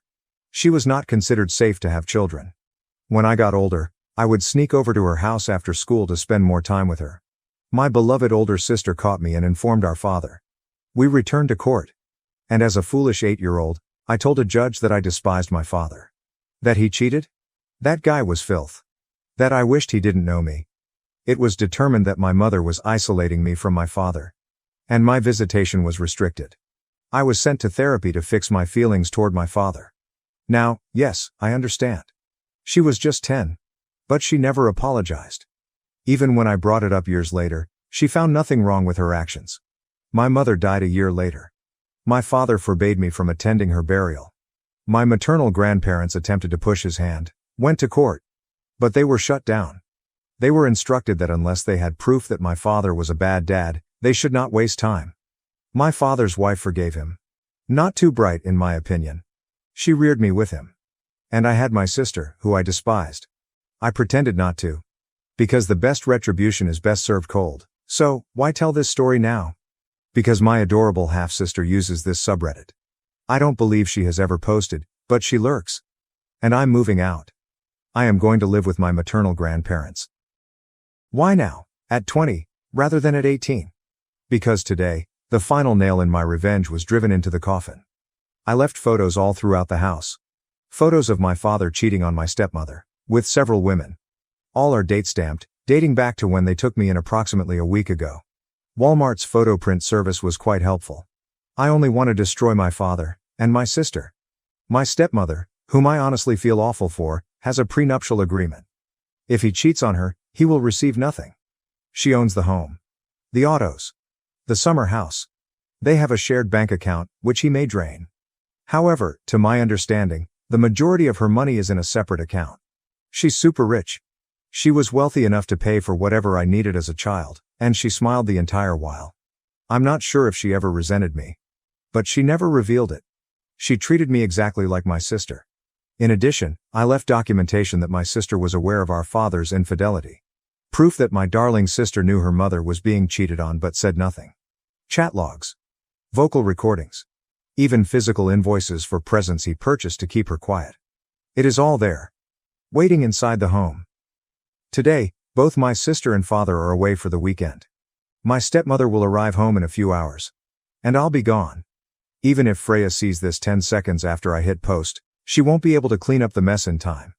Okay, I see a lot of questions concerning the keyhole. To explain, my house is really old. Built by the residents of this town, back when dwellings were made by hand. You would just yell, "Help me build," and I'll buy the beer for the day. Unfortunately, they made several poor style decisions. Every bedroom door has a huge hole beneath the handle shaped like a keyhole. It was integrated into the metal plate connecting to the doorknob. The keyholes had no lock-like function. That house was so old that when we renovated it, we discovered knob and tube wiring. What about the insulation? Newspaper. Old bed sheets, Bible pages were torn, and more. There was also a frightening doll. Other unusual design decisions included what my sister dubbed a Coraline door. It once connected to a barn beside the house. But the barn had been gone for several years. And the real kicker? The basement light switch was in a restroom, not near the basement door. The bathroom light switch was located outside the bathroom. The cloth washer drain is linked to the shower, and when the washer is turned on, the shower bubbles up occasionally. To get rid of it, turn on the shower. In the basement, on the ceiling, there are several jar lids tacked to a piece of board because the previous owners used to nail the lids up and screw the jars in to retain nails, screws, and shattered glass. According to my father, the house is filthy, and strange things make little sense. There were other things I can't recall right now, but you assume the keyhole was more prevalent. It turns out it isn't, which surprises me. Edit. Many of you believe that a wealthy lady should live in a nice home. The house we lived in was purchased while she was pregnant with Freya. My father's grandparents and her great-grandfather were the builders, I believe, maybe not. All I know is that it was his family's home for years. He grew up there, but they lost it and had to relocate. He met and married my stepmother, and they stayed with her parents while searching for a home. He saw his old house for sale and begged my stepmother for it. She agreed on the proviso that they only hire labor when absolutely necessary, as her parents trained her to spend money wisely. They had Freya. He made minor repairs to one of the rooms, but no major renovations occurred at the time because they had a baby and were very busy. When they got me, the only repairs I knew about were that mine and Freya's rooms were cold. He opened the wall to inspect the insulation, which was old newspapers. The plan was for me and Freya to remain in their room while my stepmother and father slept on the couch until it was repaired. While doing this, he discovered the knob and tube wiring. We left the house while an expert repaired the wiring throughout the house. Then he finished insulating. When it comes to antique keyholes, my stepmother felt 3 were adorable. The bathroom was the only one that had been fixed. He removed the old-style handle, replaced it with a lockable one, pushed something into the hole, and plastered or painted over it, I'm not sure. We also tore up the 2 layers of carpet and removed the wallpaper from every room. While doing this in the living room, we discovered the Coraline door, as we named it. My father informed me that there used to be a barn immediately next to the home, and he assumed that was where it led. If you opened it now, you'd find nothing because the barn was gone. They hadn't just left an open hole in the wall, there were around 6 layers of wallpaper covering the door. These repairs and changes were always going on, all my father's work, because it was his paper and he understood what he was doing. I don't remember what happened when I was a kid. Also, you appear to believe that children aged 8 to 10 are stupid and incapable of holding grudges, which is absurd. I believe I mentioned that the revenge began at 13. Sure, the problem began at 8, but I had till 13 to stew and be outraged. No, I did not do this because a 10-year-old made an error. I did it because my sister never realized what she was doing was wrong. She told me I had a better family because of it, that my mother was a R, and that she did what was best and right. I despise her for never apologizing or acknowledging how much she damaged me. Edit. You want an update? I promise to give one, but things are hectic right now, so please wait. Question. Should I make a new post for the update or just add it here when I believe it's time? I keep seeing folks enter update me. How does this work? Question 2. Someone advised posting this in the revenge subreddit. I do not want to copy and paste this. Does anyone who reads more than me know how to share the post or something in such subreddits so that more people may appreciate it? Question 3. I notice now that there has been a cross post. Is that what I asked you about above? If so, how can I see where it has been cross-posted? I've been enjoying reading comments on Reddit and TikTok and don't want to miss out while waiting for things to settle down. Edit. Whoever dared to send Reddit care after me, sucks to be you. I'm already in therapy, and I learned a long time ago that you don't have to notify anyone until the act is completed. So it's too late for a therapist to try to quell the raging fire in your heart. Edit. I believe you will receive an update sometime today. I was going to update immediately, but I received a call from my therapist a few minutes ago, so I now have an appointment. Is it possible that this is because the video was shared on TikTok? Is there any dread in it? Or is this a coincidence? Update. I have wrecked my sister's relationships and friendships. Now I'm tearing apart her family. Am I pleased about it? Okay, hi everyone, you all requested an update. The original is growing too long, so I'm writing a second post on it. I'll start with my stepmother's reaction. Around the time she would have arrived home, I sat in front of my phone, waiting like a child on Christmas. To my disappointment, all I received was a text message. It said, tomorrow. Lunch, favorite pizza place. It didn't say the exact name, but you get the idea. That was all. I wondered whether she was going to take my life. After some discussion with my companions, I left. Dumb? Possibly. Am I still alive? You could say that. So I met my stepmother at my favorite pizza shop. We ordered, and she smiled at me. It was sort of creepy. She inquired if I understood why she had invited me out. My response was obviously idiotic, but I said, to murder me? She laughed, shook her head, and told me she had spent too much time keeping my dumb buttocks alive to kill me now. She said she invited me since she no longer has a need to keep my father's secrets from me. I, the theatrical dung beetle, asked for information. She provided. I still do not like her, but damn. She inquired whether I knew how my parents met. Obviously, I said no. She said that her cousin, Annie, was hosting a party for her friends and family. Adrian was acquainted with my mom, but she had never met my stepmother or father. My mother was born blind but enjoyed parties anyhow. There was alcohol there, but my mother simply drank pop in a glass with ice. My mother departed early because she didn't want to be away from Freya for too long, while my father stayed. Adrian presented my father and mother. Adrian had no reason to believe anything would occur. Adrian had already become intoxicated. Adrian, according to my stepmother, is unaware of what transpired next. She wasn't sure if my father had brought my mother a fresh cup with something other than pop, if he had dropped something in her drink, or if she had taken the wrong cup. Adrian glanced over and noticed my mother wobbling. In Sam's drunken view, my mother was plainly inebriated. There were a lot of cups on the table, so Adrian imagined Mom had grabbed the wrong cup too often. She brought my mother upstairs to sleep it off. That was the last time she saw my mother that night, though she did see my father a few times. Adrian continued to hang out with my mother, and one day, she revealed that she was pregnant. At the time, my mother was single. Adrian did some mental math and blew out, asking my mother a lot of questions, but my mother laughed it off, claiming she became pregnant after a one-night stand, not at the party. Adrian agreed hesitantly. Adrian cared for both me and Freya when I was born.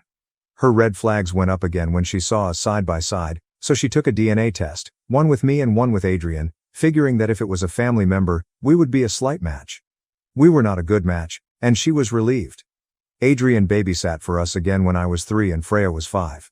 According to my stepmother, Adrian couldn't stop staring at us and conducted another test on me and Freya. She received the results, and her heart fell. Freya and I were a match. She remained silent for a while, periodically asking my mother questions, but she couldn't keep it a secret and eventually told my stepmother. My stepmother exploded at my father. He said he was inebriated and confused my mother for her. He claimed there was consent, but it was a mistake that occurred only once. My stepmother agreed to forgive him on the condition that he be a part of my life. She expected him to concede that my mother would not want to be near him, but he and my mother settled in court. My stepmother expressed her dissatisfaction with this, but she accepted it. When I became increasingly alienated from my father, she handed him money for family therapy and playdates. He used this money, plus his own, to hire a lawyer and essentially take me. She couldn't stop him once she knew what he had done. She continued to have little to no interest in me and refused to become involved. My mother died, and she understood something. If she left him now, she would be leaving me with an imbecile who would most likely sell me for a pair of shoes. If she left, she could take Freya, but she had no claim to me, and I never allowed her to adopt me. That was not helping. She attempted to assist my grandparents in fighting for me, but they were silenced. She decided she'd put up with him to protect me. Her words. I don't know if this is real. She claimed she didn't care now that I knew the truth. She was divorcing him and wouldn't have to think about him anymore. I asked her about Freya, and she shrugged, saying her daughter resembles her father too much for her liking.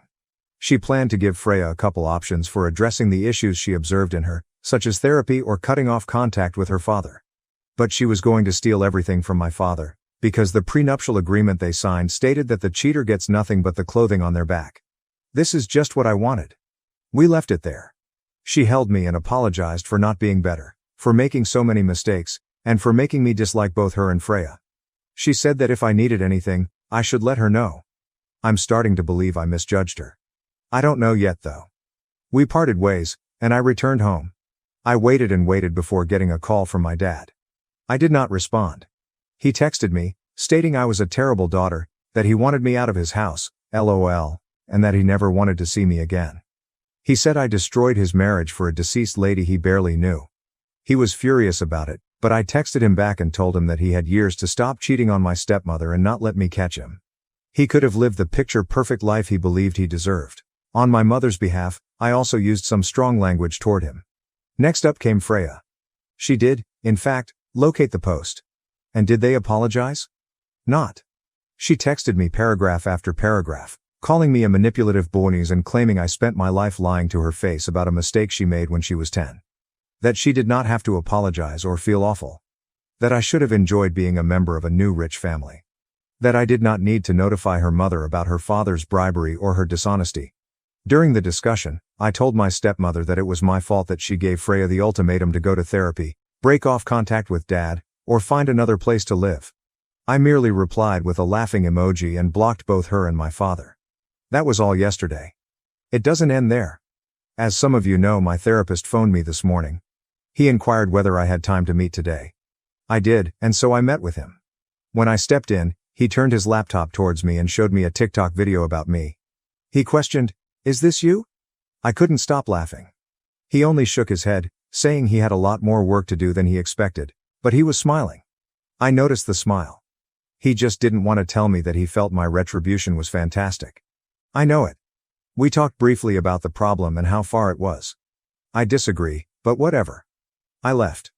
Later, my stepmother called and begged for assistance with something. I went to her residence out of curiosity. She told me that her lawyer recommended her to allow Dad time yesterday to come get his belongings and leave. He gathered what he could, and today we were going to make a campfire. I questioned if this was lawyer approved, and she shrugged, stating it was her property regardless. Dad didn't buy any of it and probably couldn't afford a lawyer to fight her. So we tossed a lot of stuff in a mound and let it burn. It was kind of fun. She summoned Auntie Adrienne over, who cried and held me because she felt guilty about not telling me. But she despised my father and refused to be near him. I showed my stepmother the text from Freya, and she called Freya, telling her she had only herself to blame. She told her not to blame me since she couldn't stop chasing nice guys away. If she wanted to stay with a wonderful guy, she should stop acting like her unfaithful mess of a father. She informed Freya she had a week to make her decision. She's an adult, and my stepmother can leave her whenever she wants. Then she hung up. My stepmother, Auntie Sam, and I ordered pizza. My stepmother's father called to find out what was going on and why Freya had shown up at their house crying. My stepmother went inside. I'm not sure what she said, but she walked out looking smug and told me not to worry about Freya because he was no longer my concern. I brushed it off and replied, "Whatever. Anyway, the day isn't finished yet, but I've blocked Freya and Dad." My maternal grandparents have confirmed that after my mother died, my stepmother was ready to slip them money to hire a lawyer and fight for me. I confronted her about not assisting them when Mom was alive, but she maintains that she was unaware my father was bringing them to court the second time until it was too late. She also expressed reluctance to contact my mother after assisting in the kidnapping. My stepmother's parents have also advised me not to worry about my father and Luca. If they do anything further after this, they will wish they had licked their wounds and moved on. I'm not sure what my stepmother's parents told Luca, but they appear to be strongly opposed to cheating of any type and believe Freya should do as my stepmother advised. Cut off Dad, seek therapy, and apologize to me. That, I believe, concludes things. It was chaotic for a while, but I'm getting on with my life, washing my hands of Freya and Dad. My stepmother said she entirely understands if I don't want anything to do with her. She said she made a lot of mistakes when I was younger, but she still wants to help me with expenditures and other things. In any case, everyone in my small town is aware of what they have done. Some individuals in my town, not just my therapist, discovered the post, and drama travels quickly. Apparently, I also own it. When people ask me about it, I tell them because I want them to understand what they did to me. I don't believe my stepmother is facing much blowback. She delivered all of the images I printed off to her lawyer, who laughed at the pile and claimed that my mere existence was enough proof for the divorce, but the pile didn't matter. Especially since I wrote dates on many of the photos, some of which were extremely recent. I don't believe this is as nice as the previous post because I never expected to make an update. I kind of just wrote it as it happened. I hope this calms down the drama fans in the comments. If anything more happens, I will probably post it here. There will not be any further updates. I discovered my family only valued my money, not me. I cut them off, reclaimed my life, and found freedom in choosing myself over their manipulation. My name is Emma, and until a few nights ago, I believed that my family loved me. It began with a simple notification. My aunt had given me a video. I was in the midst of preparing dinner when my phone rang. I wiped my hands on a towel, grabbed my phone, and unintentionally tapped the message. At first, I assumed she sent me something random, a family movie, or an old film she found amusing. But then I heard my mom's voice. Emma should be grateful. She'd be nothing without us. My stomach sank. The video looked unsteady, as if someone had laid their phone down without realizing it was recording, but the voices were perfectly audible. A pathetic failure? That's what Emma is, my father said with a laugh. But at least she's good for something, paying our bills. Laughter? I held my phone more tightly. If Emma ever stopped sending money, my aunt, who had just sent this, said with a smirk, we'd just guilt her into it. She's too soft to say no. My entire body became numb. Emma. This is my name. They weren't discussing a hypothetical person. They were not fooling around. They were talking about me. I had been assisting them for years, paying their rent, covering their debts, and spending my own funds to ensure they never struggled in the same manner I did. And is this what they truly thought of me? I was still stuck, my thumb hanging over the screen, when the video abruptly disappeared. This message has been unsent. I gazed at the notification. My aunt realized her error. She must have panicked and deleted the video, assuming I hadn't noticed. I should have challenged her. Should have called her out. I should have told them I knew everything. But instead, I put down my phone and pretended I hadn't seen it. And that's when I determined I wouldn't react. Not yet. I had a plan. I sat for what seemed like hours, staring at my phone. The words echoed in my thoughts. Emma should be grateful. A pathetic failure. She's too soft to say no. I wanted to believe there was a misunderstanding. Perhaps they were joking. Perhaps I was missing some context. But deep inside I knew better. I knew the truth. They intended every word. And the worst part. They were not wrong about one thing, I was too soft to say no. How many times had they guilted me into assisting them? How many times have I put my own life on hold to ensure they got what they required? My father's temporary financial difficulties developed into me paying rent for years. My brother's tuition, he didn't even complete college. My mother's incessant emergencies, always neatly timed when I had just been paid. And I had done everything without hesitation. Because that's what families are meant to do, right? I had spent years convincing myself that I was doing the correct thing. They appreciated me. They said they loved me. But that one video shattered every fantasy I had left. And now they believed they had gotten away with it. My aunt had unsent the message, perhaps breathing a sigh of relief that I hadn't noticed it. Perhaps she even reassured everyone. Don't worry, Emma didn't watch it. They assumed I was still in the dark. That was my advantage. I could have texted her right there. Could have confronted her. I told her I had seen everything. But what would that accomplish? They'd simply deny it. Make excuses. Twist the circumstances so that I feel guilty. I'd let them assume I was still their dutiful little financial account, for the time being. The next payment was due in a few days. And this time, things would be different. The next morning, I awoke to my normal routine, but everything felt different. The sun still shone through my drapes. My coffee brewed just as it usually did. But there was this awareness in the back of my mind, as if I was observing my life from a new perspective. My phone vibrated. A message from my mother. Mom. Morning, sweetie, just checking in. I hope you're doing well. I stared at the message. It was usual, too normal. She never texted me simply to check in. There was always a cause, and a request was hidden somewhere. And just a few minutes later. Mom. Oh, by the way, the rent is due soon. Can you send it by Friday? There it was. The same cycle. The same motif. But this time, I was not going to play along. I typed a response with my fingertips hovering over the keyboard. My typical response would be something like of course, or no issue. Maybe I'd even apologize for taking so long, just so they didn't feel inconvenienced. Not this time. I deleted everything and simply responded, I can't this month. Before sending the message, I glanced at it for a few seconds. I set down my phone and waited. 1 minute. 2 minutes. Buzz. Mom. What do you mean, you can't? I could see the displeasure on the television. I'd never said no before. I didn't answer immediately. Instead, I took a sip of my coffee, leaving her to stew in her bewilderment. A couple more messages arrived. Mom. Emma, this is serious? We are counting on you. You know we don't have any other options right now. Another buzz. This time it's from my aunt. Aunt. Hello, honey. Your mother is freaking out. Is everything okay? I nearly laughed. Is everything okay? Sure. Everything was excellent. I had spent years paying for their life, and when I hinted at stopping, they panicked. They never asked me if I was all right, if I needed assistance. It never was about me. It had never been. I took a deep breath and responded. Me. I've had some unexpected bills this month. I cannot send anything. Sorry. That was it. There's no explanation, no apologies. And then I waited. What happened next revealed all I needed to know. The silence was terrible. For the first time in years, I had declined.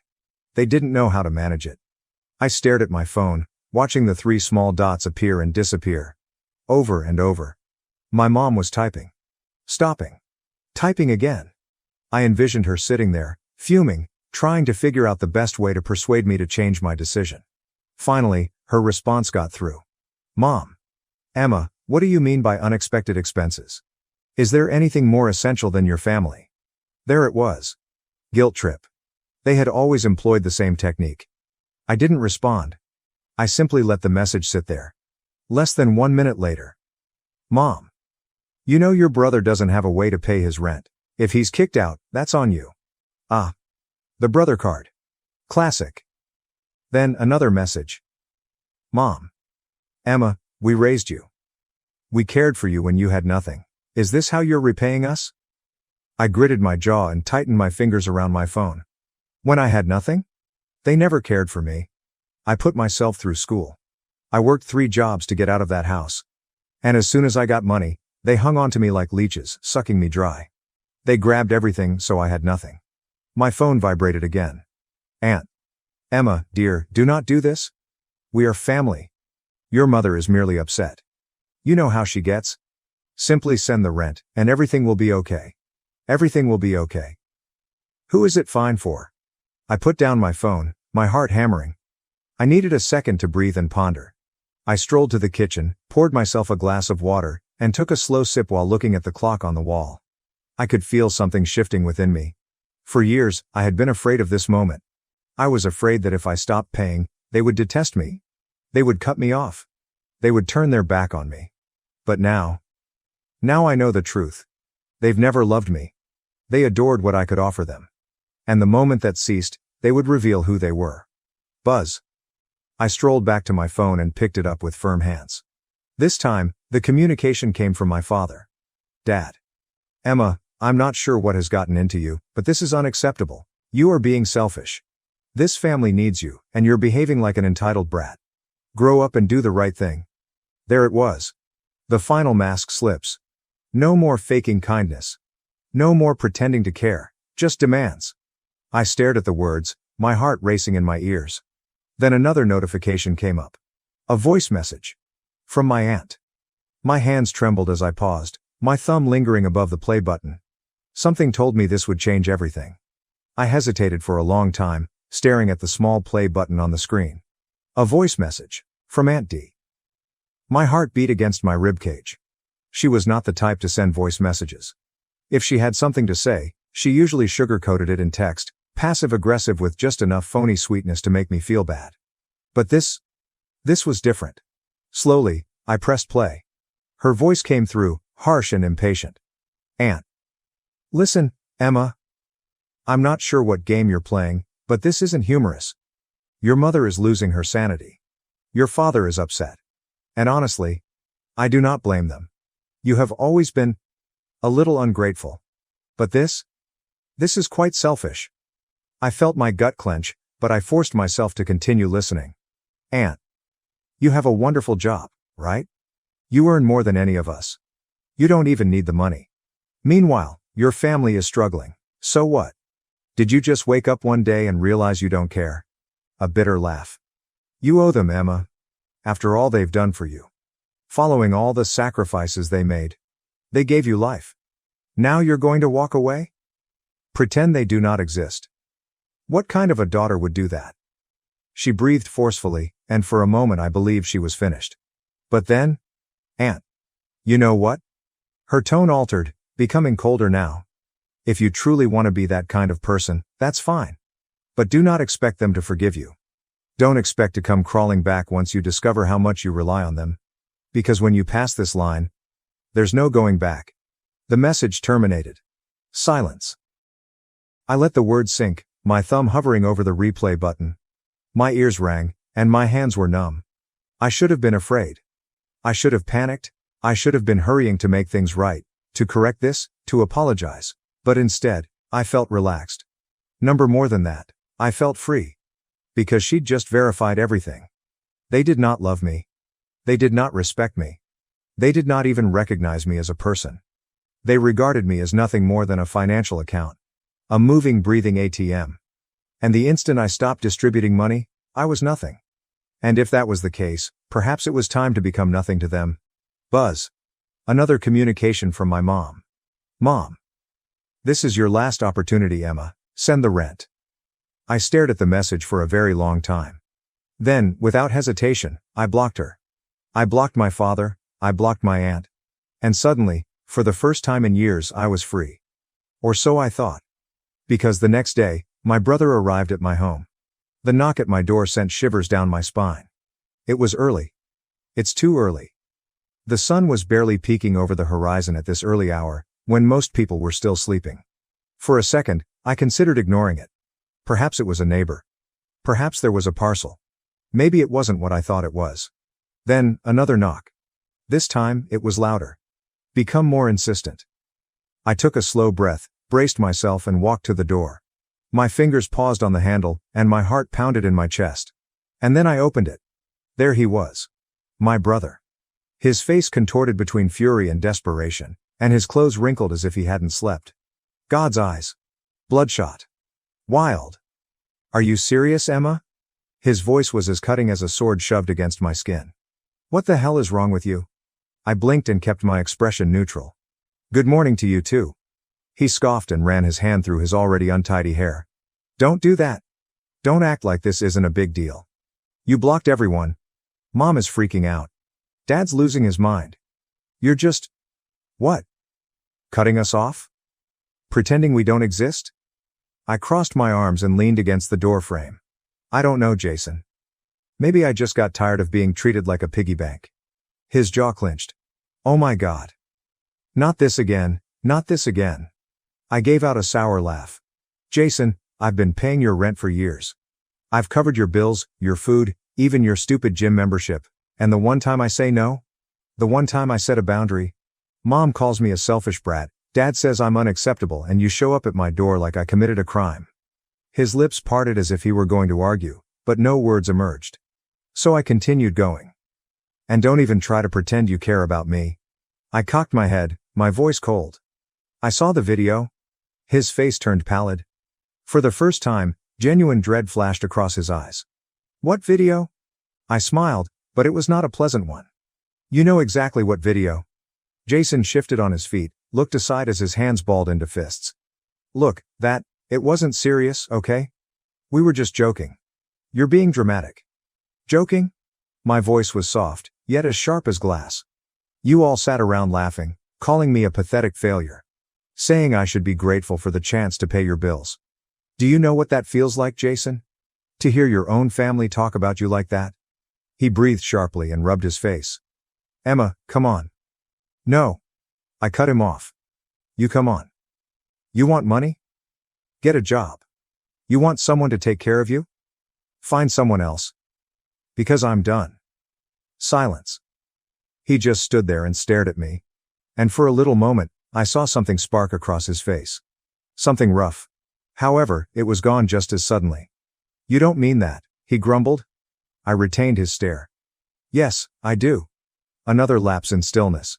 Then his expression darkened. His mouth curled into something unpleasant. Fine, he snapped. You want to be a selfish bitch? Go ahead. But don't come crawling back when you realize you have no one left. With that, he turned to walk away. I stood there, watching him leave. My chest was tense, yet my back was straight, because he was incorrect. I did have someone leave. I had myself.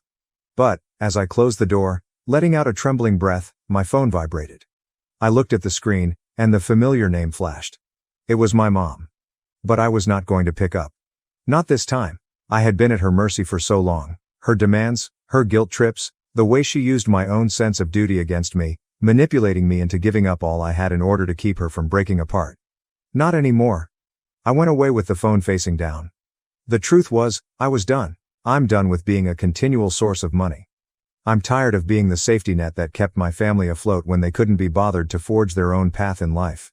I'm done with lies and manipulation. They never asked me how I was doing. Never considered the toll it had on me to continually take up the slack. I had been carrying their weight for years, my mother's, my father's, and my brother's. All of them acting as if I owed them something, as if my life was just one long, endless repayment for everything they had done for me. But nobody had ever asked what I needed. Nobody had ever cared for me. And now, I was taking control. But my decision was not unnoticed. The following morning, when I sat in my living room, the silence felt oppressive. The weight of my decision was beginning to sink in. But there were no regrets. No second guessing. I had made the correct decision. Then, my doorbell rang. I was not surprised. It was Jason. I could tell by the way he knocked, demanding and impatient. This was the last person I expected to show up. But it's not surprising at all. I slowly opened the door, keeping my expression neutral. Emma, he began, his usual arrogant tone gone, replaced by something almost pleading. You need to listen to me. I did not welcome him in. I stood at the doorway, arms crossed. I don't need to listen to anything you have to say, Jason. He blinked, taken aback. No, you don't understand. His tone softened, almost desperate. Mom's freaking out. Dad's calling me, asking what's going on. They don't know how to fix this? You've cut us all off. You can't just leave us hanging like this. I scoffed and leaned against the doorframe. Oh, I'm sorry, did you think I was just going to keep enabling you? Keep paying your rent, your bills, and pretending everything was fine? No, Jason, I'm done. I don't care how much you or mom or dad beg. I'm done playing the role of the family ATM. His eyes flared with rage. You're acting like we've never done anything for you. Like we're all just users, right? I did not flinch. Oh, believe me, I know exactly what I've been to you all. I've been a cash machine. A free ride. And I'm tired of it. Jason's face twisted. You can't just leave us hanging like this. You owe us, Emma. The words stung. But they did not shatter me. They only made me more determined. I owe you, I said, my voice firm. I've given you everything. I paid for your rent, your groceries, your bills, while you just sat there and watched me do it. And you want to talk about owing? His fists clenched at his side. You'll regret this. You'll regret cutting us off. I couldn't help laughing. No, Jason. You'll regret it. Because I'm not the one who needs you anymore. Without waiting for his reaction, I slammed the door in his face. It felt nice. But I sensed that the drama was far from ended. Later that night, my phone vibrated again. I almost did not want to check it, but curiosity gnawed at me. It was from my father. Dad. Emma, we raised you. Do not assume you can simply walk away from everything we've done for you. You're making an enormous mistake. Come back. We'll chat about it. We will fix this. I could almost sense desperation in his words. I sat there for a time, phone still in hand. I could have ignored it. I may also have blocked him. But I had a better idea. I wasn't simply going to block them. I was going to make them pay for every single lie, every single time they took me for granted. And it was going to start now. I stood up, approached my desk, and opened my laptop. It was time to deliver a message they would never forget. So I started typing. I sat at my desk, staring at my laptop screen, my fingers hovering over the keyboard. I wasn't going to sit back and let them reintegrate into my life as if nothing had happened. I was done being the punching bag. This time, I was in control. I thought about everything I had done for them. All of the payments I'd made, the bailouts. I swallowed my pride and helped them, even though I knew I was the one being drained. No more. Now was their turn to feel the consequences of their conduct. I opened my email and began typing. First, I gathered all of the financial records. Every payment I'd ever made on their invoices. Each bank transfer. Every check I'd sent over the years to compensate for their faults. It was time to remind them of the things they had taken from me. I added a remark to the top of the email. Here's a detailed summary of everything I've done for you over the years. I'm done being your lifeline. I'll no longer be your ATM, and I'll no longer let you make me feel guilty for choosing myself. Consider this my final invoice. You don't owe me anything anymore, but you will owe yourself the realization of how much I've sacrificed, all because I thought family was supposed to help each other, not drain each other. Then I added the receipts, bills, and payments I'd sent. But it was not the end. Definitely not. I signed on to the family group chat, which used to keep me on edge with their complaints and demands. I browsed through the messages, reading the ones where they said they needed me and guilted me into assisting them. Then I tried something I hadn't done in years. I responded. You all talk a lot about what you've done for me, but you've forgotten how much I've given up for you. And here's the reality check. You never needed me. You just used me. I'm done. This is my last message. Don't ever contact me again. I sent it. The silence that followed was nearly lovely. I slumped back in my chair, feeling the weight of the decision wash over me. For once, there were no more phone calls. No more guilt trips. No more pretending they had any authority over me. They might continue their manipulations, lies, and empty promises. I was free. But just when I thought it was finished, I got one last message. From Jason. You're making a mistake, Emma. You'll regret this. Family sticks together. I smiled to myself. I knew he was only attempting to get under my skin, but this time, it didn't work. Because I didn't need them. I had a life. My freedom. And it was enough. It wasn't the dramatic explosion I had envisioned. It wasn't a great clash. But in its own way, this was much better. I had assumed command without anyone seeing it coming. And the best part. They lost their control over me. As I turned off my phone for the night, a sensation of calm washed over me. I did not have to play their game. I didn't have to continue sacrificing myself for those who didn't value me. It wasn't the revenge I expected. It was quieter. Be more deliberate. And far more satisfying. Now I could finally breathe. And the best part, I could finally live for myself, and that, in the end, was the sweetest victory. Reflection. Wow, what a ride that was, right? It's incredible to think of how much Emma had to endure for so long. But in the end, she gained control of her life. I admire how she refused to let her family's conflict and guilt bring her down. Instead of a massive conflict, she simply cut them off quietly, but with force. Making a scene is not always the best way to exact revenge. It's about reclaiming your life and showing that you're no longer a doormat. But here's the thing, not everyone would have handled it that way. Some could argue that she should have pushed for the relationship. Maybe even give them a second opportunity. Others may believe she made the correct decision by removing them entirely. So what are your thoughts? Do you agree with Emma's decision? Was her silent vengeance satisfying, or overly harsh? Please share your ideas in the comments below. I would love to know what you think. After 12 years building my father's company to $75 million, he gave it to my brother. Did they really think I'd just accept that? After 12 years of operating my father's company, I finally increased its value to $75 million. At a family supper, my father glanced at me and smiled. "Your brother will take over now." My heart dropped, but I smiled back. The following morning at work, everything changed. I vividly remember my father's smile that night, his hand resting proudly on my brother's shoulder, as if he had already made up his mind before saying the words that would change everything. "Your brother will take over now." I felt my stomach plummet, but years of skill kept my expression calm. I smiled back, like if his words hadn't pierced right through me, unraveling 12 years of my life's work in an instant. The dining room was alive with the clinking of glasses and the gentle hum of talks among extended relatives and close business associates. This was more than just a family dinner. It was a celebration. A minute to honor everything we had built. Everything I'd built. My father founded Harper & Company when I was a child, a small logistics company that struggled to stay alive during its early years. I grew up watching my father fight to keep things going, working late hours, forgoing family holidays, and always pursuing the next contract to make ends meet. When I was 24, fresh out of business school, he eventually let me in.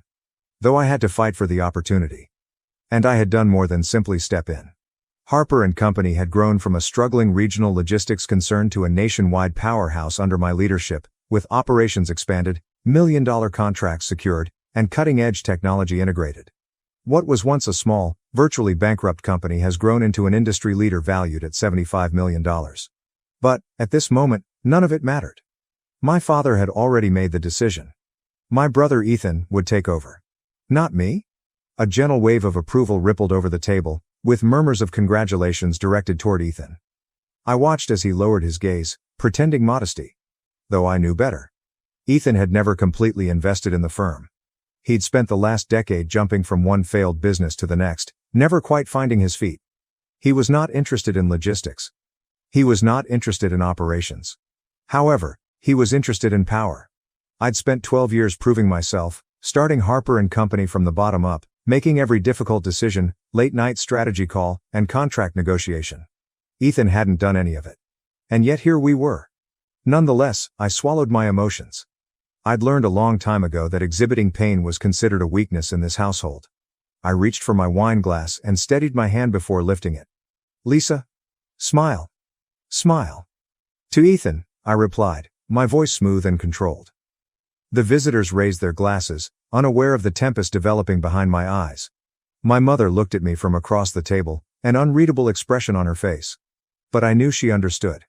Unlike my father, Mom had always recognized the effort I put in. But she refused to interfere. She never did. Then there was my father, smiling with the same unflinching assurance, fully oblivious that his decision had put something in motion. Ethan met my eyes from across the table, a smirk barely visible on the corner of his lips. That was the moment I knew. This was not solely my father's decision. Ethan had waited for this. He had carefully positioned himself, portraying the loyal son who had finally discovered his purpose. My father, a staunch conservative, saw no problem in his rationale. The kingdom should be passed down from father to son. A daughter's efforts were always viewed as temporary, a footnote in history, no matter how hard she worked to show different. But what they didn't realize, and none of them had considered, was that I had spent the previous 12 years not only developing a company, but also consolidating my position inside it. And the next morning, they'd figure out what that meant. That night, I hardly slept. My thoughts replayed every sacrifice I'd made for Harper & Company, late nights, missed birthdays, and relationships strained under the weight of my desire. I had given everything to this company. And now they expect me to just step aside? They'd underestimated me. By 3 a.m., I was in my home office, typing furiously on my keyboard. Each contract, every share, all executive agreements. Nobody knew how this company worked better than I did. Ethan expected a smooth transition, that by next week, his name would be on the office door, and his employment would be guaranteed. What he didn't realize was that while my father was busy making public appearances and my brother was busy pretending to understand the business, I had secured something much more valuable. Control. I entered Harper & Company headquarters at exactly 8:45 a.m., as I had done for the previous 12 years. The same walls. The same polished floors. The same hum of efficiency persisted as staff settled into their routines. But today was different. Today, I didn't walk into my office, I was walking into a battleground. The reception area was unusually quiet, the type of silence that comes before a storm. They knew. The whispers had already begun. The story of my father's declaration during dinner had circulated quickly. Employees looked at me with uncomfortable looks, avoiding direct eye contact, unsure where their loyalty should rest. I did not acknowledge them. I strolled confidently, my heels tapping on the marble flooring, my stance solid. Never show them you are disturbed. I entered my office. Shutting the door behind me, I had exactly 15 minutes until my father and Ethan arrived, expecting them to take over as CEO and heir apparent respectively. 15 minutes before their entire strategy disintegrated in front of them. I sat at my desk, inhaled deeply, and then turned on my computer. The screen displayed a list of sensitive documents and contracts that they had never considered looking at and assumed did not matter. I opened my ownership records, lingering my hands over the keyboard for a moment before clicking on the file labeled Executive Shareholder Agreement. And then I waited. A strong knock on my door came at precisely 9 a.m. I did not bother answering. The door opened, and my father and Ethan strolled in, both exuding confidence. His, inborn. Ethan's, carefully crafted. My father walked in like a monarch surveying his realm, and Ethan, dressed in an expensive navy suit, flashed me a smug, triumphant grin. It took everything I had not to laugh. My father said, "Lisa," in his customary forceful tone, as if acknowledging me was a favor. "I assume you're aware of the transition happening today?" Transition. Interesting wording. "I'm aware," I replied easily, reclining back in my chair. I looked at Ethan, whose smirk became wider. "Good," my father said, nodding as if we all agreed. "Ethan will be stepping in as the new CEO. We'll need you to help with the handover, get him familiar with the operations before you officially move on." I raised an eyebrow. "Move on?" I repeated, faking ignorance. "Dad, I think you're mistaken about something." His face twitched with annoyance. He was used to my silent cooperation and ability to follow instructions. He was unprepared for this. "Lisa," he murmured, his voice tight, like if addressing a child. "This isn't up for debate, we've already made the decision." I smiled, a slow, knowing smile. "Oh, I know, Dad," I answered softly. "The thing is, you don't have the authority to make that decision." Ethan scoffs quietly and shakes his head. "Lisa, don't make this difficult, we're trying to do this the easy way." I did not respond. Instead, I went for my remote and clicked a button. The enormous screen on my office wall displayed a document that I had been examining earlier. Executive Shareholders Agreement signed on August 17, 2015. Signatories, Lisa Harper, James Harper, father, and Ethan Harper. My father's face paled somewhat. I turned to Ethan. "Do you even know what this document is?" He crossed his arms and shifted in discomfort. "A shareholders agreement?" he wondered. I nodded. "Yes. And do you know what it says?" I tapped the screen to highlight an important clause. This document was drafted when Harper & Company was restructuring. It clearly states that any transfer of executive power, such as appointing a new CEO, requires the approval of all majority shareholders. I caught my father's gaze. "And I, Dad, hold 60% of the company's shares." The hush that followed was smothering. My father's expression darkened. "That's impossible," Ethan whispered as he moved forward to examine the page. "Actually, it's very possible," I replied calmly. "You see, over the years, while you were busy failing at every startup you touched, and Dad was busy playing the role of business patriarch, I was doing something else." I leaned forwards. I was securing my place. I turned back to face my father. "Remember when you needed capital for expansion in 2017? You agreed to give me an additional 15% of your shares in exchange for my investment. And in 2019, when we had that court dispute, another 10% was transferred under my name as collateral, which you never bothered to reclaim. That, plus my original 35%, gives me the controlling stake." My dad's jaw clenched. "But Ethan..." Ethan was in a panic. "You have to be bluffing," he exclaimed. I took out a second document. "This is the most recent legal filing with the state. Want to verify?" Ethan took the paper and scanned it, his face losing color with every passing second. "You can't do it," he muttered. "Dad, tell her she can't do this." My father stayed silent. Because he knew. I had lawfully outmaneuvered him. And he couldn't do anything about it. I sighed softly and stood up. I'm not firing you, Ethan, I explained. I don't want to force you into the real job market, but you will report to me and work under my guidance. Otherwise? I motioned to the door. You're free to leave. Ethan looked at my father, his eyes begging, but for the first time in his life, my father had no response. There was no way to fix it, because it wasn't his company anymore. That was my. The silence in my workplace felt oppressive. Ethan still held the official document in his hand, his fingers white from holding it too firmly. My father remained motionless beside him, his expression unreadable. But I knew better. He was calculating, trying to figure a way out of this. There was not one.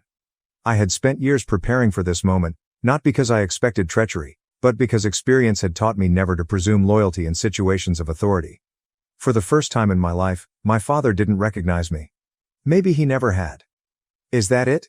Ethan eventually spoke, his voice tinged with resentment. Are you just taking everything? I laughed softly, without humor. Are you taking everything? I repeated, moving closer to him. Ethan, I created this company from nothing. I made every contract, expansion, and innovation a reality. While you were busy failing above, I was keeping this company running. So no, I am not taking anything. I leaned in slightly. I'm just keeping what's already mine. Ethan's face contorted in rage, but he had no response. He knew I was correct. And worse, so did my father. He had spent years believing that bloodline was more important than skill.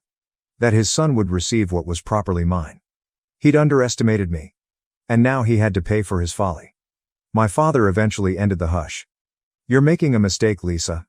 His voice was calm and calculated, but I could sense the pressure underlying. Families should stick together. Do you truly want to end this relationship? I met his eyes unflinchingly. Dad, I said. You burned this bridge the moment you made your decision without me. His lips form a thin line. Business is larger than one person. We can develop a solution that benefits everyone. I cocked my head slightly, simulating interest. Oh, I agree. I let the words hang in the air before proceeding. That's why I'm offering you both a choice. I went to Ethan first.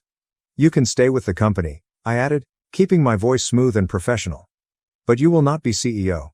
You will serve as an advisor with limited authority. Your compensation will be generous, but you will report to me. Ethan stiffened, but I did not stop. Or, I added, you can walk away. I will acquire your shares at market value. You can take the money and start working on a new project. My dad scoffed.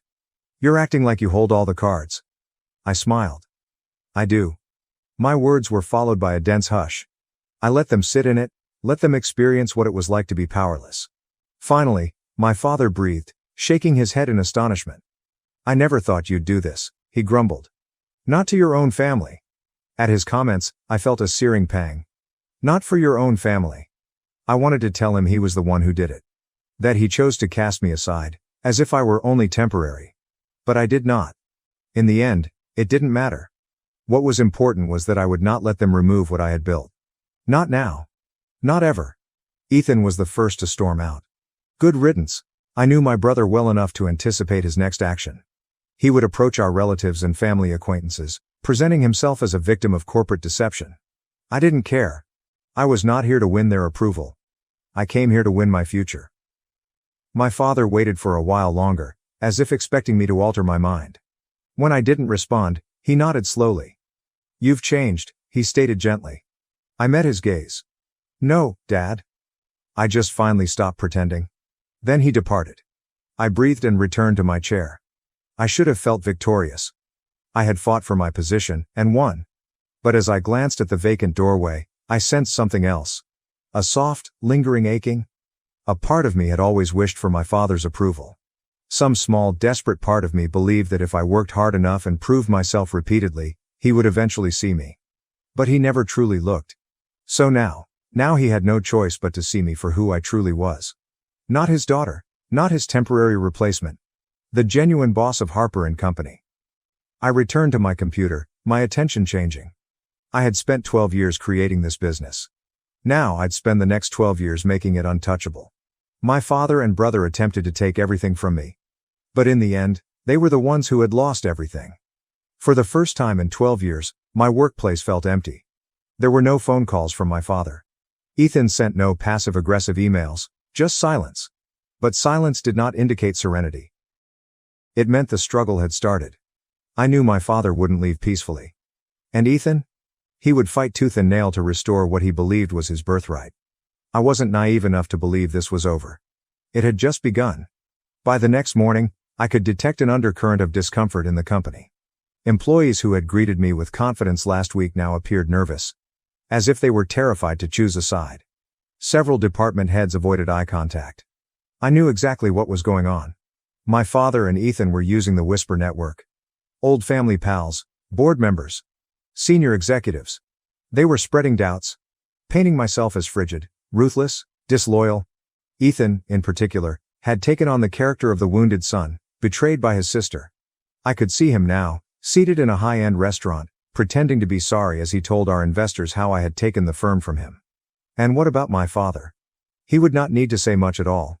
Just a deep sigh. A shaky head. The neatly arranged words. I only ever wanted the best for my children. It was calculated. And risky. Because, if they could turn my board members and senior executives against me, they may force me out of my own company. At the very least, make my leadership impossible. I wasn't going to let that happen. That afternoon, I scheduled an emergency executive meeting. As I entered the boardroom, I could feel the tension in the air. Half of the room averted my gaze. The other half observed me too closely, waiting for me to slip. I took a seat at the head of the table. My seat. Let's not waste time, I added, my tone steady. I know there have been conversations, behind closed doors, over drinks, in hushed voices. I let my gaze sweep the room, pausing on each individual just long enough to cause them to squirm uncomfortably. I'm also aware that some of you are asking if my leadership is sustainable. Several folks tensed. Nobody spoke. I tapped my fingers on the polished wooden table. Let's clear that up now. I displayed a presentation on the screen behind me. Numbers, data, facts. I transformed this company from a struggling regional business to a $75 million industry leader. Under my leadership, we've increased sales by 300% over the last 5 years and entered 6 new markets. I turned to the CFO. Paul, do we have a single financial indicator suggesting this company is in trouble under my leadership? Paul hesitated before shaking his head. In fact, projections show another 20% growth in the next quarter. I nodded. So let's be honest about what's happening here. I leaned forwards. My father and brother are not unhappy because the business is faltering. They are not upset because I am failing to lead. They are furious because they expected me to step aside and let Ethan take over. Regardless of qualification. Regardless of the outcome. The room was silent. Then I dropped the true bombshell. I also know that some of you have been contacted in the last 24 hours, offered incentives to push for my resignation. I tilted my head slightly.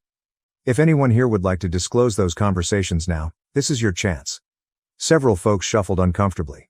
Then, after a lengthy period, one of the senior executives cleared his throat. I received a call, he said. From your father. He said he was considering making an official appeal to the board. I nodded, not surprised. And did he offer anything in return for your support? A pause.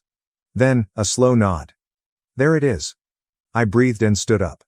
My father built this company, I replied. I will not dispute that. But I went further than he could have. And I will not let him manage it from the outside. I let my voice drop slightly, controlled and threatening. If he wants a fight, he'll get one. I gathered my papers and looked each executive in the eyes. If anyone here believes my father and brother deserve control, now is the time to make your move. Silence. Nobody moved. Good. I turned and went away, head held high.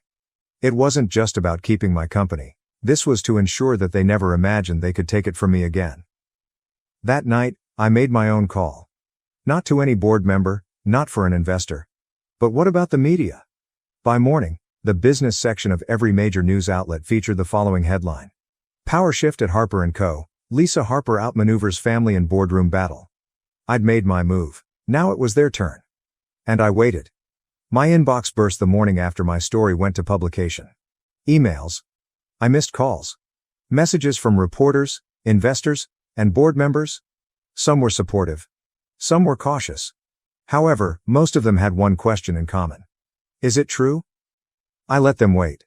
I knew what game my father was playing. He had spent decades mastering the art of public perception. He understood that reputation was important in business. If he couldn't beat me in the boardroom, he would undercut me in public. And that was exactly what he was attempting to do. By lunchtime, the first counterattack had arrived. A press release is nicely made, precisely phrased, but full of lies. Harper & Company has always been a family-owned business. We are disappointed by recent occurrences, but we remain dedicated to sustaining the ideals that have driven this organization. Changes in leadership are unavoidable, and we expect to transition seamlessly as we move forward. It was subtle. But I knew what it was actually saying. Lisa is irresponsible. Lisa is unstable. Lisa isn't a team player. I was not surprised. I was, however, incensed. I sat in my office, watching the news as industry analysts argued over my leadership. Was Lisa Harper too aggressive in her takeover? Will her lack of cooperation hurt the company in the long run? Can she recover from this PR disaster? They spoke as if I wasn't watching. As if I hadn't already planned my next move. Because if my father and Ethan desired a public conflict, I was planning to give them one. I did not release a statement. I did not call a press conference. Instead, I placed one phone call. To an old buddy in investigative journalism. I have something for you, I explained. But you'll need to move fast. An hour later, I emailed over documents. Emails. Financial reporting. Internal records. Evidence. Harper & Company, under my father's guidance, had engaged in unethical business activities throughout time. I had spent the previous decade quietly cleaning up. The news broke within 24 hours. Behind the scenes at Harper & Company, a legacy of hidden debts and financial cover-ups. The piece was brutal. It applauded my leadership for improving the company's financial situation. It was critical of my father's mismanagement, but most importantly, it proved that I was the sole reason Harper & Company had survived. Just like that. The narrative changed. The board has stopped doubting me. The investors stopped hesitating. And what about my father?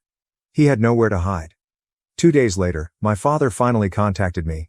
I let the phone ring 3 times before answering. Lisa, he murmured in a tense voice. We need to talk. I slumped back in my chair. Do we? Silence. Finally, a sigh. You didn't have to do that. I gave a tiny laugh. Neither did you? This company was supposed to be a legacy, he told me. For the family. For both of you.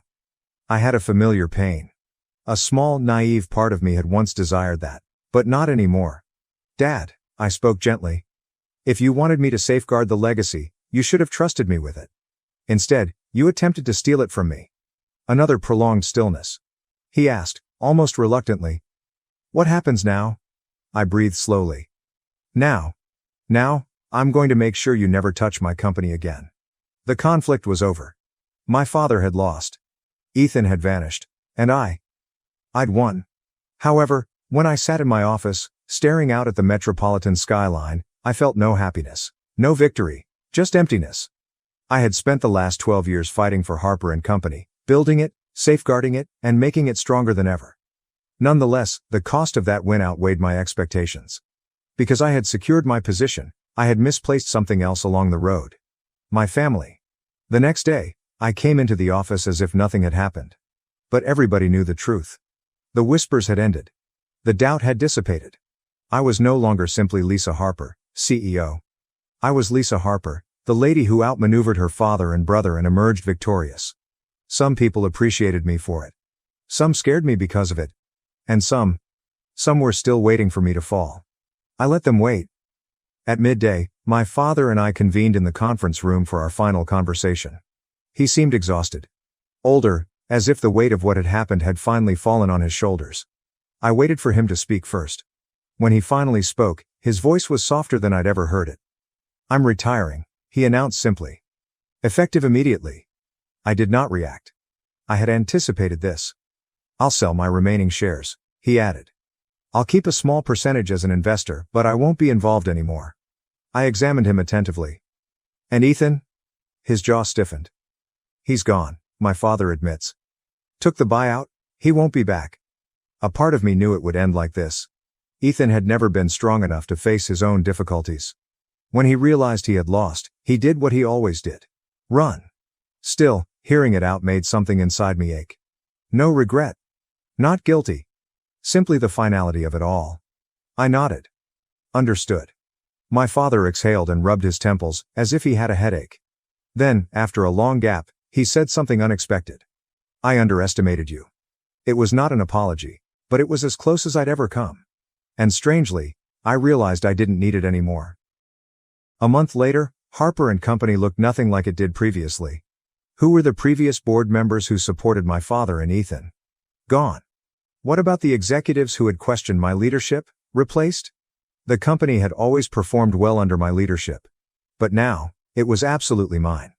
And with that control comes a new perspective. I introduced proposals that my father had consistently rejected.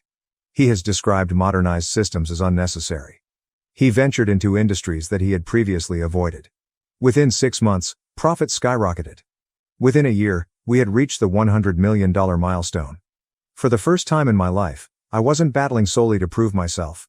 I was fighting to create something that no one could take from me again. A year later, I met my father for dinner.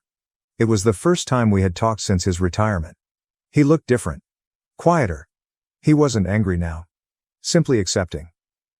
I read about the latest deal you closed, he continued as he drank. It was a smart move. I smirked faintly. I know. A shadow of a smile appeared on his lips. There was no longer tension between us. There is no war left to fight. Just the simple, undeniable truth. He'd tried to push me aside. And I had proven him incorrect. He lifted his glass. To Harper & Company, he stated. This time, as I clinked my glass with his, I did not feel angry. I didn't feel resentful. Only tranquility. Because I'd already won. And I no longer needed his permission to know it. As I sit in my office now, overlooking the city where I built my empire, I reflect on the lessons this trip has taught me. That family might be your greatest adversary. Loyalty is a currency, not a promise. That power is never given. It's taken. But more importantly, sometimes, the finest method to prove your worth is to quit seeking validation and create something so powerful that they can never ignore you again. I don't have any regrets. Harper & Company are now mine. And I aim to make sure that no one forgets it. My family tried to force an arranged marriage for business. I eloped. Now they're furious because I just sent them my wedding photo. I'm Zara, and I've been dating Logan for nearly 2 years. We met at our friend Andre's monthly game night, one of those informal get-togethers when everyone brings dollar store munchies and spends hours playing board games. My parents are traditional, not the wealthy sort of traditional with vacation houses and country club memberships, but the kind where dad works extra hours at his job and mom saves every penny at the grocery store.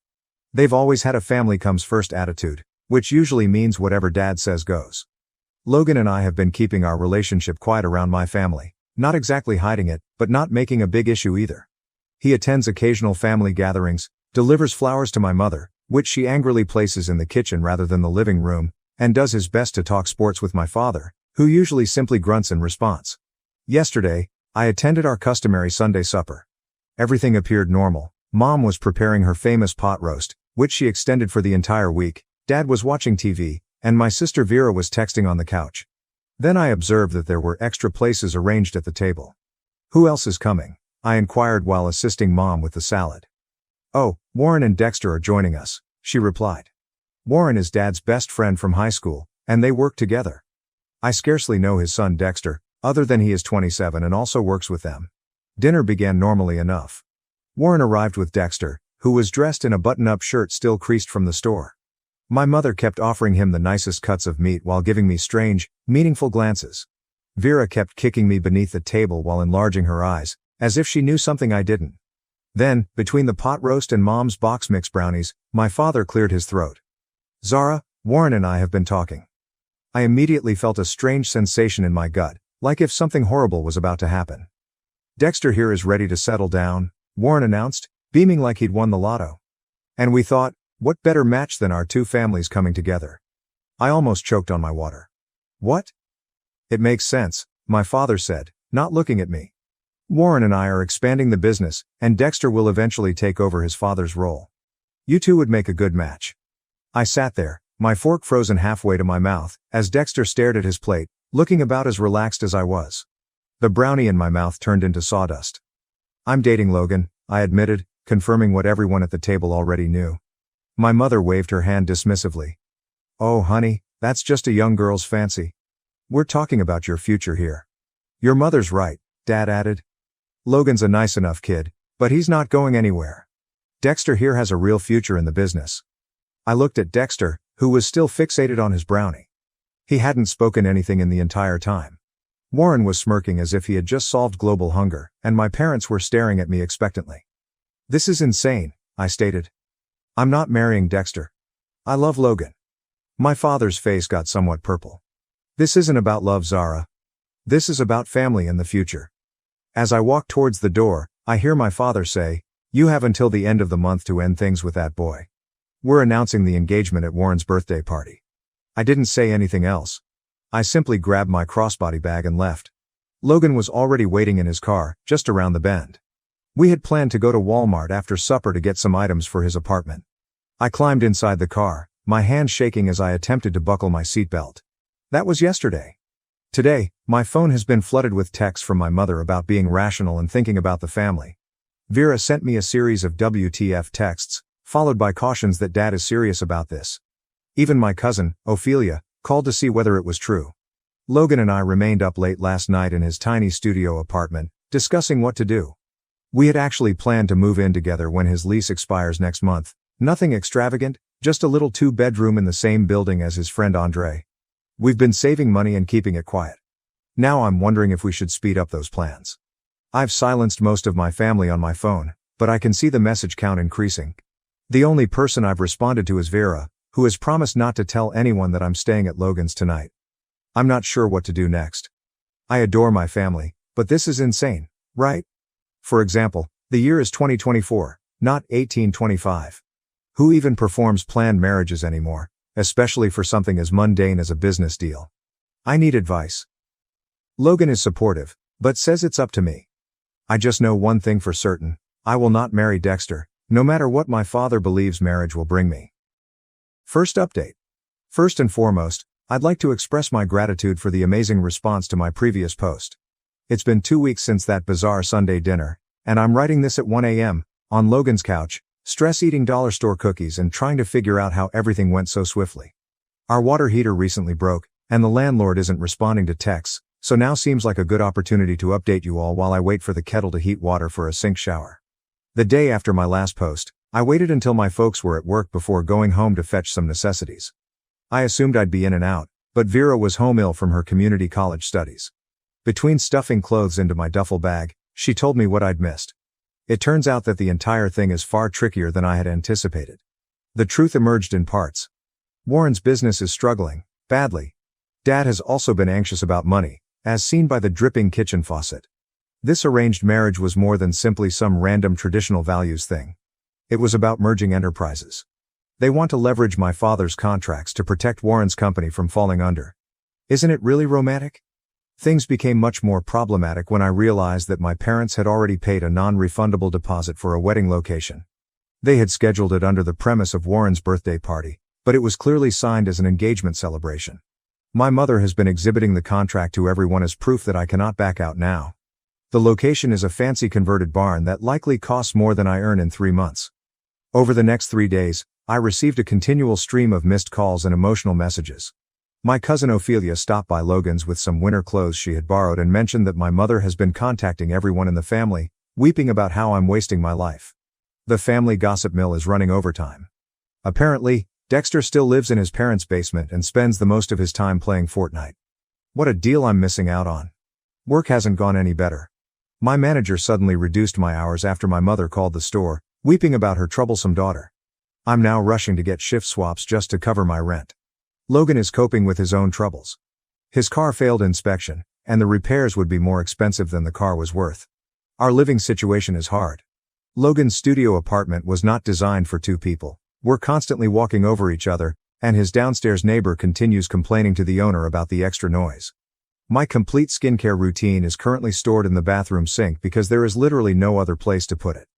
Last night, I discovered my mascara in the kitchen cupboard, next to the ramen noodles. That is the amount of organization we're dealing with here. The financial hardship is becoming real. Between my limited hours at work and unanticipated charges, who thought moving would necessitate so many random purchases? We are both feeling the squeeze. I started selling clothes on Poshmark to save money. Logan has been picking up odd gigs on TaskRabbit, but they barely cover the necessities. We've become specialists in extending groceries. Rice and beans have become close companions. The problem reached a new low when I ran into my folks at Walmart while discount shopping. What followed was a scene straight out of a lousy drama. Tears in the cereal aisle, allegations about family devotion, and vague threats about Warren selling to a major corporation. We just got our essentials and went, but Mom noticed the generic brand products in our cart and began crying even more about how I deserve better than this life. Today's new torment was learning that my parents have reportedly been saving for my wedding since I was born. Mom shared images of the wedding fund passbook, a not-so-subtle reminder of what I'm tossing away. The guilt trip included childhood images and a screenshot of current wedding venue prices. To make matters worse, our proposed flat fell through. The landlord decided to rent to his nephew instead, so we are back at square one. Logan's lease expires in 2 weeks, and finding an affordable place is proving more difficult than anticipated. His friend Andre gave us his spare room temporarily, but accepting feels like giving up, especially because Andre lives in his parents' garage and his mother still does his laundry.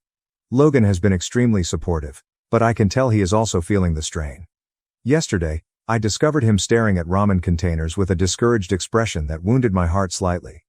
The engagement of extended family members is the most problematic.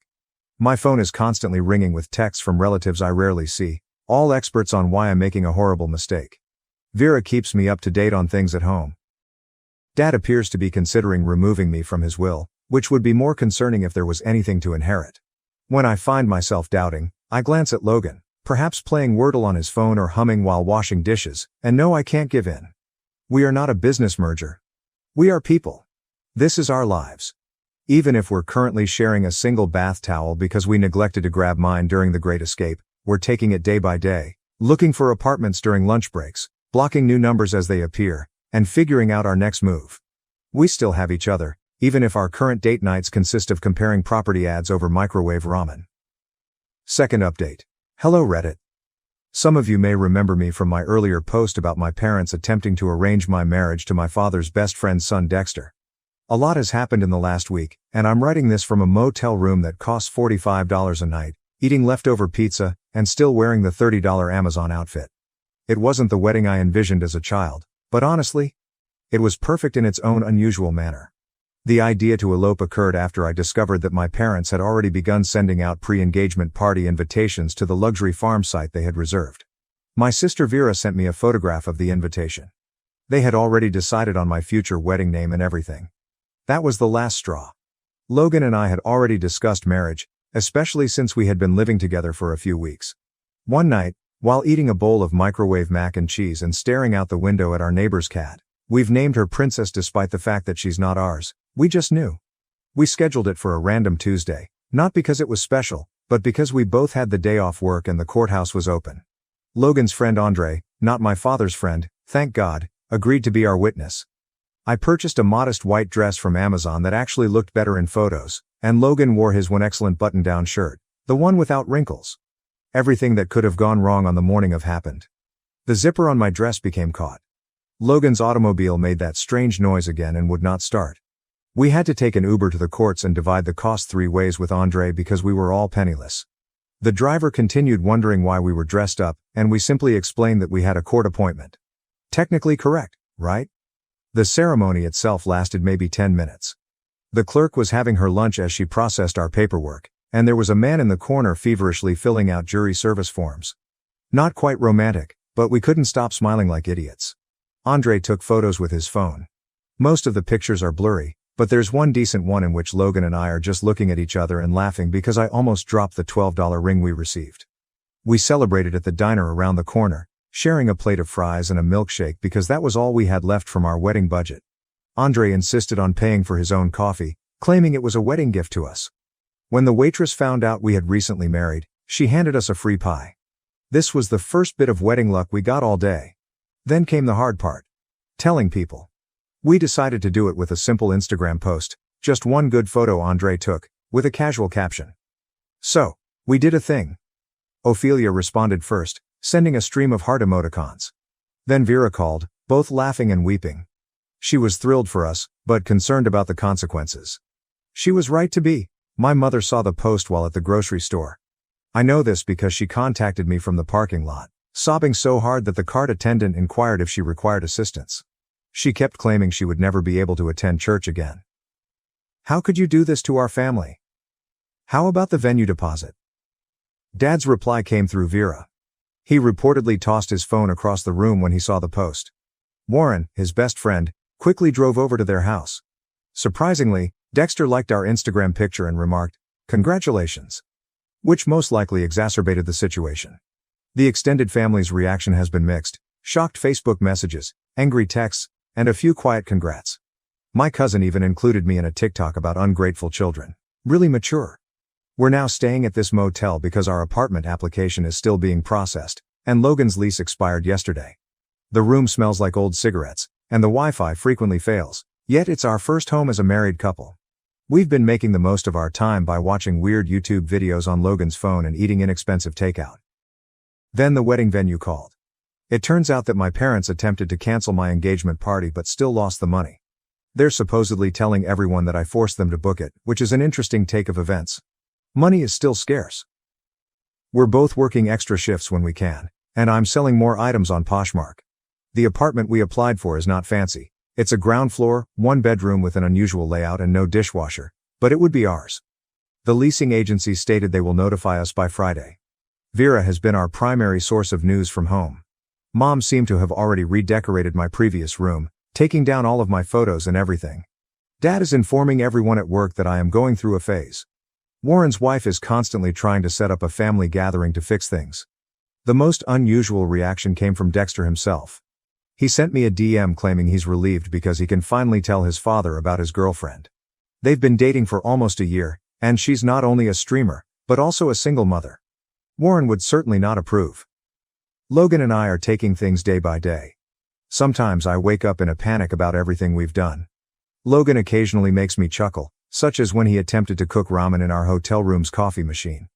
I remember why I selected this. It is not ideal. But this is ours. Third update. Sometimes the truth arrives in the most unexpected ways. In my instance, it came from a stack of water-damaged papers I discovered while assisting Vera in cleaning out our flooded basement following last week's storm. The basement incident occurred when Vera asked for assistance. Mom and Dad were at a church function, and she was worried about water getting in. Logan and I drove there to help preserve whatever we could. While shifting boxes to a higher level, I discovered Dad's old filing cabinet had turned over, spilling documents everywhere, most of which were drenched. As we went over what may be saved, I noticed something interesting. Loan papers. There are a lot of them. All with Warren's signature and my father as guarantee. The dates went back years. Small loans at first. Then larger ones. The most recent? From shortly before the whole marriage disaster began. Some had final notice stamps. Others had payment plans with missing checkmarks. It was like seeing a chronology of Warren's firm gradually falling. But this is when things get crazy. Mixed up with the loan papers were printed correspondence between Dad and a large development company. They wanted to buy both businesses, Dad's and Warren's, but only as a package deal. The offer was genuinely reasonable, enough to cover all of the debts and then some. Is there a catch? They sought confirmation of consistent succession planning. Essentially, they would not buy until they were confident that the businesses would remain together in the long run. That's where Dexter and I stepped in. We were the ideal solution for demonstrating that the businesses will continue to be controlled by families for many years. While we were still digesting this, Vera discovered other papers. Warren had been disguising how horrible things were from everyone, including his own wife.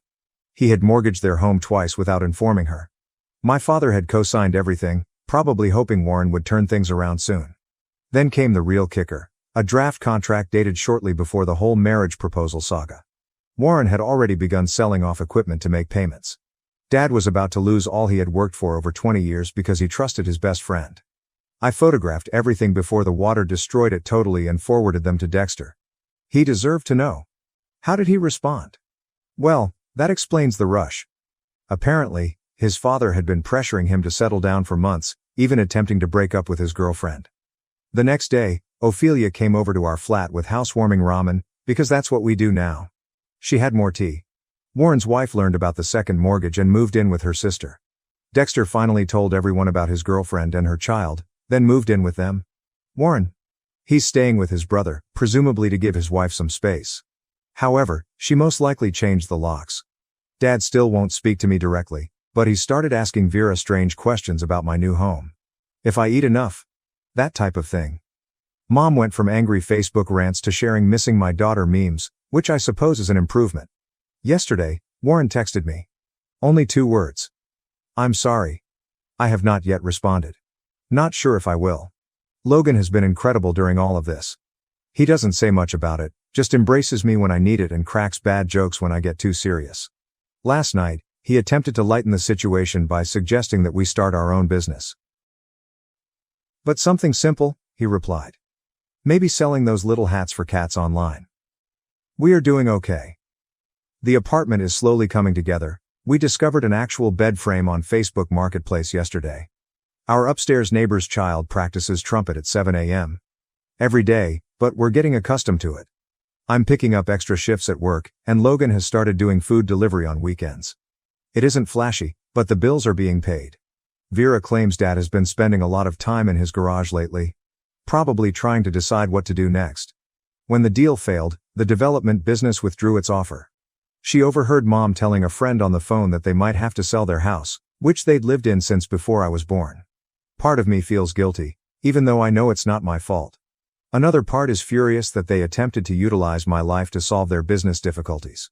Mostly, I'm simply tired of the whole affair. Last update. I wasn't planning on posting again, but I just had the most weird Thanksgiving experience, and I thought you'd be interested in hearing how things turned out after the whole arranged marriage drama. First and foremost, Logan and I are still in our small apartment. We now have a solid bed frame. Goodbye, air mattress. The neighbor's son has progressed from trumpet to drums. Progress. What's the upside?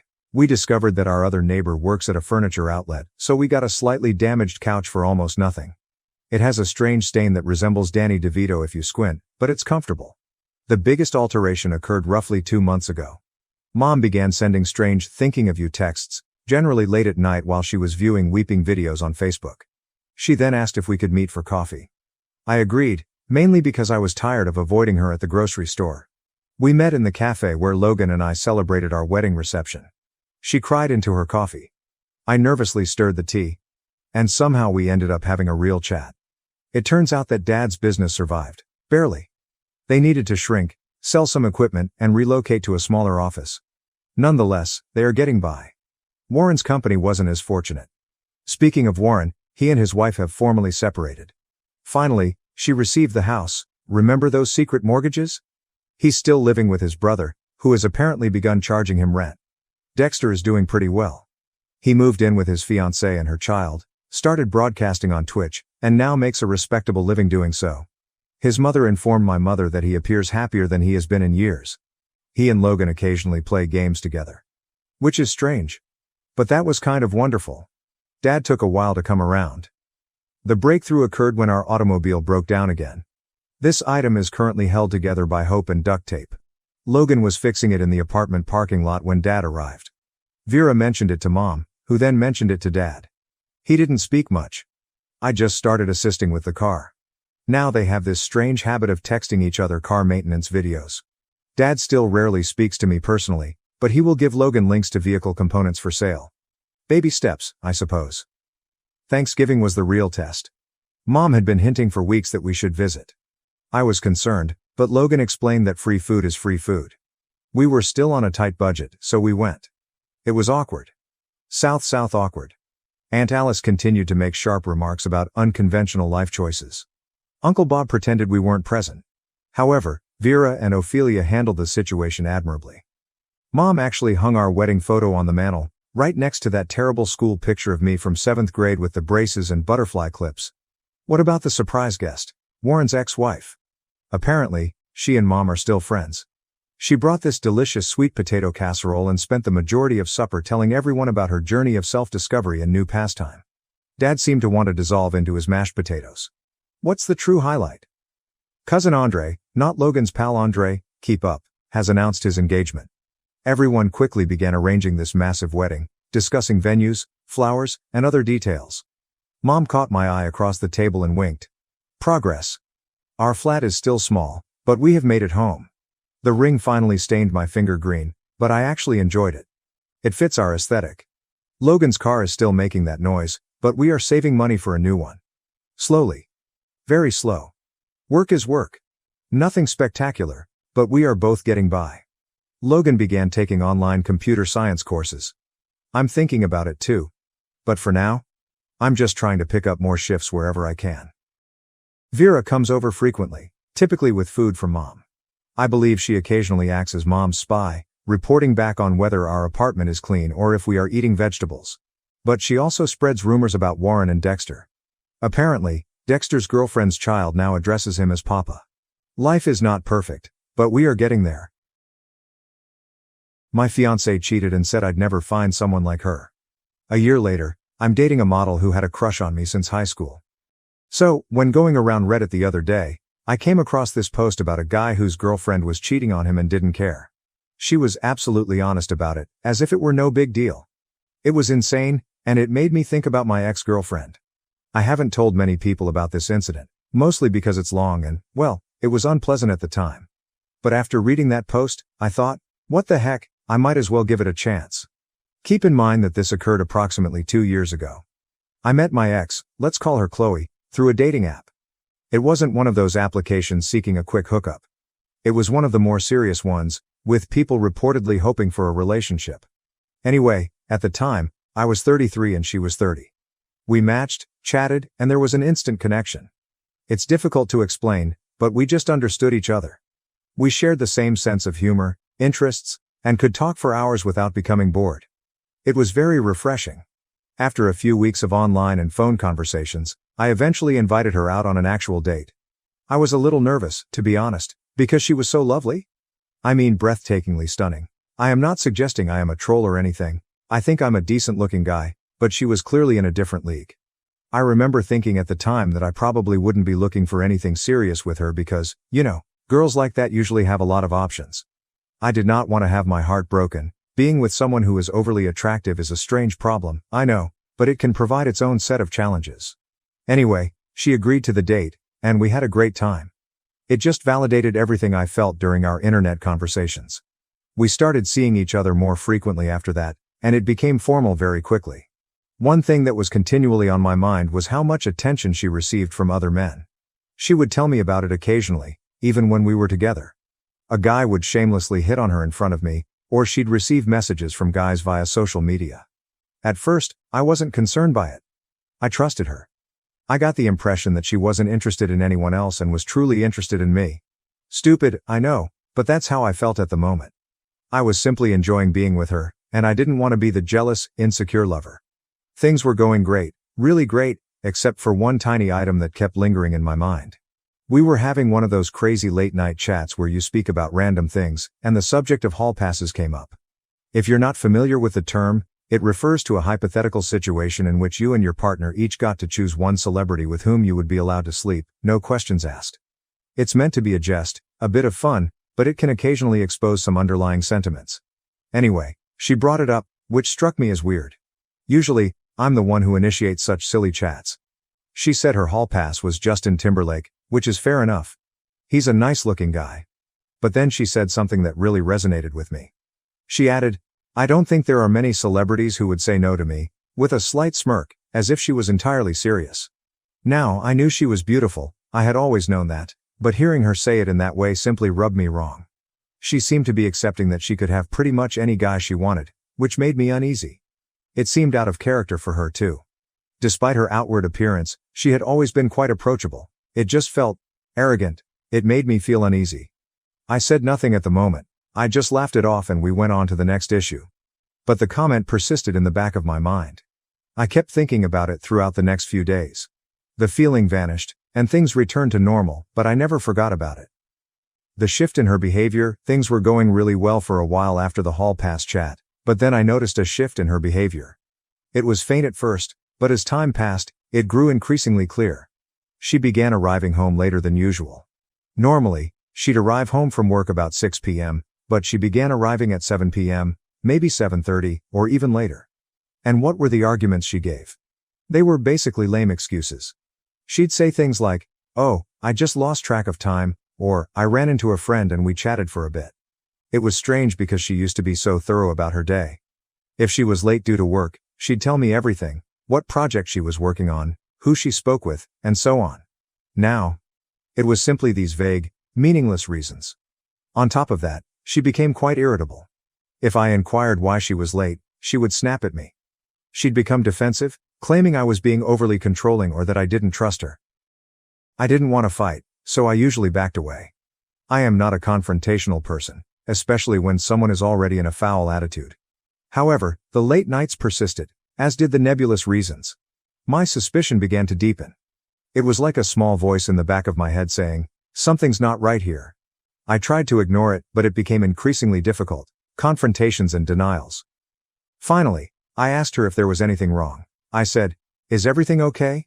You seem different lately?" She denied it, of course. She responded, "No, everything's fine. I'm just stressed with work." The usual. I wanted to believe her. I actually did. A few days passed, and the same things happened. I couldn't keep it in anymore. I informed her again that her behavior was unusual and that I was concerned. This time, she appeared to understand what I was saying.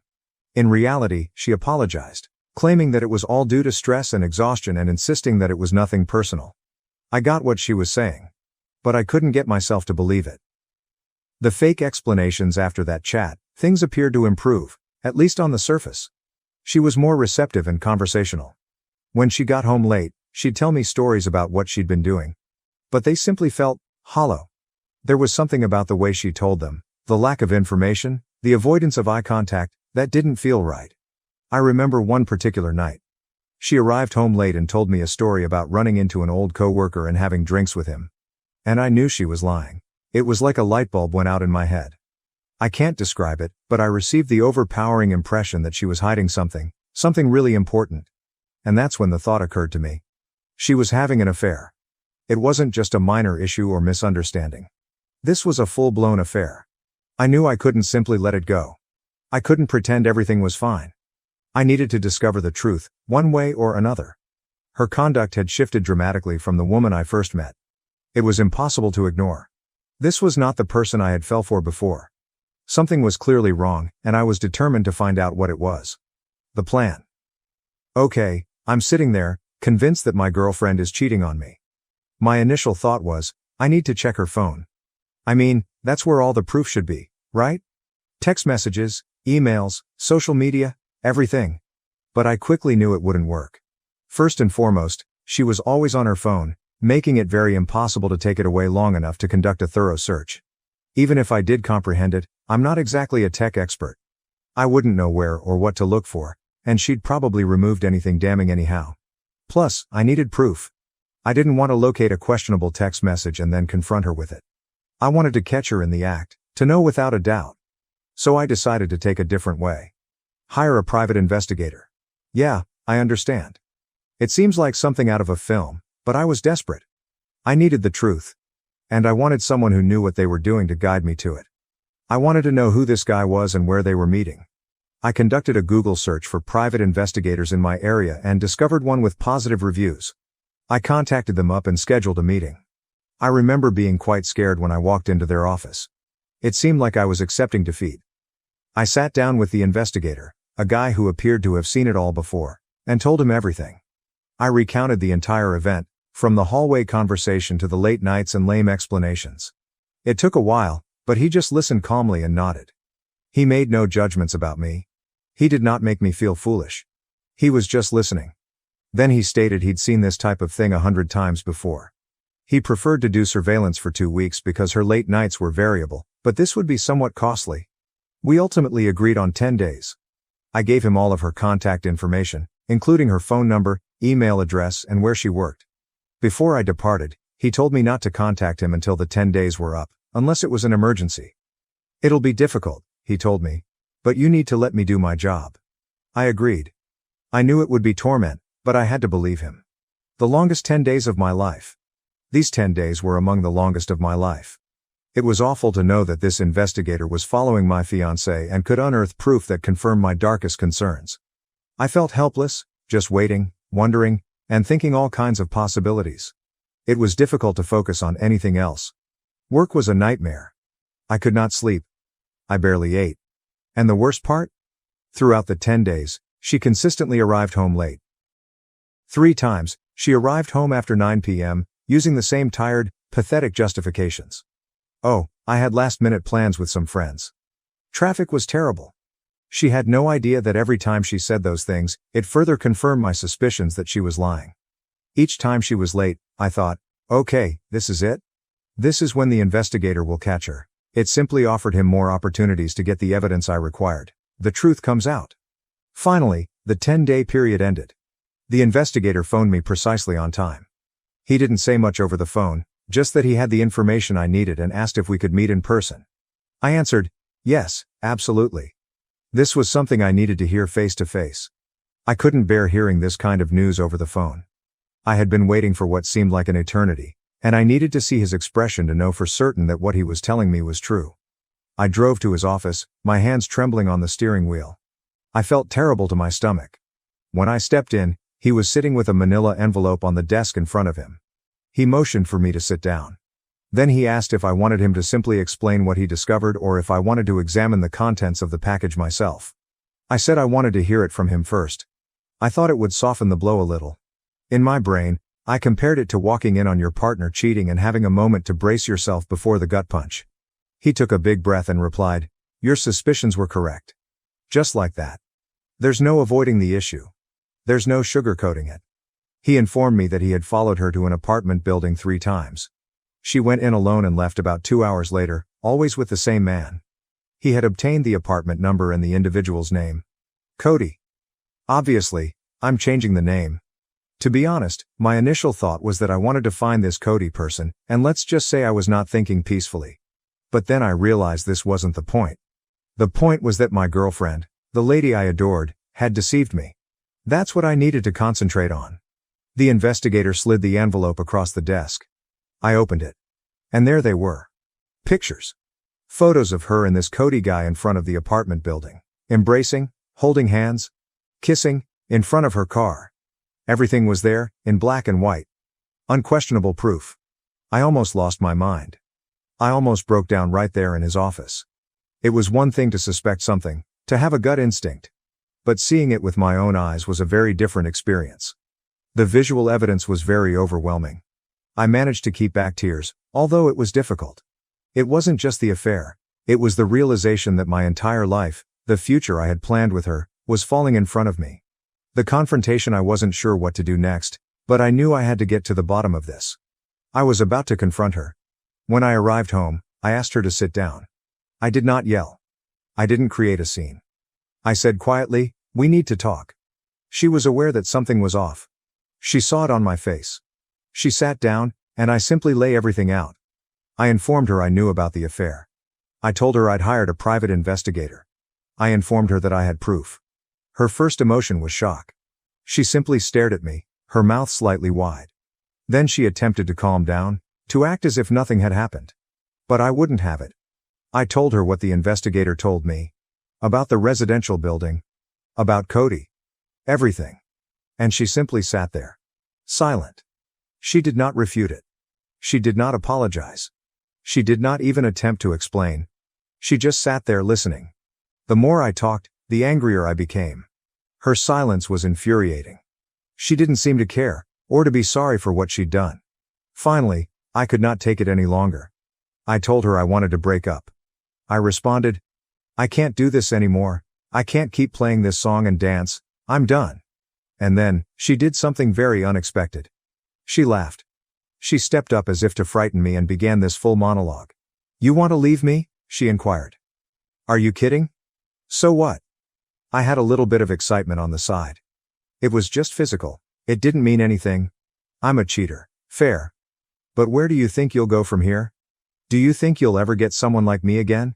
Hasn't it been clear to you over the years that I'm out of your league? It was one time, is that what you want to destroy our lives over? She spoke a lot more in that vein, essentially attempting to make me feel lucky. That I should simply be grateful to be with her, even if she cheated. Can you believe it? I was stunned. I knew she was arrogant. I knew she thought well of herself. However, this was a whole new level. This was not a sincere apology. This was hardly the reaction of someone who had been caught and wanted to make amends. This was the response of someone who didn't give a damn. Someone having a genuine F it attitude. A true crash-out mentality. It seemed as if her ideal scenario was for me to simply accept that she was too good for me, that she would do whatever she pleased, and that I should be content to be along for the trip. She honestly believed I wouldn't have the courage to leave. That's how proud she was of herself. Her comment struck me like a ton of bricks. I'd felt wounded and outraged before, but this was different. This was pure fury. I'd never felt anything like it. I stood up, looked her directly in the eyes, and told her how much I detested her. I don't remember the precise words, but they were along those lines. And then I walked out. I didn't bring a bag. I did not say farewell. I simply stepped out the door. I couldn't bear to be in the same room as her for another second. I felt completely betrayed. It was over. The aftermath, I ended up staying the night in a cheap motel. I couldn't return to the house, not yet. I just needed to be alone and contemplate all that had transpired. I laid there in that uncomfortable bed, staring at the ceiling, rehearsing the confrontation in my mind over and over. I couldn't believe the way she reacted. It was simply unbelievable. The next day, I returned to the house to get some of my belongings. I assumed she would be at work. But she was present.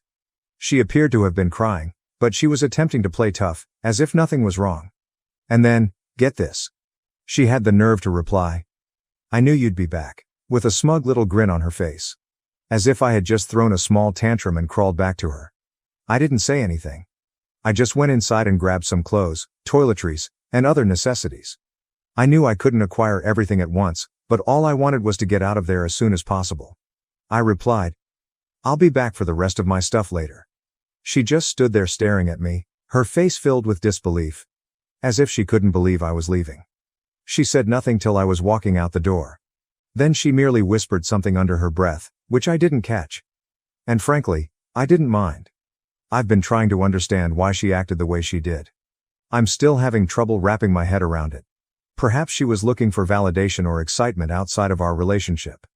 Perhaps she was insecure about becoming older or about our routine. Perhaps she regarded me as a safe, dependable, cuddly husband, but also as someone who she considered beneath her. And perhaps because she had always felt that way, she did not consider the infidelity to be a huge problem. She'd already rationalized it in her mind. Of course, all of this is just me guessing, attempting to make sense of something that does not make sense. The aftermath. After I departed, she began contacting me. The first few messages were mocking and caustic, as if she thought the whole thing was a joke and that I would just run back to her. She definitely believed I was lying. That I would not go through with leaving, but, a few days later, I returned to the house with a friend to retrieve the remainder of my possessions. And she was shocked. She could not believe I was being serious. I believe it was the moment she realized it was truly over. One of her final texts to me read, "I hope you know you'll never find anyone like me again." Seriously? I blocked her after that. I couldn't take it anymore. It was simply too much. Moving on. Okay, let's skip ahead a bit. The whole breakup with Chloe was a shambles, and it took me a bit to get my bearings. But life continues, right? A few months later, I had my 15-year high school reunion. I wasn't sure whether I wanted to go, but a number of my friends persuaded me. It ended up being a great time. It was nice to see all the old faces and meet up with people I hadn't seen in years. Just a really upbeat, enjoyable vibe. And then, there was Veronica. Enter Veronica. Veronica attended my high school class. She was a tall, stunningly beautiful girl. We were cordial and took some classes together, but we were not particularly close. She was one of those girls who was just naturally cool, you know? After high school, she became a model, and a rather successful one at that. I had seen her in some magazines and internet advertisements. If you're into fashion, you may recognize her name. I hadn't spoken to her in at least 7 years, possibly more. So I'm at the reunion, having a nice time, when I realize that Veronica isn't present. However, her best friend from high school was. They were still really close, which I thought was fantastic. It demonstrated that Veronica had not changed much despite her success. I went over to see her friend just to say hello and catch up. We were talking, and she kept a wide smile on her face the entire time. When I named Veronica, her smile grew even wider. She made a face and continued, "I know she's going to kill me for telling you this, but, you know she's always had a crush on you?" I just chuckled. I mean, come on. Veronica, a successful model, have a crush on me? It appeared utterly ludicrous. Even in high school, we didn't run in the same circles. We were friendly, but not more. There was no way. Also, becoming a model now? There's no chance. It was flattering, of course, to think that someone like her would find me beautiful. But I assumed that was just a high school event that she'd long forgotten about. I told her buddy that I didn't think Veronica remembered me, but she insisted. She explained that Veronica had requested her to check me out at the reunion to see if I still looked as nice as I did in high school. And then she continued. She's still into you, so if you're single and you're not scared of girls with baggage, you might as well give it a shot. I spent the remainder of the night reflecting on the talk. It was all so unexpected. I won't lie, it felt wonderful to know that someone like Veronica was interested in me, especially after what had occurred with Chloe. It felt as if here was this woman who my ex would have deemed out of my league, and she was allegedly crushing on me. It made me understand how useless Chloe's remarks were, and how much she wanted to bring me down. It provided a significant confidence boost. Taking a chance. Following the reconnection, I decided to take a chance. I figured, what could I lose? I decided to contact Veronica online, as the kids say. I found her on Instagram and messaged her. I also informed Veronica's friend that I was going to message her in case she did not check her direct messages from people she did not follow. I did not want my message to be lost in the mix. And then I waited. And waited. And waited. I waited 5 days and heard nothing. I'd completely forgotten about it, to be honest. I believed she was probably busy, or that her buddy had exaggerated things. I wasn't too concerned about it. But, ultimately, she replied. And her message was quite enthusiastic. She wrote, "Oh my gosh, Keith, it's been so long. Now, I've heard that the more letters a woman repeats in her text to you, the more she likes you. I'm not sure if it is accurate, but it felt like a good sign." We began messaging back and forth, catching up on pretty much everything. We spoke about high school. About what we have been up to since then. About our jobs. Our families. Everything. After a few days, Veronica recommended we switch to FaceTime. She claimed she was tired of typing so much. I was delighted, of course, and we began making video chats virtually every day. A deeper connection. During those video talks, I began to understand more about her life as a model. She told me everything about the industry, the travel, the photo shoots, the ups and downs. She was in Brussels at the time, working on a campaign, and even gave me some photos from the set. That was fascinating. And it was awesome to watch her in her environment. It also allowed us to connect on a deeper level while being thousands of miles apart. After a few weeks of almost daily communication, it began to seem like we were dating. We hadn't formally called it that, but it seemed like more than simply friendship. So, I decided to be a little corny and simply ask her, "What are we?" She chuckled and said we were really wonderful friends, but she wanted to be more. I saw this as a cue to ask her if she wanted to be my girlfriend. She quickly agreed, with no hesitation. It was a wonderful feeling. The long-distance challenge. Obviously, the long-distance aspect was challenging. She was a model traveling the world, while I was here doing my regular work. I had a long-distance relationship when I was younger, and I despised it. It was difficult to maintain that connection, to feel like you were truly a part of each other's lives. But this was different. This was Veronica, and she was already so important to me that I was willing to go to any length to make it work. So I booked a flight to Brussels to see her. She was going to be there for a few weeks working on a project, so I decided it was the perfect time to see her and get a taste of her culture. The trip that changed everything. The trip was just stunning. Brussels was beautiful, of course, but being there with Veronica was incredible. It seemed like a dream come true. It taught me that I shouldn't give up on love because of a single negative experience, that there were still excellent people out there, people worth the effort. She even brought me to one of her photo shoots. I got to watch her work, see her in her element, cheer her on from the sidelines, and take some of my own photos. It was so great to watch her doing what she loved, and it made me feel even more connected to her, as if I were truly a part of her life. The Instagram mishap. So I was in Brussels, having the time of my life with Veronica. I took a lot of photos during the photo shoot and decided to share a few of them on Instagram. I didn't upload them to my main feed, though. Instead, I shared them on my close friend's story, expecting just a limited group of individuals to view them. Here's the thing. I completely forgot about my ex, Chloe, who was still on my close friends list. I rarely use Instagram, so I didn't think to block her there. I had blocked her everywhere else, but not Instagram. A big mistake. I received a message from her just a few hours after posting the photos. Remember, we hadn't spoken in almost a year by this point. The message stated, "Who's that? Why are you playing groupie?" A laughing emoji appears next. I quietly responded, "That's my girlfriend." I said nothing else, She did not respond right away. I could see the little typing sign emerge and disappear several times over the following 10 minutes, as if she was writing something, deleting it, and then writing something new.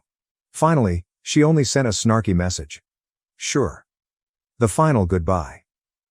That's when I decided to try it. I informed her that she didn't have to trust me. Then I said, if you thought you were out of my league, then Veronica is out of this world. I also questioned her. How's your man from back then doing? I knew it would sting. She read the message, but did not respond. And then I blocked her on Instagram. I realize it was probably petty of me to say those things. But really? I believed she earned it. And I did not want her to have any further access to my life. Any more opportunities to get under my skin? Even yet, I'll admit that I was curious about her reaction. I'll admit it. Happy ever after? And that, my friends, concludes the story. It's been an exciting voyage, to say the least.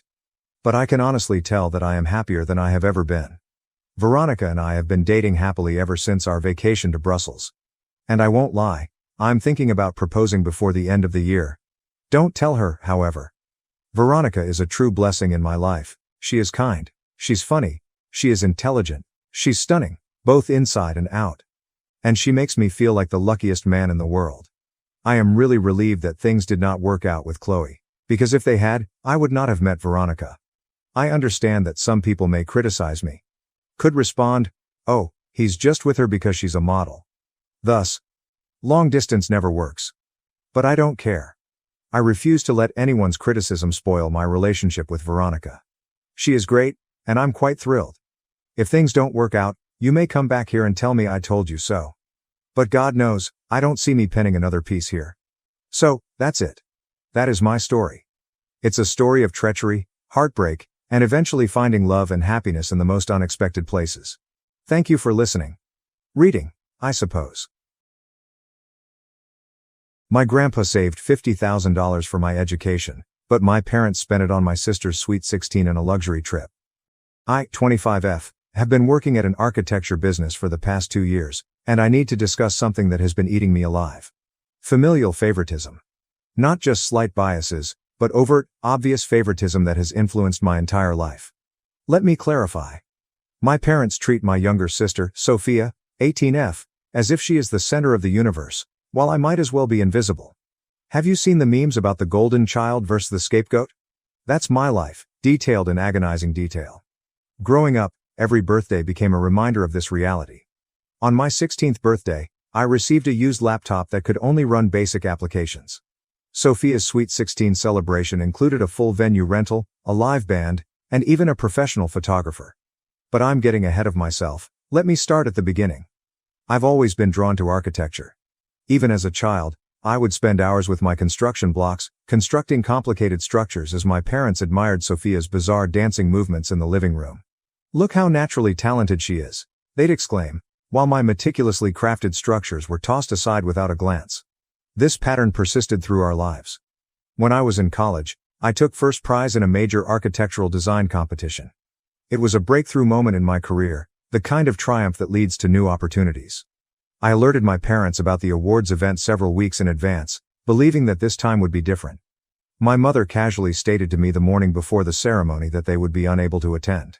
"We have errands to run," she added, barely looking up from her phone, which was probably showing Sophia's most recent Instagram photos.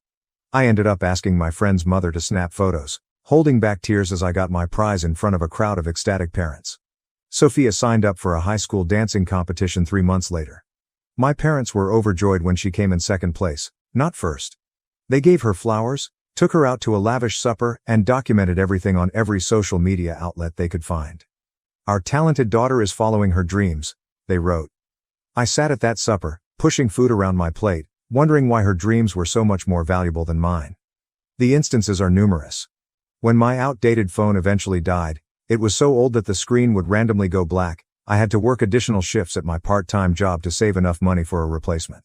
Sophia expressed wanting the latest iPhone, and they got it for her that weekend. "She needs it for her social media presence," my mother said, as if that justified everything. But the true difference was in how they handled our mistakes. I once forgot to take out the garbage after working all night on a project. My father lectured me for 45 minutes about responsibility and how I needed to grow up and contribute to the home. But what happened when Sophia backed into our mailbox before she even had her license? They laughed it off. Oh, everyone makes mistakes when they're learning. It cost $300 to replace the mailbox. My grandfather was not like others. He was my light of hope in this sea of favoritism. While my parents were preoccupied with Sophia's latest social media follower count, Grandpa would sit with me in his study and review my architectural sketches.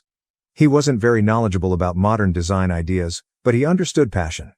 One day, he said, his eyes gleaming, "I'll see your buildings on postcards, and I'll buy every single one of them."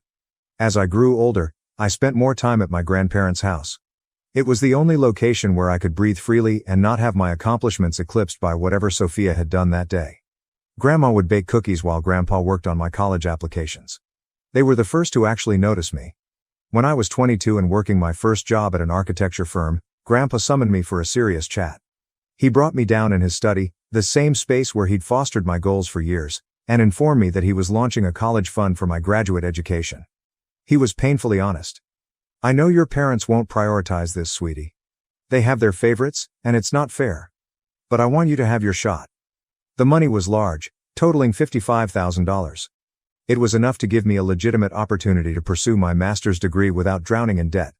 When my parents found out, they barely responded. "What about Sophia? She had an amazing tantrum. Why doesn't Grandpa love me as much?" she cried. My parents spent hours comforting her, assuring her she was just as important and adored.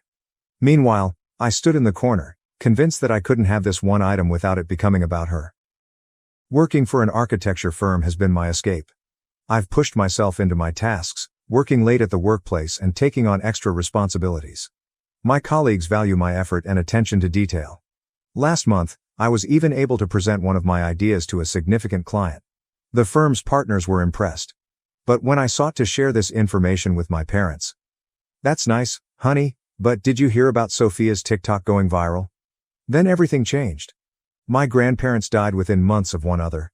First Grandpa, then Grandma, as if they couldn't take being apart. Losing them devastated me. They were my support system, my cheerleaders, and the only people who treated me like I was important. In the midst of my sadness, I had to manage the duties they had left behind. They were highly structured, with everything clearly spelled out in their will. They left me their humble home, filled with memories and love. Then there was the college fund, Grandpa's pride and delight. I had not touched it yet, thanks to my work savings. But as graduate school applications approached, I decided to check the account. Late one night, after a particularly hard day at work, I went in to check the balance. The numbers on the screen caused my heart to stop. Instead of $55,000, there was just $5,000 remaining. I blinked. We refreshed the page, logged out and back in. The number did not change. The next morning, I went to the bank in person, trying to remain calm while I inquired about the transaction history. That's when the truth was revealed. My parents, named as secondary beneficiaries, had been steadily depleting the account for the past year. I called my mother that evening, my hands shaking as I gripped the phone. "Hey, I was checking Grandpa's college fund, and most of the money's gone. Do you know what happened?" There was a long delay before she spoke, her tone immediately defensive. "What do you mean it's gone? Are you sure you're looking at the right account?" When I told her I'd been to the bank and knew the money had been withdrawn, she abandoned the act. "We used it for Sophia's Sweet 16, she explained, as if it were the most natural thing in the world. I felt like I had been hit in the stomach. "You spent $50,000 on a birthday party?" "It wasn't just the party," she said, as if that made things better. "There were a lot of expenses, the venue, the catering, the decorations. Plus, we got her a car." Then came the kicker. They had also used the money to take Sophia on a 2-week family trip to Europe. I wasn't even told about the family vacation, let alone invited. When I explained that the money was intended for my education, my mother sighed, as if I was being difficult. "You didn't need that money anymore. You have a job, remember? Sweet 16 only happens once." We wanted to make it special for her. I hung up the phone with my entire body numb. That night, I sat in the living room of the house my grandparents had left for me, surrounded by images and memories. It seemed like a betrayal of all they had worked for and believed in. After days of internal deliberation, I came to a decision. I hired an attorney. This is not about money anymore. It's about respect. About advocating for myself. Regarding respecting my grandparents' desires. When my parents received the documents, all hell broke out. My mother called within hours, shouting about how I was ripping the family apart. "Do you know how this makes us look?" she insisted. My reply was straightforward. "You should have thought about that before stealing $50,000. "It wasn't stealing," she exclaimed. "It was for the family." I advised her to contact my lawyer and hung up. The fallout was immediate. My extended family found out, of course, my mother couldn't keep it a secret, and I became public enemy number one. My aunt called to lecture me on family loyalty. My aunt told me, "You need to think about what you're doing to your mother." But I'm done thinking about everybody else. For once in my life, I'm thinking about myself. My lawyer thinks this will not be a simple process, but I am ready. My grandparents believed in me. I believed in my dreams. I refuse to let their final gift to me be spent on a sweet 16 celebration and a car Sophia has probably already wrecked. I will keep you updated as things progress. If anyone has dealt with toxic family dynamics like this, I'd love to learn how they addressed it. Sometimes I question whether I'm doing the right thing. But then I remember my grandfather's expression when he told me about the college fund, and how delighted he was to be able to help me pursue my aspirations. I will not let them take it away. Update 1. Hi, Reddit. First and foremost, I'd like to express my gratitude for your responses to my last post. Some of you really helped me realize that sticking up for myself wasn't just okay, it was important.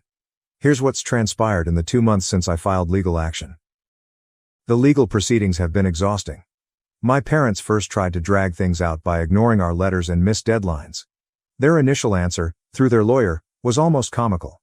They stated that the money was a family resource and that Grandpa had vocally changed his mind before dying. When we inquired for documentation of this alleged amendment, they couldn't recall exactly when or where the conversation took place. During our first mediation session, my parents took a different approach. Dad stated they had invested the money in my future, claiming Sophia's social media presence would someday benefit the entire family.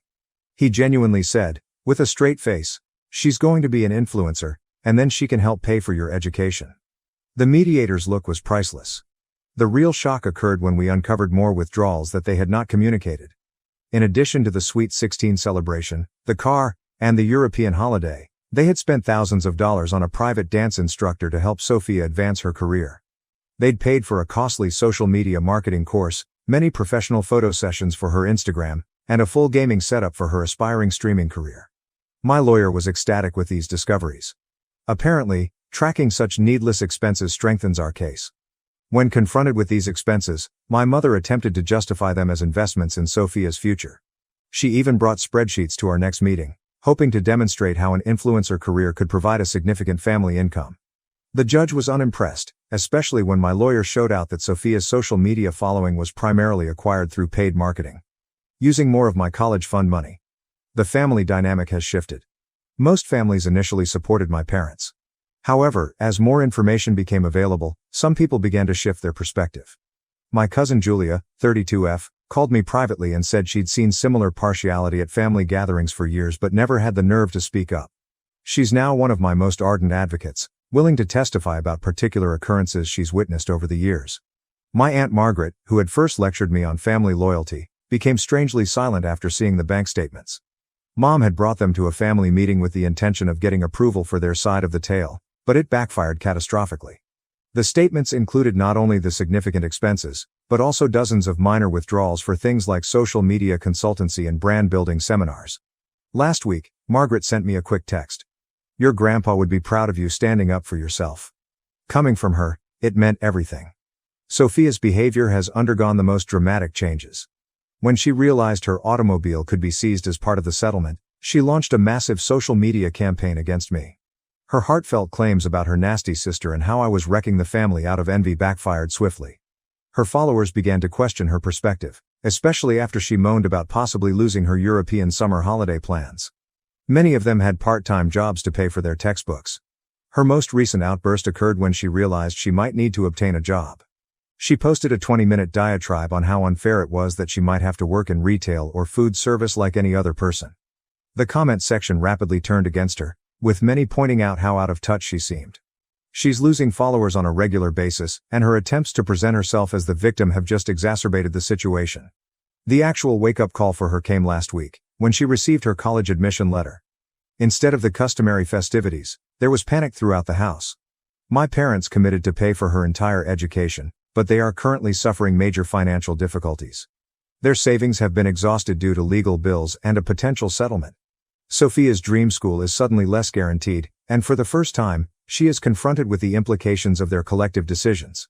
Meanwhile, my career has become my haven. My firm's partners have been really helpful, particularly after I informed them that I may want some flexibility for court dates. One of them approached me and related her own story of family financial abuse.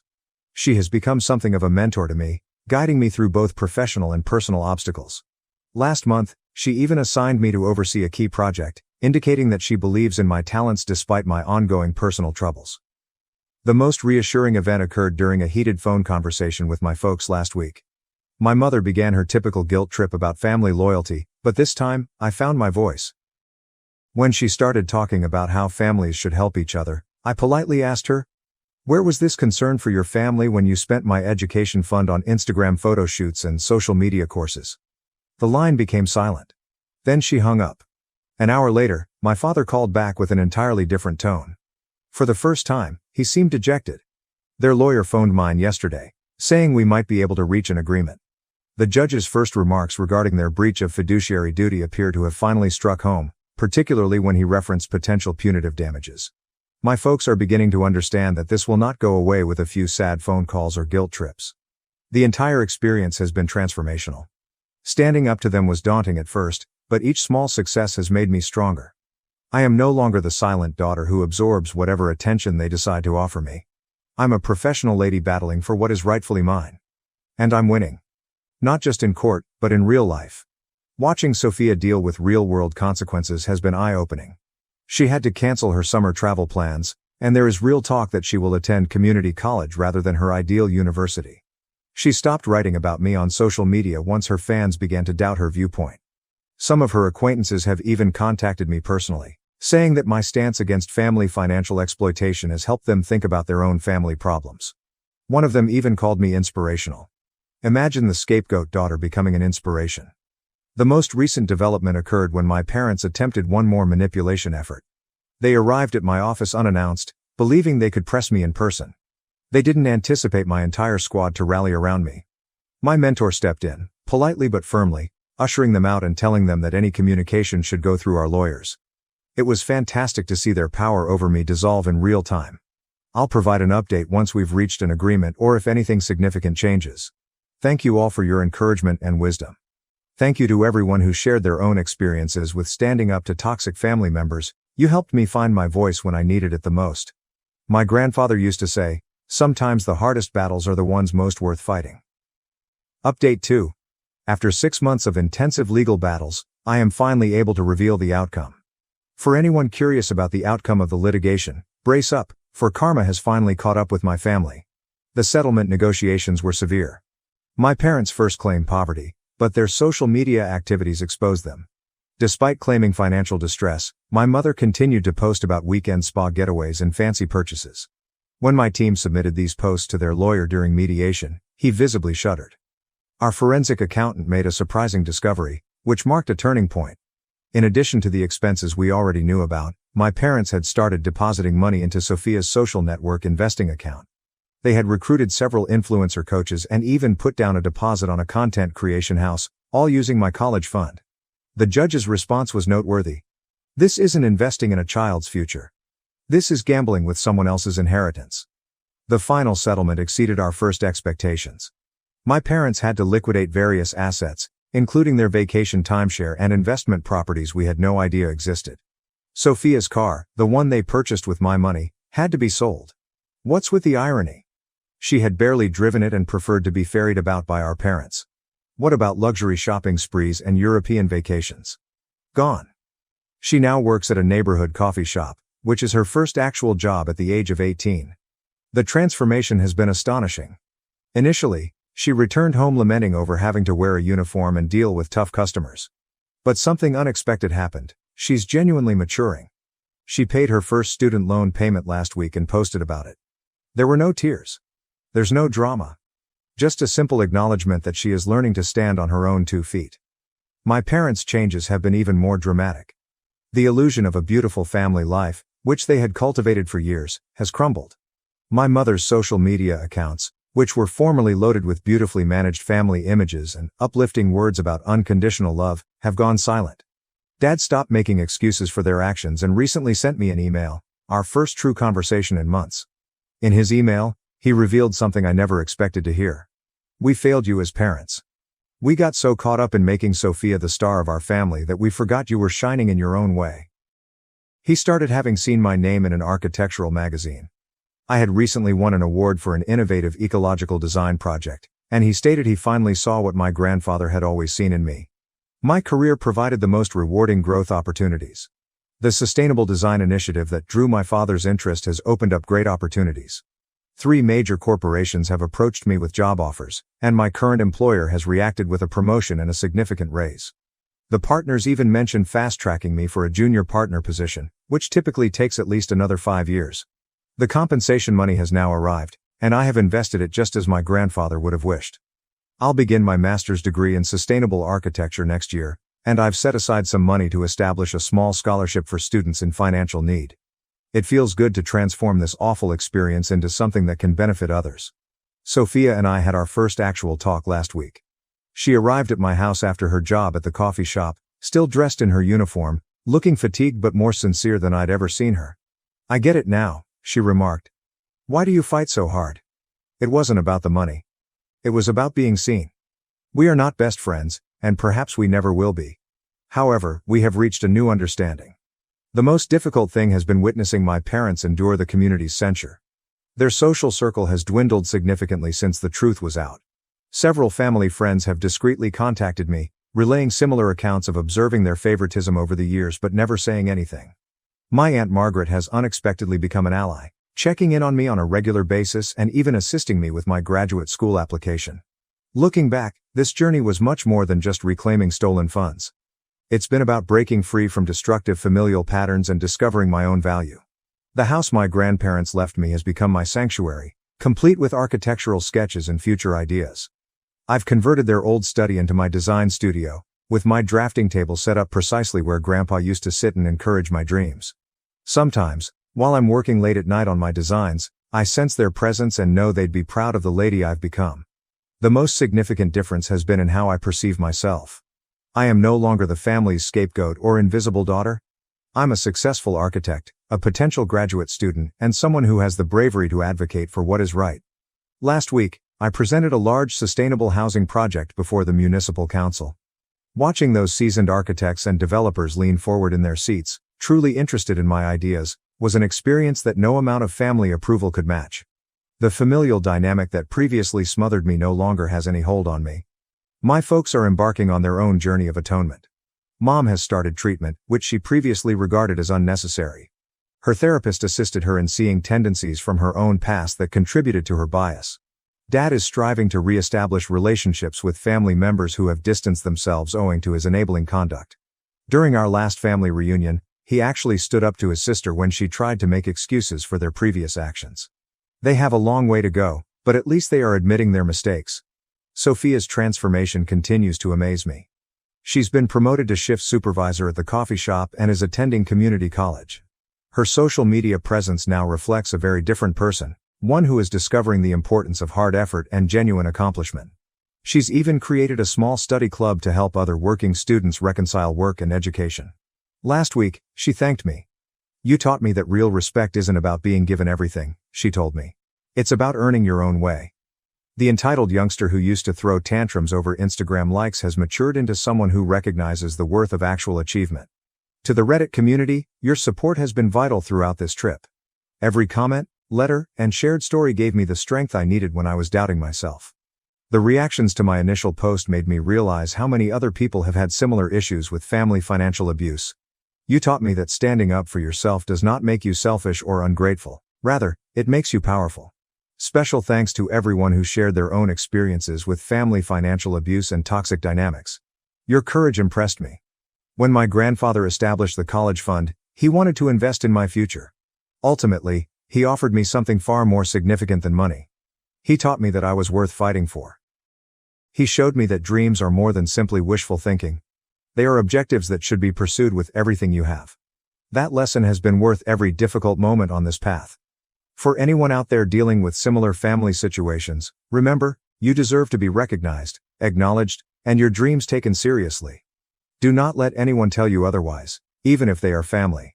Sometimes the most difficult battles are fought against people who should have been your staunch supporters.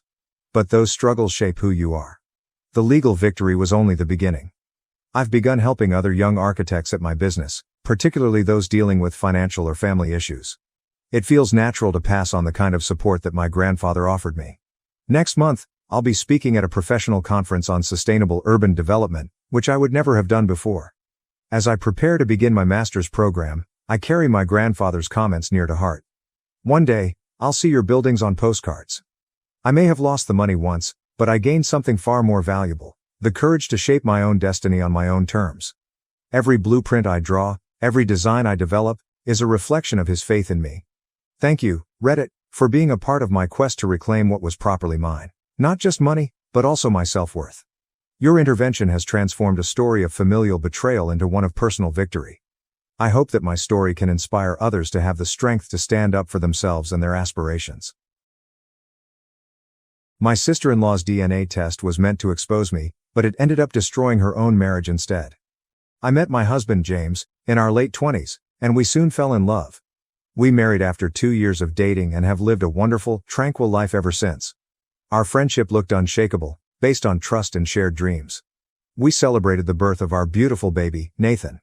Now 5 years old, he brightens our days with laughter, love, and boundless enthusiasm. We felt like the perfect little family, and I believe nothing could separate us. That is, until Sarah, my sister-in-law, decided to put a wrench in everything.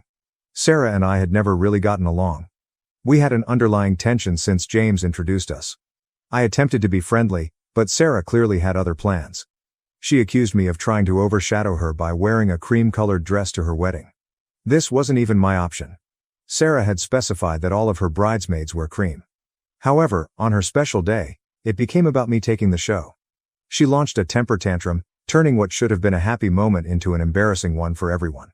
From that moment on, it was a never-ending game of sarcastic remarks, backhanded compliments, and petty behavior. If I put on a new dress, Sarah would comment, "That's nice, but I liked it better when I saw it in the store last year." If Nathan reached a milestone, she would try to belittle it by comparing him to her own son, Tommy. It was exhausting, but James and I always chose the high path. We did not want family conflict to spoil our lives. Furthermore, we wanted Nathan and Tommy to grow up together, like siblings. However, things took a nasty turn this Christmas when Sarah sought to stir the pot in unexpected ways.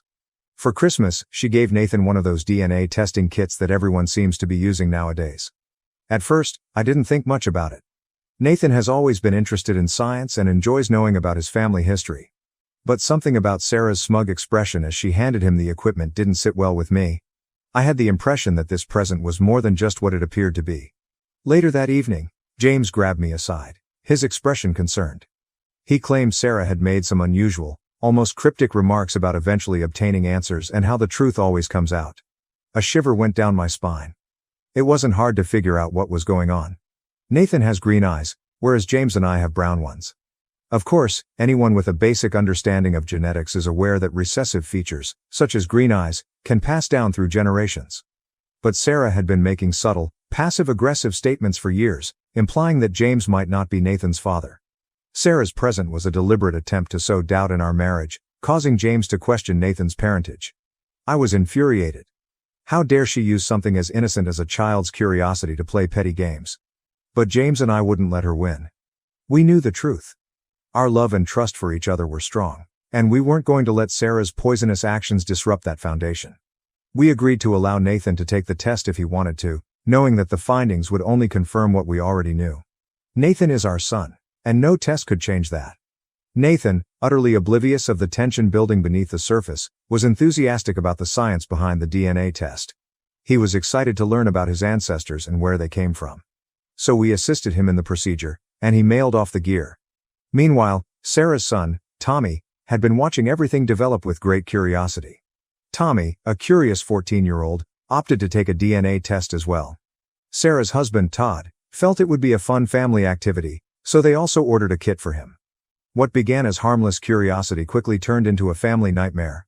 Nathan's findings arrived a few weeks later, And as expected, everything was correct. James was his father, without a doubt. Then came the shock of a lifetime. Tommy's results revealed that Todd was not Tommy's biological father. The reality hit hard. Sarah had an affair over a decade ago, and Tommy was not Todd's child. The discovery shattered the family like a wrecking ball. Todd was devastated. He had reared Tommy as his own, never thinking Sarah was unfaithful. To make matters worse, Todd sought a paternity test for their 7-year-old daughter. The results confirmed his greatest fears. He wasn't her father either. Sarah's entire life, the immaculate picture she had fought so hard to maintain, was disintegrating right in front of her eyes. And this wasn't a quiet, secret disintegration. The entire family was aware, and the consequences were negative. Todd filed for divorce and left their home within a few days. Sarah's world fell, and the once smug lady who had attempted to destroy my family now stood in the ruins of her own. The irony of the situation could not be ignored. Sarah's attempt to pull apart my marriage had simply exposed her own lies. Tommy was struck the hardest. He transitioned from a carefree, joyful youngster to a confused and heartbroken young adult. The man he had always called dad was not his father, and his family was disintegrating.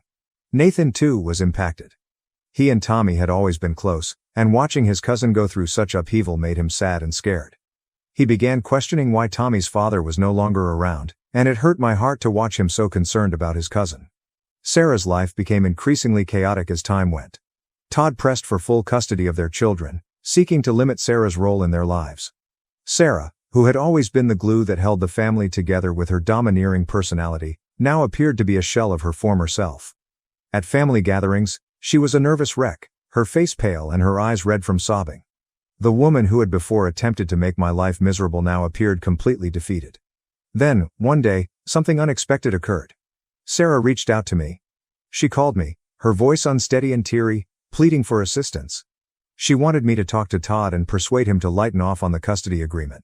She was anxious to salvage what little she had left of her relationship with her children, and she was seeking assistance from me.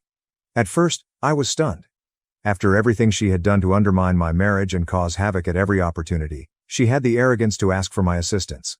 I initially ignored her calls, refusing to consider aiding her. But as the days passed, I found myself wondering about Tommy. He was the true victim in all of this. Despite the fact that none of this was his fault, he bore the brunt of it. Nathan, too, was trying to figure out why his cousin's life had been turned upside down.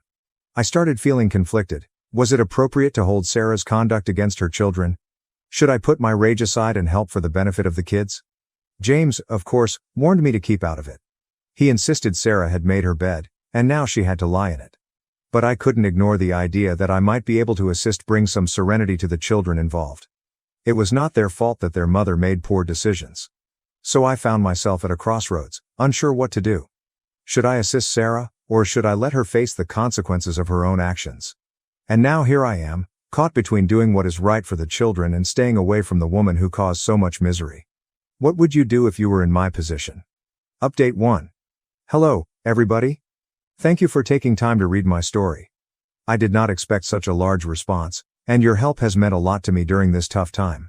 It's been really difficult to navigate the emotional roller coaster I'm now experiencing, but knowing that there are others out there who understand and care has been quite beneficial. I wanted to provide an update on what has occurred since my previous post, and I hope it puts some light on the complex situation we are dealing with. Sarah is still contacting me regularly, and to be honest, it's getting tiring. I expected her to back off or cool down, but she hasn't. She is relentless. On one especially horrible day, she called me 3 times in a row, leaving lengthy, sobbing voicemails. I could sense the desperation in her voice, but after everything, it was difficult to feel sympathy. At one point, my husband James became so frustrated that he couldn't take it anymore. He called her himself. James rarely loses his cool, so when he phoned her, I knew he was serious. I could hear his wrath from across the room. He exploded, telling her he was fed up with her disrespecting me and attempting to manipulate our family. He made it apparent that this was more than simply a DNA test. It was about years of snarky remarks, manipulation, and her blatant disrespect for limits. Sarah did not take it well. She burst into tears on the phone, telling James that I had poisoned his mind against her, that I was the one who was keeping him away from his family. Hearing her sob like that made me conflicted. I felt a glimmer of sympathy, but basically, I was tired. After that chat, things became worse. Sarah's tone changed again. She began contacting me regularly, alternating between asking for help and accusing me of attempting to ruin her life. She was pleading for my aid at one point, claiming she wanted me to talk to Todd and help things go well. The next thing I knew, she was calling me manipulative, alleging I was jealous of her and her family, and that I wanted to end her marriage. It was as if she wasn't sure if I was her enemy or her rescuer. Honestly, coping with her emotional outbursts has been draining. I feel like I'm locked on a roller coaster that I didn't sign up for. Throughout all, my main focus has been the children. They are innocent in all of this, but they are the ones suffering the most. I can't quit thinking about Tommy and Nathan. Tommy's discovery about his biological father must have been traumatic for him, and it's evident that he's having difficulty processing it. It's difficult for me to see him suffer through this without being able to help. Nathan, on the other hand, isn't really sure what's going on, but he senses something wrong. We attended a family gathering a few days ago, and Nathan wanted to play with Tommy like they used to do. They used to be really close, almost inseparable. But when Tommy came over, I noticed an immediate shift in him. He was distant, reserved, and rarely engaged with Nathan. My heart bled as I saw the two boys, who had previously been like brothers, drift apart. Nathan continued asking why Tommy wasn't laughing or playing like he used to, but I didn't have the heart to tell him the truth. Instead, I made up reasons, telling him Tommy was simply sleepy or had a lot on his mind. But I knew it was more than that. Meanwhile, Sarah keeps sending me lengthy, dramatic texts. She wrote me a note yesterday, claiming she felt betrayed by our family. I really wanted to yell. How could she feel betrayed? She was the one who made these decisions. She was the one who caused the situation. And yet, she refuses to accept responsibility. It's always someone else's fault. Mine, James's, Todd's, never hers. James and I have had numerous late-night discussions on how to approach this. We both want to do what is best for the children, but we don't know what that is anymore. James says we should intervene and try to help Tommy, especially because he and Nathan are close. However, he is also concerned about the ramifications of being too involved in Sarah's situation. We've been trying to strike a balance between being supportive of the kids and maintaining our personal peace, but it's been more difficult than we expected. Todd has begun to contact James, further complicating matters. He's been trying to make sense of things and wants to discuss the problem. James hesitantly agreed to join him for coffee. When he returned, he appeared more conflicted than ever. Todd is naturally devastated. He told James that he believes his entire life has been a lie, and that he is now struggling to figure out how to co-parent with Sarah in light of everything that has occurred. Talking with Todd simply made James feel more torn. Todd is a kind guy who is only trying to do the best he can for his children despite the nightmare he has found himself in. After hearing Todd's side of the story, James is even more divided about how to proceed. He wants to help, but we both know that being too involved will drag us deeper into Sarah's drama. It's difficult to know what the appropriate thing to do. Every time I see Tommy, I have an intense want to help him. He's just a child caught up in this calamity, and he doesn't deserve any of it. Nathan continues asking why Tommy appears so sad all the time, and it aches my heart that I can't give him an honest reason. The more I think about it, the more split I am. Between wanting to intervene and being terrified of being drawn into Sarah's tumultuous world. At the end of the day, all I want to do is safeguard the children. Tommy and Nathan deserve more, and it's sad to see them suffer as a result of their parents' sins. I don't know what the future holds, but I'm hoping we can find a way to resolve this without causing further harm. I'll keep you posted on what happens next, and once again, thank you for your continuing support. Update 2. Hello folks. A lot has transpired in the last few days, so buckle up. It's been a lot for all of us, and I'm not sure how much longer this will continue. But this is where we are now. First and foremost, Sarah chose to proceed with an official medical paternity test. She was dissatisfied with the results of the at-home DNA kit, arguing it was not a reputable source for making such an important decision. To be fair, the at-home tests include a margin of error, and I'm guessing she was hanging on to whatever hope she had left. But, guess what? The findings did not change. The medical paternity test confirmed what the first one had revealed.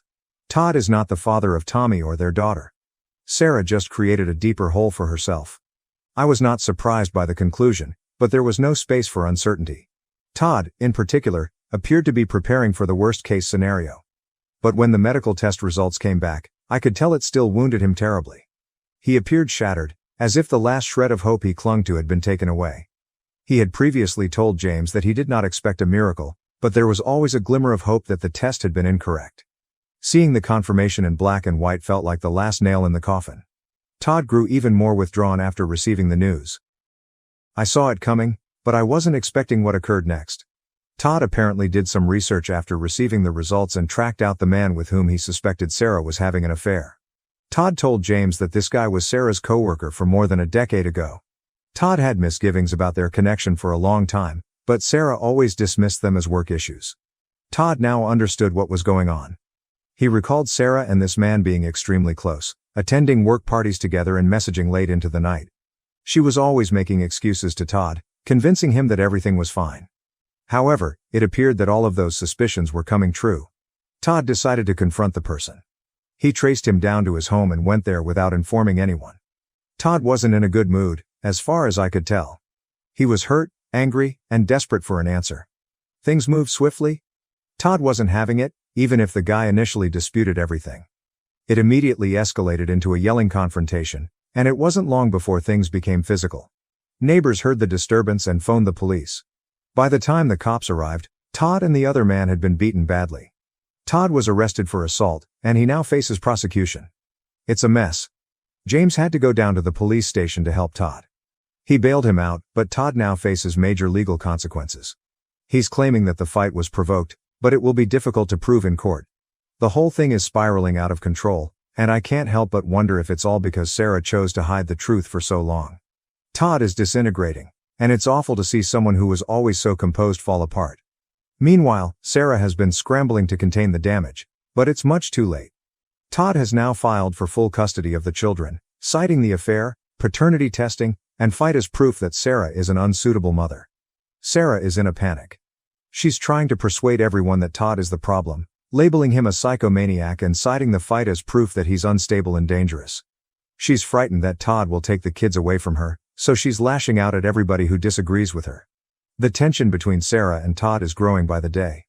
Todd is furious with her for years of deceit, and Sarah is anxious to keep some control over her life, which is disintegrating around her. I can see the toll it's having on both of them, but I'm most concerned about Tommy and their daughter. Todd has been talking about moving out of state with the kids to put some distance between them and Sarah. He believes that the children deserve a fresh start away from the tumult. But I am not sure. I appreciate his desire to protect kids, but removing them from everything they've known could be more harmful than beneficial. And legally, it will be a difficult battle. Sarah, as always, is in complete meltdown mode. She's been contacting me constantly, alternating between pleading for my assistance and accusing me of turning James against her. Dealing with her mood swings is extremely demanding. One minute, she's pleading for help, claiming she's been wronged. The next moment, she's shouting about how James and I are involved in some vast conspiracy against her. I wish I didn't feel sympathy for her, but a part of me does. She is certainly spinning. But, at the same time, I can't deny that she brought it all on herself. It's difficult to watch someone self-destruct, especially when they refuse to accept responsibility for their actions. When I last saw Sarah, she looked like she hadn't slept in days. Her eyes were red and puffy, and she kept saying how everything was falling apart, and how Todd was attempting to take her children away. She denies that her own actions are to blame for this situation. She still perceives herself as the victim in all of this, which makes it difficult to communicate with her. She's attempting to transfer all of the blame to Todd, but anyone who has been paying attention can see that the situation is far more complicated than that. At this point, I don't believe we have any choice except to get engaged. We are already knee-deep in this mess, whether we like it or not. James believes we should help Todd deal with the legal troubles he is experiencing, especially since Todd appears to be the more stable father in this situation. But I'm concerned about how this is affecting the children. They're caught in the middle of a conflict they didn't ask for, and I'm frightened that they'll be the ones who suffer the most in the end. Tommy, especially, appears to be struggling. He's always been a sensitive child, but I've observed a shift in him since all of this began. He's quieter, more withdrawn, and clearly perplexed about what's going on. I can't imagine how it must feel to learn that the man you've always called dad isn't your own father. Nathan has asked me several times why Tommy doesn't want to play as much anymore, and each time it crushes my heart. I'm not sure how to explain it to him in a way that he will understand. The situation is spiraling out of control, and I have no idea how it will end.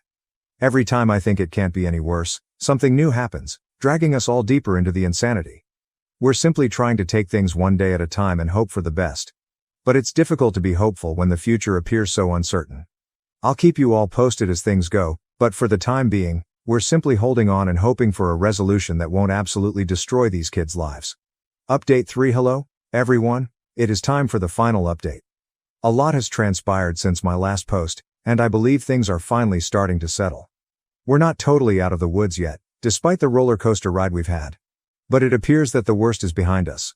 I've been contemplating everything, and I wanted to express how things have progressed. First, let us discuss Todd and the man Sarah had an affair with. You're all aware that Todd was detained after the confrontation became physical. What I didn't mention earlier is that the issue worsened even further.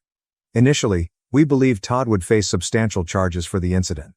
However, in an unexpected change of events, the guy chose not to press charges. Todd told us that this man wants to disassociate himself from the whole affair. He was probably aware that his engagement may make matters worse for him, both personally and professionally. While he admitted to the affair when the police arrived, he has now severed relations with both Todd and Sarah. In some ways, that chapter of the story has come to an end, and to be honest, I believe it is for the better. Todd does not need to continue battling with someone who clearly has no regard for the consequences of his actions. Now, the bit regarding the kids has been the most emotionally draining for everyone. Todd had initially applied for full custody of Tommy and his younger sister, which understandably caused Sarah to panic. Todd, however, had a breakthrough following some difficult meetings with his lawyer and some profound thought. He recognized that no matter what the paternity test showed, Tommy and his sister were still his children. He has been their father since birth, nurturing, loving, and guiding them. That relationship cannot be severed with a DNA test. Todd informed James and me that he is no longer fighting for custody out of anger or vengeance. Instead, he is doing it to protect the children from the upheaval Sarah has caused. He is desperate to protect them from the consequences of her conduct, and he has been absolutely amazing throughout. It's evident how much he adores those children, and that has been his primary emphasis in everything. He has made it a point to remind them that whatever happens between him and Sarah, they will always be his children. He loves them unconditionally and isn't going away. Todd's handling of the chat with the children was exceptional. He sat them down and described the problem in an age-appropriate manner, not giving them too much information, but just enough to understand why things were changing. He told them that they had done nothing wrong and that this was not their fault. Tommy, in particular, has struggled to digest everything. I believe Todd's assurance that he is still Tommy's father, no matter what, helped to alleviate some of his bewilderment and anguish. Tommy is still struggling, but he isn't as lost as previously. Sarah, on the other hand, has been an absolute wreck. She's still in full panic mode, urgently attempting to save her relationship with the children. But she's not doing it the right way. Instead of focusing on their emotional needs, she has been preoccupied with her own issues, such as managing her public image and cleaning up the mess she caused. Meanwhile, Todd has been attending their school events, driving them to doctor's appointments, and ensuring their well-being. It's terrible to see, but Sarah seems more concerned with how things appear on the outside than what's going on inside her family. The custody battle is still underway, but Todd has shifted his strategy. He is now advocating for shared custody rather than full custody, recognizing that the children still need their mother in their life, despite everything. Todd is attempting to be the bigger person here, acknowledging that, as damaging as Sarah's actions have been, the children should not lose their relationship with her entirely. Nonetheless, Todd continues to advocate for primary custody because he has been the more stable father throughout. He wants to provide the children a sense of stability and normalcy, which they have been missing for a long time. Based on what we've heard, the court appears to be siding with Todd. He has proved that he is the one who provides stability for the children, and his love for them is obvious. Unfortunately, Sarah is not helping her own cause. She's still making everything about her, portraying herself as the victim and citing Todd's previous outburst as proof that he's unfit. But everyone involved understands Todd's outburst was motivated by hurt, and he's been doing everything he can to move on in a healthy way. Sarah and Todd's marriage is over. The divorce is underway, and there is no going back. Todd is now at peace with this. He's told James and me that he's no longer furious at Sarah, just sad. It's sad to think about what could have been. I'm sorry their relationship ended the way it did. It is unfortunate that it has had such an influence on the children. But he is also focused on going forward. Todd's top priority right now is his children, and he's doing everything he can to be the best father possible. James and I are doing well despite all of this. It's been difficult to see everything unfold, but we've tried to be supportive without becoming overly involved in the drama. Nathan and Tommy remain as close as ever, and we've been making sure the boys spend time together to assist Tommy cope. I think it's been beneficial for both of them to have that connection, especially because everything else feels so unstable. One thing I've learned from all of this is how resilient children can be when surrounded by love. Despite the tumult, Todd's love for his children has served as a stabilizing force, keeping them on track. We've all tried to help, but in the end, Todd's strength and determination will see them through this. I'd also like to take a moment to thank everyone for their tremendous support. I never dreamed that a DNA test would change my life so dramatically, but here we are. Your wisdom, good words, and support have helped me more than I can express. Navigating this scenario has been difficult at times, but knowing that there are others who care and understand has made all the difference.